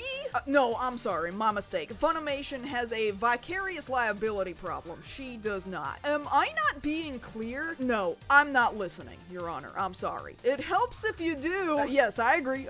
When talking about whether it was the defendants calling up anime conventions to get Vic Mignogna canceled from them, the judge asks, but you don't have any evidence that they called any of these other people? No, I'm drawing a rational inference. Anybody could have called them. Agreed, but we know they did. No, you don't. You don't know if they called any of these other people. There's a point where Ty tries to reference one of the affidavits he attempted and failed to properly submit, but he just goes fumbling around for it in all of his paperwork, completely unable to locate it. Alright, we have the real devastating evidence, which is Mr. Slaytosh with Kameha-Khan. In Slaytosh's affidavit, here it is. I've got it. No, I don't. At one point, one of the other lawyers has to sit here and explain what the definition of malice is, because Ty Beard seems to be under the assumption that the legal definition of actual malice is really just the same thing as malice, which it isn't. It doesn't matter whether or not the tweets in question were made maliciously. I'm sure many people tweeting their stories about Vic were rightfully very upset at him. No, actual malice would mean that the people making those tweets know for a fact that what they were tweeting was a lie, or they didn't do enough due diligence to check to make sure whether or not they were true. And as far as Ty was able to prove, he couldn't get any evidence of actual malice happening in those tweets. Then the judge has to explain how stupid the claim of conspiracy is, especially when the claim is that when some of the defendants were liking other people's tweets about Vic, it meant that they were all in on a conspiracy. The judge has to talk to Ty like he's talking to a 5-year-old. So basically, two people that agree on a comment to a news article are in a conspiracy with regard to their comments? At a prima facie level, I believe so, Your Honor. But there is other context. But I'm just saying, I post on some article about something in the New York Times and somebody else agrees with my comment, we're now in a conspiracy? If you're both attacking the same person, I'd say you are. I mean, conspiracy might be... It depends on what you said, obviously. That doesn't make any sense. If somebody republishes a statement that you published, they're on the hook for it for slander also, but that doesn't mean it's a conspiracy. No, and that's not the only evidence we have. I mean, but Your Honor, it's rational to infer that there's a conspiracy. I mean, people post pictures of their cat on Facebook and I like them. You know, I hit like. I'm not in a conspiracy with that person because I liked their cat photo. Well, Your Honor, there's no... And I'm not saying I even like cats, I'm just saying that I liked your picture, and it's not a conspiracy. I agree, Your Honor, but here's the thing. There's no such thing as a tort for posting cat photos. Or how about when Ty confirms to the judge that he has literally no evidence that anybody Vic is suing interfered with his convention appearances? Your position is that Miss Markey interfered with all 11 conventions that are listed on Defendant's Exhibit 9? No, sir. Okay, so she didn't interfere. Is there one on there that you could point to that she interfered with? No, sir. As we sit here today, you cannot point the court to any one of these conventions that you contend that Miss Markey interfered with? No, sir. When you filed the lawsuit in April of 2019, did you have any evidence that Miss Rial interfered with any of the conventions on this list? I don't believe this is a complete list, but the ones listed here, I do not. Alright, what about with regard to Mr. Toy? When the lawsuit was filed in April of 2019, did you believe that Mr. Toy had interfered with any of the conventions that are listed on Defendant's Exhibit 9? I believed it to be true, but I have no direct evidence of that. As you sit here today, do you have direct evidence that Mr. Toy interfered with any of the conventions on Exhibit 9? No, sir. Are none of you secondhand embarrassed by any of this shit? This isn't even a difference of the defendants playing chess while Ty is playing checkers. This is an extremely easy game of checkers, and Ty never learned the rules to play checkers. To make matters worse, this was one of the last major deciding hearings of the case, and despite it being his lawsuit, Vic Mignogna seemingly didn't think it was important enough to show up. Monica and Jamie did, and they were rewarded by having all of the counts against Jamie dismissed entirely, with the rest of the counts against the other parties to be determined later. The entire mess with this hearing, Vic not showing up, and Ty being a bumbling idiot, resulted in the Dallas Morning News reporting it as, in anime's #MeToo movement, Vic Mignogna is a no-show at Tarrant County hearing, and his case is mostly an unholy mess. I am an especially big fan of writer Sharon Grigsby's sentence reading, given the high-stakes issues in play, it's troubling that the case has turned into a circus. Reports from people sitting in the audience listening to this hearing say that Ty was literally visibly sweating throughout it, and that he had the judge covering his face with both hands at one point. The lawsuit, as I'm sure you understand by now, had garnered a lot of attention online. Like, an unexpectedly large amount of people had showed up at the courtroom to hear this. Apparently, one fan of Vic could be overheard in the lobby saying, "It didn't go as planned." One of the arguments during this hearing was whether or not Vic was some kind of a public figure. He obviously is, given he was just in an incredibly high-profile animated film with a wide theatrical release where he played the titular character of the movie. But the argument that Ty wanted to make was that he wasn't, in order to prove that the defamation caused more damage or whatever. So while Monica and Ron's lawyer was trying to argue that, yes, of course, Vic is a public figure, the judge reportedly motioned his hands towards the audience, saying, "I think he qualifies as a limited public figure." At one point, the judge had already dismissed the count of defamation against Jamie. A bunch of time passed, a bunch more of Jamie's counts were dismissed, and then Ty Beard comes back in asking, "Your Honor, defamation is dismissed as well?" And the judge goes, "I said that a long time ago." And then after this hearing, everybody else's counts of defamation and tortious interference were also dismissed on October 4th. A total of 17 counts, every single issue brought up against every single defendant in this lawsuit were completely thrown out. We've literally lost the case, every single thing. I think one great thing to note from the filing of the judge's dismissal is the part that reads, "The court finds that defendants have shown by a preponderance of evidence that the communications related to plaintiffs' causes of action relate to a public concern, and the communications involve allegations of conduct by plaintiff that relate to the health and safety, environmental, economic, or community well-being. Additionally, the court finds that plaintiff has failed to establish, by clear and specific evidence, a prima facie case for each element of his defamation cause of action against all defendants." So basically, Vic is a public figure. The defense proved that he was a big enough concern to the public that they should be allowed to talk about him, and that Vic's legal team didn't bring any evidence to prove that anything any of the defendants said was in any way defamatory. It is also basically cleared up that we can, in fact, call Vic Mignogna a predator and a sex pest, because those things are opinions. We can't call him a convicted predator, because that wouldn't be factually true, but simply calling him a predator all on its own isn't defamatory. Not only that, but all of these counts were dismissed with prejudice, meaning that Vic will not be able to sue any of these people for the same reasons ever again. And since this lawsuit happened in Texas, where there's an extremely strong version of a slap law in place, that means that not only will Vic Mignogna not collect $1 million from the people he sued, but now he has to pay all the attorney and court fees of everybody he sued as punishment for wasting everybody's time. And at the time of the dismissal, that meant $2 $238,042. Get wrecked. Unfortunately, in the midst of all of this sort of wrapping up, as you can imagine, things started to get hairy for a while from Vic's biggest fans. Or maybe just people who hate victims and or women and cancel culture or whatever. So, no surprise, both the Dallas Morning News reporter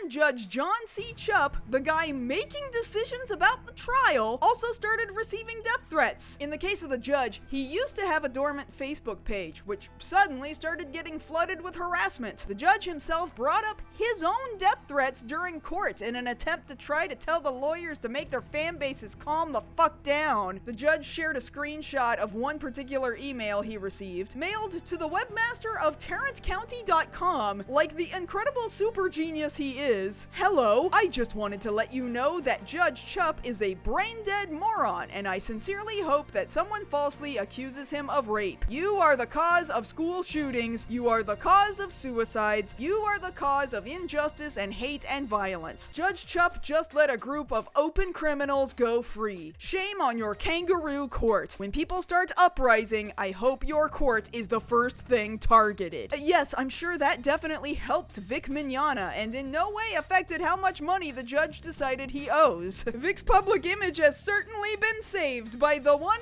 and only Master of Pirates. Now, if we lived in a fair and just world, this should have been where the whole thing ended. Hell, it should have never come this far in the first place. But of course, Vic and his legal team can't leave well enough alone. In fact, Ty Beard indicated that they were planning on taking this lawsuit into appeals by tweeting out just one word: halftime. Now, to any reasonable person, this looks like the dumbest thing you could do. Ty has clearly proven he operates the smartest law firm in Texas. First of all, I think even the dumbest law firm in Texas could win this case. But now, after bumbling and sweating and leaving Judge Chupp to put his face into his hands during a hearing, Ty thinks he's gonna go in there and sweep up in the appeals process. You've got to be kidding me! But a good chunk of the chuds believed it. People still clung to Ty and Nick's every word. They were convinced that Judge Chupp was just a simp, beta cuck, and surely the appeals court was going to see how horrifically they massacred their boy. They kept donating to Vic's GoFundMe. They just kept doing it until the GoFundMe campaign finally closed in 2024. In 2024, they kept donating until it peaked at nearly $292,000. Money that has gone into an account directed at Ty Beard's law firm for almost 5 years. And frankly, during the appeals, Ty actually had very little to do with any of it. There were other lawyers working on Vic's behalf from that point on, probably because of how badly Ty dropped the ball. Part of the reason why the chuds kept the dream alive for so long was that they were convinced that going into appeals meant that this was going to be some kind of a do-over, or that Vic's legal team was going to be able to finally submit all of the evidence that Ty Beard fantastically bungled getting into the trial the first time. But that's not how appeals work. You can't submit new evidence to the lawsuit during the appeals. You're just sending the exact same lawsuit with the exact same materials you already submitted to a new set of judges to look them over and decide whether or not the first guy got it right. Now, at this point, I don't feel like dragging the appeals part of this lawsuit any longer. It was extremely long and extremely boring, and it took several years before we finally were fucking done with it. Basically, much like Vic's real-life experiences with women, judges kept telling him no, and his lawyers kept trying to push it farther anyway. It went to appeals, the judges denied it, basically saying Judge Chupp got it right the first time. Then Vic's legal team said, well, fuck you guys, we're taking this all the way to the Texas Supreme Court, and we'll see what they have to say. And then the Texas Supreme Court also said, lol, no, your lawsuit is bogus, and the only thing we disagree on is how much money we think Vic should pay to the defendants. In fact, maybe he should be paying them more money. And again, all this time, Vic's fees to his own legal team have to be through the roof. It's estimated that he went way over the amount donated to his GoFundMe in the middle of his trial. Remember how he was supposed to donate any overage to charity, guess what's definitely never gonna happen at this point? And so finally, when everything was all said and done, Vic finally had to stop appealing and accept defeat. In February 2024, the final judgment for the amount he has to pay just to Monica and Ron, totaling all fees involved, is $376,593.93, accruing at 18% interest. Just for Monica and Ron alone, because Vic decided he wanted to keep fucking around in appeals, he now owes over $138,000 more than he did to all parties involved when the case was first dismissed in 2019. Just the cost to pay Monica and Ron is more than the amount that the Vic Kicks Back GoFundMe ever raised. To follow that up, we do not know the full extent of the results of how much Vic has to pay the other two parties, but it's clear that Jamie Markey and Vic came to some sort of an agreement that worked out well for Jamie, because on February 8th she tweeted, "Thank you for all the support over the last 5 years. After reaching a mutual agreement, it's finally over. I don't know about you, but I plan on swimming in champagne." Also, Sam Johnson, Jamie's attorney, is a badass. As for Funimation, we may never learn how much money Vic owes them. We don't even know if they, or rather Crunchyroll, now that Funimation has been Kirby absorbed into their company, will ever come calling to collect. It could be that the win over Vic will just be to set an example that you may want to think twice before you fuck around and find out. We may never know, but if they wanted to, I'm sure their share would also be more than you can imagine. Vic lost spectacularly. His case went so tits up that lawyers online are now reporting that they use his case to teach law school students exactly what not to do. Just as one example, Dr. William Biggs, a professor at West Texas A&M University, has written an extensive article for hopeful studiers of the law titled "Botched: What Mignogna vs. Funimation Teaches Us About the Danger of Attempting to Rehabilitate a Public Image by Suing for Defamation." And that title is true. That was definitely a dangerous move. It was so big and brash and stupid that people who had never heard of Vic before in their life simply listened to the evidence presented in court and now believe, thanks to just the words that came out of his own mouth, that he is definitely a sex pest. And imagine thinking you're going to get your career back by suing your former employer. Nobody's going to want to hire a guy that everybody knows is going to get litigious on you. Even if they didn't think he did anything wrong, you just can't trust that this guy's not gonna stir up shit for the company at some point. You will hear people boo-hooing about the results of this case all over the internet. They blame the judge for being biased, that surely somebody got paid off somewhere in the process. Vic himself has spurred on the idea that he didn't get his day in court because it didn't get all the way up to a jury. But he did have his day in court, and the court decided it was too frivolous a lawsuit to even put in front of a jury. That's exactly what the Texas Citizens Participation Act is supposed to do, and in this case it worked exactly as intended. Nobody was found innocent or guilty. Nobody is going to jail. Even after all this, even after proving that nobody defamed Vic, this still doesn't mean he's been convicted of any crimes, and I think it's important that everybody understands that, because a good chunk of the internet definitely doesn't. With all of the information that came out about this man in court, I dare say that there's enough sickening shit to make you think that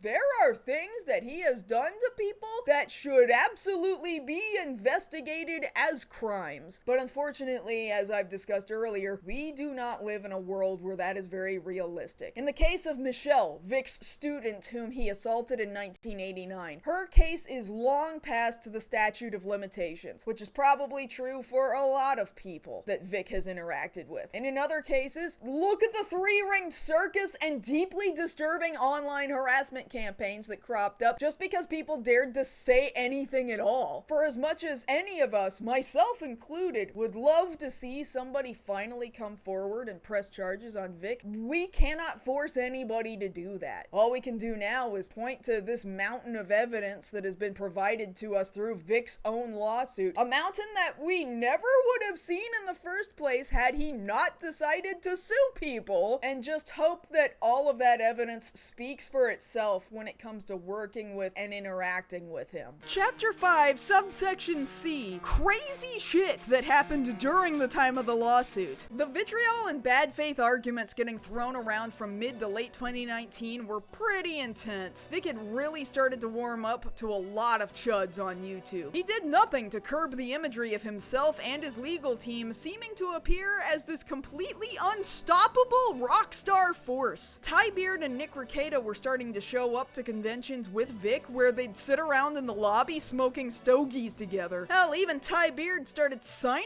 autographs as if he has any business doing that. Of course, a lot of this was happening at Anime Matsuri, a convention in Houston, Texas with a reputation so shit that none of the rest of the anime industry ever shows up to it anymore. Not even Sentai Filmworks, the anime company based out of Houston. Honestly, somebody should do their own whole separate video just on the lore around Anime Matsuri. That in and of itself would be a fucking trip and a half. Anyway, Anime Matsuri in 2019 decided to invite all of the biggest I Stand With Vic YouTubers out to their convention and gave them tables and panels. They stuck them all together on one big panel that they titled For the Fans. And that's the thing that drives me crazy, right? Is who in their right mind today actually would be an open misogynist publicly, for example, or an open racist in polite society? I mean, people just don't do that. And, well, yeah. That's an open society, yeah. If you ever wonder what the climate of anime conventions was like in 2019, this should give you an indication, because Nick Rekieta and Ty Beard had so fully convinced the internet that they were the righteous heroes of the story, rather than the lying grifters that they were able to fill a room with shitty people that you can now confidently confirm will never be safe to talk to about sexual assault. Similarly, as time went on, Vic's fanbase started to slowly have cute teenage girls replaced by dudes who probably have a whole lot of opinions about women. One tactic that many people had started using was attempting to discredit Vic's victims and anyone who stood up for them by pulling up other things about them to prove that none of them were perfect people either. Part of this was spurred on by the lawsuit itself, wherein they tried to say that consensual photos between happy actors is totally the same thing as having to play along with a creepy guy that you'd rather not have to get along with because your job depends on it. Similarly, the lawsuit also brought up how sinful and disgusting Funimation was as a company because they released the disgustingly sinful anime Panty and Stocking, with the titular heroes played by both Jamie and Monica, wholly forgetting that 1, it's fiction, and 2, Vic was in it too. At one point in August of 2019, somebody forwarded Nick Rekieta some unreleased audio of a bunch of the Dragon Ball Z actors just sort of dicking around in the booth, with some of that audio being admittedly pretty damn crass and offensive, and at the time it made an incredibly huge pop online. I'll share some of that in just a second, just as an example, although admittedly, I definitely don't feel like I can play some of the worst parts of it. Just to prepare you though, none of this was at all in any way officially attached to any official Funimation or Toei project. There's no video to go along with it. It's not even one of those crazy outtakes reels you sometimes get on DVD or Blu-ray. It's just a bunch of actors fucking around and saying crazy shit as their characters, probably recorded in the mid to late 2000s. Okay, well, here's just a handful of examples of that audio. Popo, come closer. I feel my time is near, and I've never been with a man before. Apply the sacred ointment, Popo. Oh, yes, Kami. Well, you know, I wouldn't keep anything from my fans. Not even this gorgeous cock. Yeah, I'm carrying a few extra pounds around myself. Not much time to work out. Keeping them happy is a full-time job. Especially that bitch on the right. God damn, are you trying to keep that bitch happy? It's impossible. I just give her food, I give her presents, I give her rings, I give her any... I'm sorry. Okay, we're back.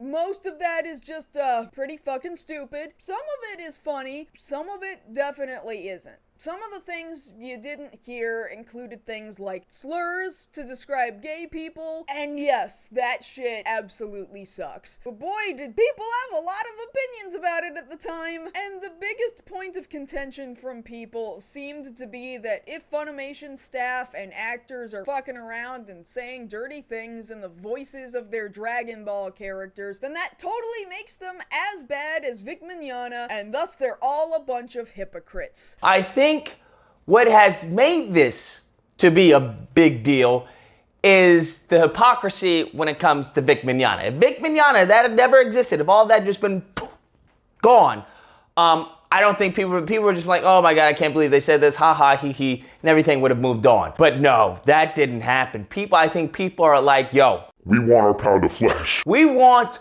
our pound of flesh. What? Maybe you understand now after an entire video about all of the heinous shit that Vic Mignogna has done over the course of 3 decades, or maybe it's just me, but I sort of don't think that a bunch of dirty jokes spoken by voice actors is the same thing or equivalent to a guy who has repeatedly assaulted women and girls without their consent. These are wildly different things. Are you joking? I'm not saying the things all these actors said were great. I'm not giving them the okay to just shout slurs at people, but pointing out that a bunch of actors said uncouth things in a recording booth over a decade ago isn't suddenly going to make Vic Mignogna not a sex pest. This was a campaign spurred on by Nick Rekieta himself, and so long as he had control of the narrative, he could spin it however he wanted, and for a few seconds there, it kinda sorta worked. People too stupid or too ignorant to understand the greater narrative of what had been going on with Vic completely bought it, hook, line, and sinker, and started calling for the firing of every single voice actor they could think of. If you ever at any point were critical of Vic Mignogna, you got targeted by this same tactic at some point. With Ron Toy, detractors constantly brought up his prior marriage, noting issues with anger management. It's not something Ron hides from. He frequently publicly admits that he made a lot of mistakes during that marriage that he can't take back. But he also notes that his ex-wife has written statements noting that she has seen Ron improve since their divorce, and Ron himself notes that it's something he has done a lot of work on, and it will never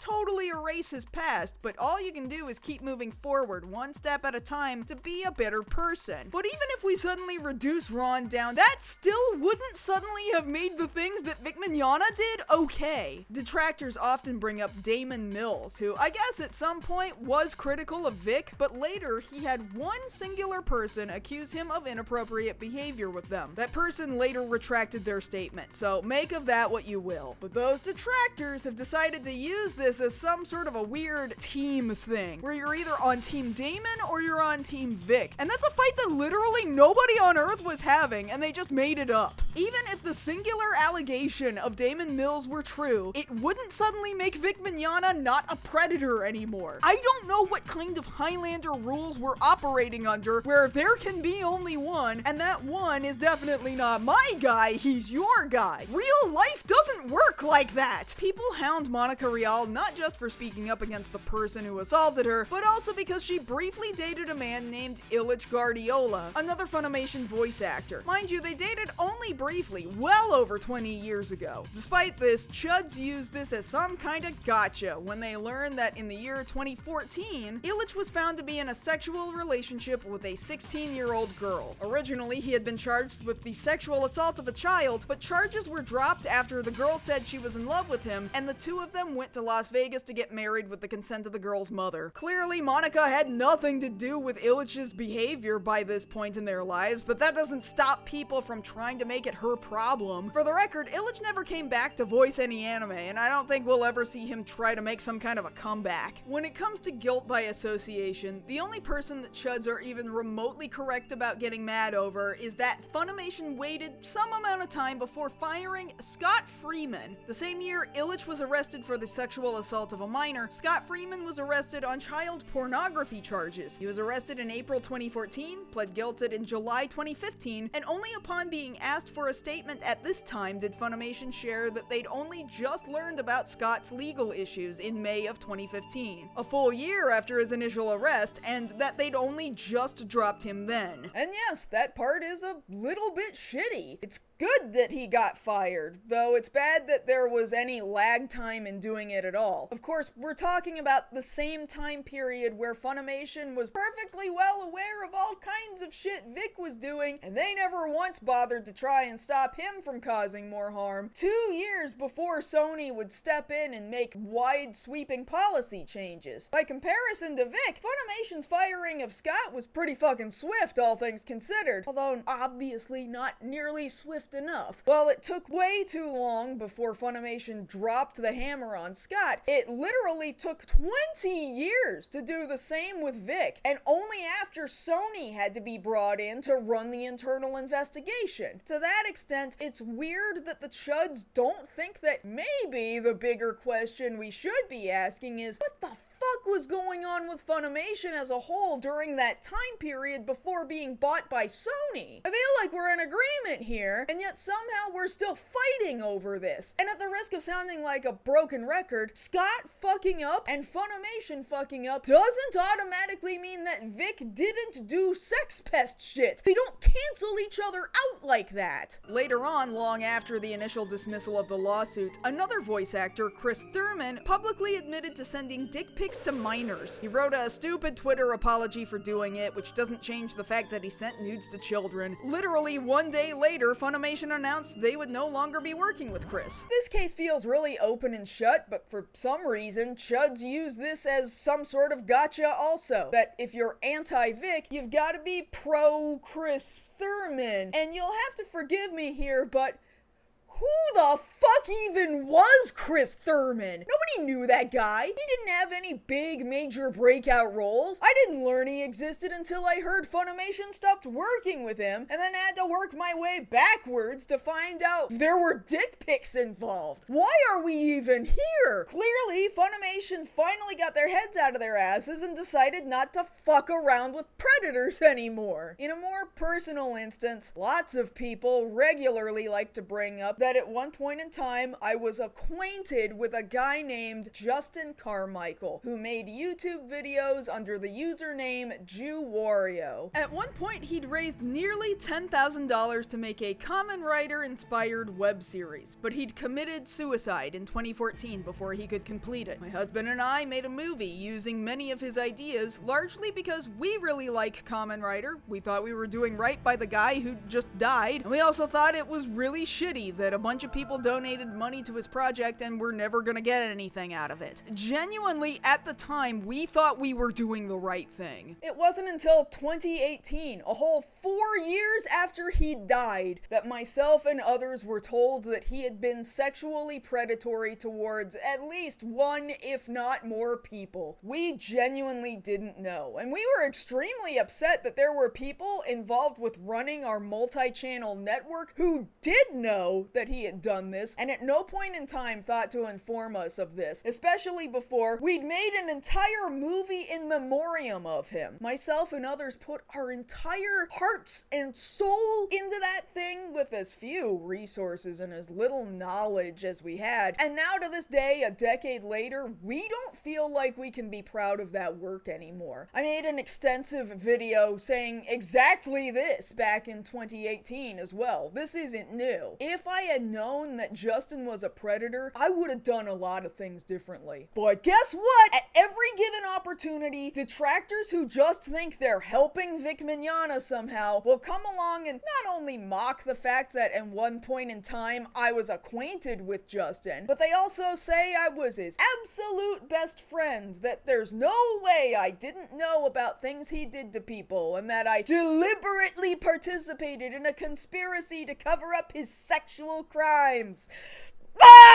Surely to any rational human being, this sounds insane. Justin and I did not know each other that well. We lived in completely different states. He couldn't remember the name of my fiance. We only knew each other in a span of less than 4 years, didn't talk regularly, and only saw each other in real life maybe twice a year. I don't know what kind of a relationship people think I had with the guy. We were acquainted, but he was not regularly telling me all of his dirty secrets about all of the people he was preying on behind his wife's back. That's not a thing that predators do, because predators don't want you to find out that they're predators. And mind you, chuds don't go after any other colleagues of mine who were also Justin's colleague, and they definitely don't go after the organization staff of Channel Awesome, who verifiably knew about this and decided not to tell anybody. It's just me that they go after, and it's just because I had shit to say about Vic Mignogna. And even if your wild-ass, crazy person conspiracy theory were true, it still doesn't suddenly negate Vic Mignogna of being a predator. That's not how this shit works. Chapter 6, Vic Mignogna is still fucking weird. At this point, when I talk about things that happened post-lawsuit, I'm mostly referring to when his case originally got fully dismissed at the end of 2019. And while you would usually think that maybe a very big and expensive lawsuit that you lost would change your average person, Vic is not your average person. For a while, Vic would jump onto a now defunct app called Unlocked Live, which was kind of like just going live on Instagram or TikTok, except it was solely for pre-approved anime voice actors to use, of which Vic was one of them. After Unlocked Live went down, he made the transition over to Twitch with the help of Squally running the whole show. He usually cuts out time to stream to his fans almost every single Wednesday, and most of those live streams he tends to dedicate a noticeable amount of time to complaining about how much people don't like him. That's a good point, Thirsty for Chicken. These people don't care. They don't care about anything but their own attention. They are whores for attention. Loudmouth whores for attention. He even started responding to emails from his fans with huge walls of text about the result of his lawsuit, stating, "They didn't win anything. They filed a preliminary motion that the judge granted and kept it from even getting to a courtroom for a jury to hear the facts. They did not win because they never allowed the game to be played. They silenced me from the opportunity to defend myself." For a silenced guy, he sure will not shut the fuck up about it. When he's not complaining about how much people hate him, he keeps repeating to his fans that he wants them all to keep pressuring conventions and other venues to invite him as a guest, using basically the same tactics the Risembool Rangers would use when he was at the peak of his popularity in the mid-2000s. Canada fans, UK fans, Australia fans, all of you, make your voices heard. Don't stop. Just because you maybe get an unfavorable reply or no reply at all, don't quit. Don't give up, okay? From anecdotal stories, even before 2019, I've heard that convention organizers had already grown extremely sick of the feverish way Vic's fans would demand that they invite him to their event, sometimes having Vic-related emails go directly into the spam folder. Regardless, him telling his fans to do this definitely still gets them to do it. One of my favorite moments that popped up on Twitter one day in 2022 came from a guy who apparently worked at a comic book shop. What he describes isn't actually Vic himself calling the store, but rather one of his fans doing it on his behalf, trying to land him an appearance. Vic Mignogna has been calling my work for a week, trying to book a signing. They repeatedly bring up that he's been the victim of cancel culture, so I've been saying increasingly ridiculous things to them on the phone to see if they break. A prank call in reverse, if you will. She mentioned the cancel culture thing right away, so I was like, cancel culture? What's that? And this person calling for him said, it's when people book Vic and then cancel on him at the last minute. A whole culture of just that, I guess. Then the second time I was like, yeah, this all sounds great, but I have one concern. We are right next door to a school and many of our customers are young kids. Is he allowed within 500 feet of them? Will he get in trouble? And she assured me that it would be no problem. Thank God. They told me he would prefer to be flown out, but it's not a deal breaker. I said, oh, good to know. And as funny as that story is all on its own, we never would have known which of Vic's fans repeatedly called the store to annoy this guy, until a highly active Star Trek Continues superfan named Sherry came along and outed herself to everybody. You're a real hero. You can even post a story without lying. Vic Mignogna never called your store, nor did anyone ask me to call. Funny how you used his name in your tweet just to get attention. I'm a fan of his work along with thousands of others and would love to see him. Tweet 1. To which the comic store guy replies, if thousands of people want to see him, why don't they? Go get him booked somewhere else if that's the case. I wish you the best of luck. Vic's fans at no point in time ever stop for 2 seconds to have any self-realization of what an insane thing it is they're doing for this guy. All acting like his booking agents for him for absolutely no pay, with zero experience in getting anybody booked anywhere. No promoter, no publicist, no agent, just an army of free labor with no actual discernible skills, throwing anything at the wall and seeing what sticks. Hey, remember that one lady, Mindy Peterson? The one who's the wife of the author whose audiobooks have been narrated by Vic? The one who for some reason has access to Vic's Twitter account and got caught begging Vic's fans to let her buy pop figures off them? Looks like she's part of the appearance brigade as well. If you want Vic to come to your area, contact comic book stores and ask that they have him as a guest for a signing. If they are agreeable, DM me and give me the info. I deal with his appearances. Who are these people? I can't think of any other voice actor who operates like this. The next story is legitimately so good though. It could be its own video, and the people involved should definitely do a tell-all one day about all of it. One of Vic's fans did successfully get Vic an appearance at a comic store in Nebraska, but that comic store later dropped him after learning exactly who Vic was. The fan who got him the gig said, Krypton canceled because they received some phone calls and they had to do what was best for their business. I am the one who is working with Vic and anyone I can to get him here. He wants to come for his fans, but I can't seem to find a place that's not scared off. I have his flight paid for. I just need to come up with some cash to rent a venue like a conference room and hotel, and I'll make it happen. I'm just not good with knowing how to raise money. Any and all ideas welcome. Vic still wants this to happen. What in the fuck do you mean? If he still wants this to happen, then why isn't he flying himself to Nebraska to meet his entourage of dedicated fans? Why does fucking Derek over here have to be the one to get him out there? What do you mean Derek paid for Vic's flight? That's fucking insane. This wasn't even for an anime convention. It was originally for a comic book store, and the guy didn't even work at the comic book store. And now he wants to throw down more money for an event venue and a hotel room for Vic to sleep in? Vic already took almost $300,000 in fan money in a frivolous lawsuit and lost everything they put into it. How can he possibly take these people for a ride any more than that? Next thing we hear, Vic's finally got himself a signing in La Vista, Nebraska. It has an address, but it doesn't state what exactly this place is. It's not an anime convention. Is it at least a comic book store or some other nerdy event venue? Well, from Google Street View, no, it just looks like some building with a dentist's office in it. What the fuck is happening here? Derek says he landed this building with a single conference room in it for him. Just, you know, some random office building, I guess? That's not sketchy or anything. Also, it's not a store, it's a person who supports the cause. What does that mean? As it turns out, the reason they've chosen this office building is because Derek has a friend who works at a security company that's located inside. Now, at some point, the local community of La Vista, Nebraska caught on to what was happening, and they themselves genuinely did not want this to happen. As they chatted amongst themselves on Facebook, one of them said, I have an office in the building where this is meant to take place. I have spoken to the landlord, and the signing is not authorized or permitted. We're shutting this garbage down. I have permission to post signage barring the event, and call the pigs if he shows. Imagine having all the bad luck in the world of trying desperately to get Vic Mignogna a tiny little hole-in-the-wall place in Nebraska to meet fans fans and sign autographs, and you picked the one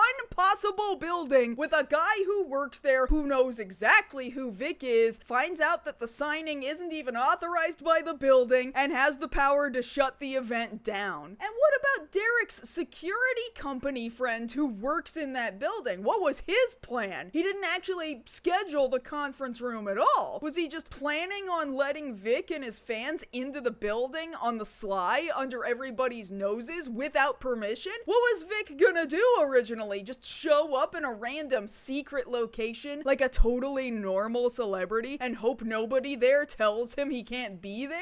Gloriously and miraculously, just in time for the unapproved signing, fans walked up to the building to find that it was locked with a sign taped to the window that said, "There will be no Vic Mignogna signing at this location. Roethlisberger Suites management was not consulted and has not granted permission for a public event at this location." This should have been it. It should have been good enough. This is how this should have ended, and everybody should have dispersed. But somehow, Vic still showed up to the building anyway, and with absolutely no venue secured, he legitimately started signing autographs for a small handful of people in the parking lot, apparently still charging people $40 to get them. And that's when the Nebraskan Avengers showed up. The guy who worked in the building and made sure Vic's signing didn't happen inside walked outside with a small group of compatriots filming the entire time to let Vic know he was officially trespassing. Hey, Vic.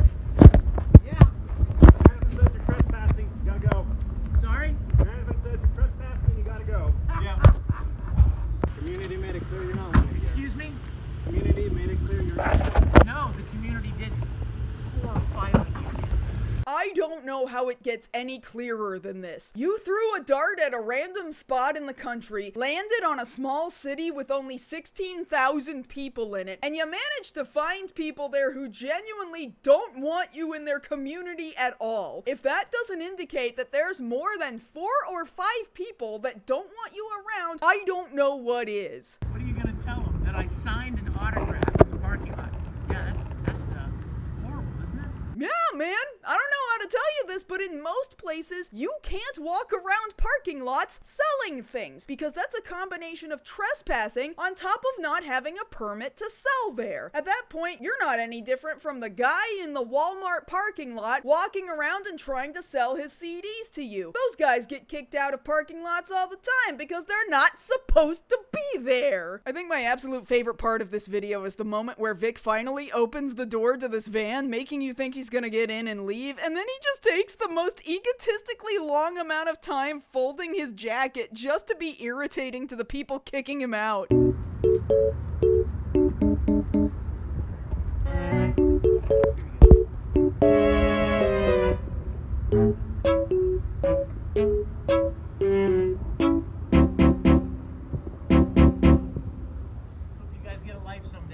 Sick burn, man. Looks like he totally got you losers. Then Vic pulls out his cell phone and starts filming them in return, as if we didn't already see the whole thing. And as the sad, lonely minivan drives off into the distance, we later learn that not all hope is lost for Vic, because the group later reconvened at a nearby Chili's to celebrate his arrival in Nebraska. Well done, everybody. Absolutely stellar job. I know that everybody, possibly Vic himself, seems to believe that I am the evil orchestrator of everything that goes wrong in Vic's life. But this right here is proof that there are entire communities that genuinely do not want Vic anywhere near them, and it has absolutely no involvement from me at all. But Vic is just like this. He shows up to places where he's unwanted all the time because he frankly doesn't understand the word no. There have been multiple conventions where he's been unwanted and he just shows up anyway. Take Star Trek Las Vegas, for example, where a bunch of people who previously worked with him and no longer want anything to do with him would definitely be, especially after having been uninvited as a guest in 2021, but he was still caught walking around in Captain Kirk cosplay in 2022 regardless. At one point in time, he very nearly slipped into Los Angeles Comic-Con despite not being an invited guest, hoping to ride the coattails of a vendor and signing autographs at their booth. Thankfully, the convention shut that shit down. We looked into this, he was not a guest of ours. An exhibitor had invited him to do a booth appearance. He is no longer attending the show. And to be clear, there is no convention in the country of reputable standing that will ever have Vic back as a guest ever again. Any convention or store you see with Vic has already decided that they would rather make money than keep their attendees safe, or the owners very specifically have a bone to pick with cancel culture. One particular one that pained me was Anime Tokyo, a store in San Antonio, Texas, where I had actually been a guest during their first grand opening. As someone who liked that store during the years I lived in San Antonio after it opened, it pained me to see that they were so willing to ignore the outcry of decades of victims saying this man was a problem. If I am ever back in San Antonio, I am never going back to Anime Tokyo ever again. There are all kinds of weaselly things Vic does, like trying to sneak into conventions all the time. Take for example, this absolute monstrosity. This is a figure designed to represent Vic Mignogna cosplaying apparently as a million different characters all at once. Frankly, it's kind of a nightmare. Now, it would be pretty reasonable to think by looking at it that it looks fairly recognizable as a Funko Pop figure, and that's certainly what Vic himself would like you to believe too. In the year 2020, during the height of COVID, still attending anime conventions completely unmasked, Vic displayed an image of his copyright chimera to a group of fans on a computer monitor sitting on top of a trash can, and announced to the world that he's working on having them mass-produced by Funko themselves. So I'm working on having these made.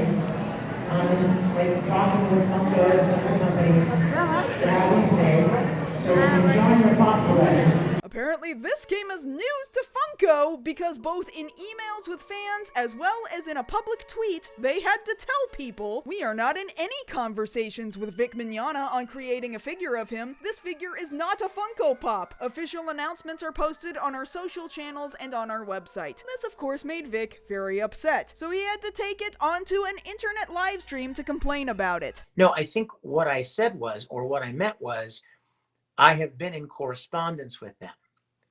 Now, I have 5 or 6 emails to demonstrate that I have been in correspondence with them, but I'm not going to post them. And you know why? Because it's none of their business.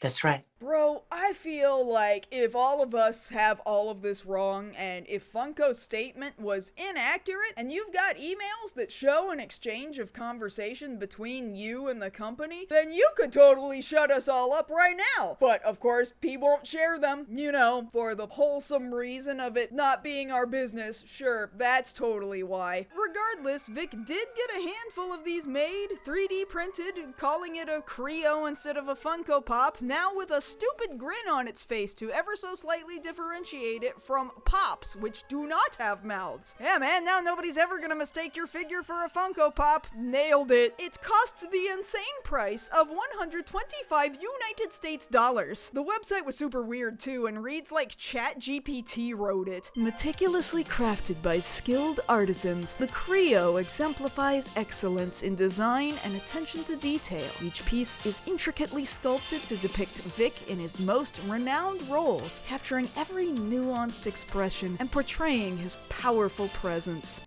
Nuanced expression? He has huge Funko Pop eyes and a stupid sideways smirk. What do you mean? At the Risembool Rangers, we understand the importance of authenticity when it comes to collectibles. The Creo is officially licensed and endorsed by Vic Mignogna himself, ensuring that you're adding a genuine piece of his legacy to your collection. At the Risembool Rangers? You're a fan club! How in God's name does any of this accurately describe what you do? When the figure finally shipped out to people, it was plain that they had all been painted by hand, which is fine enough for somebody's home craft job, but I personally don't believe the paint job was worthy of $125. And then people started reporting that it apparently simply shatters like glass. Hey guys, I ordered the Vic figurine and it arrived in pieces. What can I do? My friend bought one of these and it arrived with the head broken off. Is there a policy for exchanges or refunds? And that wouldn't be the last super weird thing everything he would try to market and sell. As you might recall, Vic has now adopted a victim's mentality about everything and keeps blaming everything in his life being ruined on account of his 4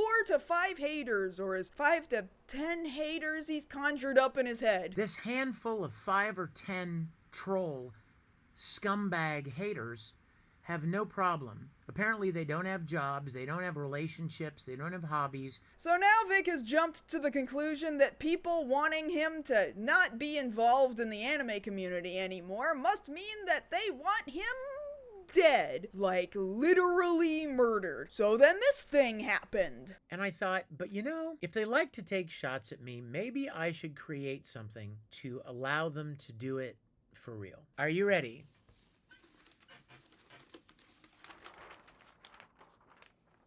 Yes.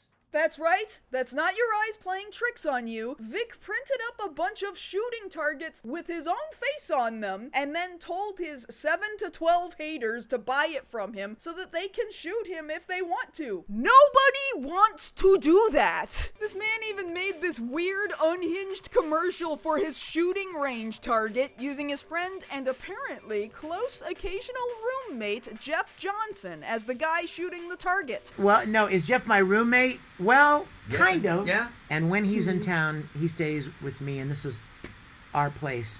This is a voice actor. He's bad. Just bad. I just want to point out that this guy is the voice of Yasop in One Piece, so I feel like he should be a better shot than that. I don't care that that's a fictional character, don't at me. Look, as the queen apparent of the Kick Vic movement, God, that's the cringiest thing you could possibly say. Let me say this right now. If you bought one of those targets with the intention of actually shooting at it, you are unhinged, and I hope I never have anything to do with you. Also, why would we buy something that helps Vic financially in any way? Hasn't he already taken enough money from people? Seems to me like the only people who bought the targets were his weird super fans that just wanted it to have a weird novelty souvenir of Vic in their house. And that's fine, I guess. Let them go ahead and buy them from him. All that money is just gonna go to Jamie, Monica, and Ron eventually anyway. These are just the things he's tried to sell to people. That's not counting the weird voice acting gigs he's tried to get since his lawsuit ended. Remember, no reputable dubbing studio will work with him anymore. But apparently, that doesn't matter to Vic because he will attach his name to literally any project anybody ever asks him to be on. Take, for example, a studio called Fantasy Soft. After all the Dragon Ball audio leaks came out, people on the internet for some reason were very convinced that Toei was going to be pissed and that they were going to rip the immensely successful Dragon Ball license away from Funimation.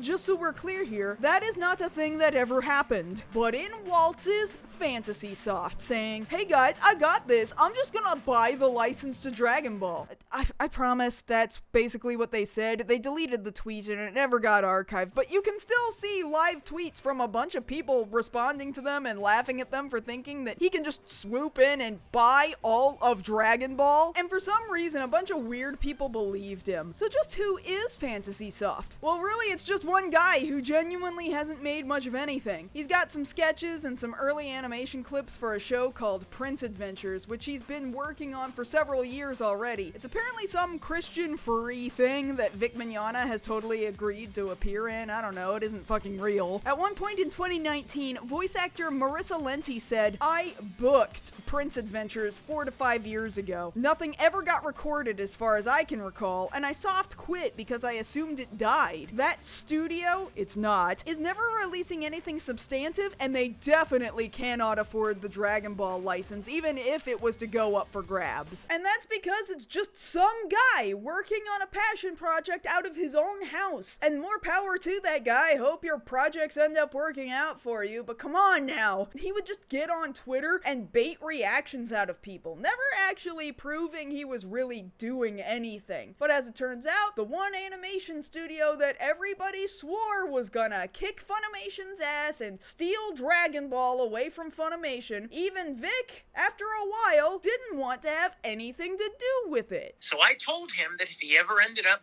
making it, that I would be very happy to talk to him about being a part of it. Well, that was 6 or 7 years ago. And he has not been able to get anything done yet.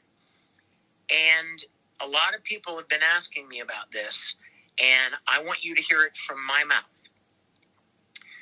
I told him that I do not want my name used to raise money. I do not want my name used to promote something that does not yet exist. So, you know, that one job that chuds were ranting and raving that Vic totally still had was now no longer a thing. Then Vic got himself attached to some totally different one-man operation called Cosmic Dawn, a web series built entirely out of free assets from the Daz 3D store. This archived news article says that Vic was supposed to be a voice in it, but in the final product he never did. Apparently he did provide music for it though. I mean, at least we're getting somewhere now. One thing he did that actually got off the ground was Supernatural Sid, a Christian cartoon by televangelist Sid Roth. Apparently he voiced Joseph, I guess. Heavenly Father, you know how scary things are, but we have faith that you can help us. His name isn't officially on it, but in behind-the-scenes videos, you can see Vic directing Sid Roth himself on his lines. Which, I mean, that's great that he's got work and all, but being associated with Sid Roth isn't really earning him a lot of points here. I mean, have you heard this guy's opinions on the 2 seconds of a homosexual relationship we can see in the movie Lightyear? And in this movie, it is graphically illustrated to obviously infiltrate our children with the demonic, unbiblical truth. But perhaps the best project he ever attached himself to was an NFT project called Humanimals, led by a guy named Phoenix Marcon, which may not even be the guy's real name. In 2022, Humanimals was minting a bunch of different randomly generated anthropomorphic panther guys, and the plan apparently was to turn them all into an animated series somehow. Vic very confidently tweets out, "So excited! I've just been invited to join this amazing project, check it out!" And when people started getting upset when they realized it was NFTs, he came back with, "Perhaps I need to clarify. This company is creating an animated series, and they have asked me to play the Panther, the lead role. It's completely free to join the Discord if you'd like to learn more about it." I just think it's funny that people weren't willing to separate themselves from this guy over decades of credible sexual assault allegations, but NFTs were a bridge too far. Anyway, the Humanimals website not only listed him as an actor, but also the talent director, so I guess he was going to also voice direct other people in this totally real NFT animated project that was definitely going to happen. Well, wouldn't you know it, I guess Vic just has all the bad luck in the world, because Phoenix Marcon apparently is a multi-time felon who was about to add one more felony to his record. Remember that news story about the Red Mighty Morphin Power Ranger Austin St. John getting arrested for loan fraud? Well, as it turns out, 18 different people were caught up in that same operation to arrest people doing a loan fraud, including one Eric Reed Maracchio, aka Phoenix Marcon, the same guy running the Humanimals project. Oops! So Humanimals changed their name, partly because the name already belonged to something else entirely, and then announced that they were dropping Phoenix, the very guy running the whole project. But also, due to circumstances, both parties agreed to part ways. Vic Mignogna, we wish Vic the best. An oddly worded announcement, but cool. Vic later that year would hold a panel at Anime Matsuri, and as usual, would claim he doesn't know anything about anything he ever takes part in, ever. He's just a small guy who doesn't know anything. My experience was a couple of producers who have significant projects under their belt approached me, and they said, "We would like to cast you as the lead in this project. And the way that we are going to be trying to finance it and get excitement building is through NFTs." And I said, "Great. What's an NFT?" I didn't even know. I didn't know. It's another situation where he's either playing dumb or he genuinely is actually as dull and ignorant as he makes himself out to be, and I don't know which it is. Now, not everything Vic has worked on since has been an absolute total stinker. Somehow, Anime Matsuri, as in the anime convention that has been sued about a dozen times and is led by a sex pest of their own, wrangled enough capital to be able to launch Anime Matsuri Studio, Studios, their very own internal anime dubbing house, with Vic working on their projects as the lead director. Anime Matsuri managed to license 2 short animated student films from Nippon Animation titled Jip Shimezo and Gen Banojo. And honestly, there's nothing wrong with either one of these films. They're perfectly fine, average, decent animated short films that were probably pretty cheap to license. The problem is that apparently, when Anime Matsuri employee Jacob Takanashi started asking around for voice actors, he left out the part where they'd be working either directly for Anime Matsuri or that Vic Mignogna was at all involved. Morgan Berry, who was in Gen Banojo, vague tweeted, "A lot can change from the time you record a project to the time it premieres, and sometimes we have no clue who we're going to be working with at the time. We're not given a full list of all the people involved. Freelance work is unpredictable." Regardless, both of these short films did get fully dubbed and debuted at Anime Matsuri in 2022. But I guess not all that many people went to the premiere of it, and some who did admitted that the event literally ended up putting them to sleep. The next day during one of Vic's panels, he sure didn't seem very happy about the reception these animated films were getting. How many of you went to the premiere last night? Did you enjoy it? Those were such sweet stories. They're such warm stories. And I know some of you are like, well, there wasn't enough blood for me. Well, cut yourself.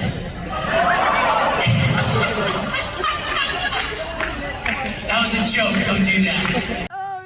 It's totally just a joke. Even his own sycophant seemed kinda shocked for a split second that he just told them to do a self-harm. A week later on his livestream, he is obviously very angry that anybody could possibly interpret his words to mean exactly the thing he said. And I made a joke, and I said, if you love blood that much, you could always cut yourself.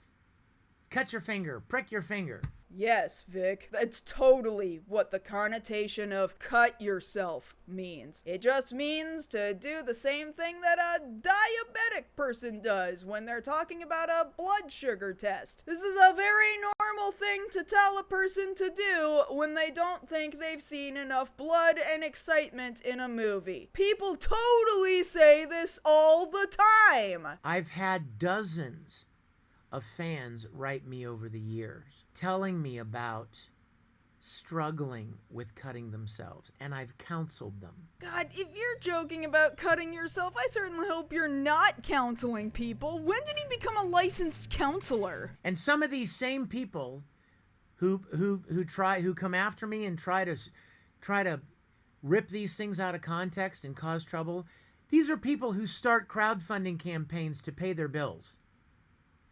What does that tell you about them? These are losers, everybody. Now, I am somebody who posted Vic's cut yourself joke on Twitter initially, so there is a very high likelihood that he was taking a jab directly at me, because he and many other people who don't like me have noted that I have occasionally struggled financially. That's fine, I can take it. He can make fun of my financial situation all he wants, but realize that by trying to take a swipe at me, he completely unmasked himself and told the world what he really thinks about poor people. If you are poor and occasionally struggle to make ends meet, Vic thinks you're a loser. Keep in mind, we live in a world where most Americans live paycheck to paycheck. A recent Forbes article says that one of their Forbes advisor surveys showed almost 70% of respondents claim to live paycheck to paycheck, and that payroll.org suggested that the number of Americans living paycheck to paycheck was as high as 78%. That's the majority of Americans living under such conditions that if they so much as got a flat tire and had to have their car towed or their tire replaced, it could put them in a position where they wouldn't be able to pay their rent. It is horrifyingly common among Americans to be living in this situation, and Vic just told all of these people, fans of his included, that if they struggle to keep up with bills, they're losers. This is the same guy that crowdfunded nearly $300,000 to pay for his legal bills. This is the same guy that let Derek buy him a plane ticket to Nebraska. This is the same guy that for years left up a wedding registry for a wedding he was never going to have, even after having ended his relationship with his ex-fiancée, so that people could donate money to him so that he could build a home recording studio inside his house. Now, I'm not shitting on the idea of a gift registry or donating money towards a newly married couple. Far from it. That shit is extremely normal. But for a guy who has utilized the financial kindness of strangers multiple times, including all those campaigns to fund Star Trek Continues, he sure has shitty thoughts about poor people. Now, from time to time, Vic does something that could be considered kind of charitable. Take, for example, the time he announced he was going to be flying out to Ukraine to support them during their war with Russia. I found it very providential that I made contact with someone from the United States who is actually in Moldova. They're coming back today. We're going to talk tomorrow, and they're going back next week. And I am most likely going with them. It would be really cool to do a live stream from there, wouldn't it? That would be kind of cool. For us to all do a live stream from Moldova, from the Ukrainian border. That would be amazing, wouldn't it? Ah, yes, I can't think of a more fun thing to do than to fly out to a war zone where you're supposedly going to help people in a time of great need and heightened fear, and then pull out an iPhone and start live streaming to anime fans back home. That sounds like a great time. You know what else sounds like fun in a war zone? Filming cameo video requests for fans. Will there be cameo while I'm overseas? Well, you know what? I've got a few cameos lined up waiting for me right now. And if there is indeed Wi-Fi, which I heard there was, then yeah, you might just be lucky enough to get a cameo from the Ukraine border. Wouldn't that be fun? As you can imagine, people were very critical of Vic for filming cameos while doing a humanitarian aid thing in a war-torn country. After all, the least he could have done was, say, tell everybody that any of the money he made off cameo recordings in Ukraine would be donated towards Ukrainian charities or something. I don't know, I'm just spitballing here. But that's not a thing he did. In fact, when he got back, he was pissed that anybody dared question him filming these cameos at all. Somebody told me that they were making fun, that some people were making fun and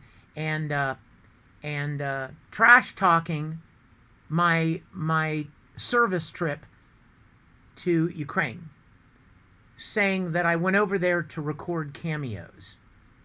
Well, guess what, you clowns? Cameos have a 3-day expiration date. And I think it would be stupid to let them expire. So, no, I don't go places in order to record cameos. But cameos are going to expire if I don't record them. You morons. Oh, excuse me. I guess we're all clowns and morons for not letting you do your cameo videos with only a 3-day turnaround. Except, wait a minute, Cameo's website itself says that celebrities have 7 days to film their videos, and Vic was only in Moldova and Ukraine for 4 days. This man genuinely thinks he can just say shit and that people will not verify the things he's saying. Now, Vic also says on his live stream that he spent a lot of time on trucks going from one place to another to deliver boxes full of supplies to various supply stations. And he says he got lots of photos and videos to share of his experiences. Well, for some reason, only one picture of Vic in Moldova ever got posted publicly, and it's super vague and doesn't have any extra information about where the fuck this is or what he was doing. Luckily for him, it was just enough for people to be able to geolocate that this is in fact a real church in Moldova. So at least we know for certain he took this trip. Now, he also said that within the confines of the Risembool Rangers Discord, a bunch of members of the community made donations to war efforts in Ukraine. However, he never specifies how much money was actually raised, nor which charities the money went to. We donated, on behalf of the Rangers, to the humanitarian relief effort in Ukraine. And many people I knew felt like this was a hugely wasted opportunity. This didn't need to be something reserved for only the Rangers locked away on his Discord channel. He live streams every week. He has Twitter, Instagram, Facebook, and YouTube. He has a pretty broad reach, all things considered, and is popular enough that he easily could have raised quite a bit of money if he had publicly asked people to donate to a specific charity helping Ukraine. Something like that should have been easy for Vic, considering how many people were willing to fork up a total of almost $300,000 just so that he could sue a bunch of people. But that's not what he did. Far be it for me to be critical of a guy flying out to a war zone to provide aid, but given that he thought it would just be kinda neat to possibly film cameos and live stream from the border of a war-torn country, something about the whole trip felt performative and gross. So while Vic took his Ukraine trip, someone I knew started up a donation drive to World Central Kitchen, focused on feeding displaced refugees from Ukraine. She and a handful of other people, myself included, did a bunch of campaigning through social media to raise the money. I did a few live streams to push my tiny amount of viewers towards donating to the cause. And in the end, all of us little nobodies on the internet with a much smaller sphere of influence managed to raise $7,529.29. Not too shabby for a bunch of people with no celebrity standing at all, which for some reason Vic heard about, and it made him really fucking mad. I understand that there are people out there, I use the term people loosely, who were giving spite donations.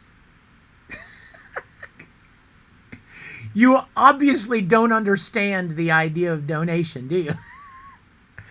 You didn't hurt anybody. You actually inadvertently helped people. Yeah, man, I don't know that I'd call it inadvertent. The point was definitely to help people and to know exactly where the money was going and how it was being used. It's something that could have been so easy for a guy as famous as Vic to do himself, and he didn't do it. And for a guy who just did a big Christian trip for humanitarian aid, he sure did come back with a lot of pent-up anger. These people must be handicapped, like mentally, emotionally stunted children. Buddy, all the ableism in the world isn't gonna change the fact that you took a voluntourism trip to Ukraine, shared one picture from it, told everybody how fun you thought it was gonna be to possibly live stream and film cameos there, and then gave us nothing to go off of about the trip except for your word. At least he never did the live stream though. Maybe he understood how that would have come across as a pretty bad look. It has been an ongoing circus like this for the last few years, and every time something weird happens, he blames all of his misfortune on just a handful of haters on the internet lying about him, rather than people in all corners of various communities actively wanting nothing to do with him, and him being, frankly, quite easily caught lying about basic shit that he doesn't even have any reason to lie about. At one point in time, he hung out with a bunch of people from the alt-right rage bait area of YouTube to very specifically talk about me personally. In particular, we'll just call her Arms Girl. She talks about Vic every day, and it's the only time she gets any likes on her posts. Can I say something about this person? She doesn't even know me. She's never met me. We've never had a conversation. She doesn't even know me. Think about that. Let that sink in for a minute. And in fact, I can prove that I've met him. On my own YouTube channel, I have video of myself walking right up to Vic at an autograph table at OChibiCon in Houston, Texas in the year 2005, filmed on a mini DV camcorder, and he talks right at me. Yeah. This is my friend Impact.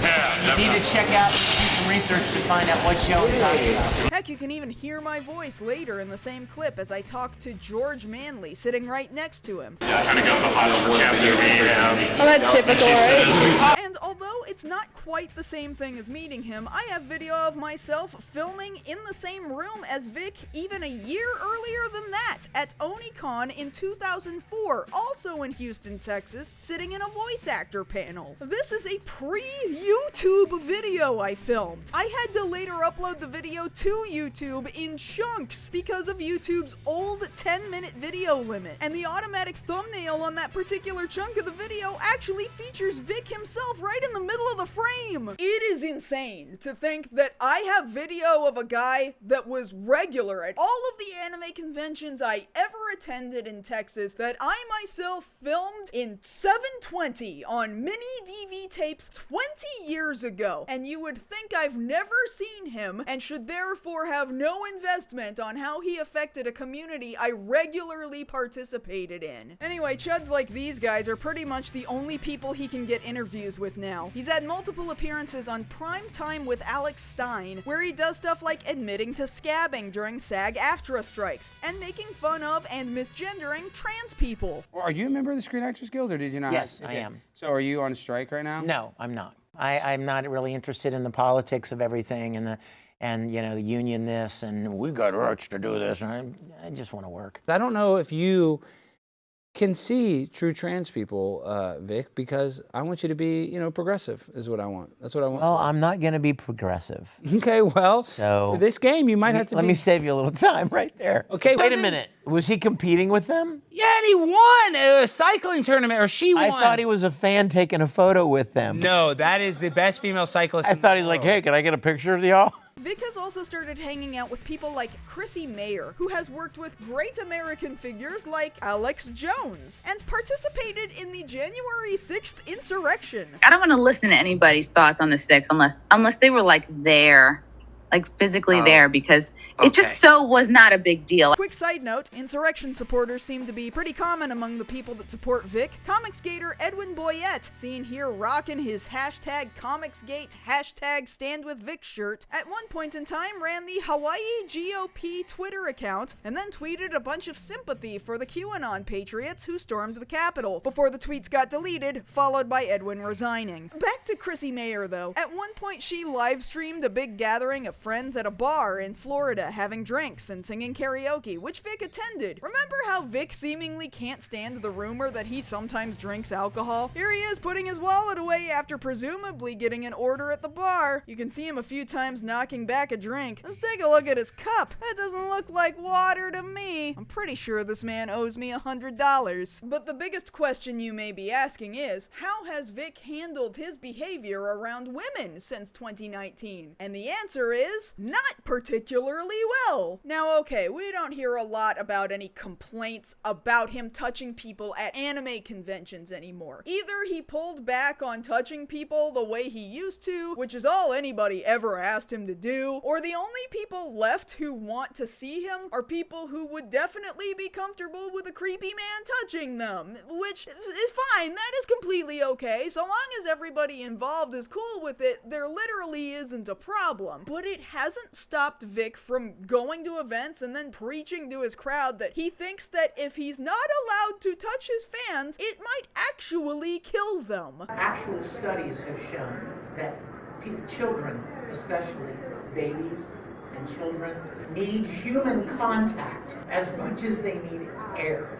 Human contact is being vilified. Do you see it? In our culture, you don't dare reach out and connect with another human. Oh, I'm too afraid. What if they're offended? Yeah, that's why we're in the problem. That's why we're in the world that we're in now. I came from an era, and I'm Italian. Any Italians in here? Something, something babies, something, something Italians. Got it. Anything other than just being accountable for your own actions, I guess. Anyway, his convention appearances may or may not be less problematic than they once were, but his behavior outside of conventions is still pretty sus. Vic had an appearance on a multi-hour live stream with Chrissy Mayer in December 2022 on a panel that comprised all women except for himself. And a couple hours in, as the women were talking about cats or something, Vic finally started looking a little bored, and then... Russian cat, I adopted him on the day that Yuri Gagarin went to space, and I was like, okay, this fits, which apparently all my guy friends are like, that's such a cool name for a cat because Lord of War is Yuri something. But so anyway. Sorry, we lost Vic there. I'm sure he'll come back. All right, tell us about your cat. I censored that clip for the sake of trying to play it safe for YouTube, but that's right, Vic simply, for no discernible reason, tilted his camera down to his crotch to reveal that he's been sitting there in his chair the entire time in nothing but his underwear from the waist down. Every woman on that stream had an immediate reaction of shock and disbelief, not really knowing what to make of it at first, with Chrissy snapping to kick him from the group call and then moving on with their cat conversation as quickly as humanly possible. Anyway.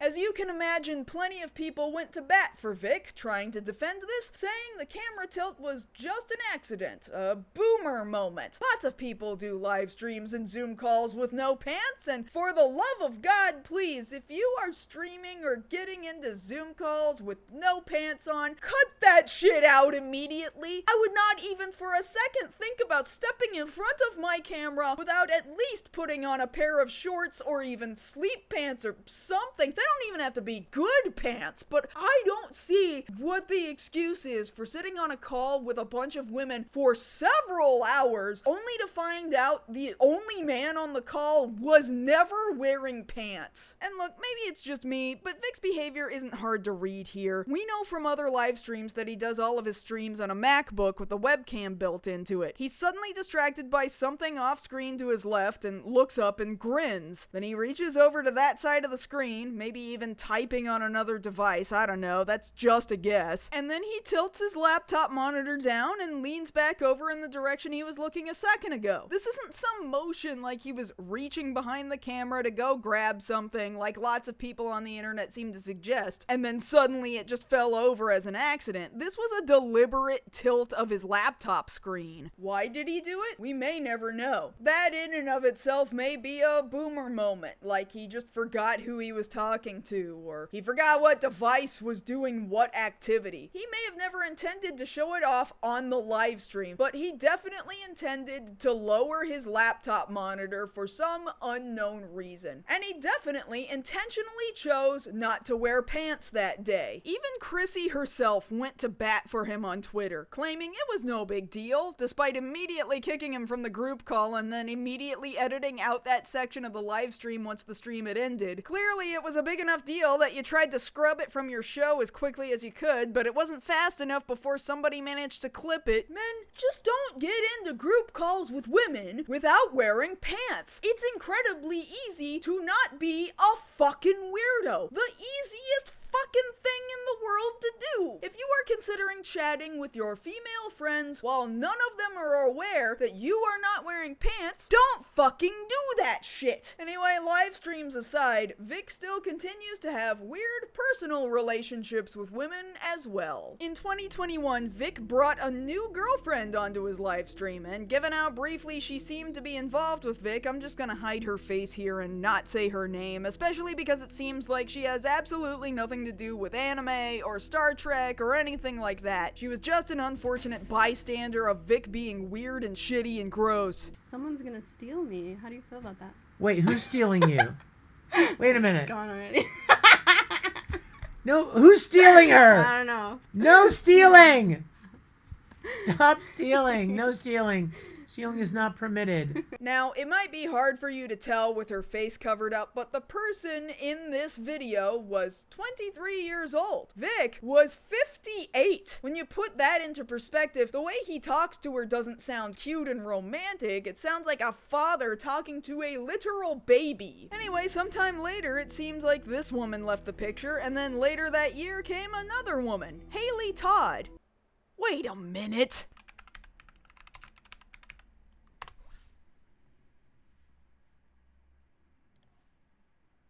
Haley Todd, the same Haley Todd whose name shows up in the additional voices credits of Junie Tyson, the same Junie Tyson that Vic Mignogna was the director of, the same Junie Tyson where Vic directed his other girlfriend Chelsea Beard and possibly tried to hook up with Kara Edwards, all behind the back of his fiancée Michelle? Is there anybody else from Junie Tyson that we need to be worrying about right now? Anyway, it seems like Haley and Vic parted ways at some point a few years prior, but then in 2021 and 2022 found themselves reunited. Vic even cast her in one of those Anime Matsuri licensed anime short films. She ended up as a guest at Anime Matsuri alongside Vic that year, sitting up on stage during the premiere alongside Vic and his sometimes roommate Jeff. Haley Todd, everybody.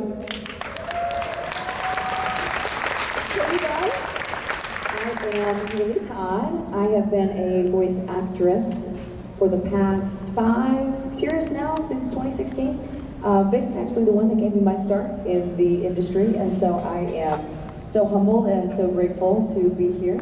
Haley was also comparatively really young, in her late 20s at the time, but old enough to be able to decide for herself what she wants, I guess. Although that does put her in her early 20s when she recorded for Junie Tyson, so cool? You could only hope that none of the bad things that Vic was notorious for would ever happen to Haley.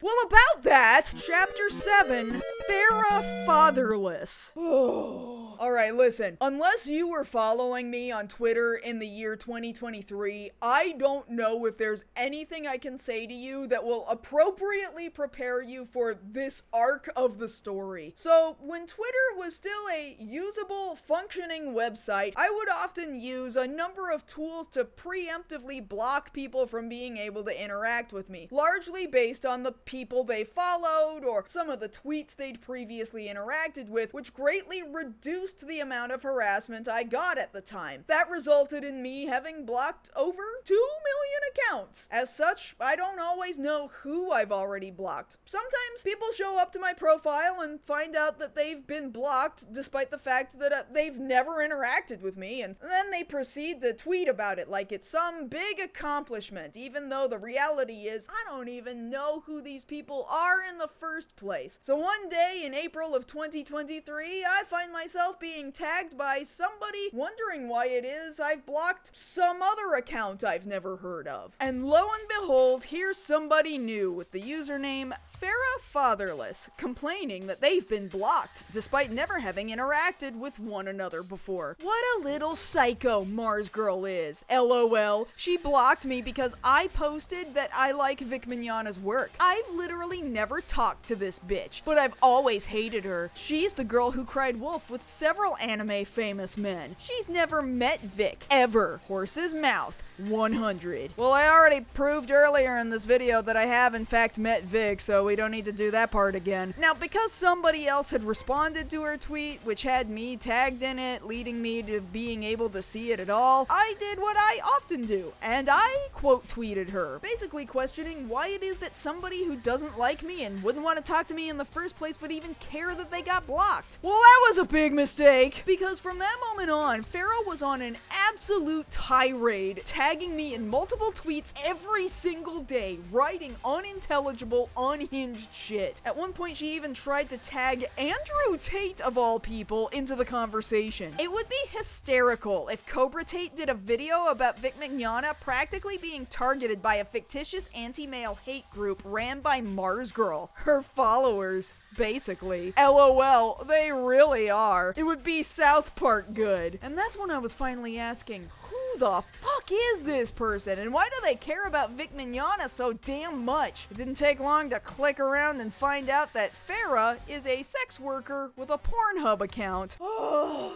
Man, it is the understatement of the century to say that I do not like where any of this is going. Farah hated being called a sex worker, by the way. She mocked me for saying sex work instead of porn. So this went on for several days. She got her account locked a couple of times. And then suddenly out of nowhere, in early May, a change.org petition shows up on the internet entitled #KickMarsGirl, Stop 4 Years of Targeted Harassment from Mars Mars Girl. So she spelled my username 2 different ways in the title, only one of which is correct. The petition has several poorly written paragraphs about what a terrible person I am for being mean to Vic Mignogna. Her offensive behavior is minimized by her ongoing attacks on anime conventions and convention staff, as well as attendees and guests. She and the hashtag KickVic group have threatened cons with public shaming and humiliation, using her follow to post negatively about their business, using her following to exploit a man who was not charged with a criminal offense, calling conventions and harassing other entities such as an elementary school over his attendance. She has now been confirmed by multiple convention hosts to have repeatedly called the convention ahead of Vic's attendance dates to harasses and threaten them. Okay, I just want to set the record straight right now. No, I have never called an anime convention that has invited Vic Mignogna to warn them about him. And you know that's true, if only for one really small, stupid reason. Anime conventions don't have phone numbers! It's true, 99% of the time, anime conventions do not have a phone number associated with them. There are very rare instances where conventions or the organizations that run them have an office number, but this is not true for the vast majority of anime conventions, which are all run by various volunteers who do not operate out of an office. I don't know how it is that people think anime conventions run, but it's not like this. She is a danger in the anime community, as her aggressive online attacks are causing in-person drama at cons in California. In turn, she has now been banned from several conventions at this date and should continue being banned from conventions globally. This behavior has gone on and continues to for over 4 years. She has brought a new level of toxicity never before seen within the anime community. She is among the few causes of the decline in safety and positively in the convention circuit and the online anime community. So I don't know what toxicity is, but if I have ever been banned from an anime convention, I've never heard about it. No one has ever contacted me to tell me I've been banned, and every convention in California I've ever tried to attend has never prevented me from entering. Many events grant me an industry badge right away because of my subtitling and closed captioning credits. Everything in this paragraph is pretty much an outright lie, but I do love that the writer thinks that I have this much power and that I should be banned globally. That's a very impressive power level that I've suddenly been granted. Anyway, we figured out pretty quickly that this change.org petition was written by Farah, as if it was hard to tell. Farah has stated previously that she often uses speech-to-text to write everything, and thus everything is written like a cat walking across a keyboard, just like all of Farah's tweets. There were other things about the change.org user who made that account that quickly tied it right back to her. At one point, a few people tried to report the petition for harassment, which nobody said anything about publicly, but somehow Farah knew that people were reporting it, which is kind of weird for somebody who claims they didn't make the petition. Thus, Farah's warpath continued. Farah gets mad, breaks a few Twitter community guidelines, and gets herself locked out of Twitter again. This time, while Farah is locked out, a new stupid thing pops up on the internet. In comes a totally real and very much not fake news article from CNN Anime. You know, because CNN is well known for their anime division. Written on the blog site medium.com, so you know it's legit. Titled, "Anime Reviewer Mars Girl Accused of Sexually Assaulting Underage Boy at a Wild Party in LA. Shocking details." You know, because CNN definitely writes their headlines like TMZ. I love how in the opening sentence the article says that my name is Kaylin Dixon Saucedo, which it isn't. Dixon is my maiden name, but I did not hyphenate my name after getting married. I didn't even do that thing that people often do where they move their maiden name to their middle name. I just dropped my maiden name entirely. So whoever did the writing of this article is absolutely shit at research. Anyway, the article is stupid and fake, and it's not even doing a good job of hiding the fact that it's stupid and fake. And it didn't take long for Medium to remove it for harassment and doing actual defamation, knowingly lying and spreading those lies, a thing that people defending Vic swear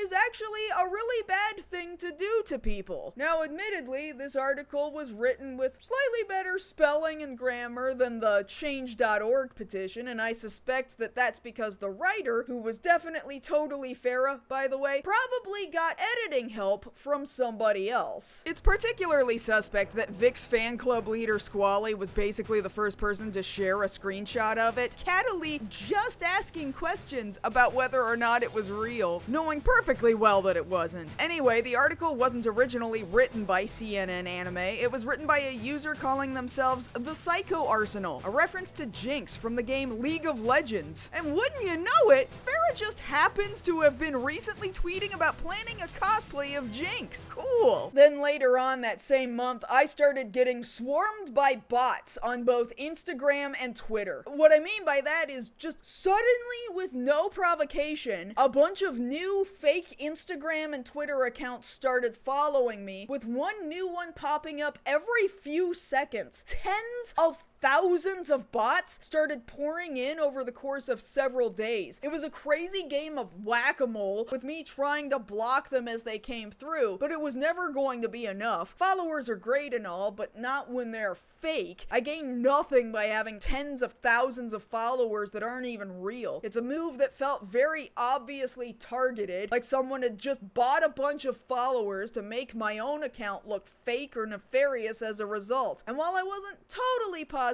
at the time, I was very much convinced that this was yet another move instigated by Farah. Spoiler alert, it absolutely was. But at the time, I didn't exactly have proof of it. The only thing I knew to do that seemed to work to stop the bots from coming through was to temporarily lock my accounts in the middle of the night while I slept, which forced them to have to request to follow me, and once I did that, whatever code was making them follow me suddenly stopped trying. Farah had now been coming at me sideways for about a month straight, and it was getting to the point where it was genuinely concerning. I was beginning to wonder how long I was going to have to live like this, and if Farah was going to consider escalating her aggressive behavior. I had no idea how I was supposed to handle this. But then, an anonymous savior came to the rescue. I received a tip from someone I'd never heard of before, but they said they knew Farah, and what they told me was that they were pretty sure they knew the reason why Farah was going off the rails at me, and they were sending me this tip hoping that it would somehow help not only me, but Farah as well, because they were starting to become concerned about her well-being. What they sent to me was a folder containing 48 screenshots from a cosplay Discord server that Farah ran, and in those screenshots gave away all of the answers. It told me the exact reason why Farah had been so aggressive towards me since April. And if you've made it this far, you've probably guessed it by now. That's right, Farah Fatherless had also been dating Vic Mignogna. These 48 screenshots were a fucking whirlwind of a ride, man. Farah had been oversharing about her relationship with Vic to her Discord group in December of 2022, where she was venting about breaking up with Vic at the time. Of course, that didn't explain why Farah was coming after me in April and May of 2023, although I would later learn that it wasn't long after their December breakup that they got back together. But in the Discord messages, Farah explained that she met Vic at her local anime convention, Back Anime, in Bakersfield, California in 2022. He gave her his headshot with his email address written on the back of it. She emailed him, and their relationship started almost immediately. She shared pictures that Vic sent her that couldn't be found anywhere else on the internet, showing him getting his hair highlighted and smoking cigars. She shared text messages that she exchanged back and forth with Vic, seeming to add legitimacy to the story. And frankly, from the things Farah was saying, he was treating her like absolute dog shit. She mentioned how Vic ended up leaving her to go back to his ex-girlfriend. My ex popped back around, blah blah blah. The girl seems to be pretty manipulative, and she literally told him she could tell he was talking to somebody else and came through and fucked the whole shit up. She asked me not to talk to you while I'm giving this a shot. He literally told me straight up that he only thought that his shit with her was gonna last 3 weeks, and I should just be patient because he's just doing her a favor so she gets closure. In Farah's texts with Vic, she seems like she's got the right idea, asking him if they can just permanently stop talking. Can we just say goodbye then? And Vic replies, I hate that. Sounds so permanent. So Vic is out here literally stringing this woman along, hoping to be able to keep his lines open so that he still has a narcissistic supply available when he needs it. This is one of the shittiest things I've ever read. Of course it's fucking permanent, you dumbass. dumbass motherfucker. It's definitely fucking permanent. You don't just not talk to somebody anymore at the behest of your ex and think it's not fucking permanent. Boo-hoo, motherfucker. Honestly, Farah genuinely had the right idea here. This should have been the absolute last straw in their relationship, and yet somehow, sometime after this Discord conversation, it continued on and just dragged the whole thing out into a much more painful scenario. He kept telling me, don't worry, have grace with me, have mercy with me. He wanted me to defend him publicly in a video. I wanted to defend him, but definitely not publicly, and I had to draw a line on that once. But he definitely tried to ask me to not directly tell anybody that we were together because he didn't want anybody fucking up our relationship the way they fucked everything else up for him, supposedly. Holy shit! Farah not only was a narcissistic supply for another ongoing sexual relationship, but he wanted to use her to be yet another voice in support of him, while also instructing her not to tell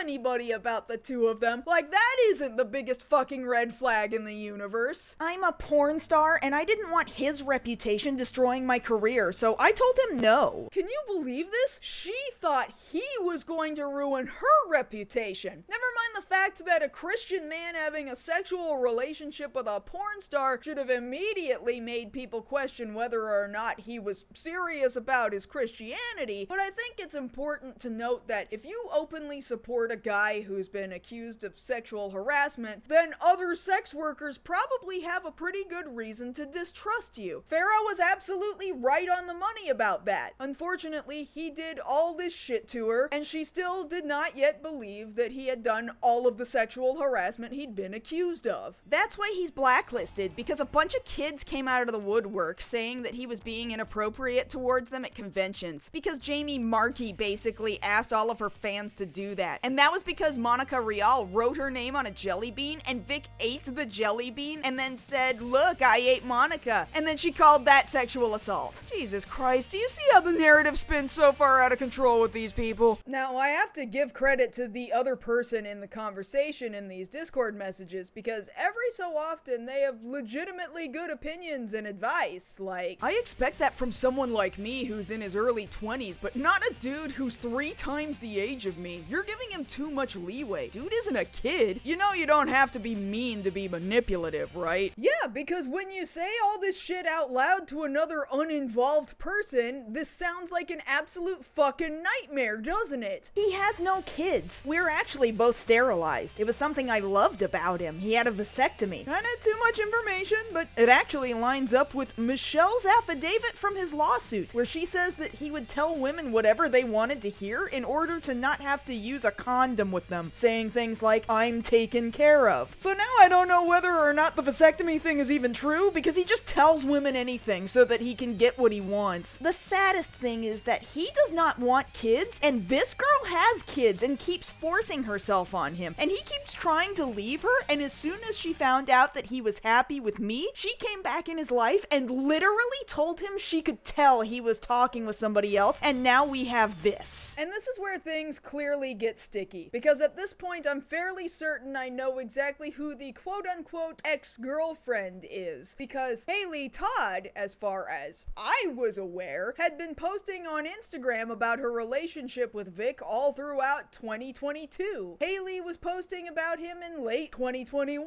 Back Anime was in May 2022. Haley was still posting about Vic in August of 2022 at Anime Matsuri. Ladies, you've both been had. He did it again. He just keeps doing it. Haley was never an ex. She was there the whole time, and Vic was holding you in the reserves just in case things didn't go so smoothly with Haley. And now, for whatever reason, Farah seems to have rekindled her relationship with Vic, and from April to May of 2023, here she was acting as Vic's attack dog for his benefit. So at this point, having just come out from being under the attack of Farah's paid bot army, I decided the only thing I could do that would possibly make all of this shit stop was to leak a huge chunk of the Discord messages that had been sent my way. And that's exactly what I did. I made a long thread about it, basically saying everything I just said in the this video, telling everybody that we finally know why Farah has been on the attack for the last several weeks, and pleading with her that given the fact that we know he's been two-timing her, that Vic isn't worth doing all this for. That thread got a pretty decent amount of attention on Twitter, of course, if for no other reason than just being kind of an overly dramatic thing happening on the internet, but it got the attention of the very people who needed to see it, those people being Farah and Haley. And man, initially the cognitive dissonance out of the both of them was pretty strong. Tweets from Haley read, "I am severely disappointed to learn about all of this, as it is news to me, but it is not surprising. The road to recovery is very hard, and I do not abandon those close to me because they struggle, albeit recklessly and negligently. I've been here for a very long time. You can make things out to look as bad as you want, but that doesn't make any of it the truth. We know where our hearts are, and we know what the truth really is. I'm going to handle things the way I need to, but I'm not going anywhere. Ever." Oh man, come on, don't do this. I have definitely not supported every choice. There were years we didn't speak. You're right in that people have to want to change for themselves, and some people can't. But Matthew chapter 18 verses 21 through 22 makes it clear God wants us to always believe they deserve many chances to do better. Oh, please don't use the Bible to excuse decades of repeated behavior. I never knew anything about this person. Vic has always wanted to be a father. He loves my daughter. He was not happy with anyone else, and I certainly never forced myself on him. Every day we've been together, which has been a long time, was his decision. None of this is true. Okay, stop. Hold on here. I don't think anybody actually thinks that Haley forced herself onto Vic. I think that's just the extremely shitty thing that Vic was telling Farah in order to keep her believing whatever it was he wanted her to believe. But we have also got to come to the conclusion that Vic just says whatever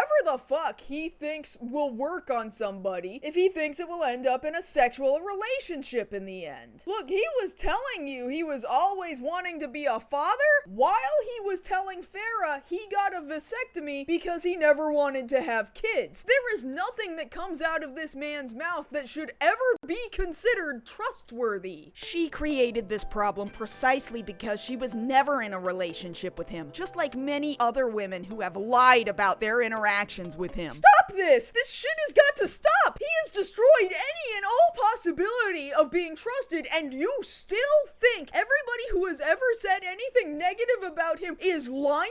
Make this make sense! Unfortunately, Haley deactivated her Twitter account not long after this. Meanwhile, Farah was over on Instagram, and initially, things seemed to be having the right results. You win. I don't care anymore. I still hate you for all the pain you caused him. I disagree with it, but you were right this time. I was the victim. Haley was the victim. This goes on and on for a couple of paragraphs, and finally it ends with, "I'll back off and have no intentions of concerning myself with his messes again, but I do want my best friend back one day. Hope the other girl is okay too. This is horrid." Well, good.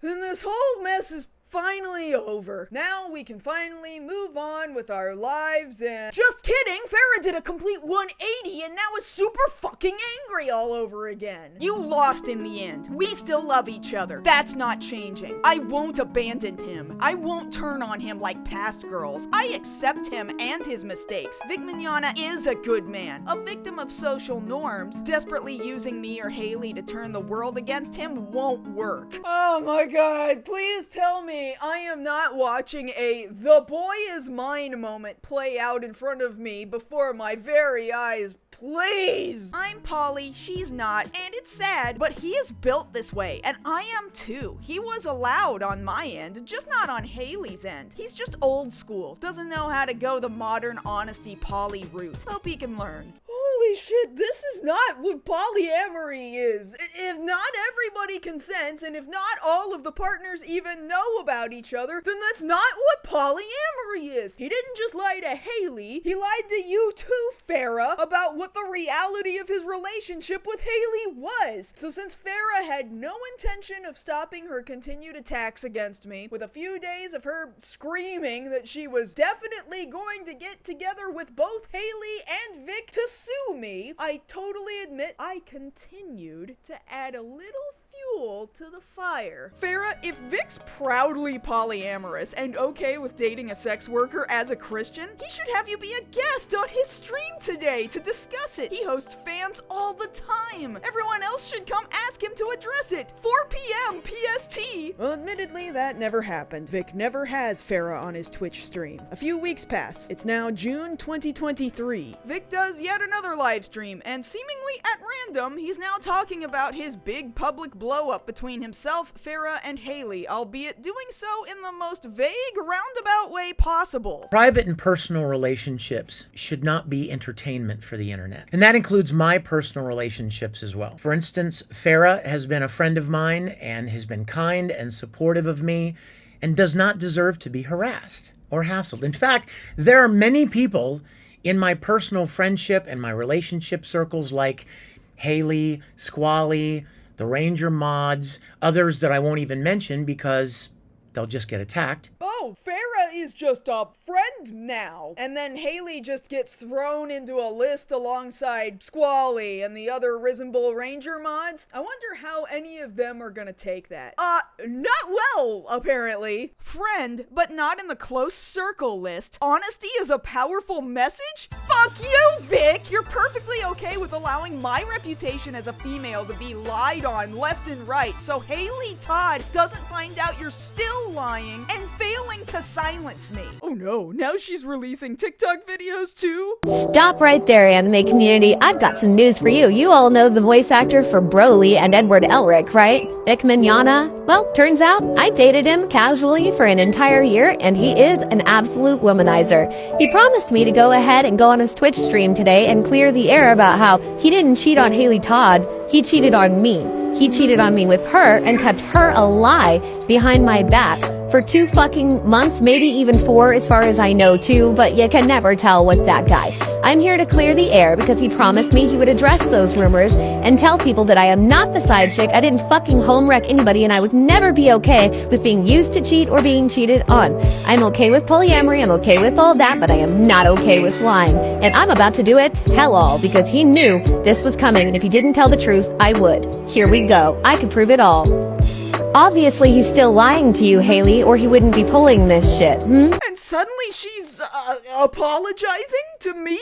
I want to apologize firstly for Mars Girl, because I did buy followers and bots for your accounts. I did that because I had a plan to stop you from twisting things and posting fake news and lies about Vic and whatever else. On Twitter, she said, I am sorry, Jamie Markey, Monica Rial, and Kaylin. I was in love with a fictional character Vic created. That character is his public image. They are 2 very different people. I am sorry I didn't believe he could do evil. I will be making individual heartfelt apologies as time passes. So it appears that the reason why Farah is so pissed now is specifically because she recorded a phone conversation between herself and Vic prior to his Twitch live stream, where they agreed that he would do a stream that week and publicly clear up the nature of their relationship. I only care about the record. The historical fucking record of my history on this fucking goddamn rock is real important to me. And that's what I'm talking about. So can we please focus on that? Because this is a fucking written history. This is the fucking codec, okay? And I'm not gonna have you shitting on my chronicle and me getting punished online for what you did to me. What in the world? When Farah told Vic she was concerned about the way his fans were coming at her and attacking her online, Vic seemed particularly dismissive. And I am fully aware that, like, you have the power to at least make a record that disproves everything that's being said about me, you know? And then, like, from here on out, you can't, anything that gets said is, like, bullshit. But you can't keep these fucking retards from saying anything they want, Farah. Well, they can say whatever they want after that. You're not hearing me. Remember that time he used that same word in public 12 years prior? Guess he never unlearned that one. Sucks that he's using it to talk about his own fans, though. Anyway, clearly, Vic did the absolute opposite of clearing up his relationship with Farah, and now she's pointed all of her ire in his direction. She starts pumping out a shit ton of receipts, text messages between the 2 of of them, geolocation data for times when they flew to meet each other, photos of them together, the works. There could be no possible denying at this point that Vic and Farah had a relationship with one another. She's even got text messages of Vic telling Squally to get onto his Twitter account and unblock Farah, as if it's not something he could do himself, confirming that Squally runs his Twitter account. And holy shit, is Vic ever a trashy piece of shit? The way he talks to women about the mistakes he made is unfathomable. I was dishonest about my on-again, off-again relationship, and I am deeply sorry for that. But I was never cruel to you. In fact, you told me many times how I treated you better than anyone ever did. Yes, I was dishonest, but never out of malice, Farah, never. Oh, sure, Vic, you lied, but the lying wasn't malicious lying. Hey, remember the time Vic made a self-harming joke at Anime Matsuri, and then said the joke was totally fine because he only meant you should prick your finger, and he was kidding? Well, there wasn't enough blood for me. Well, cut yourself. Here's the fucking disturbing thing Vic wanted Farah to do to help defend him from his haters on the internet. Oh yeah, back when we were dating, he tried to ask me to make a public video defending him because I have scars all over my arms and I cut myself. So clearly that was the right thing to do, so the people knew he would never make that joke meaning anything like that. I said, fuck no. Of course she did. What kind of a heartless son of a bitch would say, hey baby, I made a self-harming joke and I know you self-harm, so can you please use your horrific personal life experience to show that people with self-harming history are totally cool and okay with me making self-harming jokes? Fucking unhinged. So now that Farah has fully understood who Vic really is, I guess everything is fine, right? The gaslighting this man does to women is fucking unfathomable. Now here I am, naively thinking, well great, now everybody knows exactly who Vic is and what he's like. Now this chapter is finally over, but no. Next thing I know, Farah starts sending me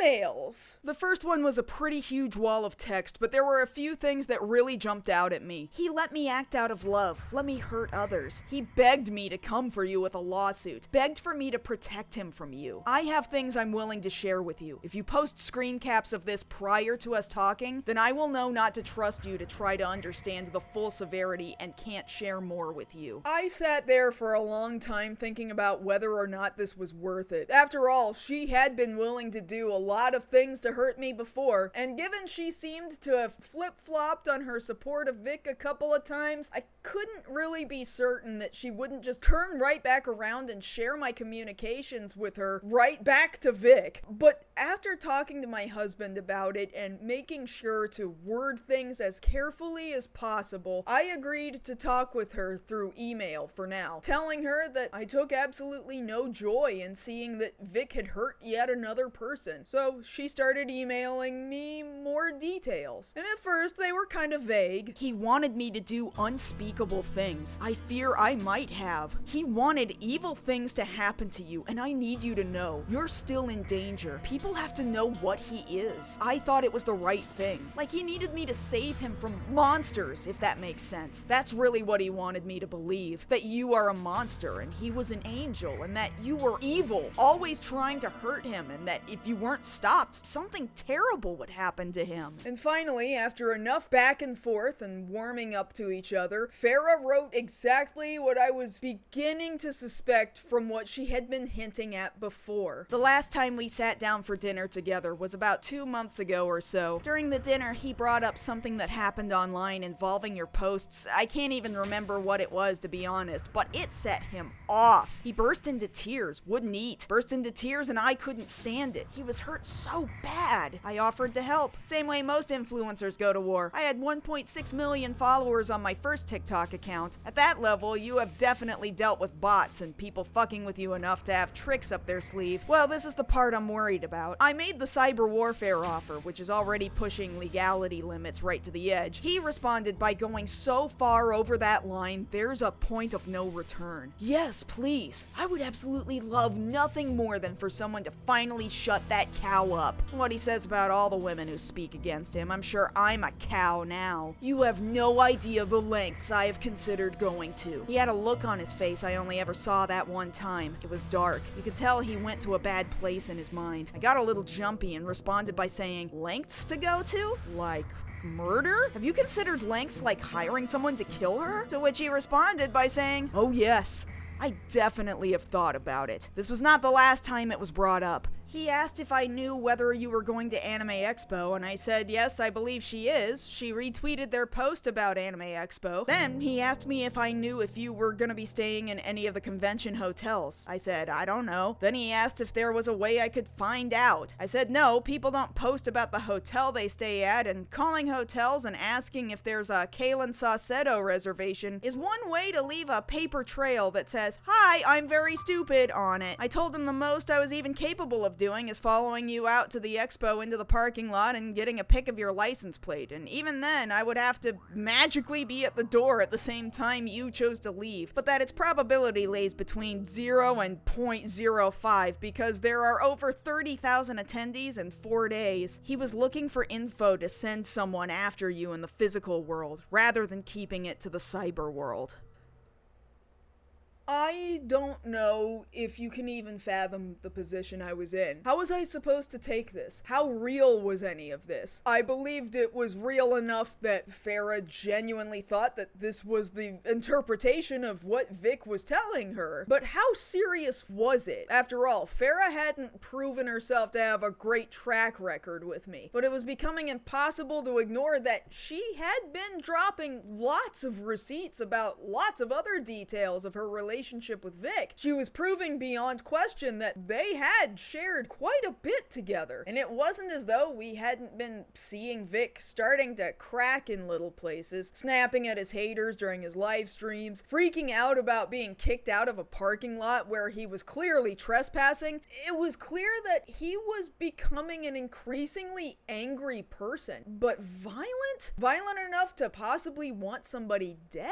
I just didn't know. Part of what freaked me out was that even though, according to Farah, Vic seemed to believe that I was going to be attending Anime Expo, the truth was that I had already been publicly announced as a guest at Delta H-Con in Houston, Texas, that exact same weekend, meaning, of course, that Vic was a fucking idiot. But what if he wised up? I now live in California, but I would be back in the same state Vic lives in that weekend, putting me that much closer to him, even if it's on the opposite end of the state. My appearance wasn't a secret, and I would be stuck at one single table in the artist alley for 3 days, and I would not be hard to find. And when I thought about it like that, that's when the thought finally kinda scared me. Whether or not everything Farah was telling me was true, I needed to treat it like it could be true. I don't know if any of you out there could possibly know what that's like, not really being sure whether or not somebody out there was aiming to do you real physical harm. You start living differently after that, trying to do a better job of cherishing the people and the things that you love, regretting that you hadn't done a better job of doing that any sooner. How many of you have made a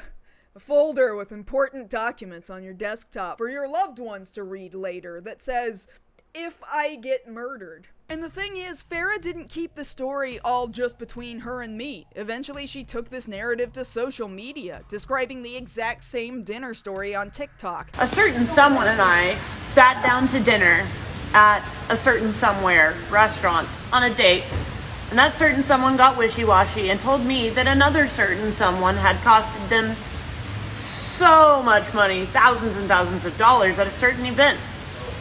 And I sarcastically said, have you ever thought about having her killed? And that certain someone said, very seriously and missing the joke, like he's on the spectrum, much like myself, who somehow didn't miss that joke.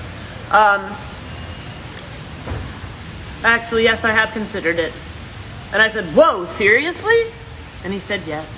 She also revealed on Twitter that the conversation happened at a Red Lobster, which really kind of puts things into a humorous perspective, thinking about Vic crying over me while the servers brought him those cheddar biscuits. She would go on to reveal to people publicly on various YouTube shows and over social media that Vic was well aware of all of the things she had been doing to myself and others online, and that Vic knew about it all and praised her for it every single time. How much did Vic know about what you were doing online to defend him? All of it. I All ran of it. everything by him, and I told him everything that I was doing while I was doing it, as I was doing it. Hey, by the way, we formed a little group, and we're talking in this group chat. This kid started this thing called Vic's Army. It was so cute. Your fan club, blah, blah, blah, blah, blah. He knew all about everything from start to finish. He knew when I joined it. He knew when we did everything. He knew about the CNN article. He knew about the petition. He knew about everything. He knew about me buying bots. He knew about the followers. He knew about the cyber warfare, and he knew about a hell of a lot worse than anything I told you guys. She would elaborate on Twitter saying, midway through the op, Vic asked me to give the command that Monica was the only one who was now off limits. He said Monica doesn't deserve it. Any of his real fans are to leave her alone. Don't hurt the close friend I had at Funimation, but make sure you go even harder on the other people. Once he realized how effective I was, he was very gung-ho. He was happy, cheering, watching the stones fall. Outside Monica, he wanted the worst, and thanked me profusely for everything I did every single time. And she did have screenshots that proved that he was grateful for things that Farah was doing for him, saying things like, "Thank you for protecting me." As Farah and Vic were falling apart, Farah texted him saying, "I've never seen so many people defending you. I did more for you than your fans and your lawyers did fighting that battle, and you let me do it." Vic replies, "You sure did, and I am grateful beyond words. You let me the whole time fight for you harder than anyone, and you chose her. You lied and had an entire relationship behind. I did that for you while you were with her, and you let me. I'm sad. I'm so sorry. I thought you did that because you saw the injustice in it all. Are you saying that you only care about me and I'm only worthy of defending if I do what you think I should do?"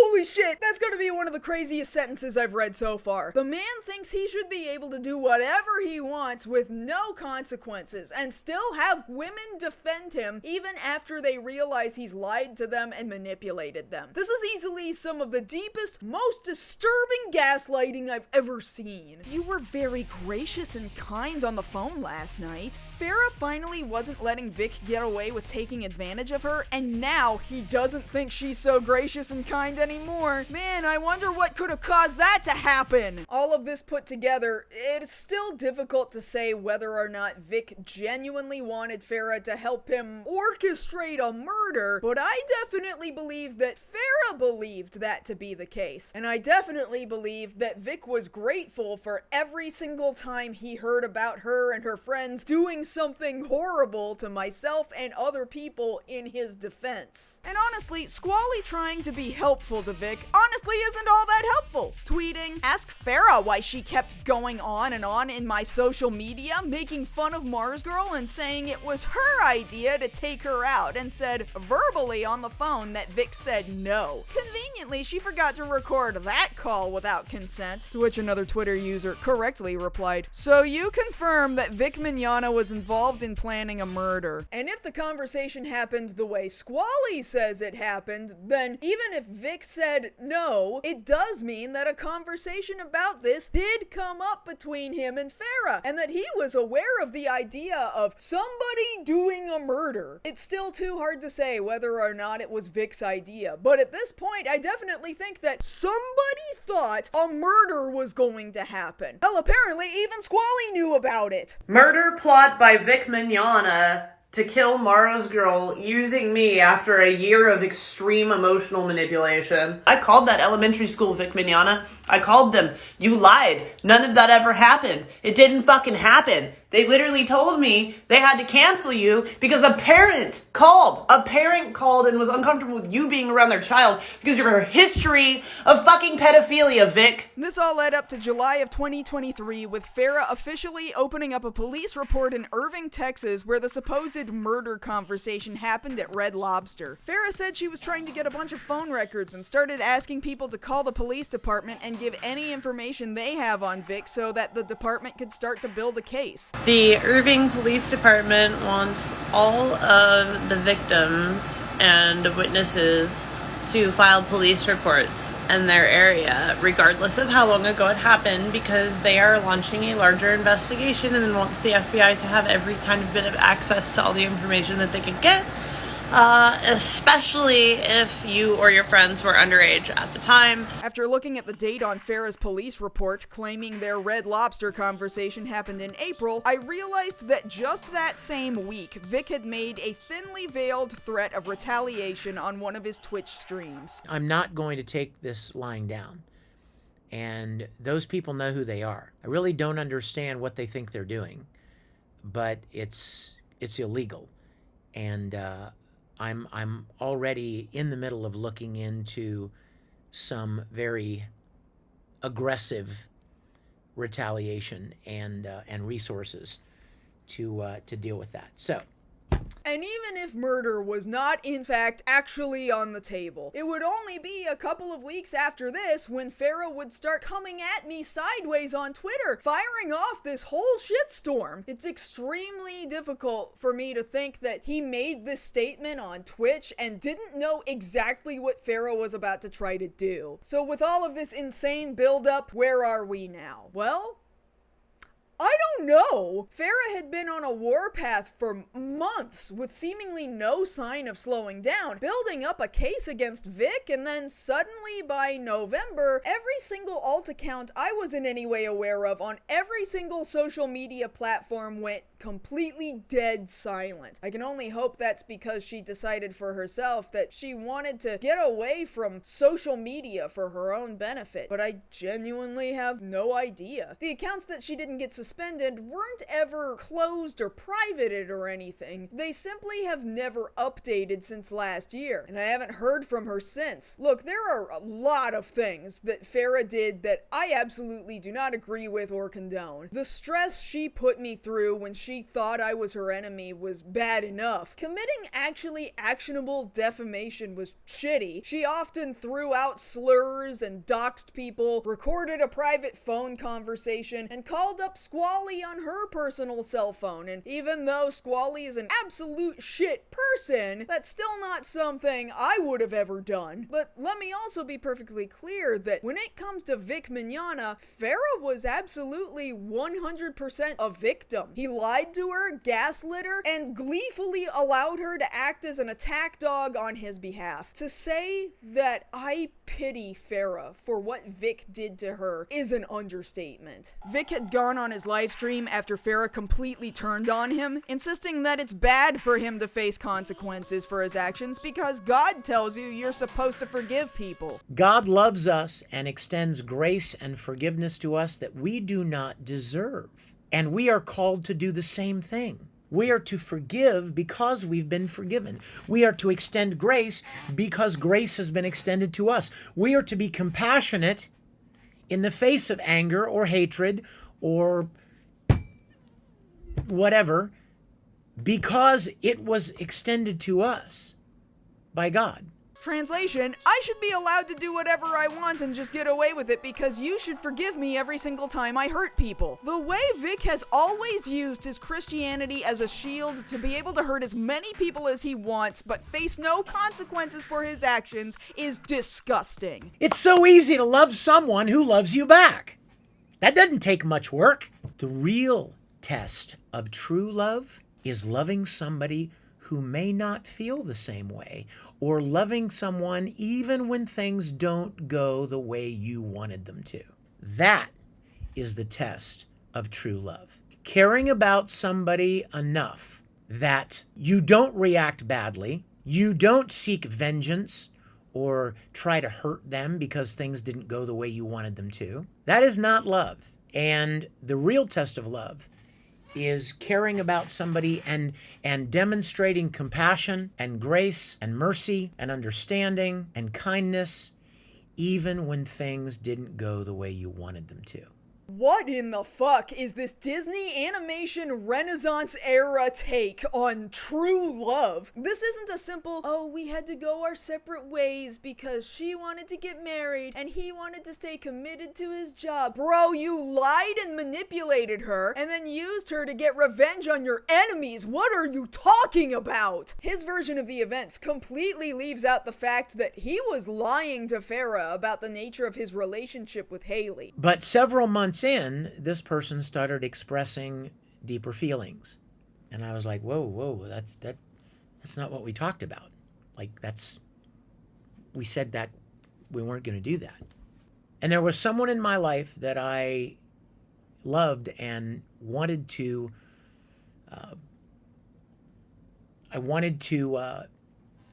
express, I wanted to focus more attention on that relationship. And so I told this person, the one that I was just, casually, occasionally connecting with, that I needed to break that off, that I needed to stop that because I wanted to focus on this relationship. Well, they didn't take it very well. I guess the part where Haley was always your other girlfriend, but you led Farah to believe that you were on again, off again, and that you asked Farah to keep hanging on in case you wanted to come back to sleep with her, wasn't an important part of your versions of events, right? Then suddenly he starts suggesting that maybe, possibly, some of the texts and photos Farah had been sharing online were faked. If any of you have ever worked with Photoshop or editing programs, you can edit text messages, you can edit emails, you can edit photos, you can make something appear to be a certain way. And I happen to know for a fact that there have been an awful lot of lies, flat out lies, that have been propagated that are not true. Yeah, real convenient that you can't tell us which parts were faked. You didn't even try to point at one and say, that, I never said that, that isn't real. Just such a slimy move, trying to throw everything into question, when we know for certain, based on Haley's reactions, that a good chunk of it is true. And if you can believe it, Back Anime, the anime convention where Vic picked up Farah and then started a year-long relationship with her, leading to start doing heinous shit to people all in Vic's honor, of course has continued to invite Vic back to their event, with whoever's running their social media straight up picking fights with people over the whole mess, which kinda sounds like a negligence lawsuit waiting to happen. Shockingly, the one thing that Vic has never even once denied was that there was ever any conversations about wanting to have anybody murdered, which, I don't know, maybe that would be something big and shocking enough that I would immediately want to dispel. During one of his appearances on Alex Stein's internet show, this weird little exchange happened. One of the biggest lessons you've taught me. Stomp out the haters at all cost. I like that lesson. I can't believe you learned that one. How much do you charge to do that? Yeah, Darius, here's my muscle. How much do you charge to stomp out the haters at all cost? Like, under normal circumstances, that might have been a harmless joke, except when somebody has accused you of maybe possibly being in on a conversation about the possibility of doing a murder, maybe most people wouldn't make that joke. Of course, later on, Vic would go on Chrissy Mayer's show and try to lie about what it was he said. And when Alex Stein was introducing Darius to me, he said, he's my bodyguard. And it was all happening very quickly, joking, overlapping, talking. And he goes, Darius is my bodyguard. And I said, jokingly, what are your rates? Like, how much do you charge? As in, I might need a bodyguard. Oh, yeah. Too, right? Of course. Okay. Here comes the stupidity. Somebody, one of these nut jobs on the internet, took a screen cap and said, this guy, talking about Darius, this guy on Alex Stein's show, Alex said he was a bag man or a hit man, and Vic asked how much he charged. Like, Vic wants to hire him to murder somebody. I'm like, how stupid can people be, Chrissy? I mean, holy shit, he is so mad. And that also isn't fucking what he said. And well, at least with that, they can just play back the video and see what the guy actually said. Why, yes, Chrissy. We can just play the video back. Stomp out the haters at all cost. I like that lesson. How much do you charge to do that? Yeah, Darius, here's my muscle. It is not what Vic said it was. He has counted on people for so long, never going back to actually watch anything he has said or done so that he can mislead you about literally anything and everything he does, making you think you slightly misremembered something. He's counting on you, doubting your own memory and judgment so that he can get away with it. That's been his MO for decades, and I guarantee you, he never counted on anybody ever collecting any information that counters his version of the narrative he wants to build. And sometimes he's such a fucking boomer that he seems to forget that it's even possible to keep track of the things that he says and does and fact check him on everything. And well, at least with that, they can just play back the video and see what the guy actually said. Anyway. God, so with all of this Farah shit out of the way, and that was a fucking nightmare, what could possibly be left? Chapter 8, the rest of this shit. So Vic is still a boomer about a lot of things. In more recent streams, he seems to not know how the fuck his laptop connects to his Twitch streams, and the world caught him accidentally streaming live to his channel, shirt off, in bed, while reading a private direct message out loud to whoever else was in the room, sent by some woman who's pouring out her troubles and thoughts of self-harm to him in private. And today she just wrote this at 4:30. I'm sorry. I've been kind of to myself lately because I haven't been doing well. I started self-harming again. I haven't really been talking to anyone because there's no point and I don't want to bother anyone. I wrote her back the other day when she wrote that other one, but don't you dare do something that you can't take back.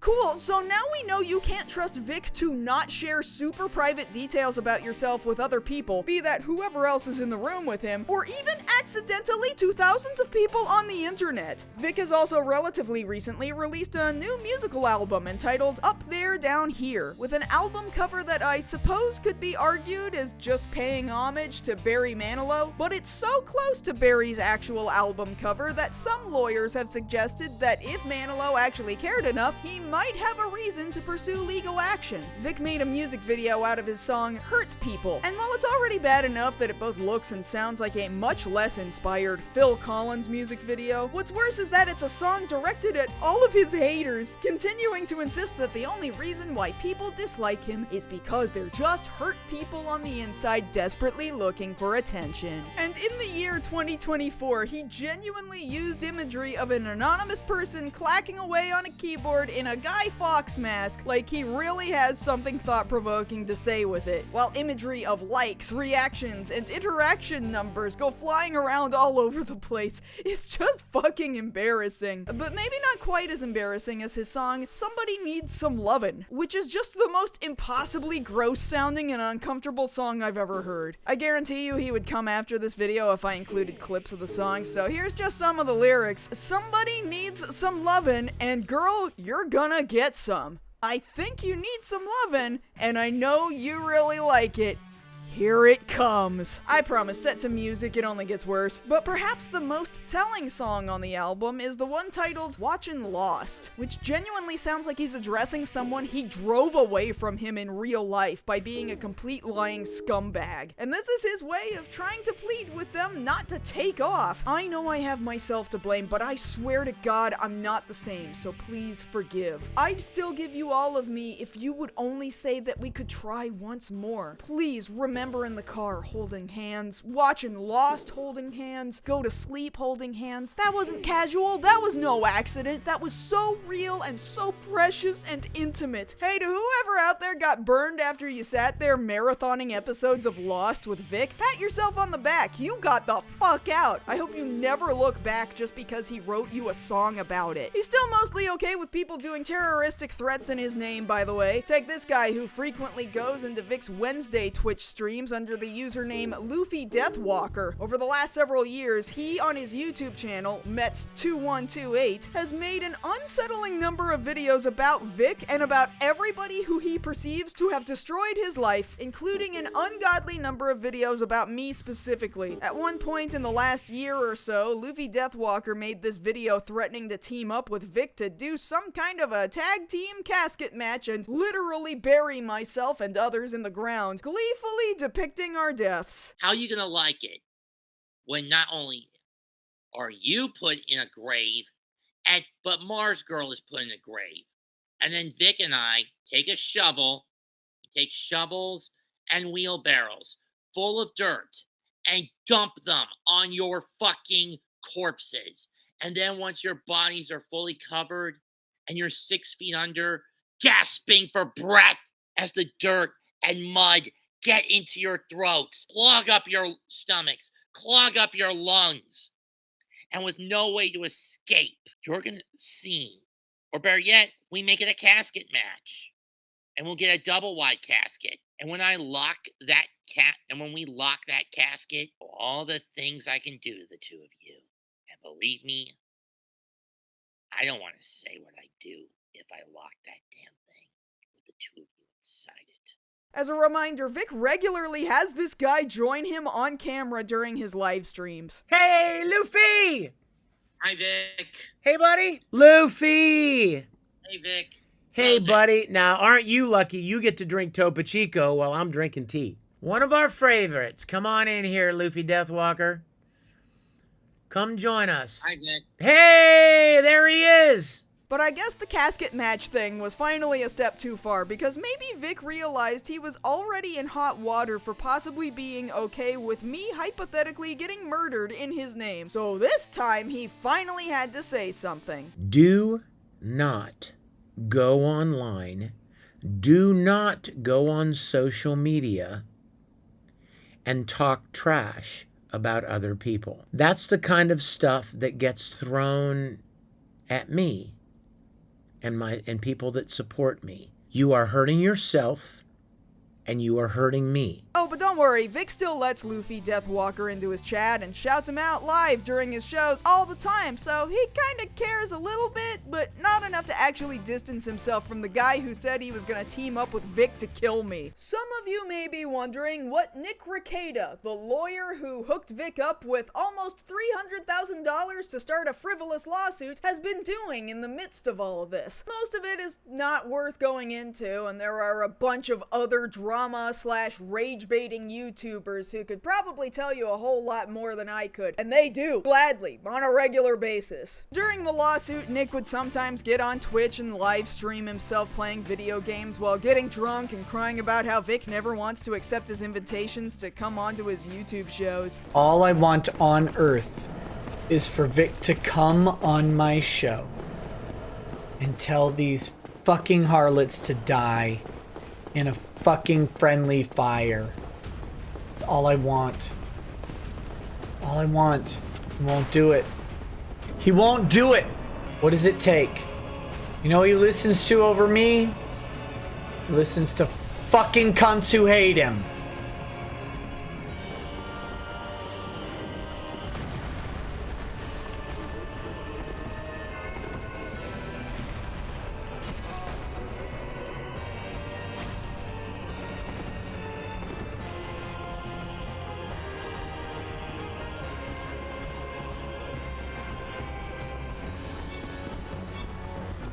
Vic couldn't cut it as a cop because he wouldn't shoot black people, let's be real.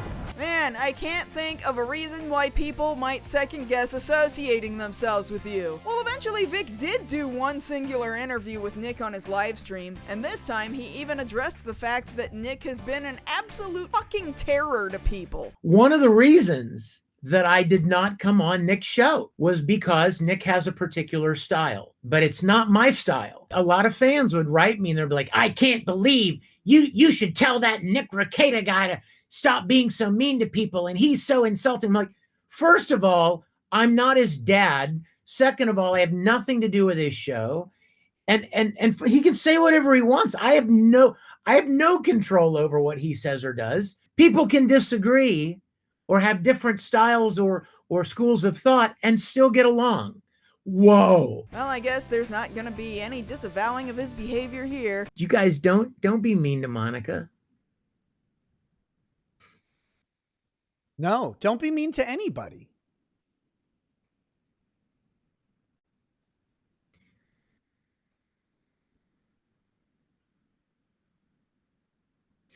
That has got to be the most awkward thing I've ever seen. Monica Rial seems to be the one person Vic sued that for some reason he still seems to have just an ounce of pity for. And he's sitting on camera with Nick, who has repeatedly called Monica the most heinous names and accused her of the wildest shit you can imagine. And knowing that his entire audience thrives off of Nick's ability to be cruel to women, all these two men can do is sit there in silence, slack-jawed, knowing exactly what the reality of the situation is. Anyway, after the lawsuit's first dismissal in 2019, Nick largely didn't do much talking about this particular case. He moved on to whatever else was going to make him a bunch of bank, like talking about Kyle Rittenhouse or Johnny Depp or whatever other nonsense was getting the worst people on the internet all riled up about something. Then when Vic was finally ordered to pay Monica and Ron a shit ton of money in February 2024, somebody tried asking Nick about it during his show. Well, I've heard something about an order for Vic to pay. I don't know anything about the case anymore. I haven't been following or keeping up. I didn't even know the order came out until the other day. People mentioned it, and someone sent me something on Twitter. I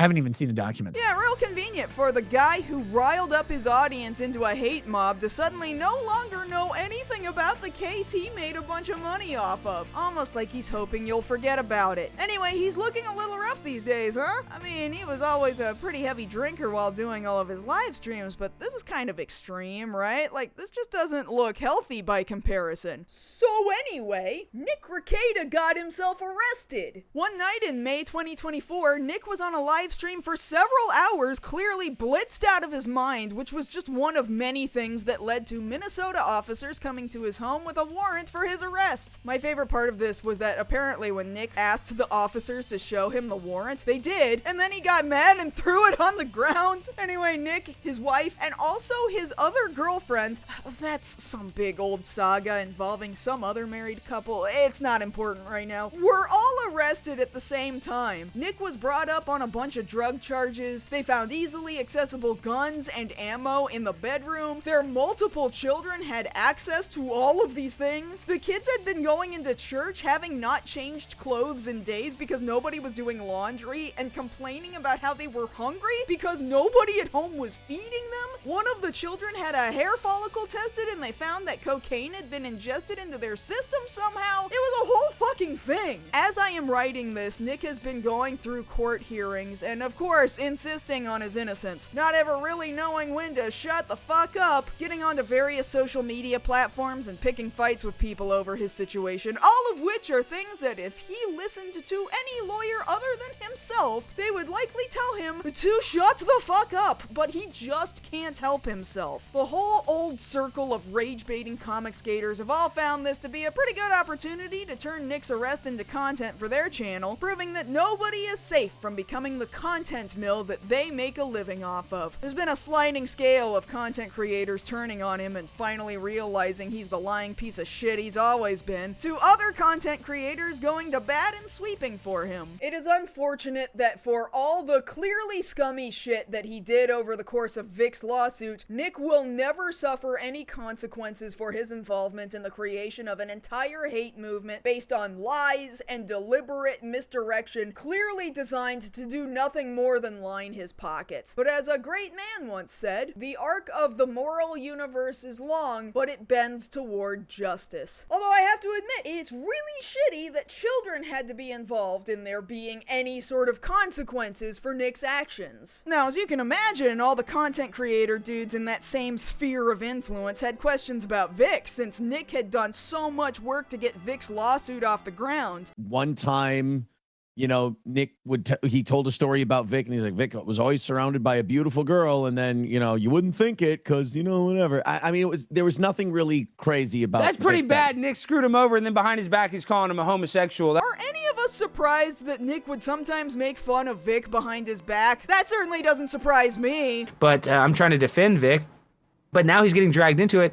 Vic does not like that. He's hired a crisis management team to try to help him deal with this. That's how bad Vic is feeling about all this. And he's open about it. He's like, yeah, I'm paying them. They're going to tell me. And they said, I cannot talk about it. I need to distance myself, which I do agree with. But I think he needs to make a public statement saying all the bad stuff that Nick did. I know that's how Vic feels like his life is ruined from this, and I think he would openly say that. He doesn't want to publicly state it, but I think he would openly say that to his friends so Nick would know this. These content creators are incredible because Vic will tell these guys things in confidence, like he was instructed by a crisis PR team to not say anything regarding Nick, and then they just go onto somebody else's live stream and tell the whole world about it and how much Vic feels like Nick ruined his life. No thoughts, only content. Eventually, Alex Stein did manage to get Vic back onto his show to give some thoughts on Nick, even though Vic really didn't want to. In a way, you could say that he made his audience off your back. I mean, I'm not going to go He's there. a talented guy. I'm just saying you helped give him a little bit. Here's all I'm going to say about it. I had no idea,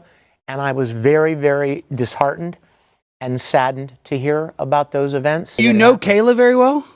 I've only interacted with her when they came to these events. Well, do you think that she would find it weird? And we're going to drop it after this. Yeah, I don't really want to talk about it. I know, this is the last question. Do you take anything seriously? I do.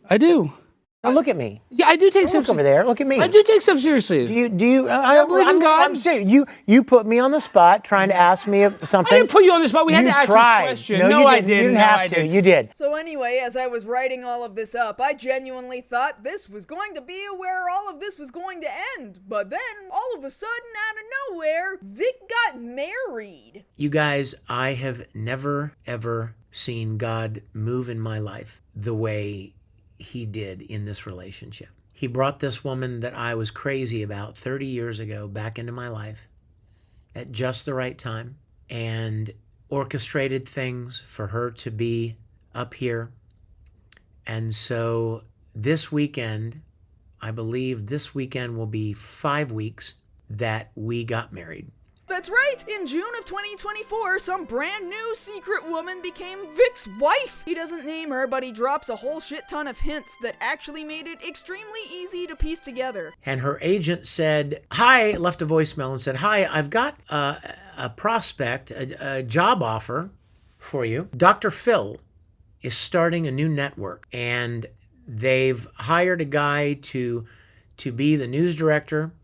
And he remembers you from 20 years ago, 25 years ago. They're very interested in having you as the morning anchor. The reason I don't think you'll be interested in this offer is because the network is in Dallas. Jesus Christ, how is Dr. Phil in any way a part of this narrative now? And guess what? Somebody else in the news that fits the description Vic gave out also announced that they had just gotten married. I am a married woman, and we have this house together. Meet Dominique Saxa. If you don't know her, she was a longtime news anchor on KPRC in Houston, Texas. If you lived in Houston at any point in time in the last 3 decades, there's a good chance you've seen her before. Dominique started as our traffic anchor in 1993 before moving to the desk to anchor mornings and the noon newscasts.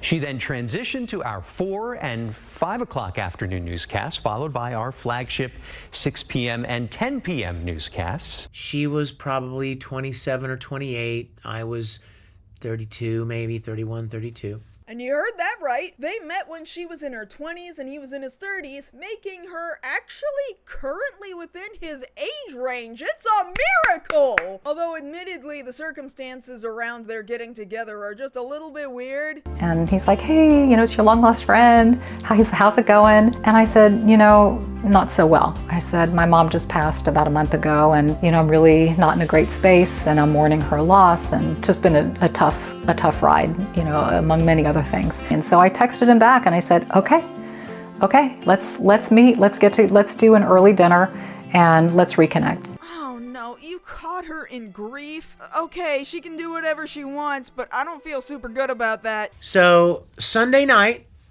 August 13th, I was waiting for her at a restaurant, and she came walking in, and it was like 25 years melted away. That is a shockingly short amount of time after Farah and Haley blew up at each other over Twitter in May of 2023. And we have no idea when Haley left the picture. It just happened off screen somewhere last season. And then it only took 10 months for them to go from meeting up again for the first time in decades to being married in secret, with Dominique deliberately hiding Vic's name and face from her adoring public. She is also in the public eye, as I have been, which means she has her share of online people that like to throw stones and cause her trouble. We enjoyed a little privacy there for a while, and it was nice to have that little bubble where, you know, we didn't have to, for lack of a better term, suffer the slings and arrows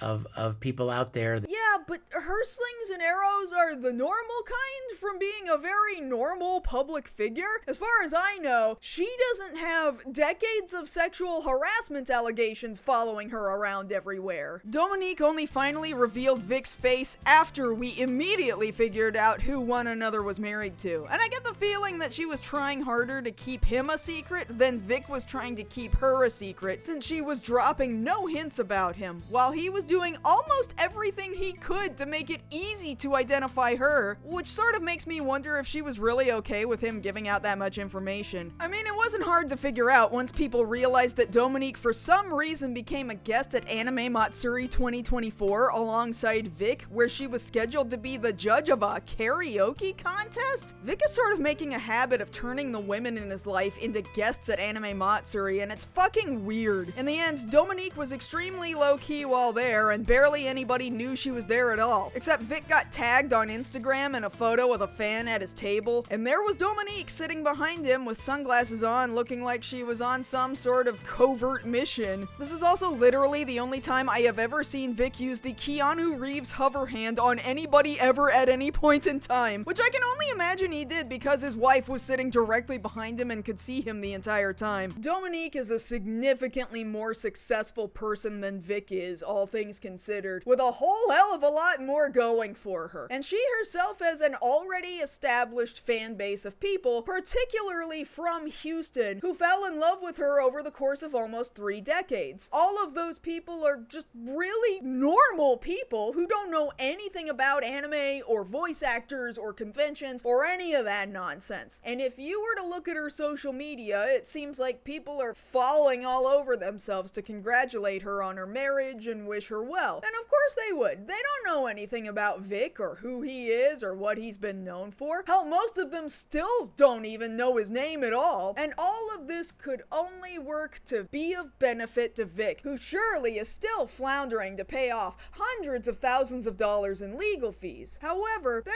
are in fact a growing number of extremely normal-ass people who are starting to learn about who Vic is. And boy, they are extremely unhappy. Thanks to this union between Vic and Dominique, I have now had the privilege to learn about an online forum called The Gossip Bakery. It's like if Kiwi Farms was slightly neutered and full of almost strictly middle-aged white women. And on that forum exists a frankly concerning amount of ongoing threads dedicated to Dominique Sachse's life. As far as I can tell, it's largely people who knew her from seeing her on TV in Houston, or people who started stumbling upon her as she started uploading makeup and fashion videos to YouTube. And the people talking about her are mostly just really catty and opinionated about Dominique's looks, like decisions she makes with her clothes, hair, and makeup. Honestly, it's mostly really petty shit. But then Vic came into the picture, and let me tell you, the ladies on this forum were absolutely fucking mortified. These are not nerds at all. These are normal-ass white women who thought they were all having fun just making fun of Dominique's physical appearance, only to find that she married a guy with a huge number of sexual harassment allegations following him around. And when I tell you, they dug up all of this dirt from his lawsuit so fast, like it was almost impressive how quickly they learned to absolutely despise Vic. And they didn't even need any outside help to do it. In a matter of just a couple of days, they learned all about him, about twins he tried to have sex with, about hiring prostitutes behind his former fiance's back, about the fight between Farah and Haley, all of it. And some of them have noted that what they once thought was a fun little thread with everybody just being normal, shallow bitches suddenly wasn't fun anymore, and now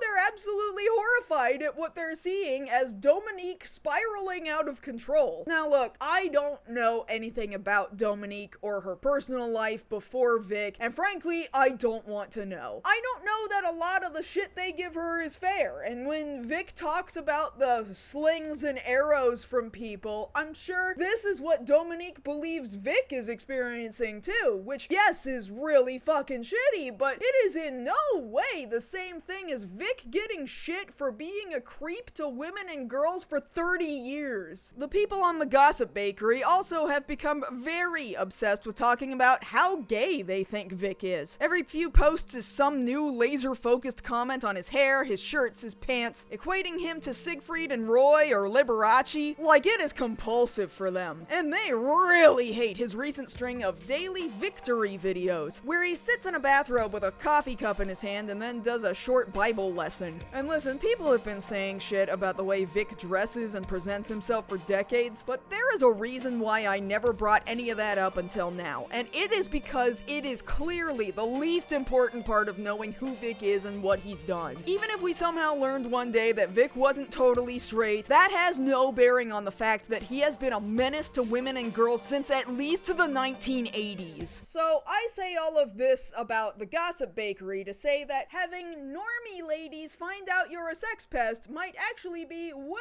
worse than sticking to the safety of your culture war nerds trying to build a false narrative of innocence around you to protect you. Because if it all blows up any bigger than the Gossip Bakery, normal-ass middle-aged women are absolutely not gonna let that shit fly. They don't know Vic well enough to want to protect him. They already think he's weird by virtue of being into anime and Star Trek and shit. When these people learn about everything he's done, they are absolutely not going to go to bat for him. But my concern is that Vic is now moving into new territory where nobody knows who he is, and he's getting dangerously close to right-leaning media pundits who have the power to prop him up as yet another figurehead of an ongoing culture war, when everybody who was in any way, shape, or form involved in anime and anime conventions throughout the late 2000s knows perfectly well who he is and what he's done. I have no hate for Dominique at all whatsoever. For what it's worth, I can only hope that Vic treats her well, because I would never wish the way he's treated other women on anybody. Whatever her past, and I do not know what her past is, there is nothing that could make me wish that kind of ill on her. The only problem is, given Vic's 30 years of bad reputation, I don't have a lot of faith that Dominique is going to come out of this unscathed. But there's literally nothing anybody can do about that. She's a grown woman and is capable of making her own decisions about her life. I cannot further presume upon her what she should do from here on out. For the love of God, please, let her be okay during the course of this union. Chapter 9.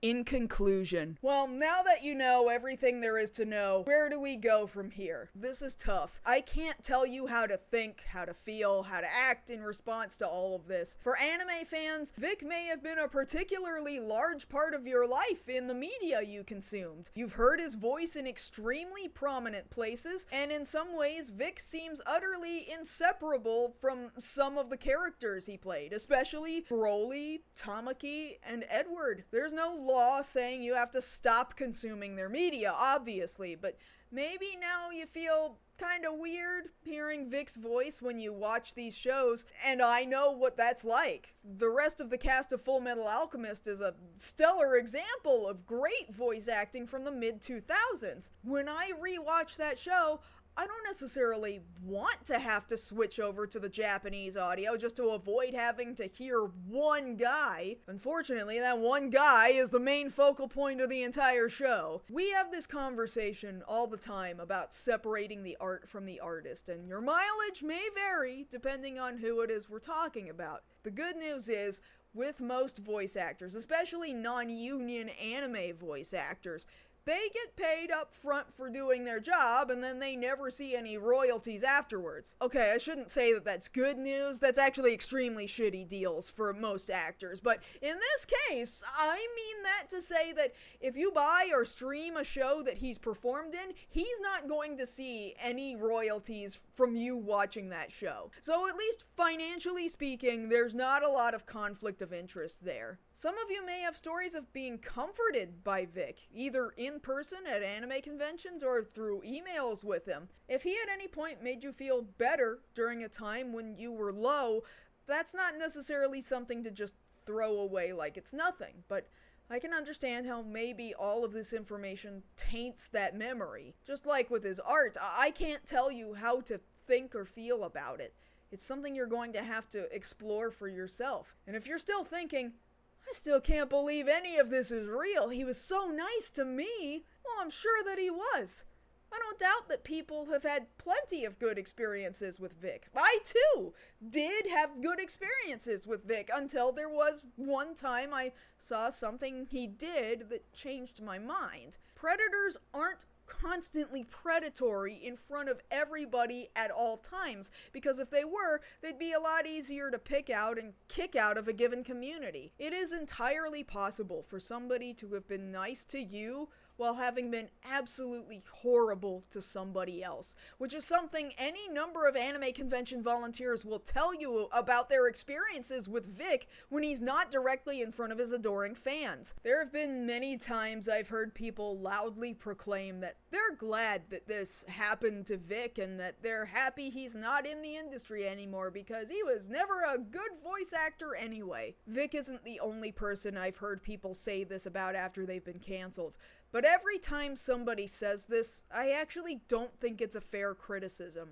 Honestly, I don't necessarily agree that Vic is a bad actor. In fact, I think that's part of the reason why he was so successful within the anime industry for so long. His acting was perfectly good enough, on top of the fact that he's extremely charming with people under the right circumstances. To each their own, of course. You don't have to think Vic is a particularly good actor, but being glad about him being gone because you didn't think he was a very good actor isn't a particularly helpful talking point when you consider he's done much worse than just bad acting. If this is sincerely the first time you're hearing about all of this information regarding Vic's behavior, you shouldn't feel guilty or bad about it. Even though lots of people at anime conventions were well aware of what he was like in the late 2000s and onward, there are new people showing up every day who either were too young to have been there to experience it, or simply were not attending anime conventions at that time. If you were somebody who was highly convinced that Vic was innocent and that everybody has just been lying about him for decades, but now you've seen this and you realize that people on the internet were misleading you in order to get you to watch their YouTube videos, I'm sorry that those people did that to you. It's heinous that this is what some content creators will do, knowing that getting you angry is going to rile you up, and then you're gonna come back and watch them some more because you've gotten addicted to the feeling of being angry. It's gross that people are willing to do this for clicks and super chat bucks, and you don't have to keep listening to people deliberately feeding you bad information. It's okay to forgive yourself and start doing more research on the full scope of information. And it's more than okay for you to have the confidence to allow yourself to change your mind when presented with new information. I'm really grateful that you even gave all of this half a chance. Now, if you were always convinced that Vic Mignogna is totally innocent, that everybody is a liar, and that there has been a decades-long conspiracy to destroy an innocent, white, straight, cisgendered Christian man's life, and you come away from this video still believing that, well, you're wrong, get bent. Vic's reputation has followed him around for 35 years. It started long before he got into anime and has followed him afterwards as well. It didn't just suddenly happen for the first time in 2019, and it most certainly didn't suddenly happen just because I started talking about him on Twitter. This was a long-building situation following a man who can't keep his hands to himself, doesn't understand boundaries or consent, and cannot stand being even remotely held accountable for his actions. He has blamed everything on Earth on his downfall. Me, a group of 5 to 10 haters, other voice actors who didn't like his Christianity, everything except for his own behavior. Had he simply accepted that he was the problem, sought help, and genuinely changed his behavior, he may have had a shot at redemption. But suing the very people he likely assaulted, along with the company that fired him, soundly assured that that would never happen. And had he just not sued these people, it never would have opened him up to discovery for the whole world to learn about some of the more heinous shit he's done that we didn't know about. The twins, the prostitutes, the co-workers, the Vic locks, the fact that he says anything to get women to sleep with him without the use of a condom, and possibly sexual interaction with a minor. Had Vic not gotten cocky and assumed he could start using women as attack dogs in his defense, we never would have learned that he was having a year-long sexual relationship with a sex worker behind the back of his steady girlfriend. But Vic is incapable of helping himself. He is in a constant state of fuck around and find out, and he has never learned to literally stop fucking around. Because Vic is very bitter and angry, and because we now know that he very directly hates me specifically just for being vocal about the shit he obviously does in front of everybody's eyes, I do not expect to get out of having uploaded this unscathed. His lawyers previously sent me letters demanding that I preserve all of my electronic information back in 2019, so I know it's been on the back of his mind for going on 6 years now. And I don't doubt that he would try again and attempt a lawsuit again. And let me just tell you right now, I don't give a damn. Vic already sued 4 other parties for extremely similar things. He's already opened himself up to a ton of discovery, and now we all know exactly who he is and what he's done. If he does try to sue me, he should know it would be yet another Streisand effect moment, because it would open him up to discovery yet again. And who knows what other heinous shit we would learn about him this time. Of course, I do not think that Vic is a very smart man, so I am already well prepared for this to be the future outcome. But I'm not afraid of it, because I've already been through some of the worst shit of my life because of the hate movement this man willingly allowed to happen in his name, on top of the fact that the last several years connected me with several of the smartest, most talented, capable, and competent lawyers you can imagine. I am grateful for the support group that came out of the experience, despite what a shitstorm it's been. And they have proudly told me they would have my back in the event that Vic wanted to run one more go of fucking around and finding out. There is not a single doubt in my mind that there are likely countless, untold numbers of women who have been affected by Vic that we will never know about. There are people I know about that I have not told you about, because at one point in time or another, they gave me information hoping I could do something with it, and yet did not want to have it somehow come back to them that they were the ones who told me about something Vic did. And I did not feel confident that I could safely do that for everybody without giving away too much identifying information. But from all of the stories we have heard, there is reason to believe that Vic has done potentially dangerous, predatory things around women and girls, and it's things he's successfully gotten away with his entire life, simply by doing it right in front of our faces, and then gaslighting everybody into thinking it's okay because he got away with it in public. And as you remember, at least one woman now regrets that she did not come forward sooner and report Vic's assault on her as a minor to the police. I want to address anybody who may be listening to this, realizing Vic did something heinous to you in the past. Nobody can make you come forward and tell your story, or even report anything to someone with any sort of authority on the matter. In fact, I can think of a million reasons why you wouldn't, most of which have shown up pretty clearly in this video. But I know that after major events, like major news stories or watching other victims of a predator come forward, sometimes that does lead to other victims deciding they also want to come forward because now they're just slightly less afraid to do so. If that is you, and you are in any way thinking about telling your story or filing some kind of a report somewhere, if you put in extra safeguards and precautions ahead of time, I know that myself and a large network of other people would be more than proud to stand with you while you do what you feel like you need to do. That having been said, make sure you start by having a support network first. Surround yourself with people who love you and care about you. Tell them you're thinking about doing this and that they should expect that you will need help and a shoulder to lean on in the future when things get rough.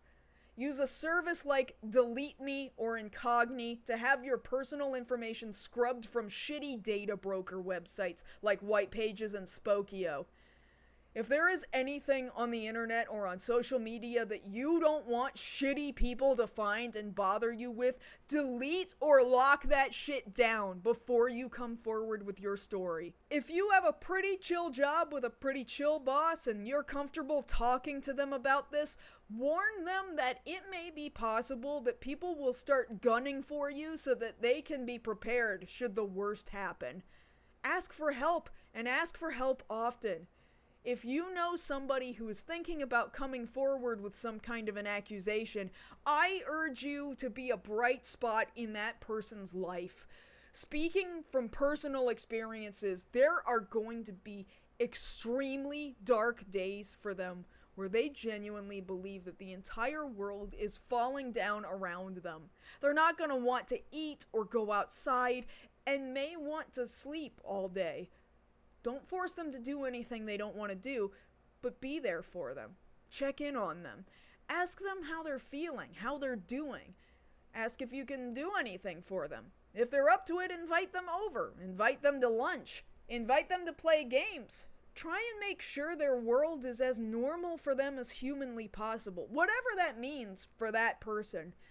I think in this world we live in, where people now flood total strangers with hate and threats over some celebrity on the internet, there has not been enough of a conversation around what we need to do to support people who are going through a terrifying harassment campaign like this. But it is possible to come forward and talk about dangerous people in our communities to help make sure they don't get to continue to be a danger to others. And we have the power to back up and support our loved ones who are prepared to make that difficult step in deciding to take that risk because they felt somewhere deep down in the pit of their soul that it was the right thing to do. I have made this video because it was becoming apparent that nobody else was ever going to do it, which leaves nothing but a swamp of reactionary assholes littering YouTube with their misleading narrative. People, including anime industry professionals, have suggested that Vic Mignogna's story should become a documentary, and I have to agree with them. I'm just some nobody that used to make stupid videos on the internet and now just hangs out on social media a lot. I'm not Netflix, I'm not Hulu, I'm not a major TV network, I'm not even an H-Bomber guy, although I do write the closed captions for his videos. I do not doubt that this video will not nearly have the reach of somebody like Harry, although it definitely deserves to be seen by as many eyes as humanly possible. And to be clear, I absolutely do not want you to use me as the one and only resource on this topic you ever look up. That's how we got shit like the Comicsgate YouTubers jumping on this and deliberately misleading people. Seek out articles, industry professionals, convention volunteers, lawyers, talk to people other than me, and confirm that what I'm saying here is either true or bullshit. Though I feel relatively confident that I know what their answers will be. If you see Vic announced as a guest at your local convention or niche store, just don't go. I would suggest telling the people managing the event or the store that Vic is a problem, but by this point, I've found that most of the people organizing his appearances are already well aware of his tremendously terrible reputation and do not give a damn. You often find that that's true if they start deleting comments on their Facebook or Instagram announcements or hiding replies on Twitter. This happens a lot these days, and if you see an event or store do this, you know they're shit, and they're not worth your time. Tell them that they no longer have your business, and then just avoid that business at all costs. I can almost guarantee that multiple parties will try to have this video removed from YouTube. I suggest that if you have the capacity, download this video. Should this video disappear from my channel due to a claim or a strike or any number of other things, then and only under that circumstance do you have my permission to re-upload this to your own channels. This feels entirely too important to let it go unseen. I don't care about view count. I don't care about attention, and I don't care about money. I have not monetized this video, and if you ever see any ads playing on it, I can only assume it's because some company claimed something in the video and is now using that claim to get paid. I have set up a YouTube giving fundraiser attached to this video.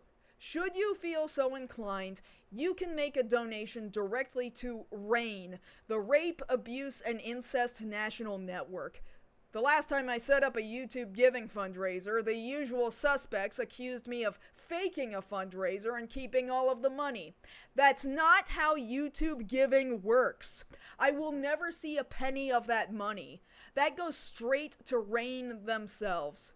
I have kicked things off by making a very modest donation myself, and I encourage each of you to do the same thing if it is within your capabilities. With that, it is my sincere hope that this is the last time I need to point any big flashing signs at Vic Mignogna.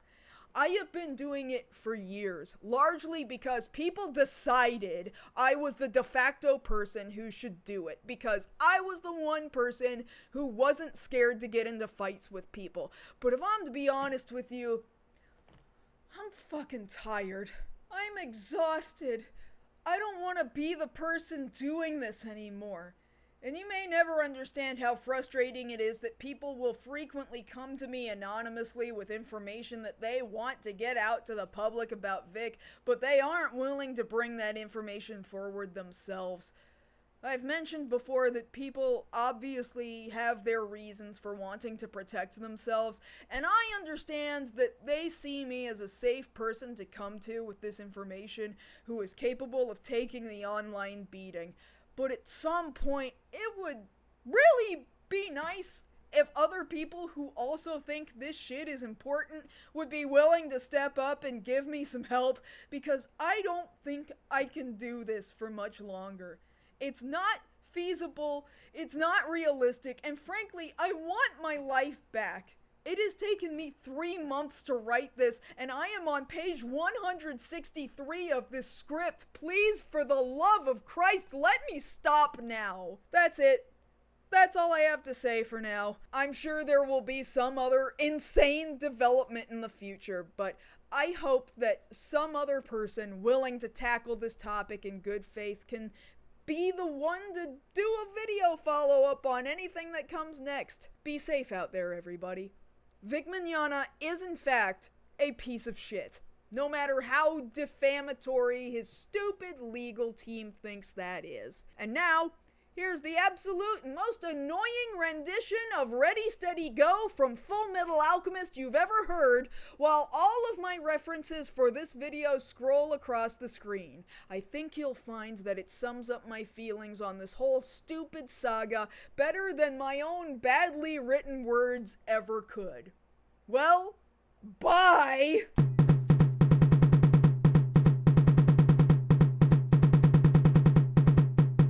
Ready, steady, can't hold me back. Ready, steady, give me good luck. Ready, steady, never look back. Let's get started, ready, steady, go! Pookie told me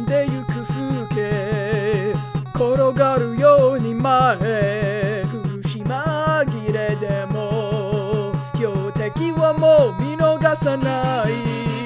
当てにならないチーズ焼いてしまえばいいさ。うずもれた真実この手のひらで掴み取ろう。夢中で早く駆け抜けてきた。